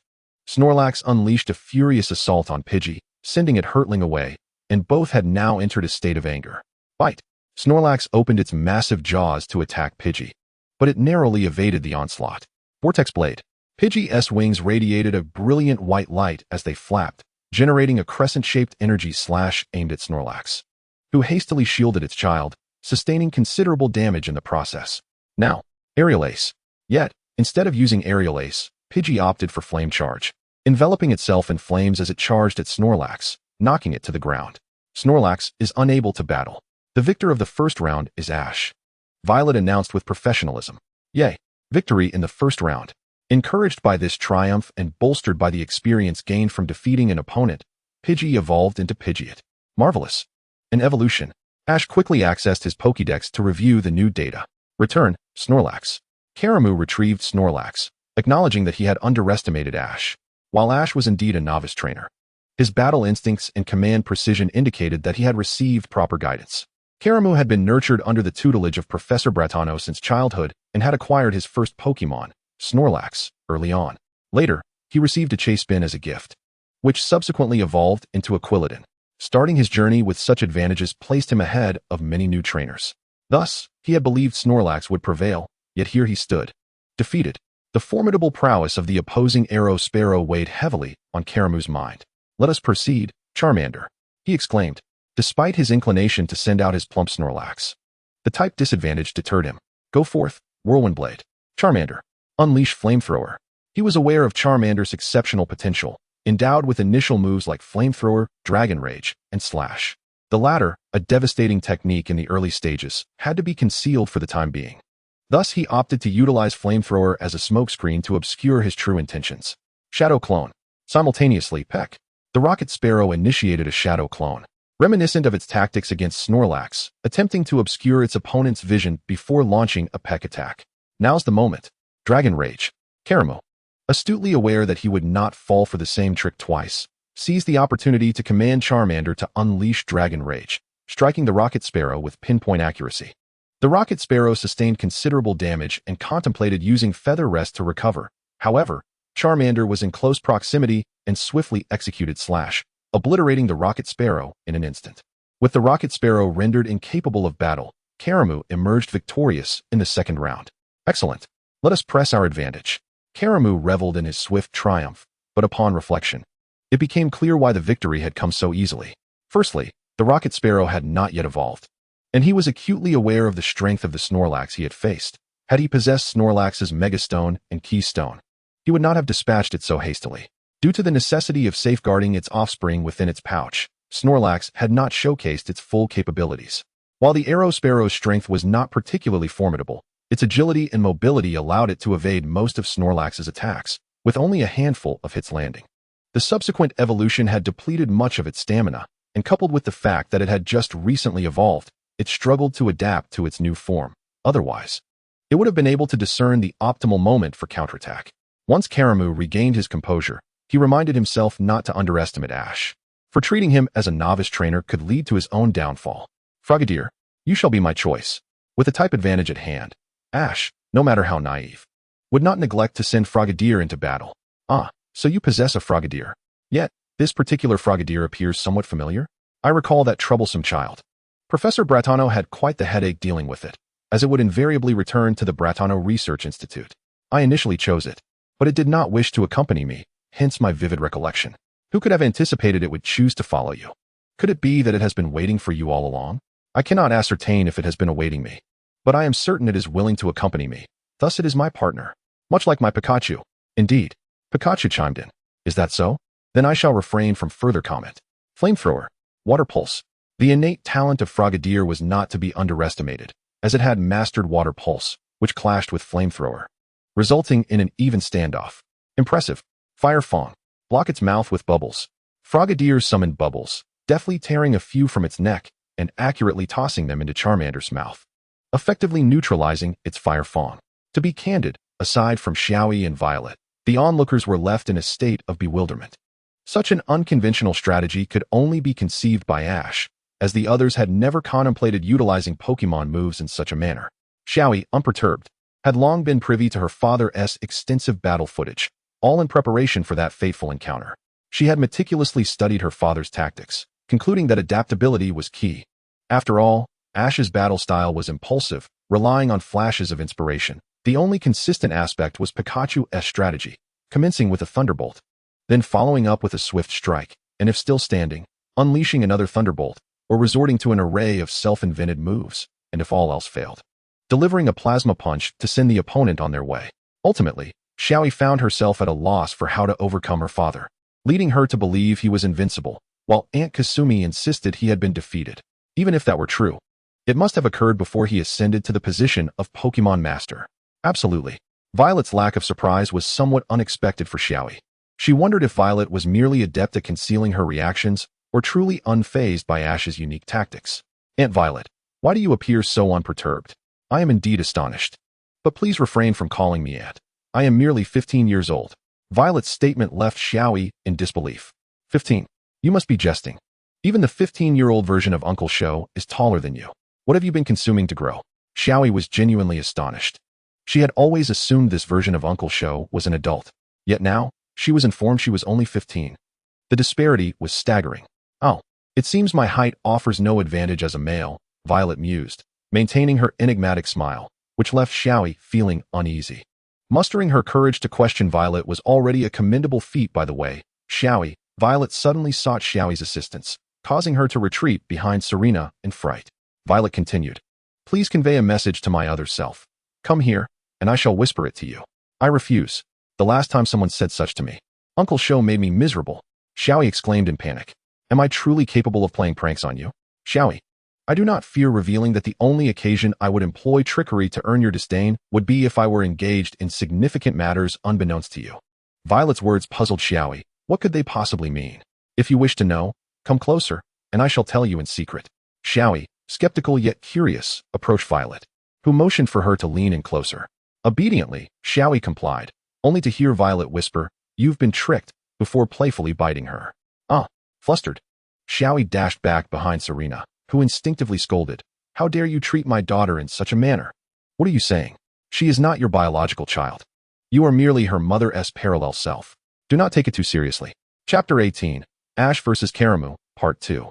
Serena finally understood why her daughter feared her. Moreover, this individual was truly insufferable. She was keen to discover how they had become friends in another universe. Although Karamu was taken aback by Ash's peculiar battle style, he regarded it as inconsequential. Adaptability and an erratic fighting style could indeed yield surprising results during battle. However, if not executed properly, it could backfire. He did not believe Ash, as a novice trainer, could maintain the correct rhythm. Charmander. Rage. His Charmander would instinctively employ Rage, and with its mouth forcibly filled with foam, it would unleash the move even without his command. Frogadier. Use Pound. Strike from above. In Karamu's eyes, Ash's command was utterly foolish. To use Pound to counter Rage? Even if it managed to withstand the initial assault, it would surely falter against subsequent attacks. However, Frogadier's actions left him utterly flabbergasted. Frogadier indeed executed Pound, but to his astonishment, it struck right on Charmander's head. Remarkably, this unexpected maneuver had a profound effect. Just as the enraged Charmander was about to unleash Flamethrower, Frogadier's swift approach and head strike redirected the flames downwards. His flames propelled him backward, yet the Bubble Frog only sustained minor injuries. How could you possibly conceive such a peculiar approach? Karamu was utterly bewildered. What sort of mind could devise such an eccentric method? Although he had to concede its efficacy, it relied entirely on perfect timing. Their acquaintance with the Bubble Frog had barely spanned a few days, likely not even a month. Yet they had already developed such remarkable synergy. I simply thought it would be a fitting way to engage in battle, Ash remarked while rubbing his nose. Well, you certainly are astonishing. That incident thoroughly incensed the Charmander, providing the impetus for its evolution. Splendid. It evolved into a Charmeleon. For Karamu, Charmander's evolution into Charmeleon was a fortuitous turn of events, as evolution signified a surge in power, and now, in its furious state, Charmeleon could unleash its full might. Charmeleon. Flamethrower. However, what Charmeleon unleashed was not a simple flamethrower, but rather a dragon pulse, which filled him with even more surprise and delight. Aqua Jet. This time, the collision of Aqua Jet and Dragon Pulse resulted in the latter triumphing, sending the bubble frog flying. Excellent. Just like that. Continue. Charmeleon charged forward, executing Dragon Tail with fervor, mercilessly pummeling the bubble frog into submission. In mere moments, it had been decisively defeated. Yet, upon witnessing the vanquished bubble frog, Charmeleon showed no signs of relent, eager to continue its assault. Ash and Karamu rushed forward to intervene, but someone acted even faster. A Swablu suddenly swooped in, rescuing the bubble frog and playfully bewildering Charmeleon, eventually tapping it gently, which astonishingly roused it from its dazed state. Everyone gazed in astonishment as the Swablu returned to Violet's side. Xiaoyi exclaimed, "Hasn't this universe's Swablu evolved yet? However, this speed seems rather slow. Certainly much slower than Swablu." "Heh, Xiaolu, did you hear that? Someone thinks you're slow," Violet teased. "Humph, I'll be faster from now on. This universe's Swablu, or now called Xiaolu, retorted. "Why that name?" Xiaoyi scoffed. "Xiaolu sounds far better. No need for a change. I prefer my current name." Xiaolu firmly declined, leaving Xiaoyi speechless. "How did your Pokemon manage that?" Karamu asked in astonishment. "That is not your concern. The bubble frog has lost its fighting capability. The victor of the third round is Karamu. All right, Ash, you only have one Pokemon left, while your opponent still has two. Unless your last Pokemon possesses the prowess to overcome both," Violet reminded him, as if that needed stating. "Pikachu, it's you." Ash's longtime ace was Pikachu. "Regardless of the universe, I refuse to believe it can defeat me." Charmeleon. Dragon Pulse. Pikachu. Thunderbolt. Pikachu unleashed a Thunderbolt, successfully countering the Dragon Pulse. Charge in. Split it apart. A flash of lightning. This universe's Pikachu had not yet mastered many moves, but its fundamentals were solid. At the very least, its speed was impeccable. Pikachu struck just before Charmeleon's attack reached him, sending it soaring. Such velocity was beyond Charmeleon's comprehension. "Not bad. There's a Pokemon that can match your speed," Violet remarked. "It qualifies as my rival," Xiaolu stated. "It seems that in any universe, whenever they encounter one another, they will undoubtedly become adversaries." Flamethrower. Pikachu. Quick Attack. Pikachu utilized Quick Attack to evade the Flamethrower, much to Xiaolu's satisfaction. "How infuriating. Why is it so fast? I refuse to believe it." Smokescreen. Charmeleon reluctantly executed the move, realizing that without the speed to compete, this was his only recourse. Pikachu found itself enveloped in the thick smoke. However, it merely found it irritating. "Now is my chance." Flamethrower. Charmeleon unleashed Flamethrower, yet Pikachu's acute hearing allowed it to evade the attack. "This is possible. I won't be fooled again. This time, I'll use Dragon Tail." He knew that continuing to use this move might plunge Charmeleon back into confusion, but victory left no room for alternatives. Just as Charmeleon unleashed Dragon Tail, Ash commanded, "Pikachu. Thunder." Karamu was even more astounded. While this Pikachu's ability to utilize thunder was impressive, the speed at which it could execute, it was truly extraordinary. How had this low-level Pikachu learned to use thunder? Initially, it seemed that this Pikachu's thunder would take some time to charge, yet reality proved otherwise. While ordinary electric-type Pokemon require 3 seconds to unleash thunder, this Pikachu accomplished it in just 1 second. Moreover, what descended from the heavens was not a mere bolt of lightning, but a colossal thunder dragon. The enormous thunder dragon engulfed Charmeleon, sending it crashing to the ground, completely incapacitated. Charmeleon has lost its fighting capability. The victor of the fourth round is Ash. Xiaolu was now convinced that Pikachu was its greatest rival. Had the circumstances been different, it would have eagerly engaged in battle right then and there. Incredible. Despite being an inexperienced Pikachu, it executed Thunderbolt and Thunder magnificently, Xiaoyi remarked. "Indeed, even if this being is merely a parallel incarnation of my father in his formative years, he remains formidable," Pikachu declared proudly, having witnessed its father's excellence from a young age. Recalling Charmeleon, Karamu finally grasped that he had been overly arrogant. He should have anticipated that truly exceptional trainers always deploy their strongest Pokemon last, aiming for a dramatic comeback. Of course, rigidly relying on the strongest ace for the final battle would only lead to missed opportunities, a foolish strategy. Fat Hoppip. The next battle is yours. His strongest Pokemon was this Fat Hoppip. Naturally, if he had a Mega Evolved Kangaskhan, that would be his trump card. Fortunately, he currently lacked the Megastone and Keystone for King Gaskin. Otherwise, he would have sent King Gaskin out first. The final duel, you must all observe closely, Fugue declared. Both individuals on the field were exceptionally gifted trainers, and Fugue finally understood why they were referred to as monster trainers in other universes. Their innate talent, coupled with their experiences, made it an affront to them not to be bestowed with such a title by the League. Although Xiaoyi had provided a brief overview, witnessing the talents of these two children firsthand was an entirely different experience. Truth be told, I find myself inclined to take on a disciple. Conveniently, I happen to possess surplus keystones and even a megastone for King Gaskin. Do you think Karamu might consider apprenticing under me? Kokobul inquired, glancing at Fugue and Du. Oh, I assumed you would prefer Ash. After all, that child is one of the leaders among monster trainers from other universes, Du remarked. That is indeed the case. Yet precisely for that reason, I feel I cannot teach him, Kokobul replied, shaking his head. Haha, if that is so, we are quite alike, Fugue chuckled. So, who in this world would be suited to be his teacher? Are we to seek out Miss Karuna? Du teased. She must have time to spare. Yet Kokobul's words left them somewhat astonished. Are you serious? Du asked in surprise. Kokobul nodded, and Ku'er and I felt her worldview shatter. In her eyes, the grandfather, who commanded such respect that even champions bowed to him, believed that he could not adequately teach Xiaoyi. He even thought that only those above the champion level could instruct him. How could this be possible? Could this simpleton, who occasionally displayed a glimmer of brilliance, truly be so remarkable? Frankly, I believe that the only person in this world capable of teaching him might just be her. You can't be referring to the current Pokemon Master, Xiao Wu, can you? Fuyi asked in astonishment. Kokobul nodded again, and this time, it was their worldview that crumbled. Shall we have Aunt teach father? Even if grandfather were still alive, he likely couldn't teach him. Xiaoyi mused. Chapter 19. Xiaoji vs. Kalu Mu, Part 2. Peng Peng Holly. Spike Arm. Pikachu. Quick Attack. At this moment, Pikachu had yet to learn Iron Tail and could only utilize the ever-reliable Quick Attack to fend off the assault. Unfortunately, the power of Spike Arm was not something that Quick Attack could withstand. Pikachu was sent flying upon impact, sustaining a bump on its head. Doesn't my dad know Iron Tail? Paichio inquired. Having debuted for less than a month, do you think it could have mastered it from birth? Unlike you, who inherited such excellent genes from your parents, Xiaoyi retorted. Dad, look over here. Paichio dashed to the edge of the arena, demonstrating to Pikachu how to use Iron Tail. See, this is Iron Tail. What an impressive move.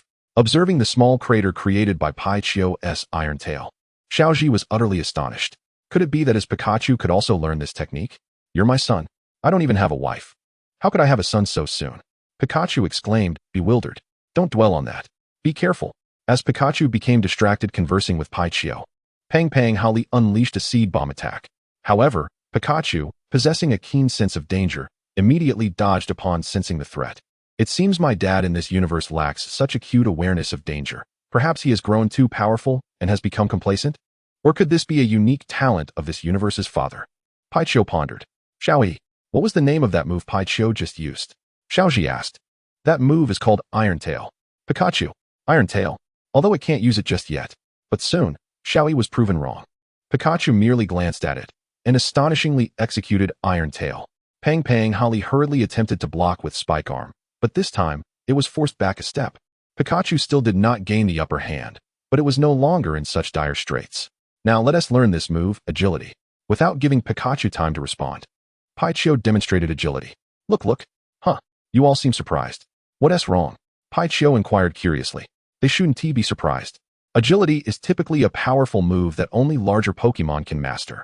According to known information, only Wind Speed Dog, Dragonite, Lucario, and Togekiss are capable of mastering it.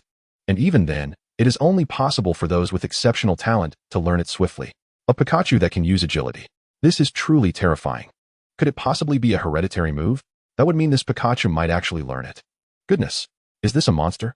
Having just learned Iron Tail, Pikachu was initially proud, but upon witnessing the other universe's son execute agility, it realized that Iron Tail was merely the appetizer, while agility was the main course.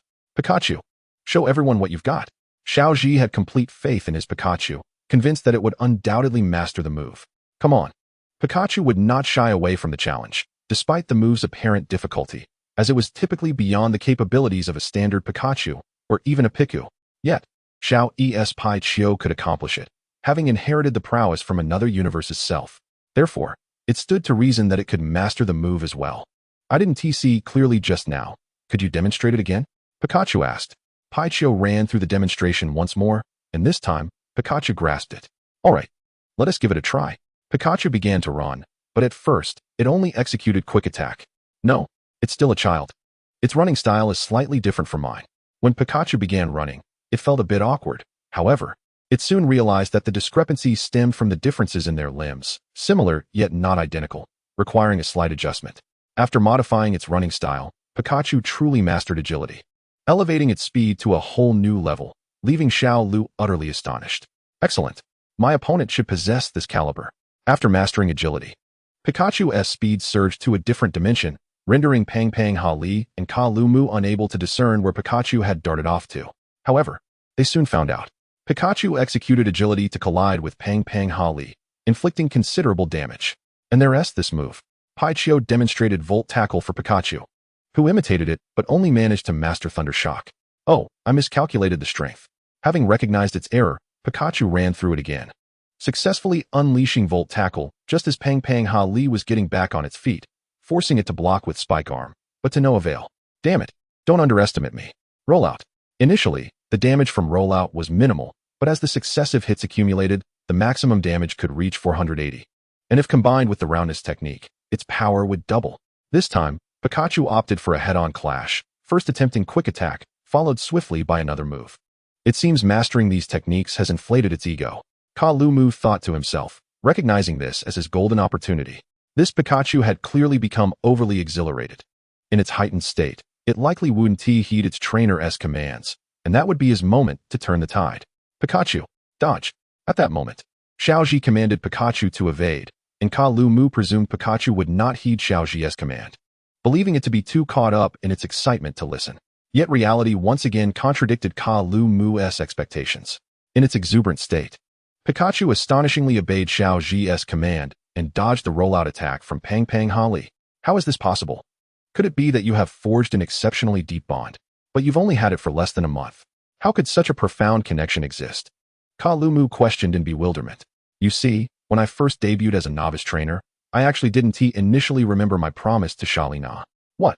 The crowd gasped in astonishment, especially Xiaoli Na, who was taken aback to learn that he had forgotten their agreement. We even shook on it, didn't we? I did remember it at first, but then I became overly excited about debuting as a trainer, stayed up too late, accidentally broke my alarm clock, and ended up oversleeping, forcing me to go catch my Pokemon in my pajamas, Xiaoyi sheepishly admitted. I recall that my dad in my universe was also late for his first outing. Xiaoyi's comment made Xiaoyi feel even more embarrassed. Is it true that the version of me across all universes is always late upon debuting? What kind of curse is this? Ahem. Anyway, the reason I ended up taking off with Pikachu, who initially refused to come with me, was because that jerk Xiao Mao mocked me, and in a fit of anger, I set off with Pikachu. How did you set off? Xiaoyi inquired with curiosity. Can I not say? At that time, Ash had directly ensnared me with a rope, subsequently donning rubber gloves and forcefully dragging me onto the road. Without Ash saying a word, Pikachu took the initiative to speak, and to facilitate understanding among the others, she effortlessly utilized her aura resonance to connect everyone together, enabling them to comprehend the language of Pokemon and, thus, grasp what Pikachu had conveyed. After a moment of silence, Violet mercilessly mocked, Haha, this is the first time I've seen a trainer traveling with a Pokemon like this. Haha, are you foolish? Or perhaps devoid of common sense? Haha, alright, enough of your laughter, but honestly, compared to my universe, your situation is rather dismal. Little E's remark was unwittingly a critical blow to Ash from this universe, prompting Violet to commend her. Not bad, you've got a touch of my flair. What? Have I truly been led astray by Uncle Xiaoxiao? Little E pondered. A little slow on the uptake. I don't believe that's the case. From now on, rectify it. Sighing, she added, well, it's already embarrassing enough. I'm not afraid of further disgrace. Later, when Pikachu refused to heed my commands, I resolved to capture a Pokemon using my own strength. Initially, I attempted to catch a Pidgey, but I failed. Subsequently, I inadvertently struck a Spearow on the head with a stone. What? A Spearow? Dad, Spearow is a flocking bird Pokemon. They are extremely dangerous in the wild. Provoking one is tantamount to provoking the entire flock. Moreover, I recall that Spearow has a penchant for attacking trainers and their Pokemon. Yes, Pikachu and I have already suffered their wrath, Ash recounted, crouching down and gently stroking Pikachu's head. At that time, we exerted every effort to escape, while the sky unleashed a torrential downpour accompanied by thunder and lightning. Pikachu and I ran with all our might, yet ultimately, we could not outrun them. Even though we knew they had undoubtedly faced peril, merely listening to Ash's descriptions instilled a profound sense of despair, heightening the suspense of the story and igniting curiosity about how they would navigate the impending challenges. Soon, we found ourselves surrounded by Spearows. Wait a moment. Little E's aura resonance had not been deactivated, allowing everyone to comprehend Pikachu's words.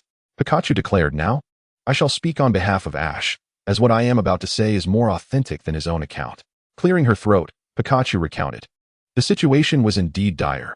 We were encircled by a vast flock of Spearows. The look in their eyes was akin to that of predators eyeing their prey. At that moment, I was utterly despondent and had relinquished my will to fight. However, just as I was about to give up, Ash placed my Pokeball before me, urging me to enter, wishing to save me, and he stood in front of me with his frail frame, uttering words I would remember for a lifetime. Pikachu then mimicked Ash's demeanor from that moment, exclaiming, "Who do you think I am? I am Ash from Pallet Town. I will become the world's greatest Pokemon master. I shall not be defeated by the likes of you. Pikachu, enter the Pokeball. Come on, Spearow." It was in that very instant that I was inexplicably filled with courage and dashed to the forefront, intent on using Thunderbolt to take down at least one Spearow. Miraculously, the lightning that struck from the heavens bestowed upon me the strength to unleash both Thunder and Thunderbolt, thereby vanquishing all the Spearows. When we regained consciousness, the Spearows had vanished. Ash's face flushed as he covered it with his hands. At that moment, due to the life and death urgency, he hadn't paid much attention, but now, reflecting on it, he felt a pang of embarrassment. However, while this might be a source of shame for Ash, it was not so for the others. I seemed to finally comprehend why he was one of the leaders and why he was the Pokemon master of Little E's universe. It was his courage, his fearless resolve in the face of death that made him truly the strongest. Coco Boer remarked, "Such an exceptional individual, truthfully, we cannot teach him," Fuyue added. "No, not that we cannot teach him, but we are unworthy to teach him," Bite corrected. "In this match, I concede." Upon hearing Ash's tale, Kulumu finally understood why he was one of their leaders. For the sake of that courage, he was more than willing. I seemed to grasp why we were friends. "You are a lifelong companion worth risking my life for. Selena, whether in your current form or as part of Little E's universe, your discernment is commendable. So do not let him slip away, otherwise I shall take him," Violet warned. "Huh." Selena blushed, and Eulogia seized the moment, exclaiming, "Exactly, Selena. Big brother Ash is truly remarkable. Even I wish to marry him when I grow up." Hytron's glasses shattered, and he collapsed to the ground. "Indeed, I feel the same." Shauna quickly chimed in. No, absolutely not." Selena's face turned scarlet, and she rushed up to Ash, who looked utterly bewildered, and without a word, she lunged at him, kissing him forcefully, leaving the audience in shock.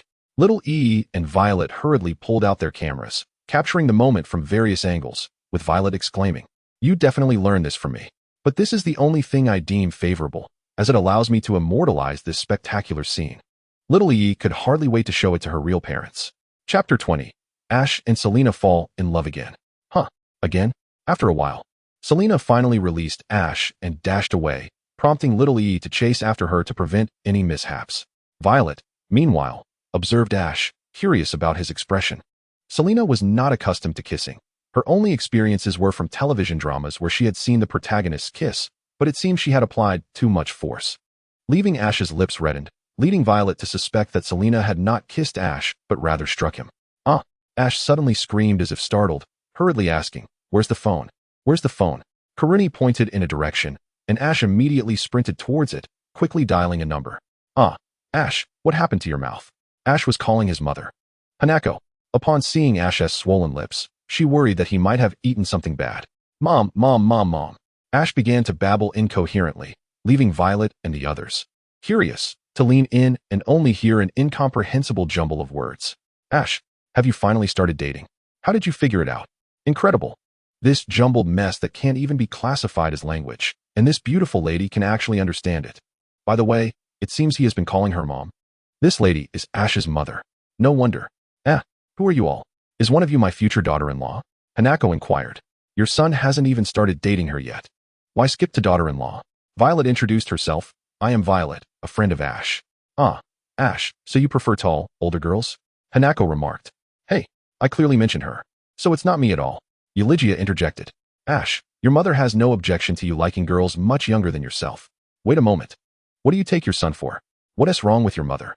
Violet, who usually could effortlessly annoy others with a few words, never anticipated that she would find herself in a situation that left her utterly exasperated. The crowd fell silent, their expressions darkened with confusion.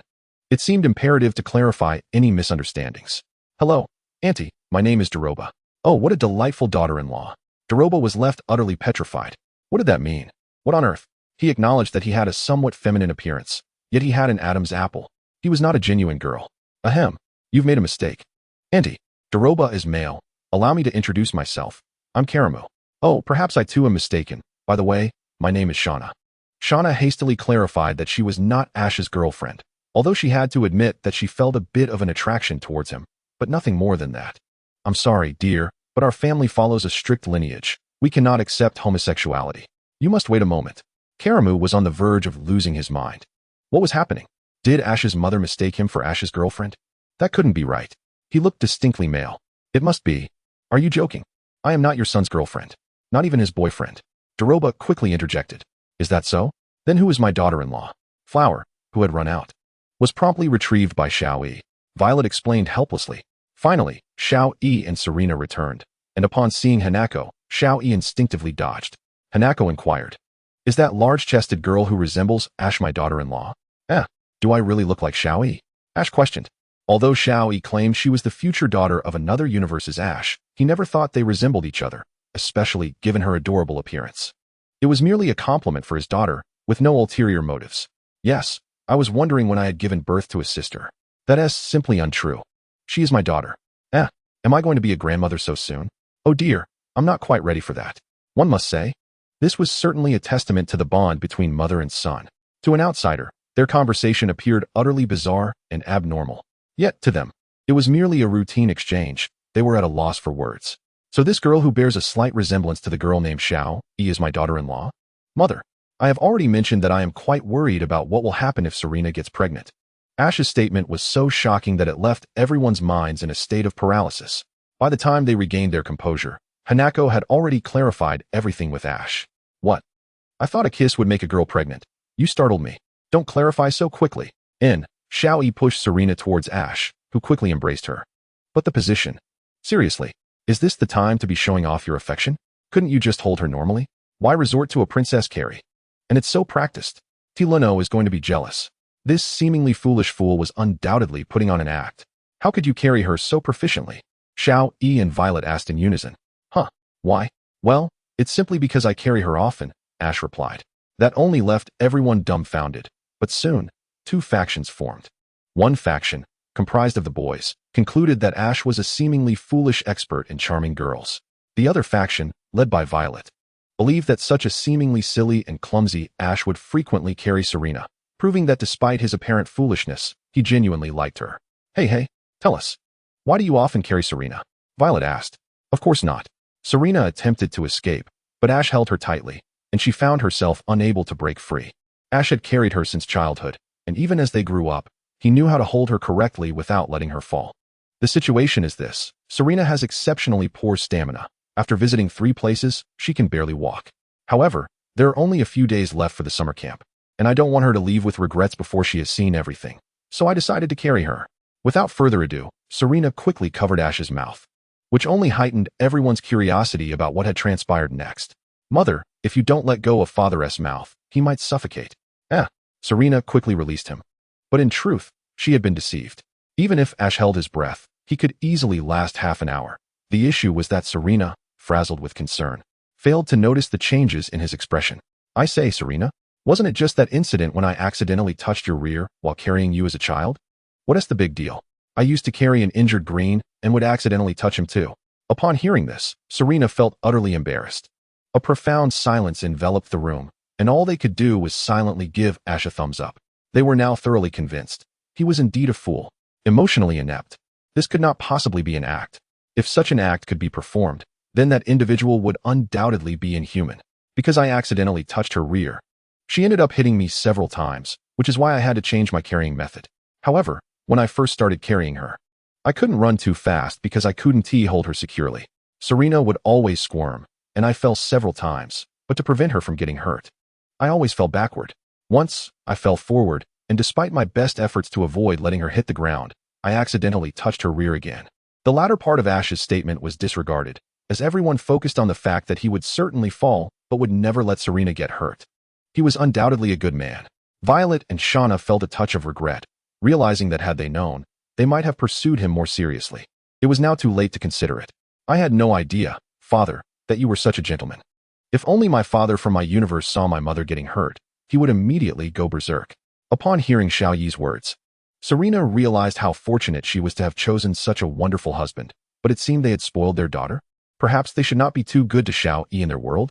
Years later, after Ash and Serena's child was born, upon learning the reason he had been treated so strictly throughout his life, he exclaimed, "May you rot in hell, you bastard." Regardless, in this universe, Ash and Serena were together, which seemed quite favorable to Xiaoyi, as she could hardly imagine how she would face her parents if she saw them with someone else. Ahem, well, in any case, have you decided to date? Violet inquired. What does dating mean? Poor Ash was utterly bewildered by this concept. Allow me to explain, son. It means you should treat Serena as your wife, understand? That is marriage. Grandma, don't feed father erroneous information. Aren't they the same? Oh, so now Serena is my wife. Do you believe everything your mother says? So naive and innocent. We must never instill incorrect notions in him again. But what does wife mean? I seem to have heard someone say that it's when a man marries a woman, and then that woman becomes the man's wife. And the man becomes the woman's husband. And then what? Ash asked. And then it's in. Although they were reluctant to interrupt Hanako, they felt that if she continued explaining, Ash might very well create a child on the spot. Sorry, Grandma. From here on, we'll take care of it. We're hanging up now. Xiaoyi hurriedly interrupted the communication, fearing that if they didn't, a disaster would surely ensue. Then, all present hastily imparted a profound education to Ash, fearing that if they did not quickly teach him well, a day might come when he would cause a catastrophic incident. Once they finally managed to educate Ash, Violet declared, I have decided to travel with you. No way. We firmly oppose your traveling with us. Ash and Serena vehemently rejected Violet as companionship, certain that they would endure a life fraught with turmoil in the future. Well then, Xiaoyi, you should come with us. I also wish to learn more about your universe during our journey, said Karamu. In truth, this was merely an excuse. Karamu understood Xiaoyi's weakness, which stemmed from being overly pampered by her parents, believing that as long as they were present, any issue could be resolved. Having her close by would serve to help correct this flaw. No, I cannot leave this city. I have a mission here. What did you say? Chapter 21. The Arrival of the Alien Demon God. You say you have a mission here? Asked Hitron. Well, why else would I come to a parallel universe? Xiaoyi replied. I have an extremely important matter to attend to. If I fail, your universe will cease to exist. In essence, my current task is to save the timeline of your universe in the guise of Kamen Rider Den-O. Upon hearing this, everyone was perplexed. Save time? What does that mean? Xiaoyi, if I'm mistaken, do correct me, but your notion of saving time doesn't imply that someone is trying to alter our history, does it? I didn't know Uncle Hitron was so astute. Xiaoyi exclaimed with surprise. I mean, I am, after all, a scientist, right? Speaking of which, how are my accomplishments in your universe? Hitron mused, believing that Xiaoyi's recognition of him suggested a bright future ahead, one that would not bring him embarrassment in visiting Ash's family. To be honest, I'm not quite sure, as you never discuss work. However, your visits to our home have indeed been exceedingly rare. I heard you were working with Uncle Jia and the others. Is that so? Hitron thought to himself that he must be an exceptional scientist, but Jia? That seemed to be a scientist friend he knew. Intriguing. He wondered if their counterparts existed in this universe. If they did exist, would they have different names like Serena and Karamu, or perhaps undergo transformations like Violet? Regardless, it sounded as though you were undertaking a significant mission. Let us assist you, Karamu proposed. But I'm facing that entity for the first time, and I'm uncertain if bringing you along would be perilous, Xiaoyi replied. Her Pokemon were undeniably powerful, and she was confident that even if she encountered the alien demon god, she would not falter. Nevertheless, let us assist you. After all, we are your parents. Serena insisted. Strictly speaking, I am not your child. Although Xiaoyi affectionately called them mom and dad, she considered her true parents to be Ash and Serena from her universe. The counterparts in other universes were essentially just strangers. Even so, we must stay and help, Violet asserted. Aunt Violet, please don't stay and complicate matters, Xiaoyi said, terrified of the little one, and by extension, Violet. Don't underestimate me. My strength is formidable. Sigh. I absolutely oppose you remaining to assist me. I am capable of self-protection. What about you? I don't know how strong my opponent is. All I know is that it is exceedingly dangerous. Therefore, I cannot allow anything to happen to you. I think you might be overthinking this, Xiaoyi-chan. Karuni glided over to her grandfather Kokobol and the others, saying, "We have 3 quasi-elite, 4-level gym leaders here. We possess considerable strength ourselves. Even against a champion-level opponent, we are not afraid. Exactly. With so many of us, why should we fear it alone?" Though Tai Yilano was oblivious to what Xiaoyi was about to face, he firmly believed in the strength of numbers. Xiaoyi felt somewhat touched yet troubled and anxious. What if the opponent was too powerful? They could face total annihilation. Xiaoyi quickly cast aside this dreadful thought and said, "If you truly wish to stay and help, at the very least, your strength must be up to par. You must at least be able to defeat me first. All right, we shall accompany you." In the ensuing days, Xiaoyi relentlessly trained Ash and the others, truly pushing them to their limits. Even though her Pokemon could not unleash their full power, this strength was more than sufficient to thoroughly dominate Ash and the others. The only challenge arose from Violet. The 15-year-old Violet was surprisingly at the level of the Elite Four, thanks to her Pokemon, Little Green. Although Little Green had yet to evolve, even as a Surskit, it could hold its own against Xiaoyi's Pokemon, leaving even the strongest Pikachu struggling to contend. 6 days swiftly passed, and tomorrow marked the final day. With the countdown finally displaying hours, it seemed that the following day would be her first battle against the alien demon god of this universe. Xiaoyi lay in bed, exceedingly anxious, so much so that she could not sleep.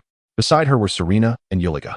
Due to the limited space in the Sorrow Gym, they shared rooms. Xiaoyi, Serena, and Yuliga in one room, Violet, Shauna, and Karuni in another, Ash, Doroba, and Karamu in yet another, Kokobol and Defu in a room, and Tai Yilano with Grandpa Fu in another.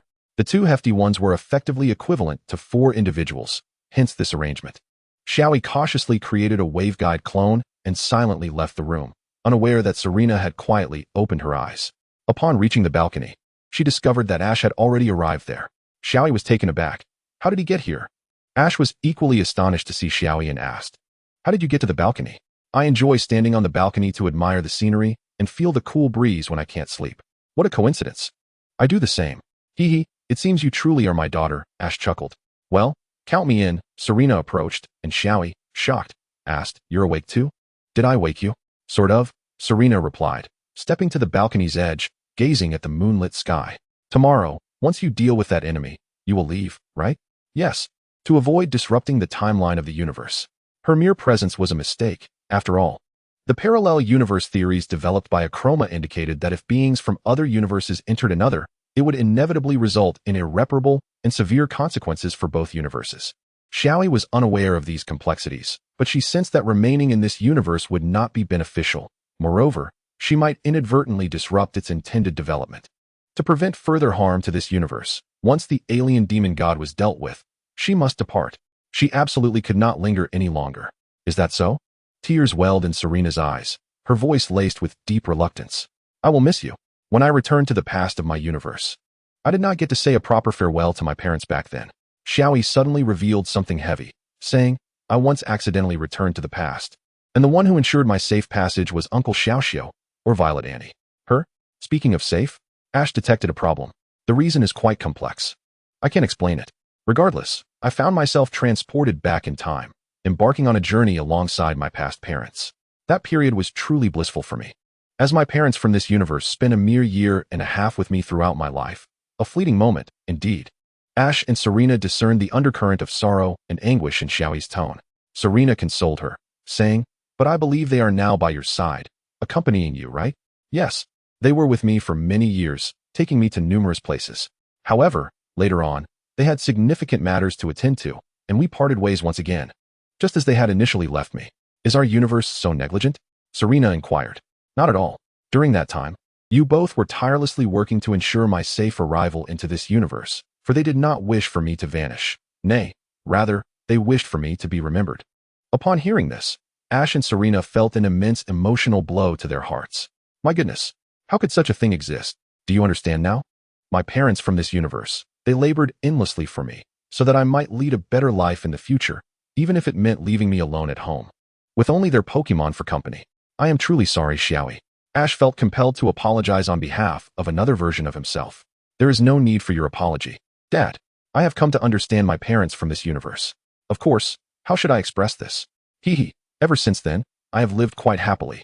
Though I know this happiness may be fleeting, yet, I have grasped their intentions, and I shall protect our future through whatever means I can. Just like this. By traversing to other universes and salvaging them, ensuring that they do not encroach upon my own. This became Xiaoyi's motivation. For the Xiaoyi who had yet to arrive in the parallel universe, the destruction of a parallel universe was inconsequential. However, upon her arrival, encountering a myriad of individuals, witnessing each one striving for their own tomorrows, sparked a realization within her. If this universe were to be annihilated, those individuals would have no tomorrow. The sense of justice within Xiaoyi ignited. She absolutely could not permit this universe to face destruction. She had to save it, especially after encountering the parents of this universe. Her resolve only strengthened further. Is that so? Then tomorrow we must strive with all our might.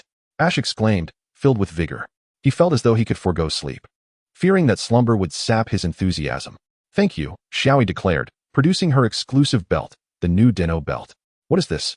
Serena inquired. My transformation device. I shall rely on this to combat the evil gods. It looks quite impressive. How does it work? Ash asked. You shall find out tomorrow. At the break of dawn the following day, Xiaoyi gazed at the time displayed by her K-Taros, which had shifted to 10 minutes and indicated a precise location, right at the Sorrow Gem. Perfect. She could await the arrival of the evil god right there. Equipping her belt, Violet asked, where did you acquire this belt? Aunt Violet, you are indeed similar to Uncle Xiaoxiao. Long ago, I could distinctly sense that Aunt Violet possessed something identical. Only individuals like Xiaoxiao from this parallel universe exhibit such traits. Ah, so you recognized it. Violet ceased feigning ignorance, though she was curious as to why her counterparts in other universes shared the same characteristics. Could it be that they were once the same person in a past life? Chapter 22. The Lucario Evil God, Part 1. As the countdown reached 10 seconds, a peculiar message appeared. Evil God level. Champion level. What is happening? There's a level as well. Xiaoyi was momentarily taken aback by this classification. Suddenly, the evil god manifested out of thin air, prompting Violet to shout. The evil god has appeared. Unfortunately, Xiaoyi was too slow to react. The evil god had already found a host. That's strange. Seemingly energetic entity has invaded my body. Sand is erupting from my form. Kearney never anticipated that such a thing would enter her being, and it seemed to directly infiltrate her very essence. Soon, her body began to emit a torrent of sand. The sand quickly coalesced, forming a disjointed figure resembling Lucario, as if cleaved in two or constructed from spatially distorted sand. Lucario. Everyone gasped in astonishment, especially Violet, possessing the same memories from a past life. Violet recognized the evil god's appearance, yet this version was entirely unlike any she had encountered before. It appeared that in this Pokemon universe, the evil god had taken on this particular form. State your desire. Any wish you have can be fulfilled, but the price you must pay is singular. The Lucario evil god proclaimed. Is it speaking plainly now? Aside from Violet, everyone else was genuinely astonished. This was Xiaoyi's first encounter with the evil god, and despite Ryotaro's explanations, she remained largely uninformed about its nature. By the way, Xiaoyi, you mentioned that once it grants my wish, it can claim my time, correct? Kearney queried. Yes, however, in its current state, it is merely a mass of sand. Let me see if I can destroy it. Xiaoyi attempted to disperse it, but to no avail, it quickly reformed. It seems ineffective, Ash remarked. Do not bother attempting to destroy me. I lack a physical form and cannot be harmed. The Lucario evil god declared with pride. What is there to be so smug about? Let us not forget, Kearney has yet to make a wish. Karamu's comment left the Lucario evil god feeling quite disheartened. However, having it linger nearby felt peculiar. Suddenly, Kearney revealed a mischievous smile, causing her Lucario to sense an unsettling chill. My wish is... But before she could finish, Shauna swiftly intervened, exclaiming, Are you out of your mind? You want to make a wish to it. That means your time will be taken from you. Kearney broke free from Shauna's grasp, insisting, I know. But if we wish to eliminate it, we must first allow it to manifest a physical form, no? The group fell silent. Indeed, in its sandy state, it lacked a physical entity, meaning it could not be destroyed. Yet, once it materialized, the situation would be different. Very well, then make your wish. The instant it gains a physical form, I shall eliminate it. Pikachu. Fusion. All right. Pikachu leaped onto Xiaoyi's shoulder, and she pressed the golden button on the new Dino belt. The white section at the center transformed into gold. Henshin. They both shouted simultaneously, while Xiaoyi drew her rider ticket and swiped it across the belt. The belt emitted the sound of knife form as Pikachu transformed into armor, assembling around the transforming Xiaoyi. Thus, Kamen Rider Den-O made its official debut in this universe. Wow, so cool. A Kamen Rider Den-O completely different from Ryotaro. Absolutely amazing. I must capture this moment with a photograph. Violet hurriedly took a picture. Why are you similar to Uncle Xiaoxiao? Xiaoyi inquired. I do not know either. Perhaps you should ask your Uncle Xiaoxiao when you see him, Violet admitted, unsure of why her counterparts in other parallel universes shared past life memories. However, it mattered little. She lacked the capability to investigate and would leave it to another self with the means to resolve it.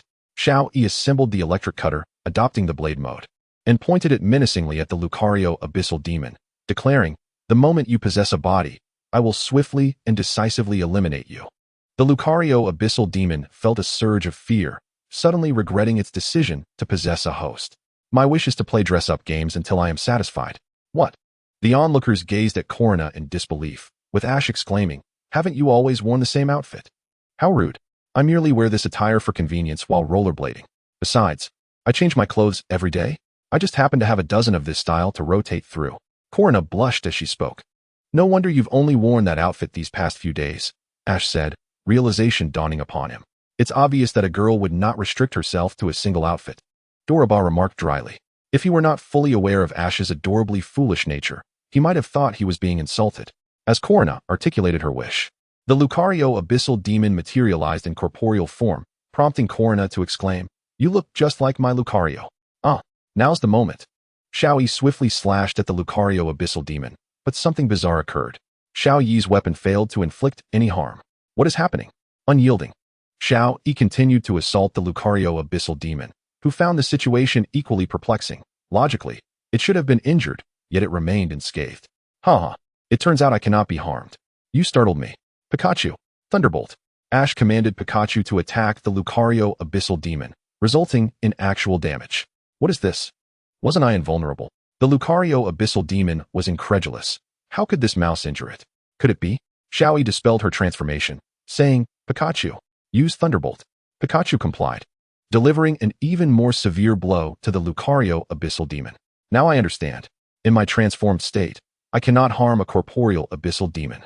Thus, I must rely on our most trusted Pokemon battles.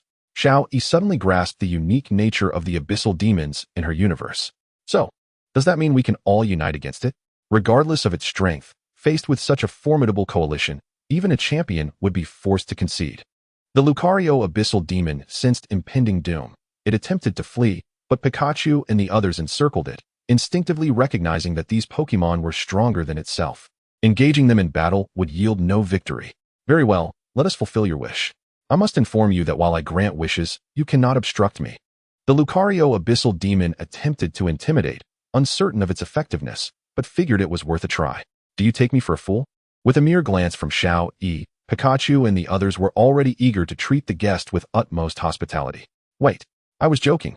The Lucario abyssal demon could only concede, realizing that the odds were not in its favor. Well then, you must allow me to fulfill her wish.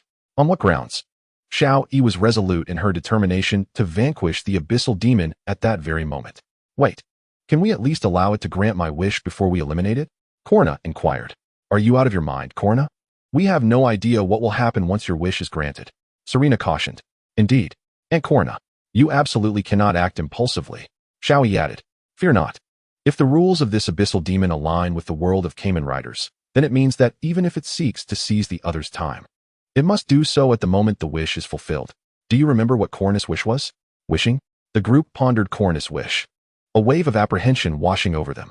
You must have anticipated the rules early on, Teolino remarked. Not quite. I merely thought it prudent to include such a rule.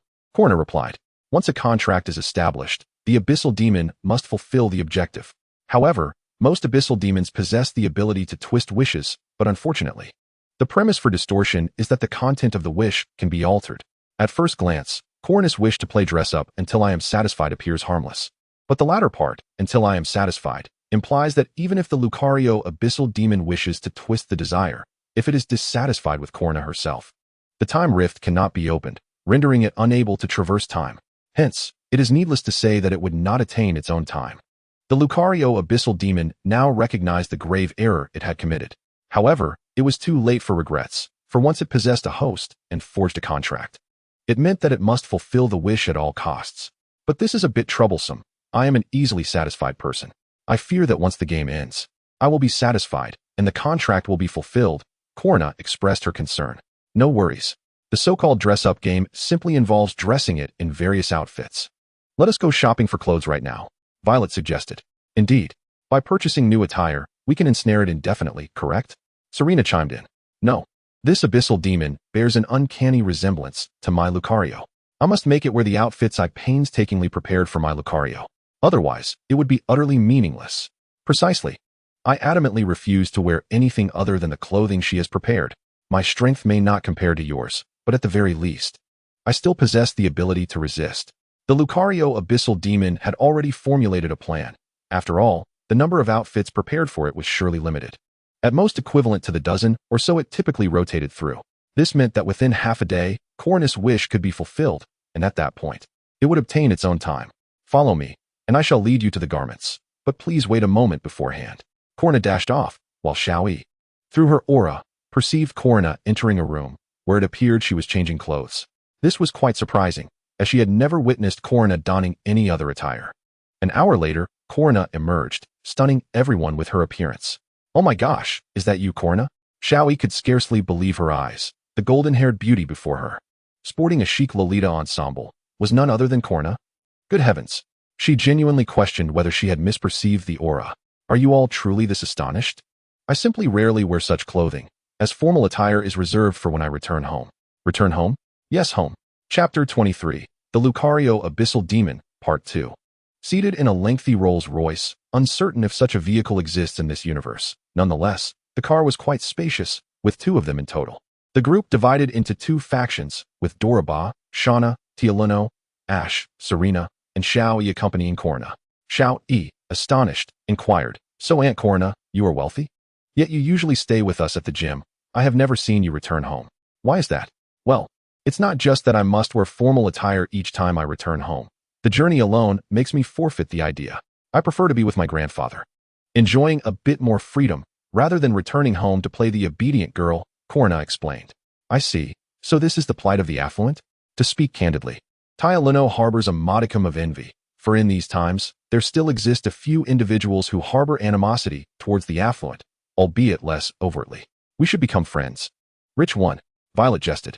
It feels rather perilous to befriend you, Kearney retorted. What do you mean? I merely have a penchant for a little mischief, she replied. Every time you utter such words, someone inevitably suffers, Xiaoyi bluntly exposed. How rude. I do not engage in mischief every single time, Kearney defended herself. May I inquire how much longer you intend to keep me bound like this? The Lucario altered deity, ensnared by Xiaoyi's wave-guiding ropes, questioned. Until we reach our destination, Xiaoyi answered. I am incapable of fleeing. The Lucario altered deity had yet to acquire the time that belonged to it. How could it possibly escape? Meanwhile, in the sands of time, that Lucario altered deity, now referred to as Mega Lucario, found itself in the presence of Mew and Arceus. Arceus remarked, Isn't this your responsibility? Is it truly appropriate to summon me for assistance? I have many significant tasks to attend to. I am aware, but there is no alternative. An altered deity that is determined to ensure its own temporal survival may recklessly drag me down with it, and should that occur, my ability to work would be severely hindered, Mew responded. Very well, I shall assist you. But in exchange Arceus suddenly donned a rather infatuated expression. Allow me some quality time. What a fanciful notion. I refuse, Arceus declared, turning to leave, only to return shortly, somewhat disgruntled, and inquire. Why do you not plead for my return? Is it necessary to plead? Ah, Xiao Mingming, that aspect of you is rather unappealing. Why would I desire such mundane charm? Mew began to question the wisdom of having summoned it. All right, I will assist you, but let it be known that my domain of management differs from yours. I must also address threats from the cosmos, thus only a fragment of my essence can come here. Such threats from the cosmos have arisen so swiftly? Very well. Handle it yourself. I am capable, Mew asserted. It had devised a means to contend with the present altered deity, noting that the being had already begun to weaken due to Xiaoyi's intervention during its acquisition of time. Had it not weakened, Mew would never have permitted Arceus to enter. I shall take my leave, then, to manage the rescue on your behalf. After Arceus departed, Mega Lucario manifested two spiked clubs and charged at Mew. Weapons. I don't recall seeing those before, Mew declared, summoning a bone staff and transforming into a humanoid form to engage in battle with Mega Lucario. Excellent. It seems I need not worry about sustaining myself for the time being. As for that young lady, the success of salvaging this timeline rests upon your shoulders, Mew mused. On the other side, Xiaoyi and the others arrived at Kearney's residence. It was an expansive mansion nestled in the mountains, and upon beholding its grandeur, the group was left astounded. My goodness, your home is exceedingly vast, Callum exclaimed, his jaw agape. Kearney, may I take some photographs? Dorbon, faster than he could snap, had already captured dozens of images. My home. You are mistaken, Kearney corrected them, leading them to the entrance where a sign read, Kearney's little house. This is my humble abode. Our actual residence lies much farther away, and I simply did not wish to return.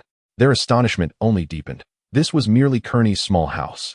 How grand must her family's true dwelling be? Goodness, you sly old fox. I never realized you were so affluent. Faye exclaimed. It is my daughter-in-law who possesses wealth. She is the mentor of the renowned designer in the Carlos region. Ah, that explains it, Fu remarked, though she has not designed new garments in years. Her past connections have allowed her to amass considerable wealth.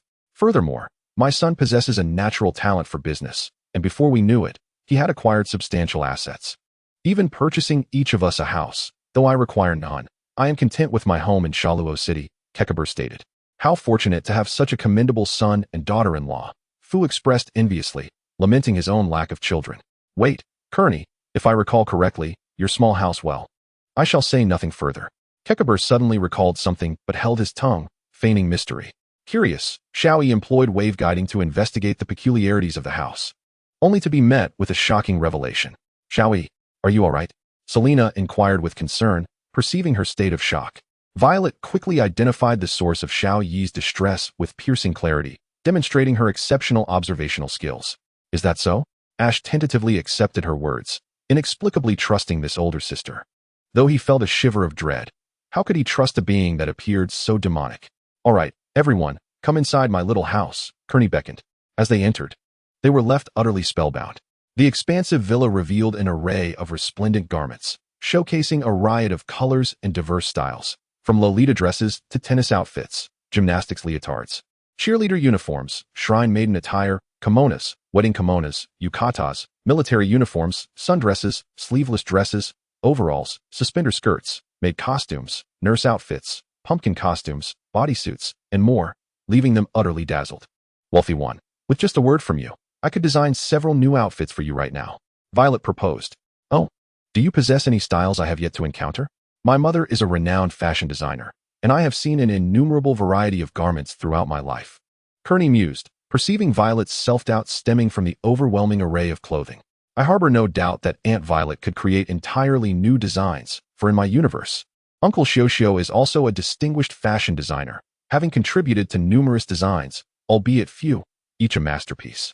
Xiaoyi finally regained her composure and spoke on Violet's behalf. Is that so? Uncle Xiaoxio. Is Violet truly that remarkable? Ash inquired. Indeed, my mother mentioned that whenever you and your spouse attend significant events, including my birthday, you would don garments crafted by Uncle Xiaoxio. By the way, all my clothing was made by him, except for this hat, which Grandma made for you long ago. But since you do not wear it, I have claimed it. The group's perception of Violet was once again reshaped. Hold on a moment. The Lucario altered deity began to complain. Don't tell me I must try on every single outfit here. What a jest. Even if I wore them for 10 days, I could not finish. You are mistaken, altered deity. This entire collection is mine, tailored to my measurements. You could not wear them even if you wished. Kearney's words momentarily assuaged the Lucario altered deity's anxiety. The garments adorning the upper floor were originally intended for my beloved Lucario.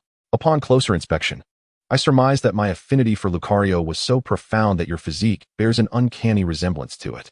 This implies that, while I once could not engage my Lucario in a dress-up game, I can now enlist your assistance as a substitute. Kearney's words caused Lucario's heart to race uncontrollably.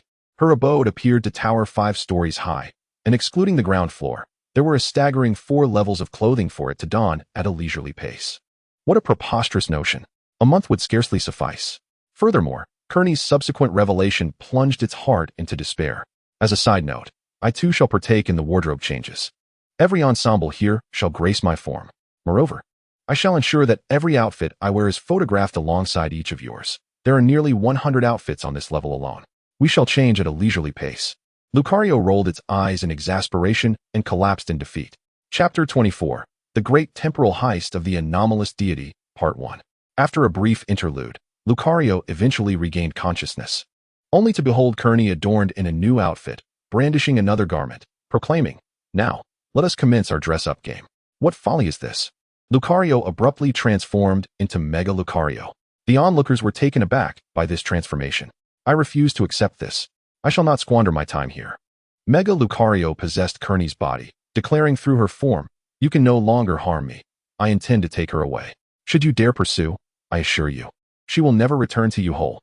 An anomalous deity cannot slay its host, yet it does not preclude it from inflicting harm. Leaving them maimed yet alive poses no issue.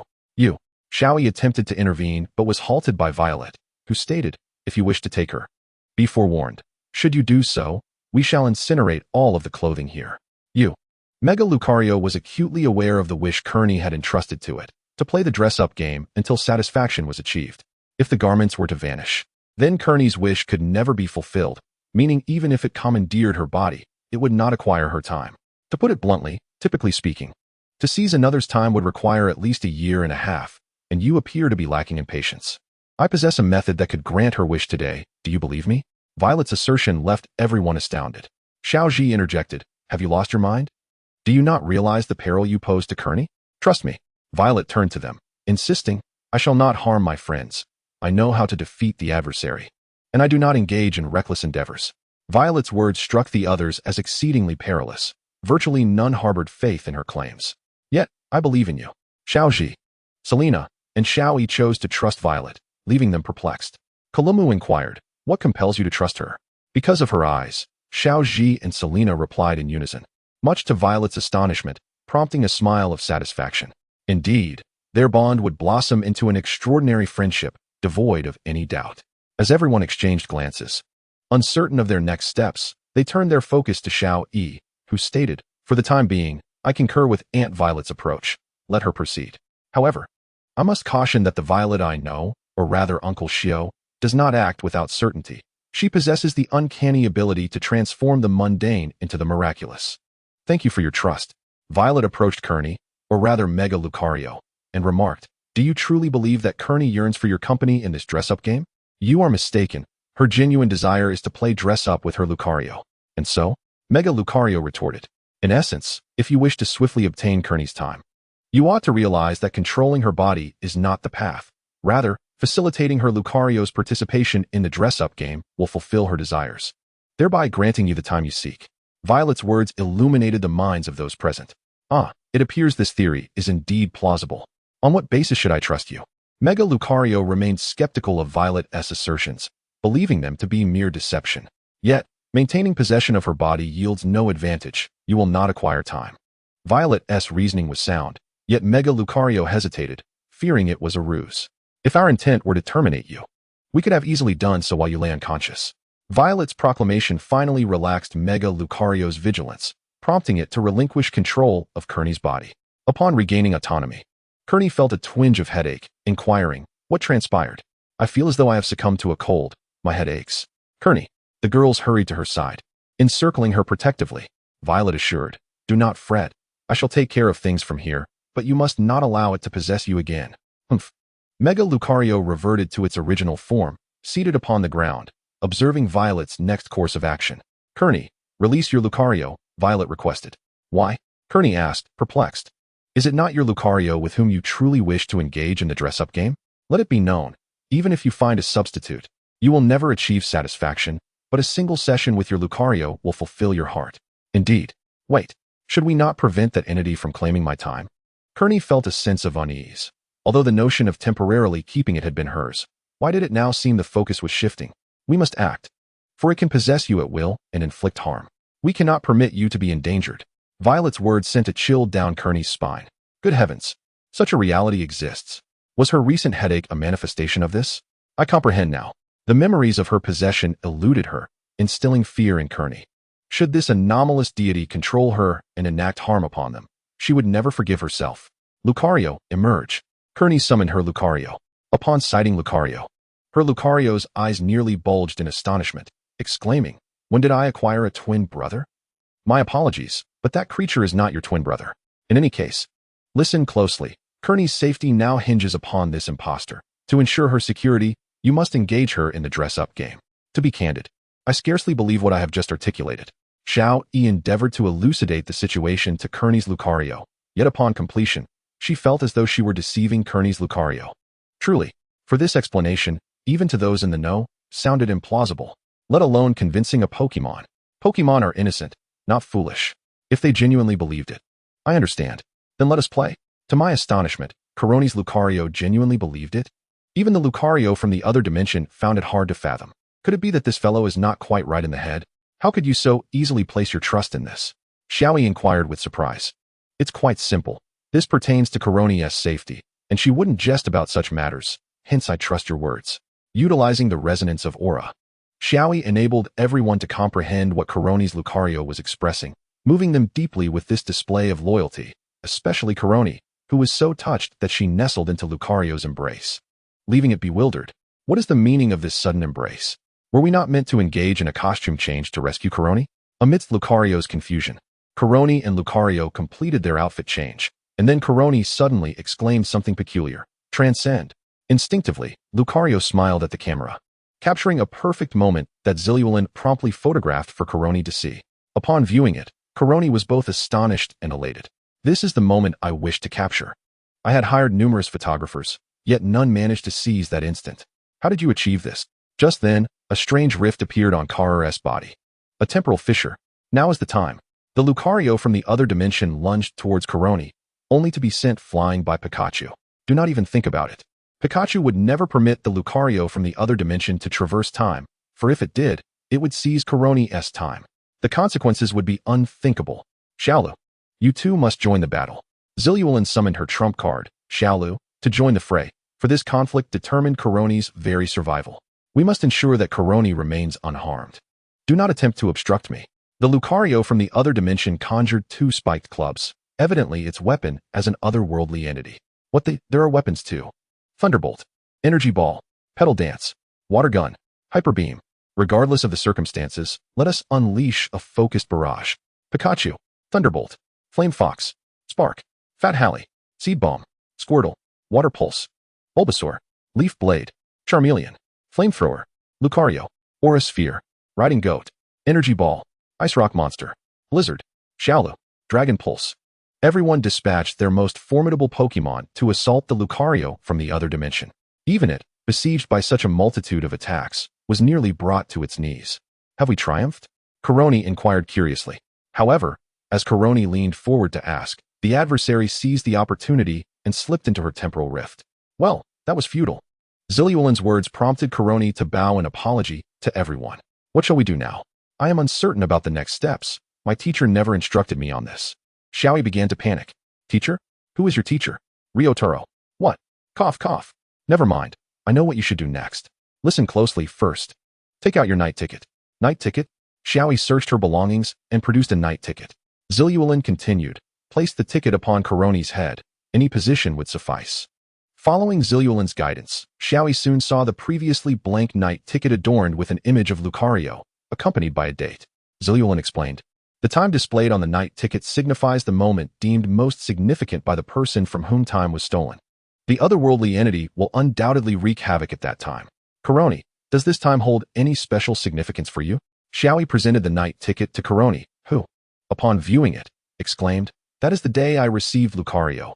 I remember it was still an egg then, and when it came into my possession, it hatched. Reflecting on it now, it was adorably a Riolu at that time. Kearney couldn't help but chuckle.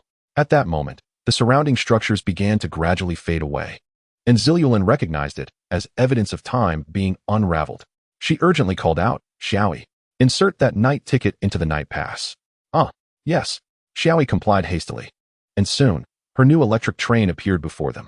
Zilliwalin exclaimed in astonishment, My goodness! The new electric train. How splendid. Is now the time for such remarks? Xiaoyi quickly boarded, and everyone followed suit. Xiaoyi exclaimed, What are you all doing getting on? To assist you. Well, forget it. Just get on. At this moment, Xiaoyi had no choice but to allow them all aboard. Insert this ticket, especially the night pass ticket, into your motorcycle. Xiaoyi approached the driver's seat and inserted the night pass into the new mechanical electric bird, and swiftly, the designated time appeared, accompanied by a newly formed track. Before Xiaoyi could express her astonishment, Zilulin urged, "Now transform quickly and accelerate. Time is of the essence." "Yes. However, Zilulin, you are exceedingly adept at this." Xiaoyi found the opportunity to jest. Now is not the time for banter. Hurry and set off. Chapter 25. The Catastrophe of the Otherworldly Entity, Seizing Time, Part 2. Xiaoyi drove towards the past, 7 years prior, to the moment when Koroni had just received Riolu. The terminus of the train track led to a passageway. It seemed they were to traverse this tunnel. Upon emerging from the tunnel, they arrived in the reality of the past, and everyone was taken aback by the scenery outside. A colossal Lucario was rampaging, and the populace was fleeing in a panic, with some tragically crushed beneath its weight. Numerous trainers launched attacks against the gargantuan Lucario. Yet all efforts proved futile. No matter the type of attack, it was ineffective. Doroba exclaimed in astonishment, "What is happening? Did that otherworldly entity infiltrate Koroni's body, thereby seizing her time? Would that explain its immense size? I am unsure. Regardless, do not exit the vehicle." Xiaoyi cautioned. "Zilulin, please drive. I will confront it. The electric train has an offensive mode. Given its size, it should be treated as a giant beast. We ought to use the electric train against it," Zilulin suggested. "I see, but I feel that is unnecessary." Xiaoyi replied, "Its size is considerable, yet it does not warrant employing the electric train. I have that instinct." Having said this, Xiaoyi leaped from the electric train, assembled the electric cutter, and switched to blade mode, charging toward the otherworldly entity. The otherworldly entity noticed Xiaoyi and attempted to stomp her, but missed, allowing Xiaoyi to land a strike on its calf, eliciting a pained howl. Effective. It appears only Xiaoyi, transformed into Electric King, can inflict damage upon it. "We must disembark and rescue those in peril," Zilulin declared from the driver's seat. "If we go out, won't that disrupt history?" Karamu voiced his concern. "The timeline is already being compromised. Our involvement will not pose any further risks. Moreover, can you bear to watch others whom we could save? If you refuse to go, then I shall." Hitron analyzed the situation astutely and opened the door, intending to leap out, but was seized by Ash, who exclaimed, "Too perilous. Zilulin, find a place to park." "Without needing your instruction, I am aware." Zilulin maneuvered the electric train to an open area and halted, addressing the esteemed gym leaders. "Considering your revered status, I worry that your presence may cause greater disruption to history. We, on the other hand, are still children in this era. No one will recognize us. Furthermore, this electric train requires supervision. Otherwise, it could be commandeered, leading to complications." "Very well, I understand. We shall remain in the electric train, while the outside is entrusted to you," Kokobur remarked. "Be careful not to get injured," Defu added. "Make sure to return safely," Fuyi urged. Violet and the others rushed outside to assist those who had not evacuated in time. Kokobur observed this and expressed with satisfaction, "They are the hope of the future." "Indeed, it is time for us old-timers to retire," Fuyi commented. "Haha, we must not let the children underestimate us. Let us guard this electric train and await their return," Defu insisted. On Xiaoyi's side, the initial battle proceeded smoothly. Upon acquiring a host, the evil demon god grew to a colossal size, its strength proportionally magnified. Alas, when faced with entities smaller than itself, it resembled a mere fly, eager to strike, yet unable to connect. In contrast, Xiaoyi was no mere fly. She was a perilous dagger, continuously attacking the evil demon god. Xiaoyi inflicted only superficial damage, yet cumulatively, it amounted to a significant toll. The evil demon god appeared incapable of launching effective counterattacks. Even if it could, it would inevitably harm itself, first due to Xiaoyi's diminutive stature. At last, the evil demon god, exasperated beyond measure, seemed to unleash a particular technique. Its fist struck with a speed surpassing its previous assaults. Xiaoyi, caught off guard, was struck and sent crashing into the ground. Xiaoyi, upon witnessing her injury, Xiaoji and Shalina were filled with concern and rushed to her aid. Just then, the evil demon god raised its foot, intending to crush Xiaoyi. Xiaoji and Shalina exerted all their strength to pull her from the ground and hurriedly escaped, narrowly avoiding being squashed. Without merging with Xiaoyi, Mimi and the others launched their own attacks against the evil demon god. Strangely, their strikes proved effective. However, the impact was considerably diminished. "Our attacks are effective." "Why?" Xiao Xiao exclaimed in astonishment. "Why is it that the damage from other Pokemon is entirely ineffective, yet ours is not? Could it be because they are not Pokemon from our universe?" Karamu hypothesized. "Perhaps it's because of Xiaolu. Dragon Wave. Xiao Lu initiated an attack, which also yielded results. Albeit minimal, much like me and the others. Indeed, it was not merely due to their belonging to another universe that their attacks worked. Rather, it was because they did not belong to this timeline. Violet's theory proved correct. The rules governing the evil demon god in the Pokemon world differ in certain aspects from those in the Kamen Rider universe. Firstly, upon bonding with a host, the evil demon god assumes the form of the host's favorite Pokemon, unlike in the Kamen Rider world, where it transforms into a monstrous entity. Secondly, evil demon gods that have not acquired time can be harmed freely in the Kamen Rider realm, yet in the Pokemon world, they can only be defeated through Pokemon battles. Other methods are ineffective. Finally, when an evil demon god that has obtained time returns to the past, it undergoes a Gigantamax transformation, resembling a colossal beast but with distinct differences. This Gigantamaxed evil demon god can only be vanquished by forces not derived from the time it has attained. Yet only Xiaoyi's Kamen Rider powers can inflict maximum damage. This delineates the disparities between the Kamen Rider and Pokemon worlds. Having watched Kamen Rider Den-O, Violet possessed a certain understanding of the rules surrounding the evil demon god and quickly discerned the differences between the two worlds. Having traversed into this realm as an adult, and with the growth of her two souls, her intellect had significantly heightened, enabling her to analyze the situation swiftly. Thank you, Mom and Dad, for saving me. Xiaoyi sighed with relief. I was careless just now. Now, I must earnestly defeat it. Simultaneously, she resolved to strengthen herself anew. Observing the rampant destruction wrought by the evil demon god, Xiaoyi keenly sensed the disappearance of certain elements, reminiscent of her previous actions that had disrupted time due to lost memories. She harbored a premonition. If she did not swiftly mend the timeline, this universe's time would remain irreparable. The lives lost would never return. No, I have erred in the past. I cannot allow this universe to suffer from the mistakes I once made. I am too weak. I thought I could hide beneath my parents' wings for a lifetime. But now I cannot. Only I can save time. This is my responsibility, not my parents'. It is mine. I must take charge. I must grow stronger. Alongside my partners. Full charge. Xiaoyi activated her belt, and the electric blade in her hand surged with immense power, its tip elongating into a formidable sword nearly 40 meters in length. Energy electric slash, modified. Xiaoyi leaped high, brandishing the colossal sword. The evil demon god, instinctively sensing the looming strike, attempted to counter with an attack, but just then, Pikachu's assault interrupted it, momentarily distracting the creature. In that fleeting moment, Xiaoyi's enormous blade descended, cleaving the evil demon god in two, resulting in a tremendous explosion. Clearly, it was vanquished. Phew, finally dealt with. Violet exhaled in relief. With the evil demon god obliterated, it was evident they had emerged victorious. Just as everyone began to relax, Xiaoji noticed something peculiar. Everyone look. The evil demon god hasn't vanished. Xiaoji pointed toward the direction of the explosion, prompting everyone's gaze to follow. Indeed, they witnessed the evil demon god reverting to an energy form, suddenly hurtling toward Xiaoyi. As she prepared to attack, the Kamen Rider ticket on her person began to glow. Xiaoyi hastily examined it, only to see the evil demon god burrowing directly into the ticket. Astonished, she quickly opened the Kamen Rider ticket, retrieving the card within, which had undergone a transformation. Originally adorned with the image of Lucario, the ticket now displayed an egg. Strangely, it was indeed an egg, devoid of any indication of time, yet displaying an address, or perhaps a location, detailed enough to pique Xiaoyi's curiosity. Aunt Violet, could you help me discern what this means? To Xiaoyi, Xiaoxiu or Violet represented a fountain of knowledge. There was seemingly nothing they did not know. Thus, whenever she encountered a dilemma, they were her first recourse. Violet examined the location displayed on the Kamen Rider ticket, then turned to Ku Erinai, asking, Ku Erinai, is your Lucario still with you? What do you mean? Of course it is. Where did my Lucario go? Wait, do I even have a Lucario? Ku Er's drastic shift in expression and language left Xiaoyi astounded, prompting her to glance toward Xiaoji and the others. Xiaoji inquired, what is going on? Shouldn't Ku Er and I have a Lucario? How could she forget?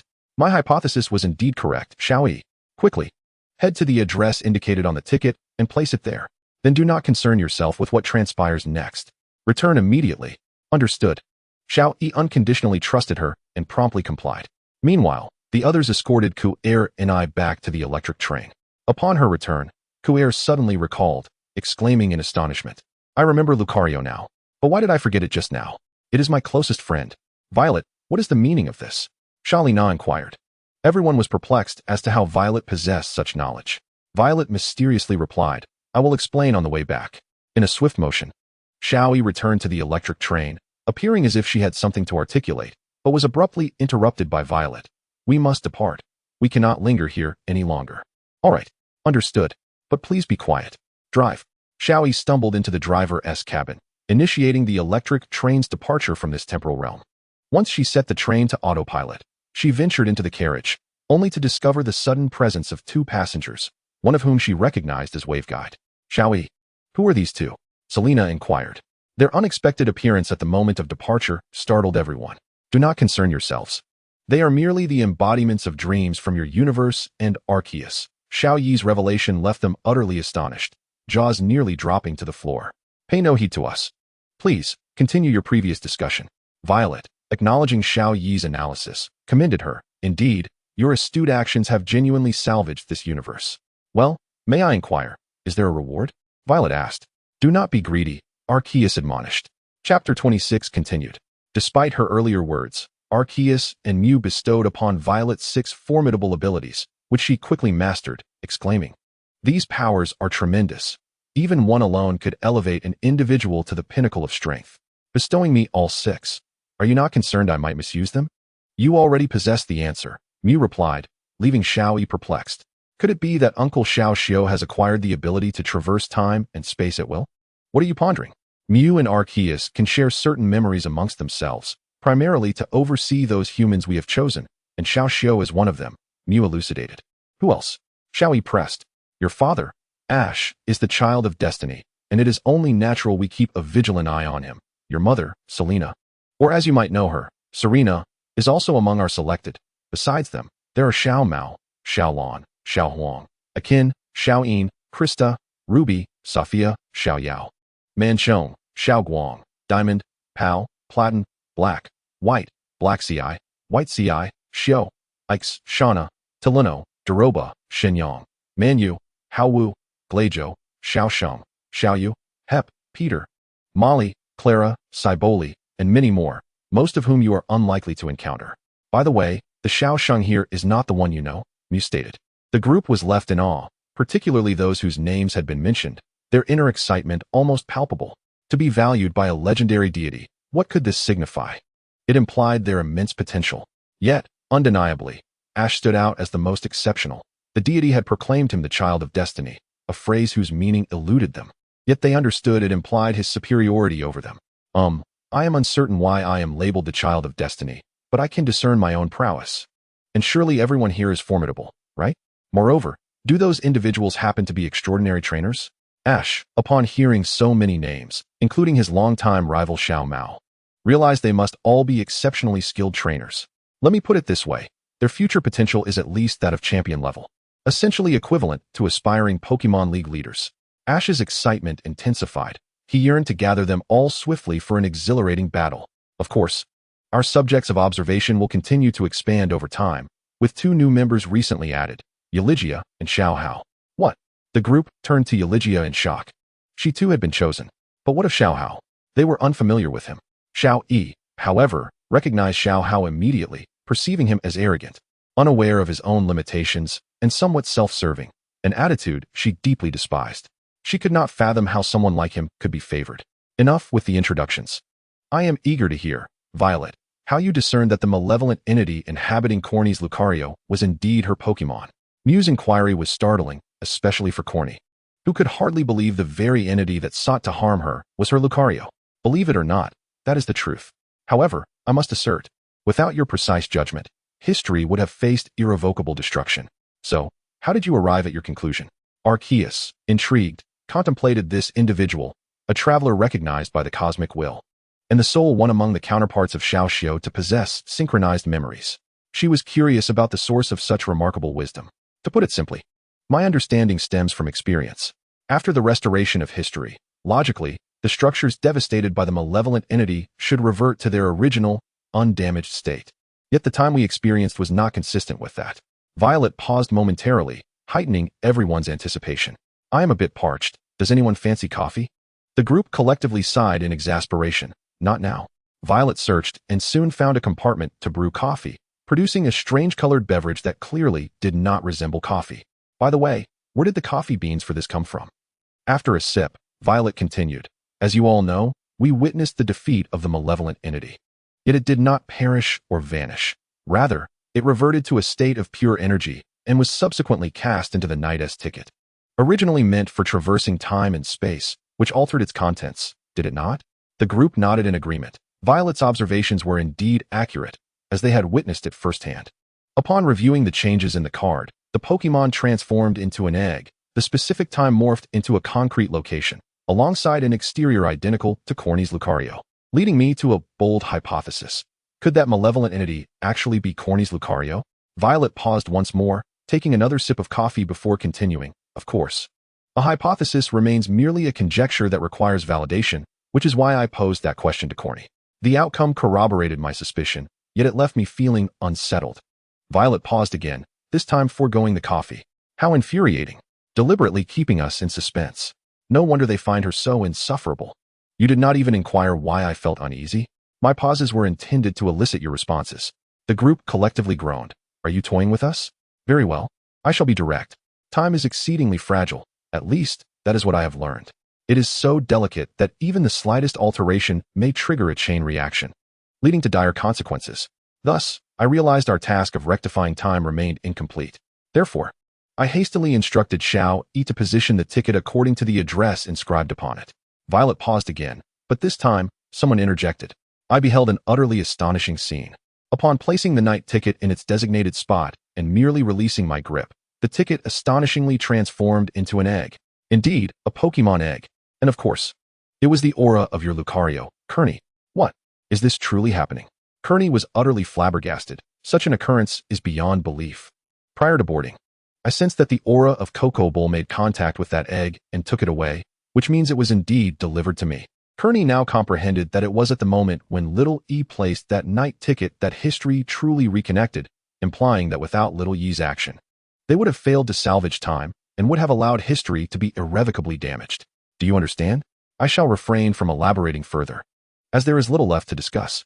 Violet finished her coffee and remarked, "So, what should you do next, do you know?" Mew glanced at Little E and inquired, What should I do?" Little E asked curiously. "Distribute a night ticket to each of them. Otherwise, your actions will still jeopardize history, as you have yet to gain their recognition. Only those who possess a night ticket are authorized to rectify history. Thus, if you do not hold a night ticket before disembarking, it equates to the destruction of history. No way. Where are the tickets?" "You should have them," Violet exclaimed. "That. Let me search." Consequently, Little E produced an astounding multitude of tickets, bizarrely resembling something conjured by her own abilities. Regardless, hurry. Ensure everyone has one. Little E swiftly allocated night tickets to everyone, and soon, each ticket displayed their likeness, yet the time remained undisclosed. "All set now," Arceus proclaimed. The group exhaled a collective sigh of relief, and Mew stated, "Once you return them to their rightful era, you must depart as well." Little E was taken aback. She had anticipated leaving eventually, but not so soon. "Father, Mother, I am profoundly grateful to have encountered you in this universe. Uncle Karamo, Aunt Shauna, Uncle Doroba, Uncle Kyaleno, Uncle Citron, Aunt Yuliga, I cherish you all. I wish to truly get to know you from my universe. So, could you share any clues to expedite our friendship?" Well, in that case, Shauna and the others confidentially divulged a few secrets to Little E. After acquiring this information, she turned to the elderly Coco Bull and remarked, "In my era, you all would have likely long since passed away, for by my time, Professor Oak had already departed. Is that so? No matter, we are aware that our time will inevitably come." Coco Bull and the others were unconcerned about the matter, recognizing that death is an inescapable part of life. Therefore, I shall properly pay my respects to you in my universe. Thank you. You have arrived at your destination. Mew bluntly informed them that it was time to disembark. Selena gazed at Little E with a sense of reluctance, ultimately saying nothing, merely embracing her tightly. Ash remained silent, gently stroking her head. Before everyone disembarked, Mew stated, "Before you leave, surrender your tickets to Little E. These tickets merely serve as your authorization to amend time. If you remain, your time will still be subject to destruction. Can I leave them a gift?" Little E inquired. "You may present them with items crafted from your aura, but a friendly reminder. Those items should solely be trinkets that they can carry without causing significant impact." Little E understood what she needed to do and crafted a small ornament for each of them. adorning them with the gifts. After sending them off, little E stood at the doorway, watching them depart, leaving this universe amidst everyone's farewells. Upon leaving, the night ticket suddenly displayed the time. How peculiar. Moreover, the time indicated was astonishingly when they first met. What is this? Little E pondered, bewildered by the origins of these timestamps. Upon seeing them, an ominous premonition washed over her. I shall not hesitate to inform you, they no longer remember you. Arceus stated. What does this mean? It is a form of temporal protection. Once you vacate the universe, it initiates a safeguard mechanism that automatically seals away memories that could disrupt the universe. However, do not fret, for these memories are preserved within your night tickets. Mew clarified. Little E gazed at the night tickets and asked, does this mean that as long as these tickets exist, their memories can be restored? Indeed. But you must return the tickets to them for their memories to be revived. By the way, we had long ago modified your electric train, including the locomotive. It consists of 4 carriages. The first carriage is essential for activating the train, the second is for receiving passengers. The third is designated for storing night tickets. Your current tickets can be securely kept there, ensuring their records are preserved. Finally, the fourth carriage serves as the pathway. Without it, your electric train cannot traverse the sands of time, Arceus explained. I see. Thank you for the reminder. By the way, does this vessel possess offensive capabilities?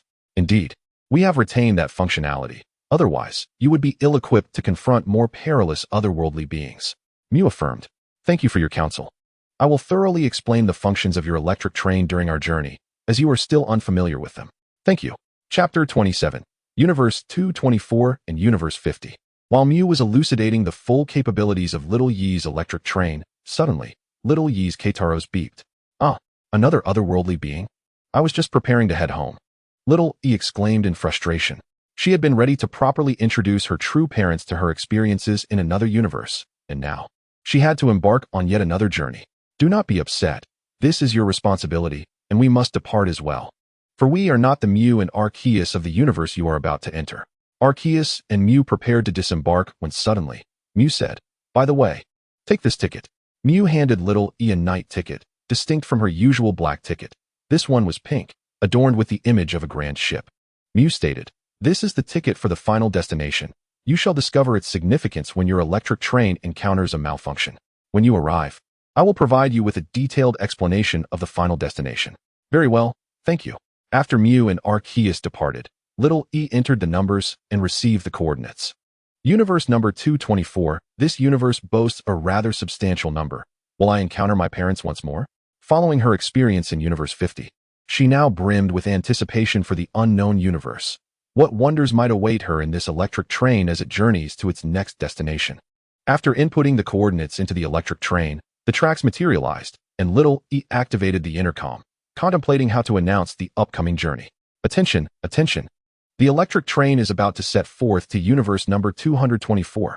Please fasten your seatbelts, as the ensuing journey will be quite bumpy. Pikachu and the others remained within the carriage. For them, the confines of the Pokeball were far from ideal, yet at that moment, they longed to remain inside the Pokeball, desperately wishing to avoid experiencing such an ordeal once more. Xiaoyi said nothing, merely gripping the handle tightly as she braced herself for the impending roller coaster ride.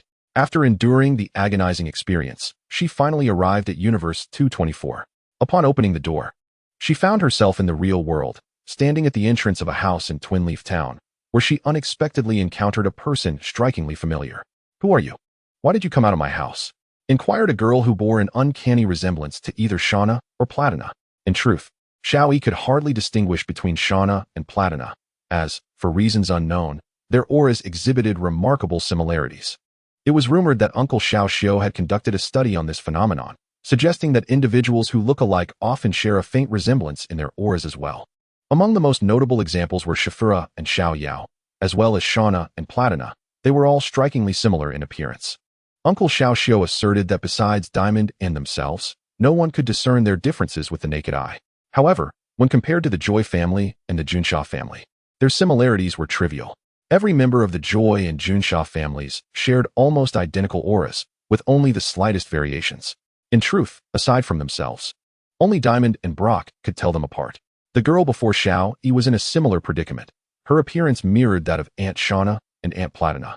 Yet her aura bore subtle distinctions, similar but not identical, and her hair color was different. This girl, with her piercing gaze, sported green hair, reminiscent of Uncle Mancho. At that moment, Xiaoyi realized the gravity of her situation. She had unwittingly opened a door that led directly into the girl's home. Could there be anything more awkward? The environment behind the door doesn't resemble my home at all. The girl noticed that the space behind the door was still that of the train compartment, prompting Xiaoyi to hastily shut the door. The girl quickly opened it again, and the environment transformed into her own home. Strange.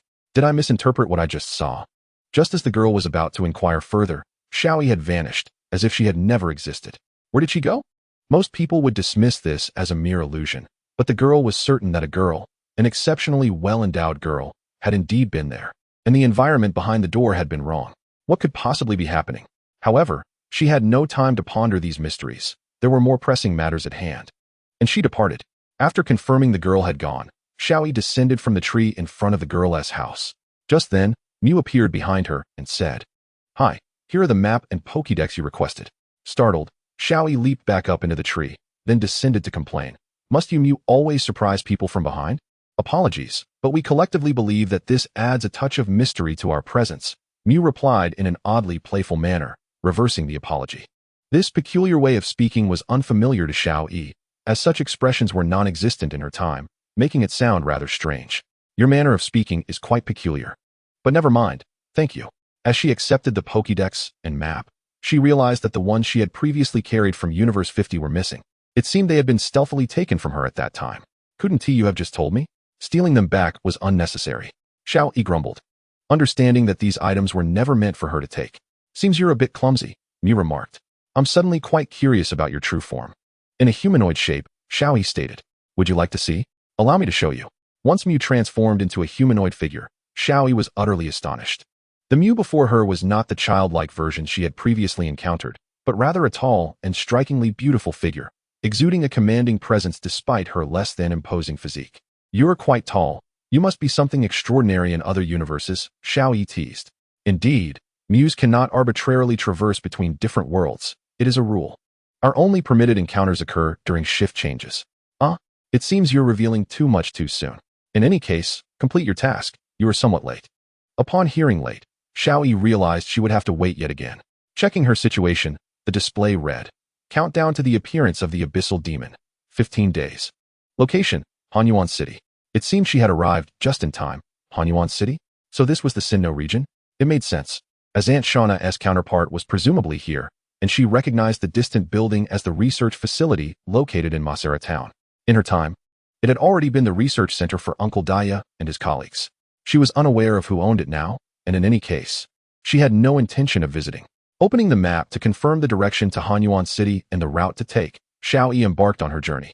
At this juncture, she remained oblivious to the profound connection she shared with the counterpart of Aunt Shauna in this universe. Moreover, a renowned scientist would also be present in that city at the same time. Additionally, the story in Universe 50 had yet to reach its conclusion. Xiaoji sensed the power within him. The aura felt like a part of his very being, and he quickly adapted. However, the power of bestowal was entirely foreign to him, requiring more time to acclimate. The same was true for Selena, as she too was adjusting to her newly acquired powers. "I wonder, what is the purpose of granting us this power? I feel as though we have lost something," Violet mused. "You are correct. You have lost a fragment of your memory. However, do not worry. There is a possibility of recovery in the future," Mew assured them. "Before that, we must expedite your growth and involve you in a battle," Arceus declared. "Interesting. Pray tell, what kind of battle awaits us? What are we to fight?" Violet inquired. "To protect the world from invasion, we are to confront a group of intruders from beyond the universe known as the Abyss." "The Abyss?" Violet responded. "I believe you should know more about this, but allow me to add a few terms you might understand. The Void, the Divine Race. That suffices. I now comprehend what we are up against," Violet concluded, having grasped the essence of their adversaries in just 3 words. "However, do you believe we can contend with those monstrosities?" Violet questioned, lacking confidence given her familiarity with the original narrative, where those entities were not mere monsters, but incomprehensible beings created by the Void to annihilate worlds. "You will be facing the Rupturers and Fallen Apostles infected by the Abyss. The Abyss itself is what we are combating," Arceus elucidated. "That sounds manageable," Violet replied. "Moreover, I have no qualms disclosing that your counterparts in other universes have already begun their war against them. However, we cannot allow them to continue. They have been on the front lines for over a decade, and it is time for a change." Parallel universes? Why does this discussion feel oddly familiar? Violet remarked. We share that sentiment, came the reply. This relates to the memory you have lost. For now, it cannot be recovered, at least not yet. Then please inform us how we are to combat those monsters, Xiaoyi asked. In a word, grow stronger, Arceus instructed. In the days to come, we shall engage in rigorous training, rest assured, Dream said. Then I shall entrust it to you. I will become stronger. So will I? Despite their uncertainty regarding the underlying reason, both Ash and Serena felt an inexplicable urge to fight for someone long forgotten. Chapter 28. Jubilife City? No, it's Celestic Town. The nearest city to Sangem Town is Jubilife City, and Xiaoyi plans to spend a night there. She only has half a month at her disposal, which means she cannot afford to squander any time and must hasten to Hometown City. Jubilife City, though not created by its own inhabitants, was constructed by residents of Veilstone City. The entire city is built upon an excavated mountain, the reasons for which are shrouded in mystery.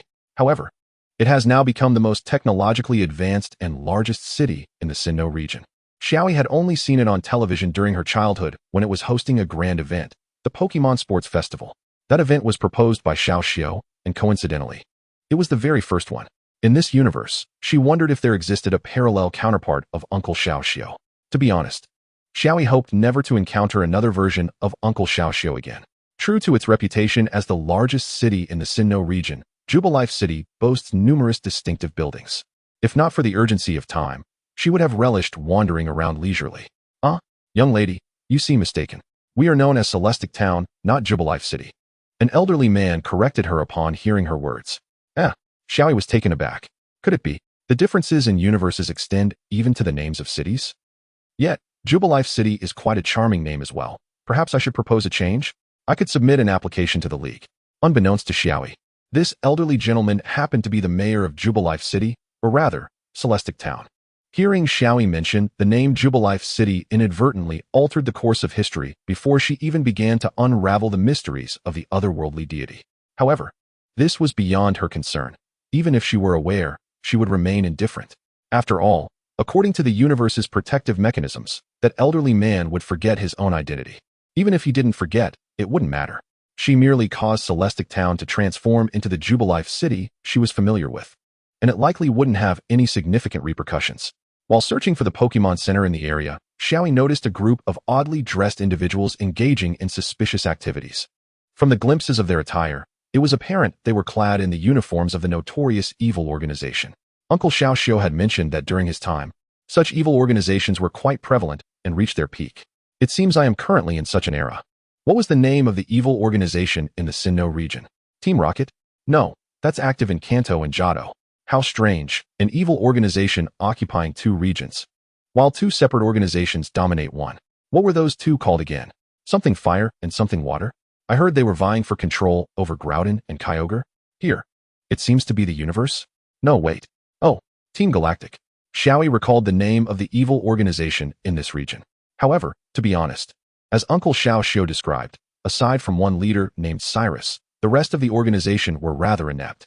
Some of their leaders claimed to have good intentions for humanity, albeit through misguided means, particularly from the Hoenn region. Yet, it was said that one segment resembled a cult, and those were genuinely deplorable. What nefarious deeds had Team Galactic committed? Upon reflection, the incident that nearly resulted in the explosion of Iron Island comes to mind, where a particularly cantankerous old man seemed to be involved. Though not from the same universe, an old man is still an old man. If I were to encounter him, how unfortunate for him. Xiaoyi was not one to turn a blind eye to wrongdoing, even if it meant jeopardizing the timeline of this universe. Upon witnessing their malevolent intentions, she could not simply pretend she had not seen anything. Following the Team Galactic grunts, she arrived at a secret research facility. Should one call it fate or coincidence? One of Team Galactic's executives, Cyrus, was present there. Truly remarkable, I assent it. Look at Rotom, it's fascinating. It can inhabit various electrical devices and assumes new forms depending on the apparatus. This is a significant discovery. Cyrus inadvertently stumbled upon Rotom's unique abilities, but he intended to conduct his own discreet research first. Thus far, he had only discovered that Rotom could change forms by possessing a vacuum cleaner. After a prolonged possession, Rotom seemed disinterested and decided to leave, which Cyrus did not prevent, as it was not his Pokemon, and he had no intention of capturing it. Cyrus, are we not continuing our collection? Asked one of the Team Galactic grunts. Not necessary. Cyrus replied succinctly, jotting down a brief note in his log before instructing his subordinates to pack up and prepare for withdrawal. If time were not of the essence, he would have loved to experiment with every electrical device available.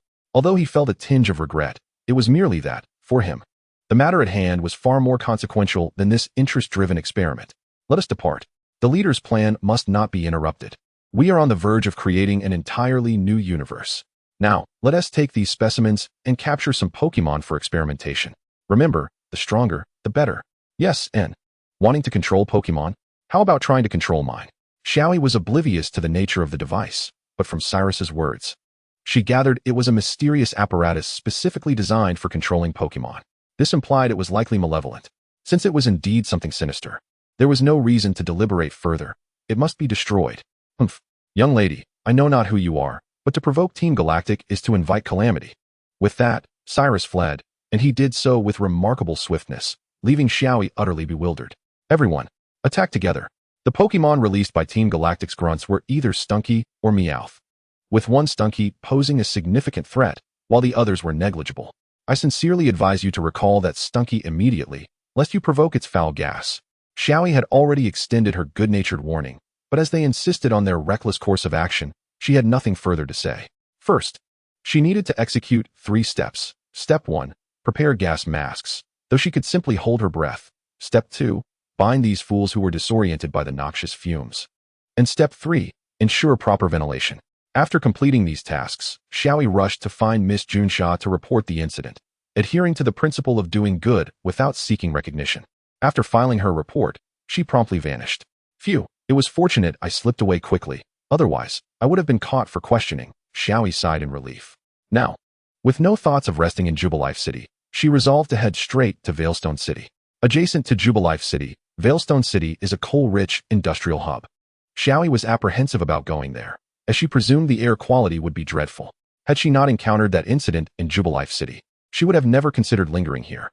With no choice but to stay at the Pokemon Center for the night, Xiaoyi lamented, "Indeed, the air quality here is abysmal. Oh, by the way, that individual discussing Pokemon knowledge seems quite formidable. He must be the gym leader here. What was his name again? Ah, Mr. Crasherwake. Mr. Crasherwake, what knowledge will you impart to us today?" In the heart of the coal mine, numerous children beseeched Piao Tai to impart his knowledge of Pokemon. Not only is Piao Tai the most renowned gym leader in the area, but he also serves as a volunteer teacher for these eager youngsters. Whenever he finds a moment of respite, he delights in sharing his insights about Pokemon with them. Some may wonder why these children are not sent to the Pokemon school in Zhuqing City for their education. The truth is, there exists a significant wealth disparity between Heijin City and Zhuqing City. Most of the residents here lack the financial means to afford such schooling for their children. Consequently, the responsibility of educating them about Pokemon falls squarely on Piao Tai's shoulders. Piao Tai has approached the authorities in Zhuqing City on several occasions, but alas, the deputy mayor has consistently dismissed him, claiming that the mayor is too occupied to meet. Piao Tai is even unaware of what the mayor looks like, leaving him at a loss as to how to find him. Thus, numerous initiatives aimed at improving the quality of life in Heijin City remain unfulfilled, which weighs heavily on his mind. "I'm sorry, children, but today I must oversee a project, so please return tomorrow," Piao Tai said. Overwhelmed with commitments and unable to impart his knowledge to the children, who departed with heavy hearts. "Have you encountered some trouble?" inquired a girl named Xiaoyi from Jinxin Town, who was currently on her travels. Sensing the need for assistance, she approached him.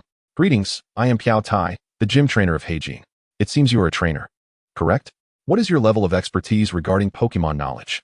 If you seek a detailed explanation of the Sinnoh region's Pokemon, I am more than willing to assist. However, I sense that what you require is beyond mere assistance." "Ah, how could I not be aware? Yet, what recourse do I have?" Piao Tai sighed, expressing his desire to elevate the living conditions of Heijin City's residents, which necessitates the support of Changshu City.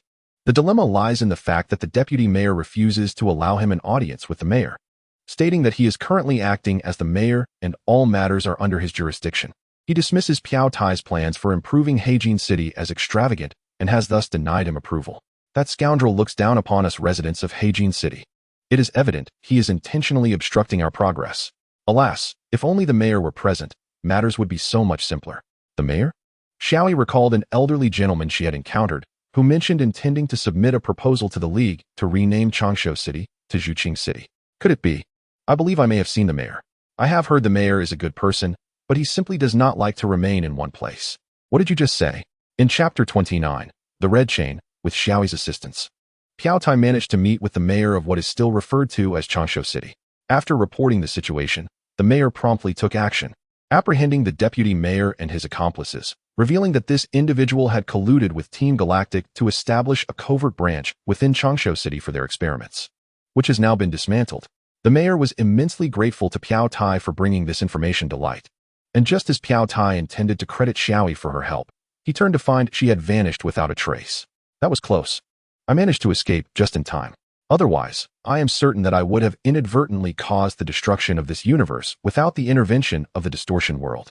Following the map, Xiaoyi arrived at the renowned Tianguan Mountain, the highest peak in the Sinnoh region, which bisects the area into eastern and western sides. If she wished to reach Jiyuan City in the quickest manner, she would have to traverse Tianguan Mountain. Fortunately, the map indicated an entrance on the southern side of the mountain leading to Jiyuan City. She pondered how it had been carved through.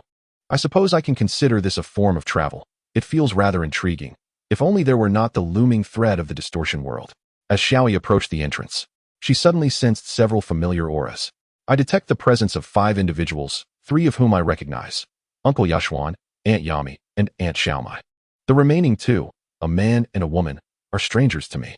Should I pay them a visit? Xiaoyi glanced at the entrance, compared it with the map, and made a decision. Very well. Even if I linger on Tianguan Mountain for a while, as long as it does not exceed 3 days, it should be manageable, at the latest, a week. She was delighted with her resolution. Xiaoyi held a keen interest in the elders of this era, particularly those she recognized. Although these individuals were not from her universe, she found it fascinating that if they existed in her universe as well, she could reacquaint herself with them, which would be quite enjoyable. Without hesitation, Xiaoyi sensed their presence near the mountainside of Tianguan Mountain. To reach them, she would need to ascend, which would take her at least a day and a night, unless she could fly. She released her Pokemon, Mimi, who inquired, "What do you need me for?" Xiaoyi produced a glaciatia flower and said, "Take me flying."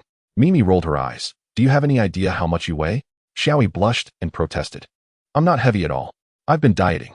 Mimi gave a playful swipe at Xiaoyi's chest, causing her to yelp. "Ouch. What was that for? You've been dieting, yet your figure remains ample. And you dare claim you're not heavy?" Mimi's words left Xiaoyi momentarily speechless. However, she soon felt a swell of pride in her figure, which easily outshone her peers, with even few adults surpassing her in stature. "Very well, I'll climb slowly by myself." For Xiaoyi, ascending the mountainside step by step posed no challenge. It merely required some time. "No matter, I can always sleep on the mountain tonight." As Xiaoyi began her ascent, she unfortunately overlooked a crucial detail. Tianguan Mountain is perpetually blanketed in snow. Consequently, certain areas that appeared to have a thick layer of snow were, in fact, quite thin and perilous. Stepping onto such a surface could lead to injury, and in some cases, even death. Regrettably, Xiaoyi found herself in such a predicament. The snow is notoriously difficult to gauge, as its aura is uniform, making it nearly impossible to discern its thickness. Of course, her father possesses the ability to identify such nuances effortlessly, but Xiaoyi had never learned his methods, as Ash never taught her. Had Xiaoyi known that her father's skill was a result of the rigorous training bestowed upon him by Yalan and Naki, she might have felt relieved she had not undergone such training herself. For Xiaoyi, falling into the snow posed little concern. She had developed a layer of aura on her body, which would protect her from injury, even if she were to plunge into an icy abyss. Just as she was about to conjure tools for her escape, she noticed Yashuan and the others hastening down the mountain, their position forming a straight line towards her. At their current speed, they would likely reach her in about an hour. At that moment, Xiaoyi faced 2 options: await rescue or save herself. Was there any question? "I have no intention of remaining in this frigid place for an hour," she declared, extricating herself from the snow and donning warmer clothing. In such an environment, wearing such lightweight attire either meant one was exceptionally skilled or remarkably foolish. Xiaoyi planned to orchestrate a chance encounter with them, hoping to get to know them before reaching Jiyuan City. This way, when she returned to her universe, she could recognize them. "Look, there's a girl walking towards us," exclaimed Xiaomai. "That must be a climber. We need to warn her that climbing is prohibited at this time," Yami remarked. "Indeed. But the aura she radiates is akin to my own aura of power," Yashuan observed. "No way. I thought you were the only one capable of wielding the aura in this world," said the accompanying boy. "Michael, the power of the aura is indeed rare, but it is not entirely unattainable. To be honest, This is the first time I have encountered such formidable aura. Yashwan, is she stronger than you? Inquired the girl accompanying them. Indeed, Mai, without a doubt, she surpasses me significantly. You need not worry about discouraging me. Rather, this serves as a motivation for my own growth. Yashwan replied gently, causing Mai's cheeks to flush. Xiaomai chimed in, Mai-chan, you should smile more. Don't fear making mistakes. Everyone makes mistakes. As they approached Xiaoyi, she greeted them warmly. Hi. The weather is delightful, perfect for hiking. But, sister, we cannot ascend the mountain now, Yami responded. Currently, Tingwan Mountain has become perilous. Perilous? What kind of peril? Xiaoyi asked. Strange chains have appeared near the mountainside. Red chains that indiscriminately attack any humans or Pokemon within their vicinity. The League has dispatched Miss Sharona to handle the situation. It is beyond our capacity to confront, so we must take our leave, Yashwan explained. Red chains? Xiaoyi pondered where she had heard that term before. At the age of 8 or 9, she had gone to Xiaoxiu's house, intending to play with Roland, only to stumble upon Xiaoxiu fiddling with some peculiar chains that emitted a scent she detested, particularly that of Piku, which nearly attacked her. Uncle Xiaoxiu, what is this? Xiaoyi had asked. Red chains, Xiaoxiu replied, engrossed in his task, oblivious to Xiaoyi's presence. To be frank, I don't even know what this thing truly is. All I can deduce is that the person who crafted it must be insane. What does that mean? Xiaoyi had unwittingly posed a question she would rather not have answered. Because this chain is forged from the flesh and blood of its user. It is a chain of desire. The memory she had suppressed resurfaced violently, causing Xiaoyi to retch. Are you alright? Yashwan and the others rushed forward, concerned. I'm fine. Although the memory was revolting and fearsome, Xiaoyi felt compelled to recall what Uncle Xiaoxiu had mentioned about how to destroy the chains.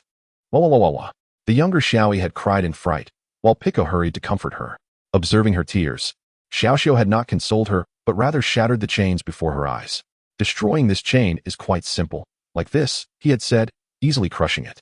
This chain was born from human desire. Therefore, to obliterate it, one must wield the power of bestowal, for such power is intrinsically a force of desire. Those who are consumed by it will naturally be subjugated. Yet conversely, as long as one maintains a benevolent heart, they will not be devoured, much like myself. As the memory faded, Xiaoyi couldn't help but retort, I can't discern a shred of kindness in Uncle Xiaoxiu. How much of his integrity did he have to cast aside to utter such words? No, he has no integrity at all. The 5 of them were left bewildered, wondering what the child was saying. I found it. A way to destroy the chains, Xiaoyi declared. Naturally, the others were skeptical of her assertion. Let us go. We can't remain here any longer, Michael said. No, I must go destroy the red chains. With that, Xiaoyi vanished, leading everyone to believe she had teleported. Yashwan remarked. That's not teleportation. She just ran so swiftly that we didn't even register her departure. Despite his words, Yashwan had fully unleashed his aura, yet he could only sense her presence for 3 seconds before conceding, as she had already sprinted beyond his range. Meanwhile, Xiaoyi hastily made her way to the location of the red chains she could sense. To expedite her search, she altered the shape of her aura detection from circular to rectangular, rotating it clockwise until she finally located the chains and detected the aura of the so-called Sharona. Confirmation complete. Granny Zhulan's aura. So it seems this universe's Granny Zhulan is named Sharona. Observing the writhing red chains, Xiaoyi felt a surge of revulsion. You are a filth that should not exist in this world. Disappear. It was not Xiaoyi's intention to alter history. Rather, Uncle Xiaoxiu had indeed mentioned that no matter who invented the red chains, they were an abomination that must be eradicated. She was determined to cleanse the world of such taint. Just as Xiaoxiu had stated, the power of bestowal could indeed obliterate the red chains. Witnessing a little girl accomplish what she had struggled with for so long, Sharona was about to inquire about her name when Xiaoyi released a smoke bomb and fled. Who on earth is that girl? In Chapter 30, Xiaoyi gained a deeper understanding of the universe's rules. Although she did not inquire about the names of the remaining 2 unfamiliar individuals, she had already discerned their names through her aura. The purpose of her journey here was to patiently await the emergence of the Yimotion in Jiyuan City. However, reflecting on her actions, she realized she had made several significant alterations in this world. First, she had accidentally collided with the counterpart of Aunt Xiaoguang in this universe. Then, she had apprehended the Galaxy team in Changshu City and aided Piao Tai in punishing the deputy mayor colluding with the Galaxy team, thus improving the state of Heijin City. Now, having destroyed the red chains and encountered Granny Sharona, she recognized that she had disrupted the timeline quite thoroughly. Should she devise a means to prevent them from recalling her? Regarding this matter, You need not worry. Once you depart, they will have no recollection of you. The Arceus of this universe suddenly appeared behind Xiaoyi. Ah, must you speak from behind?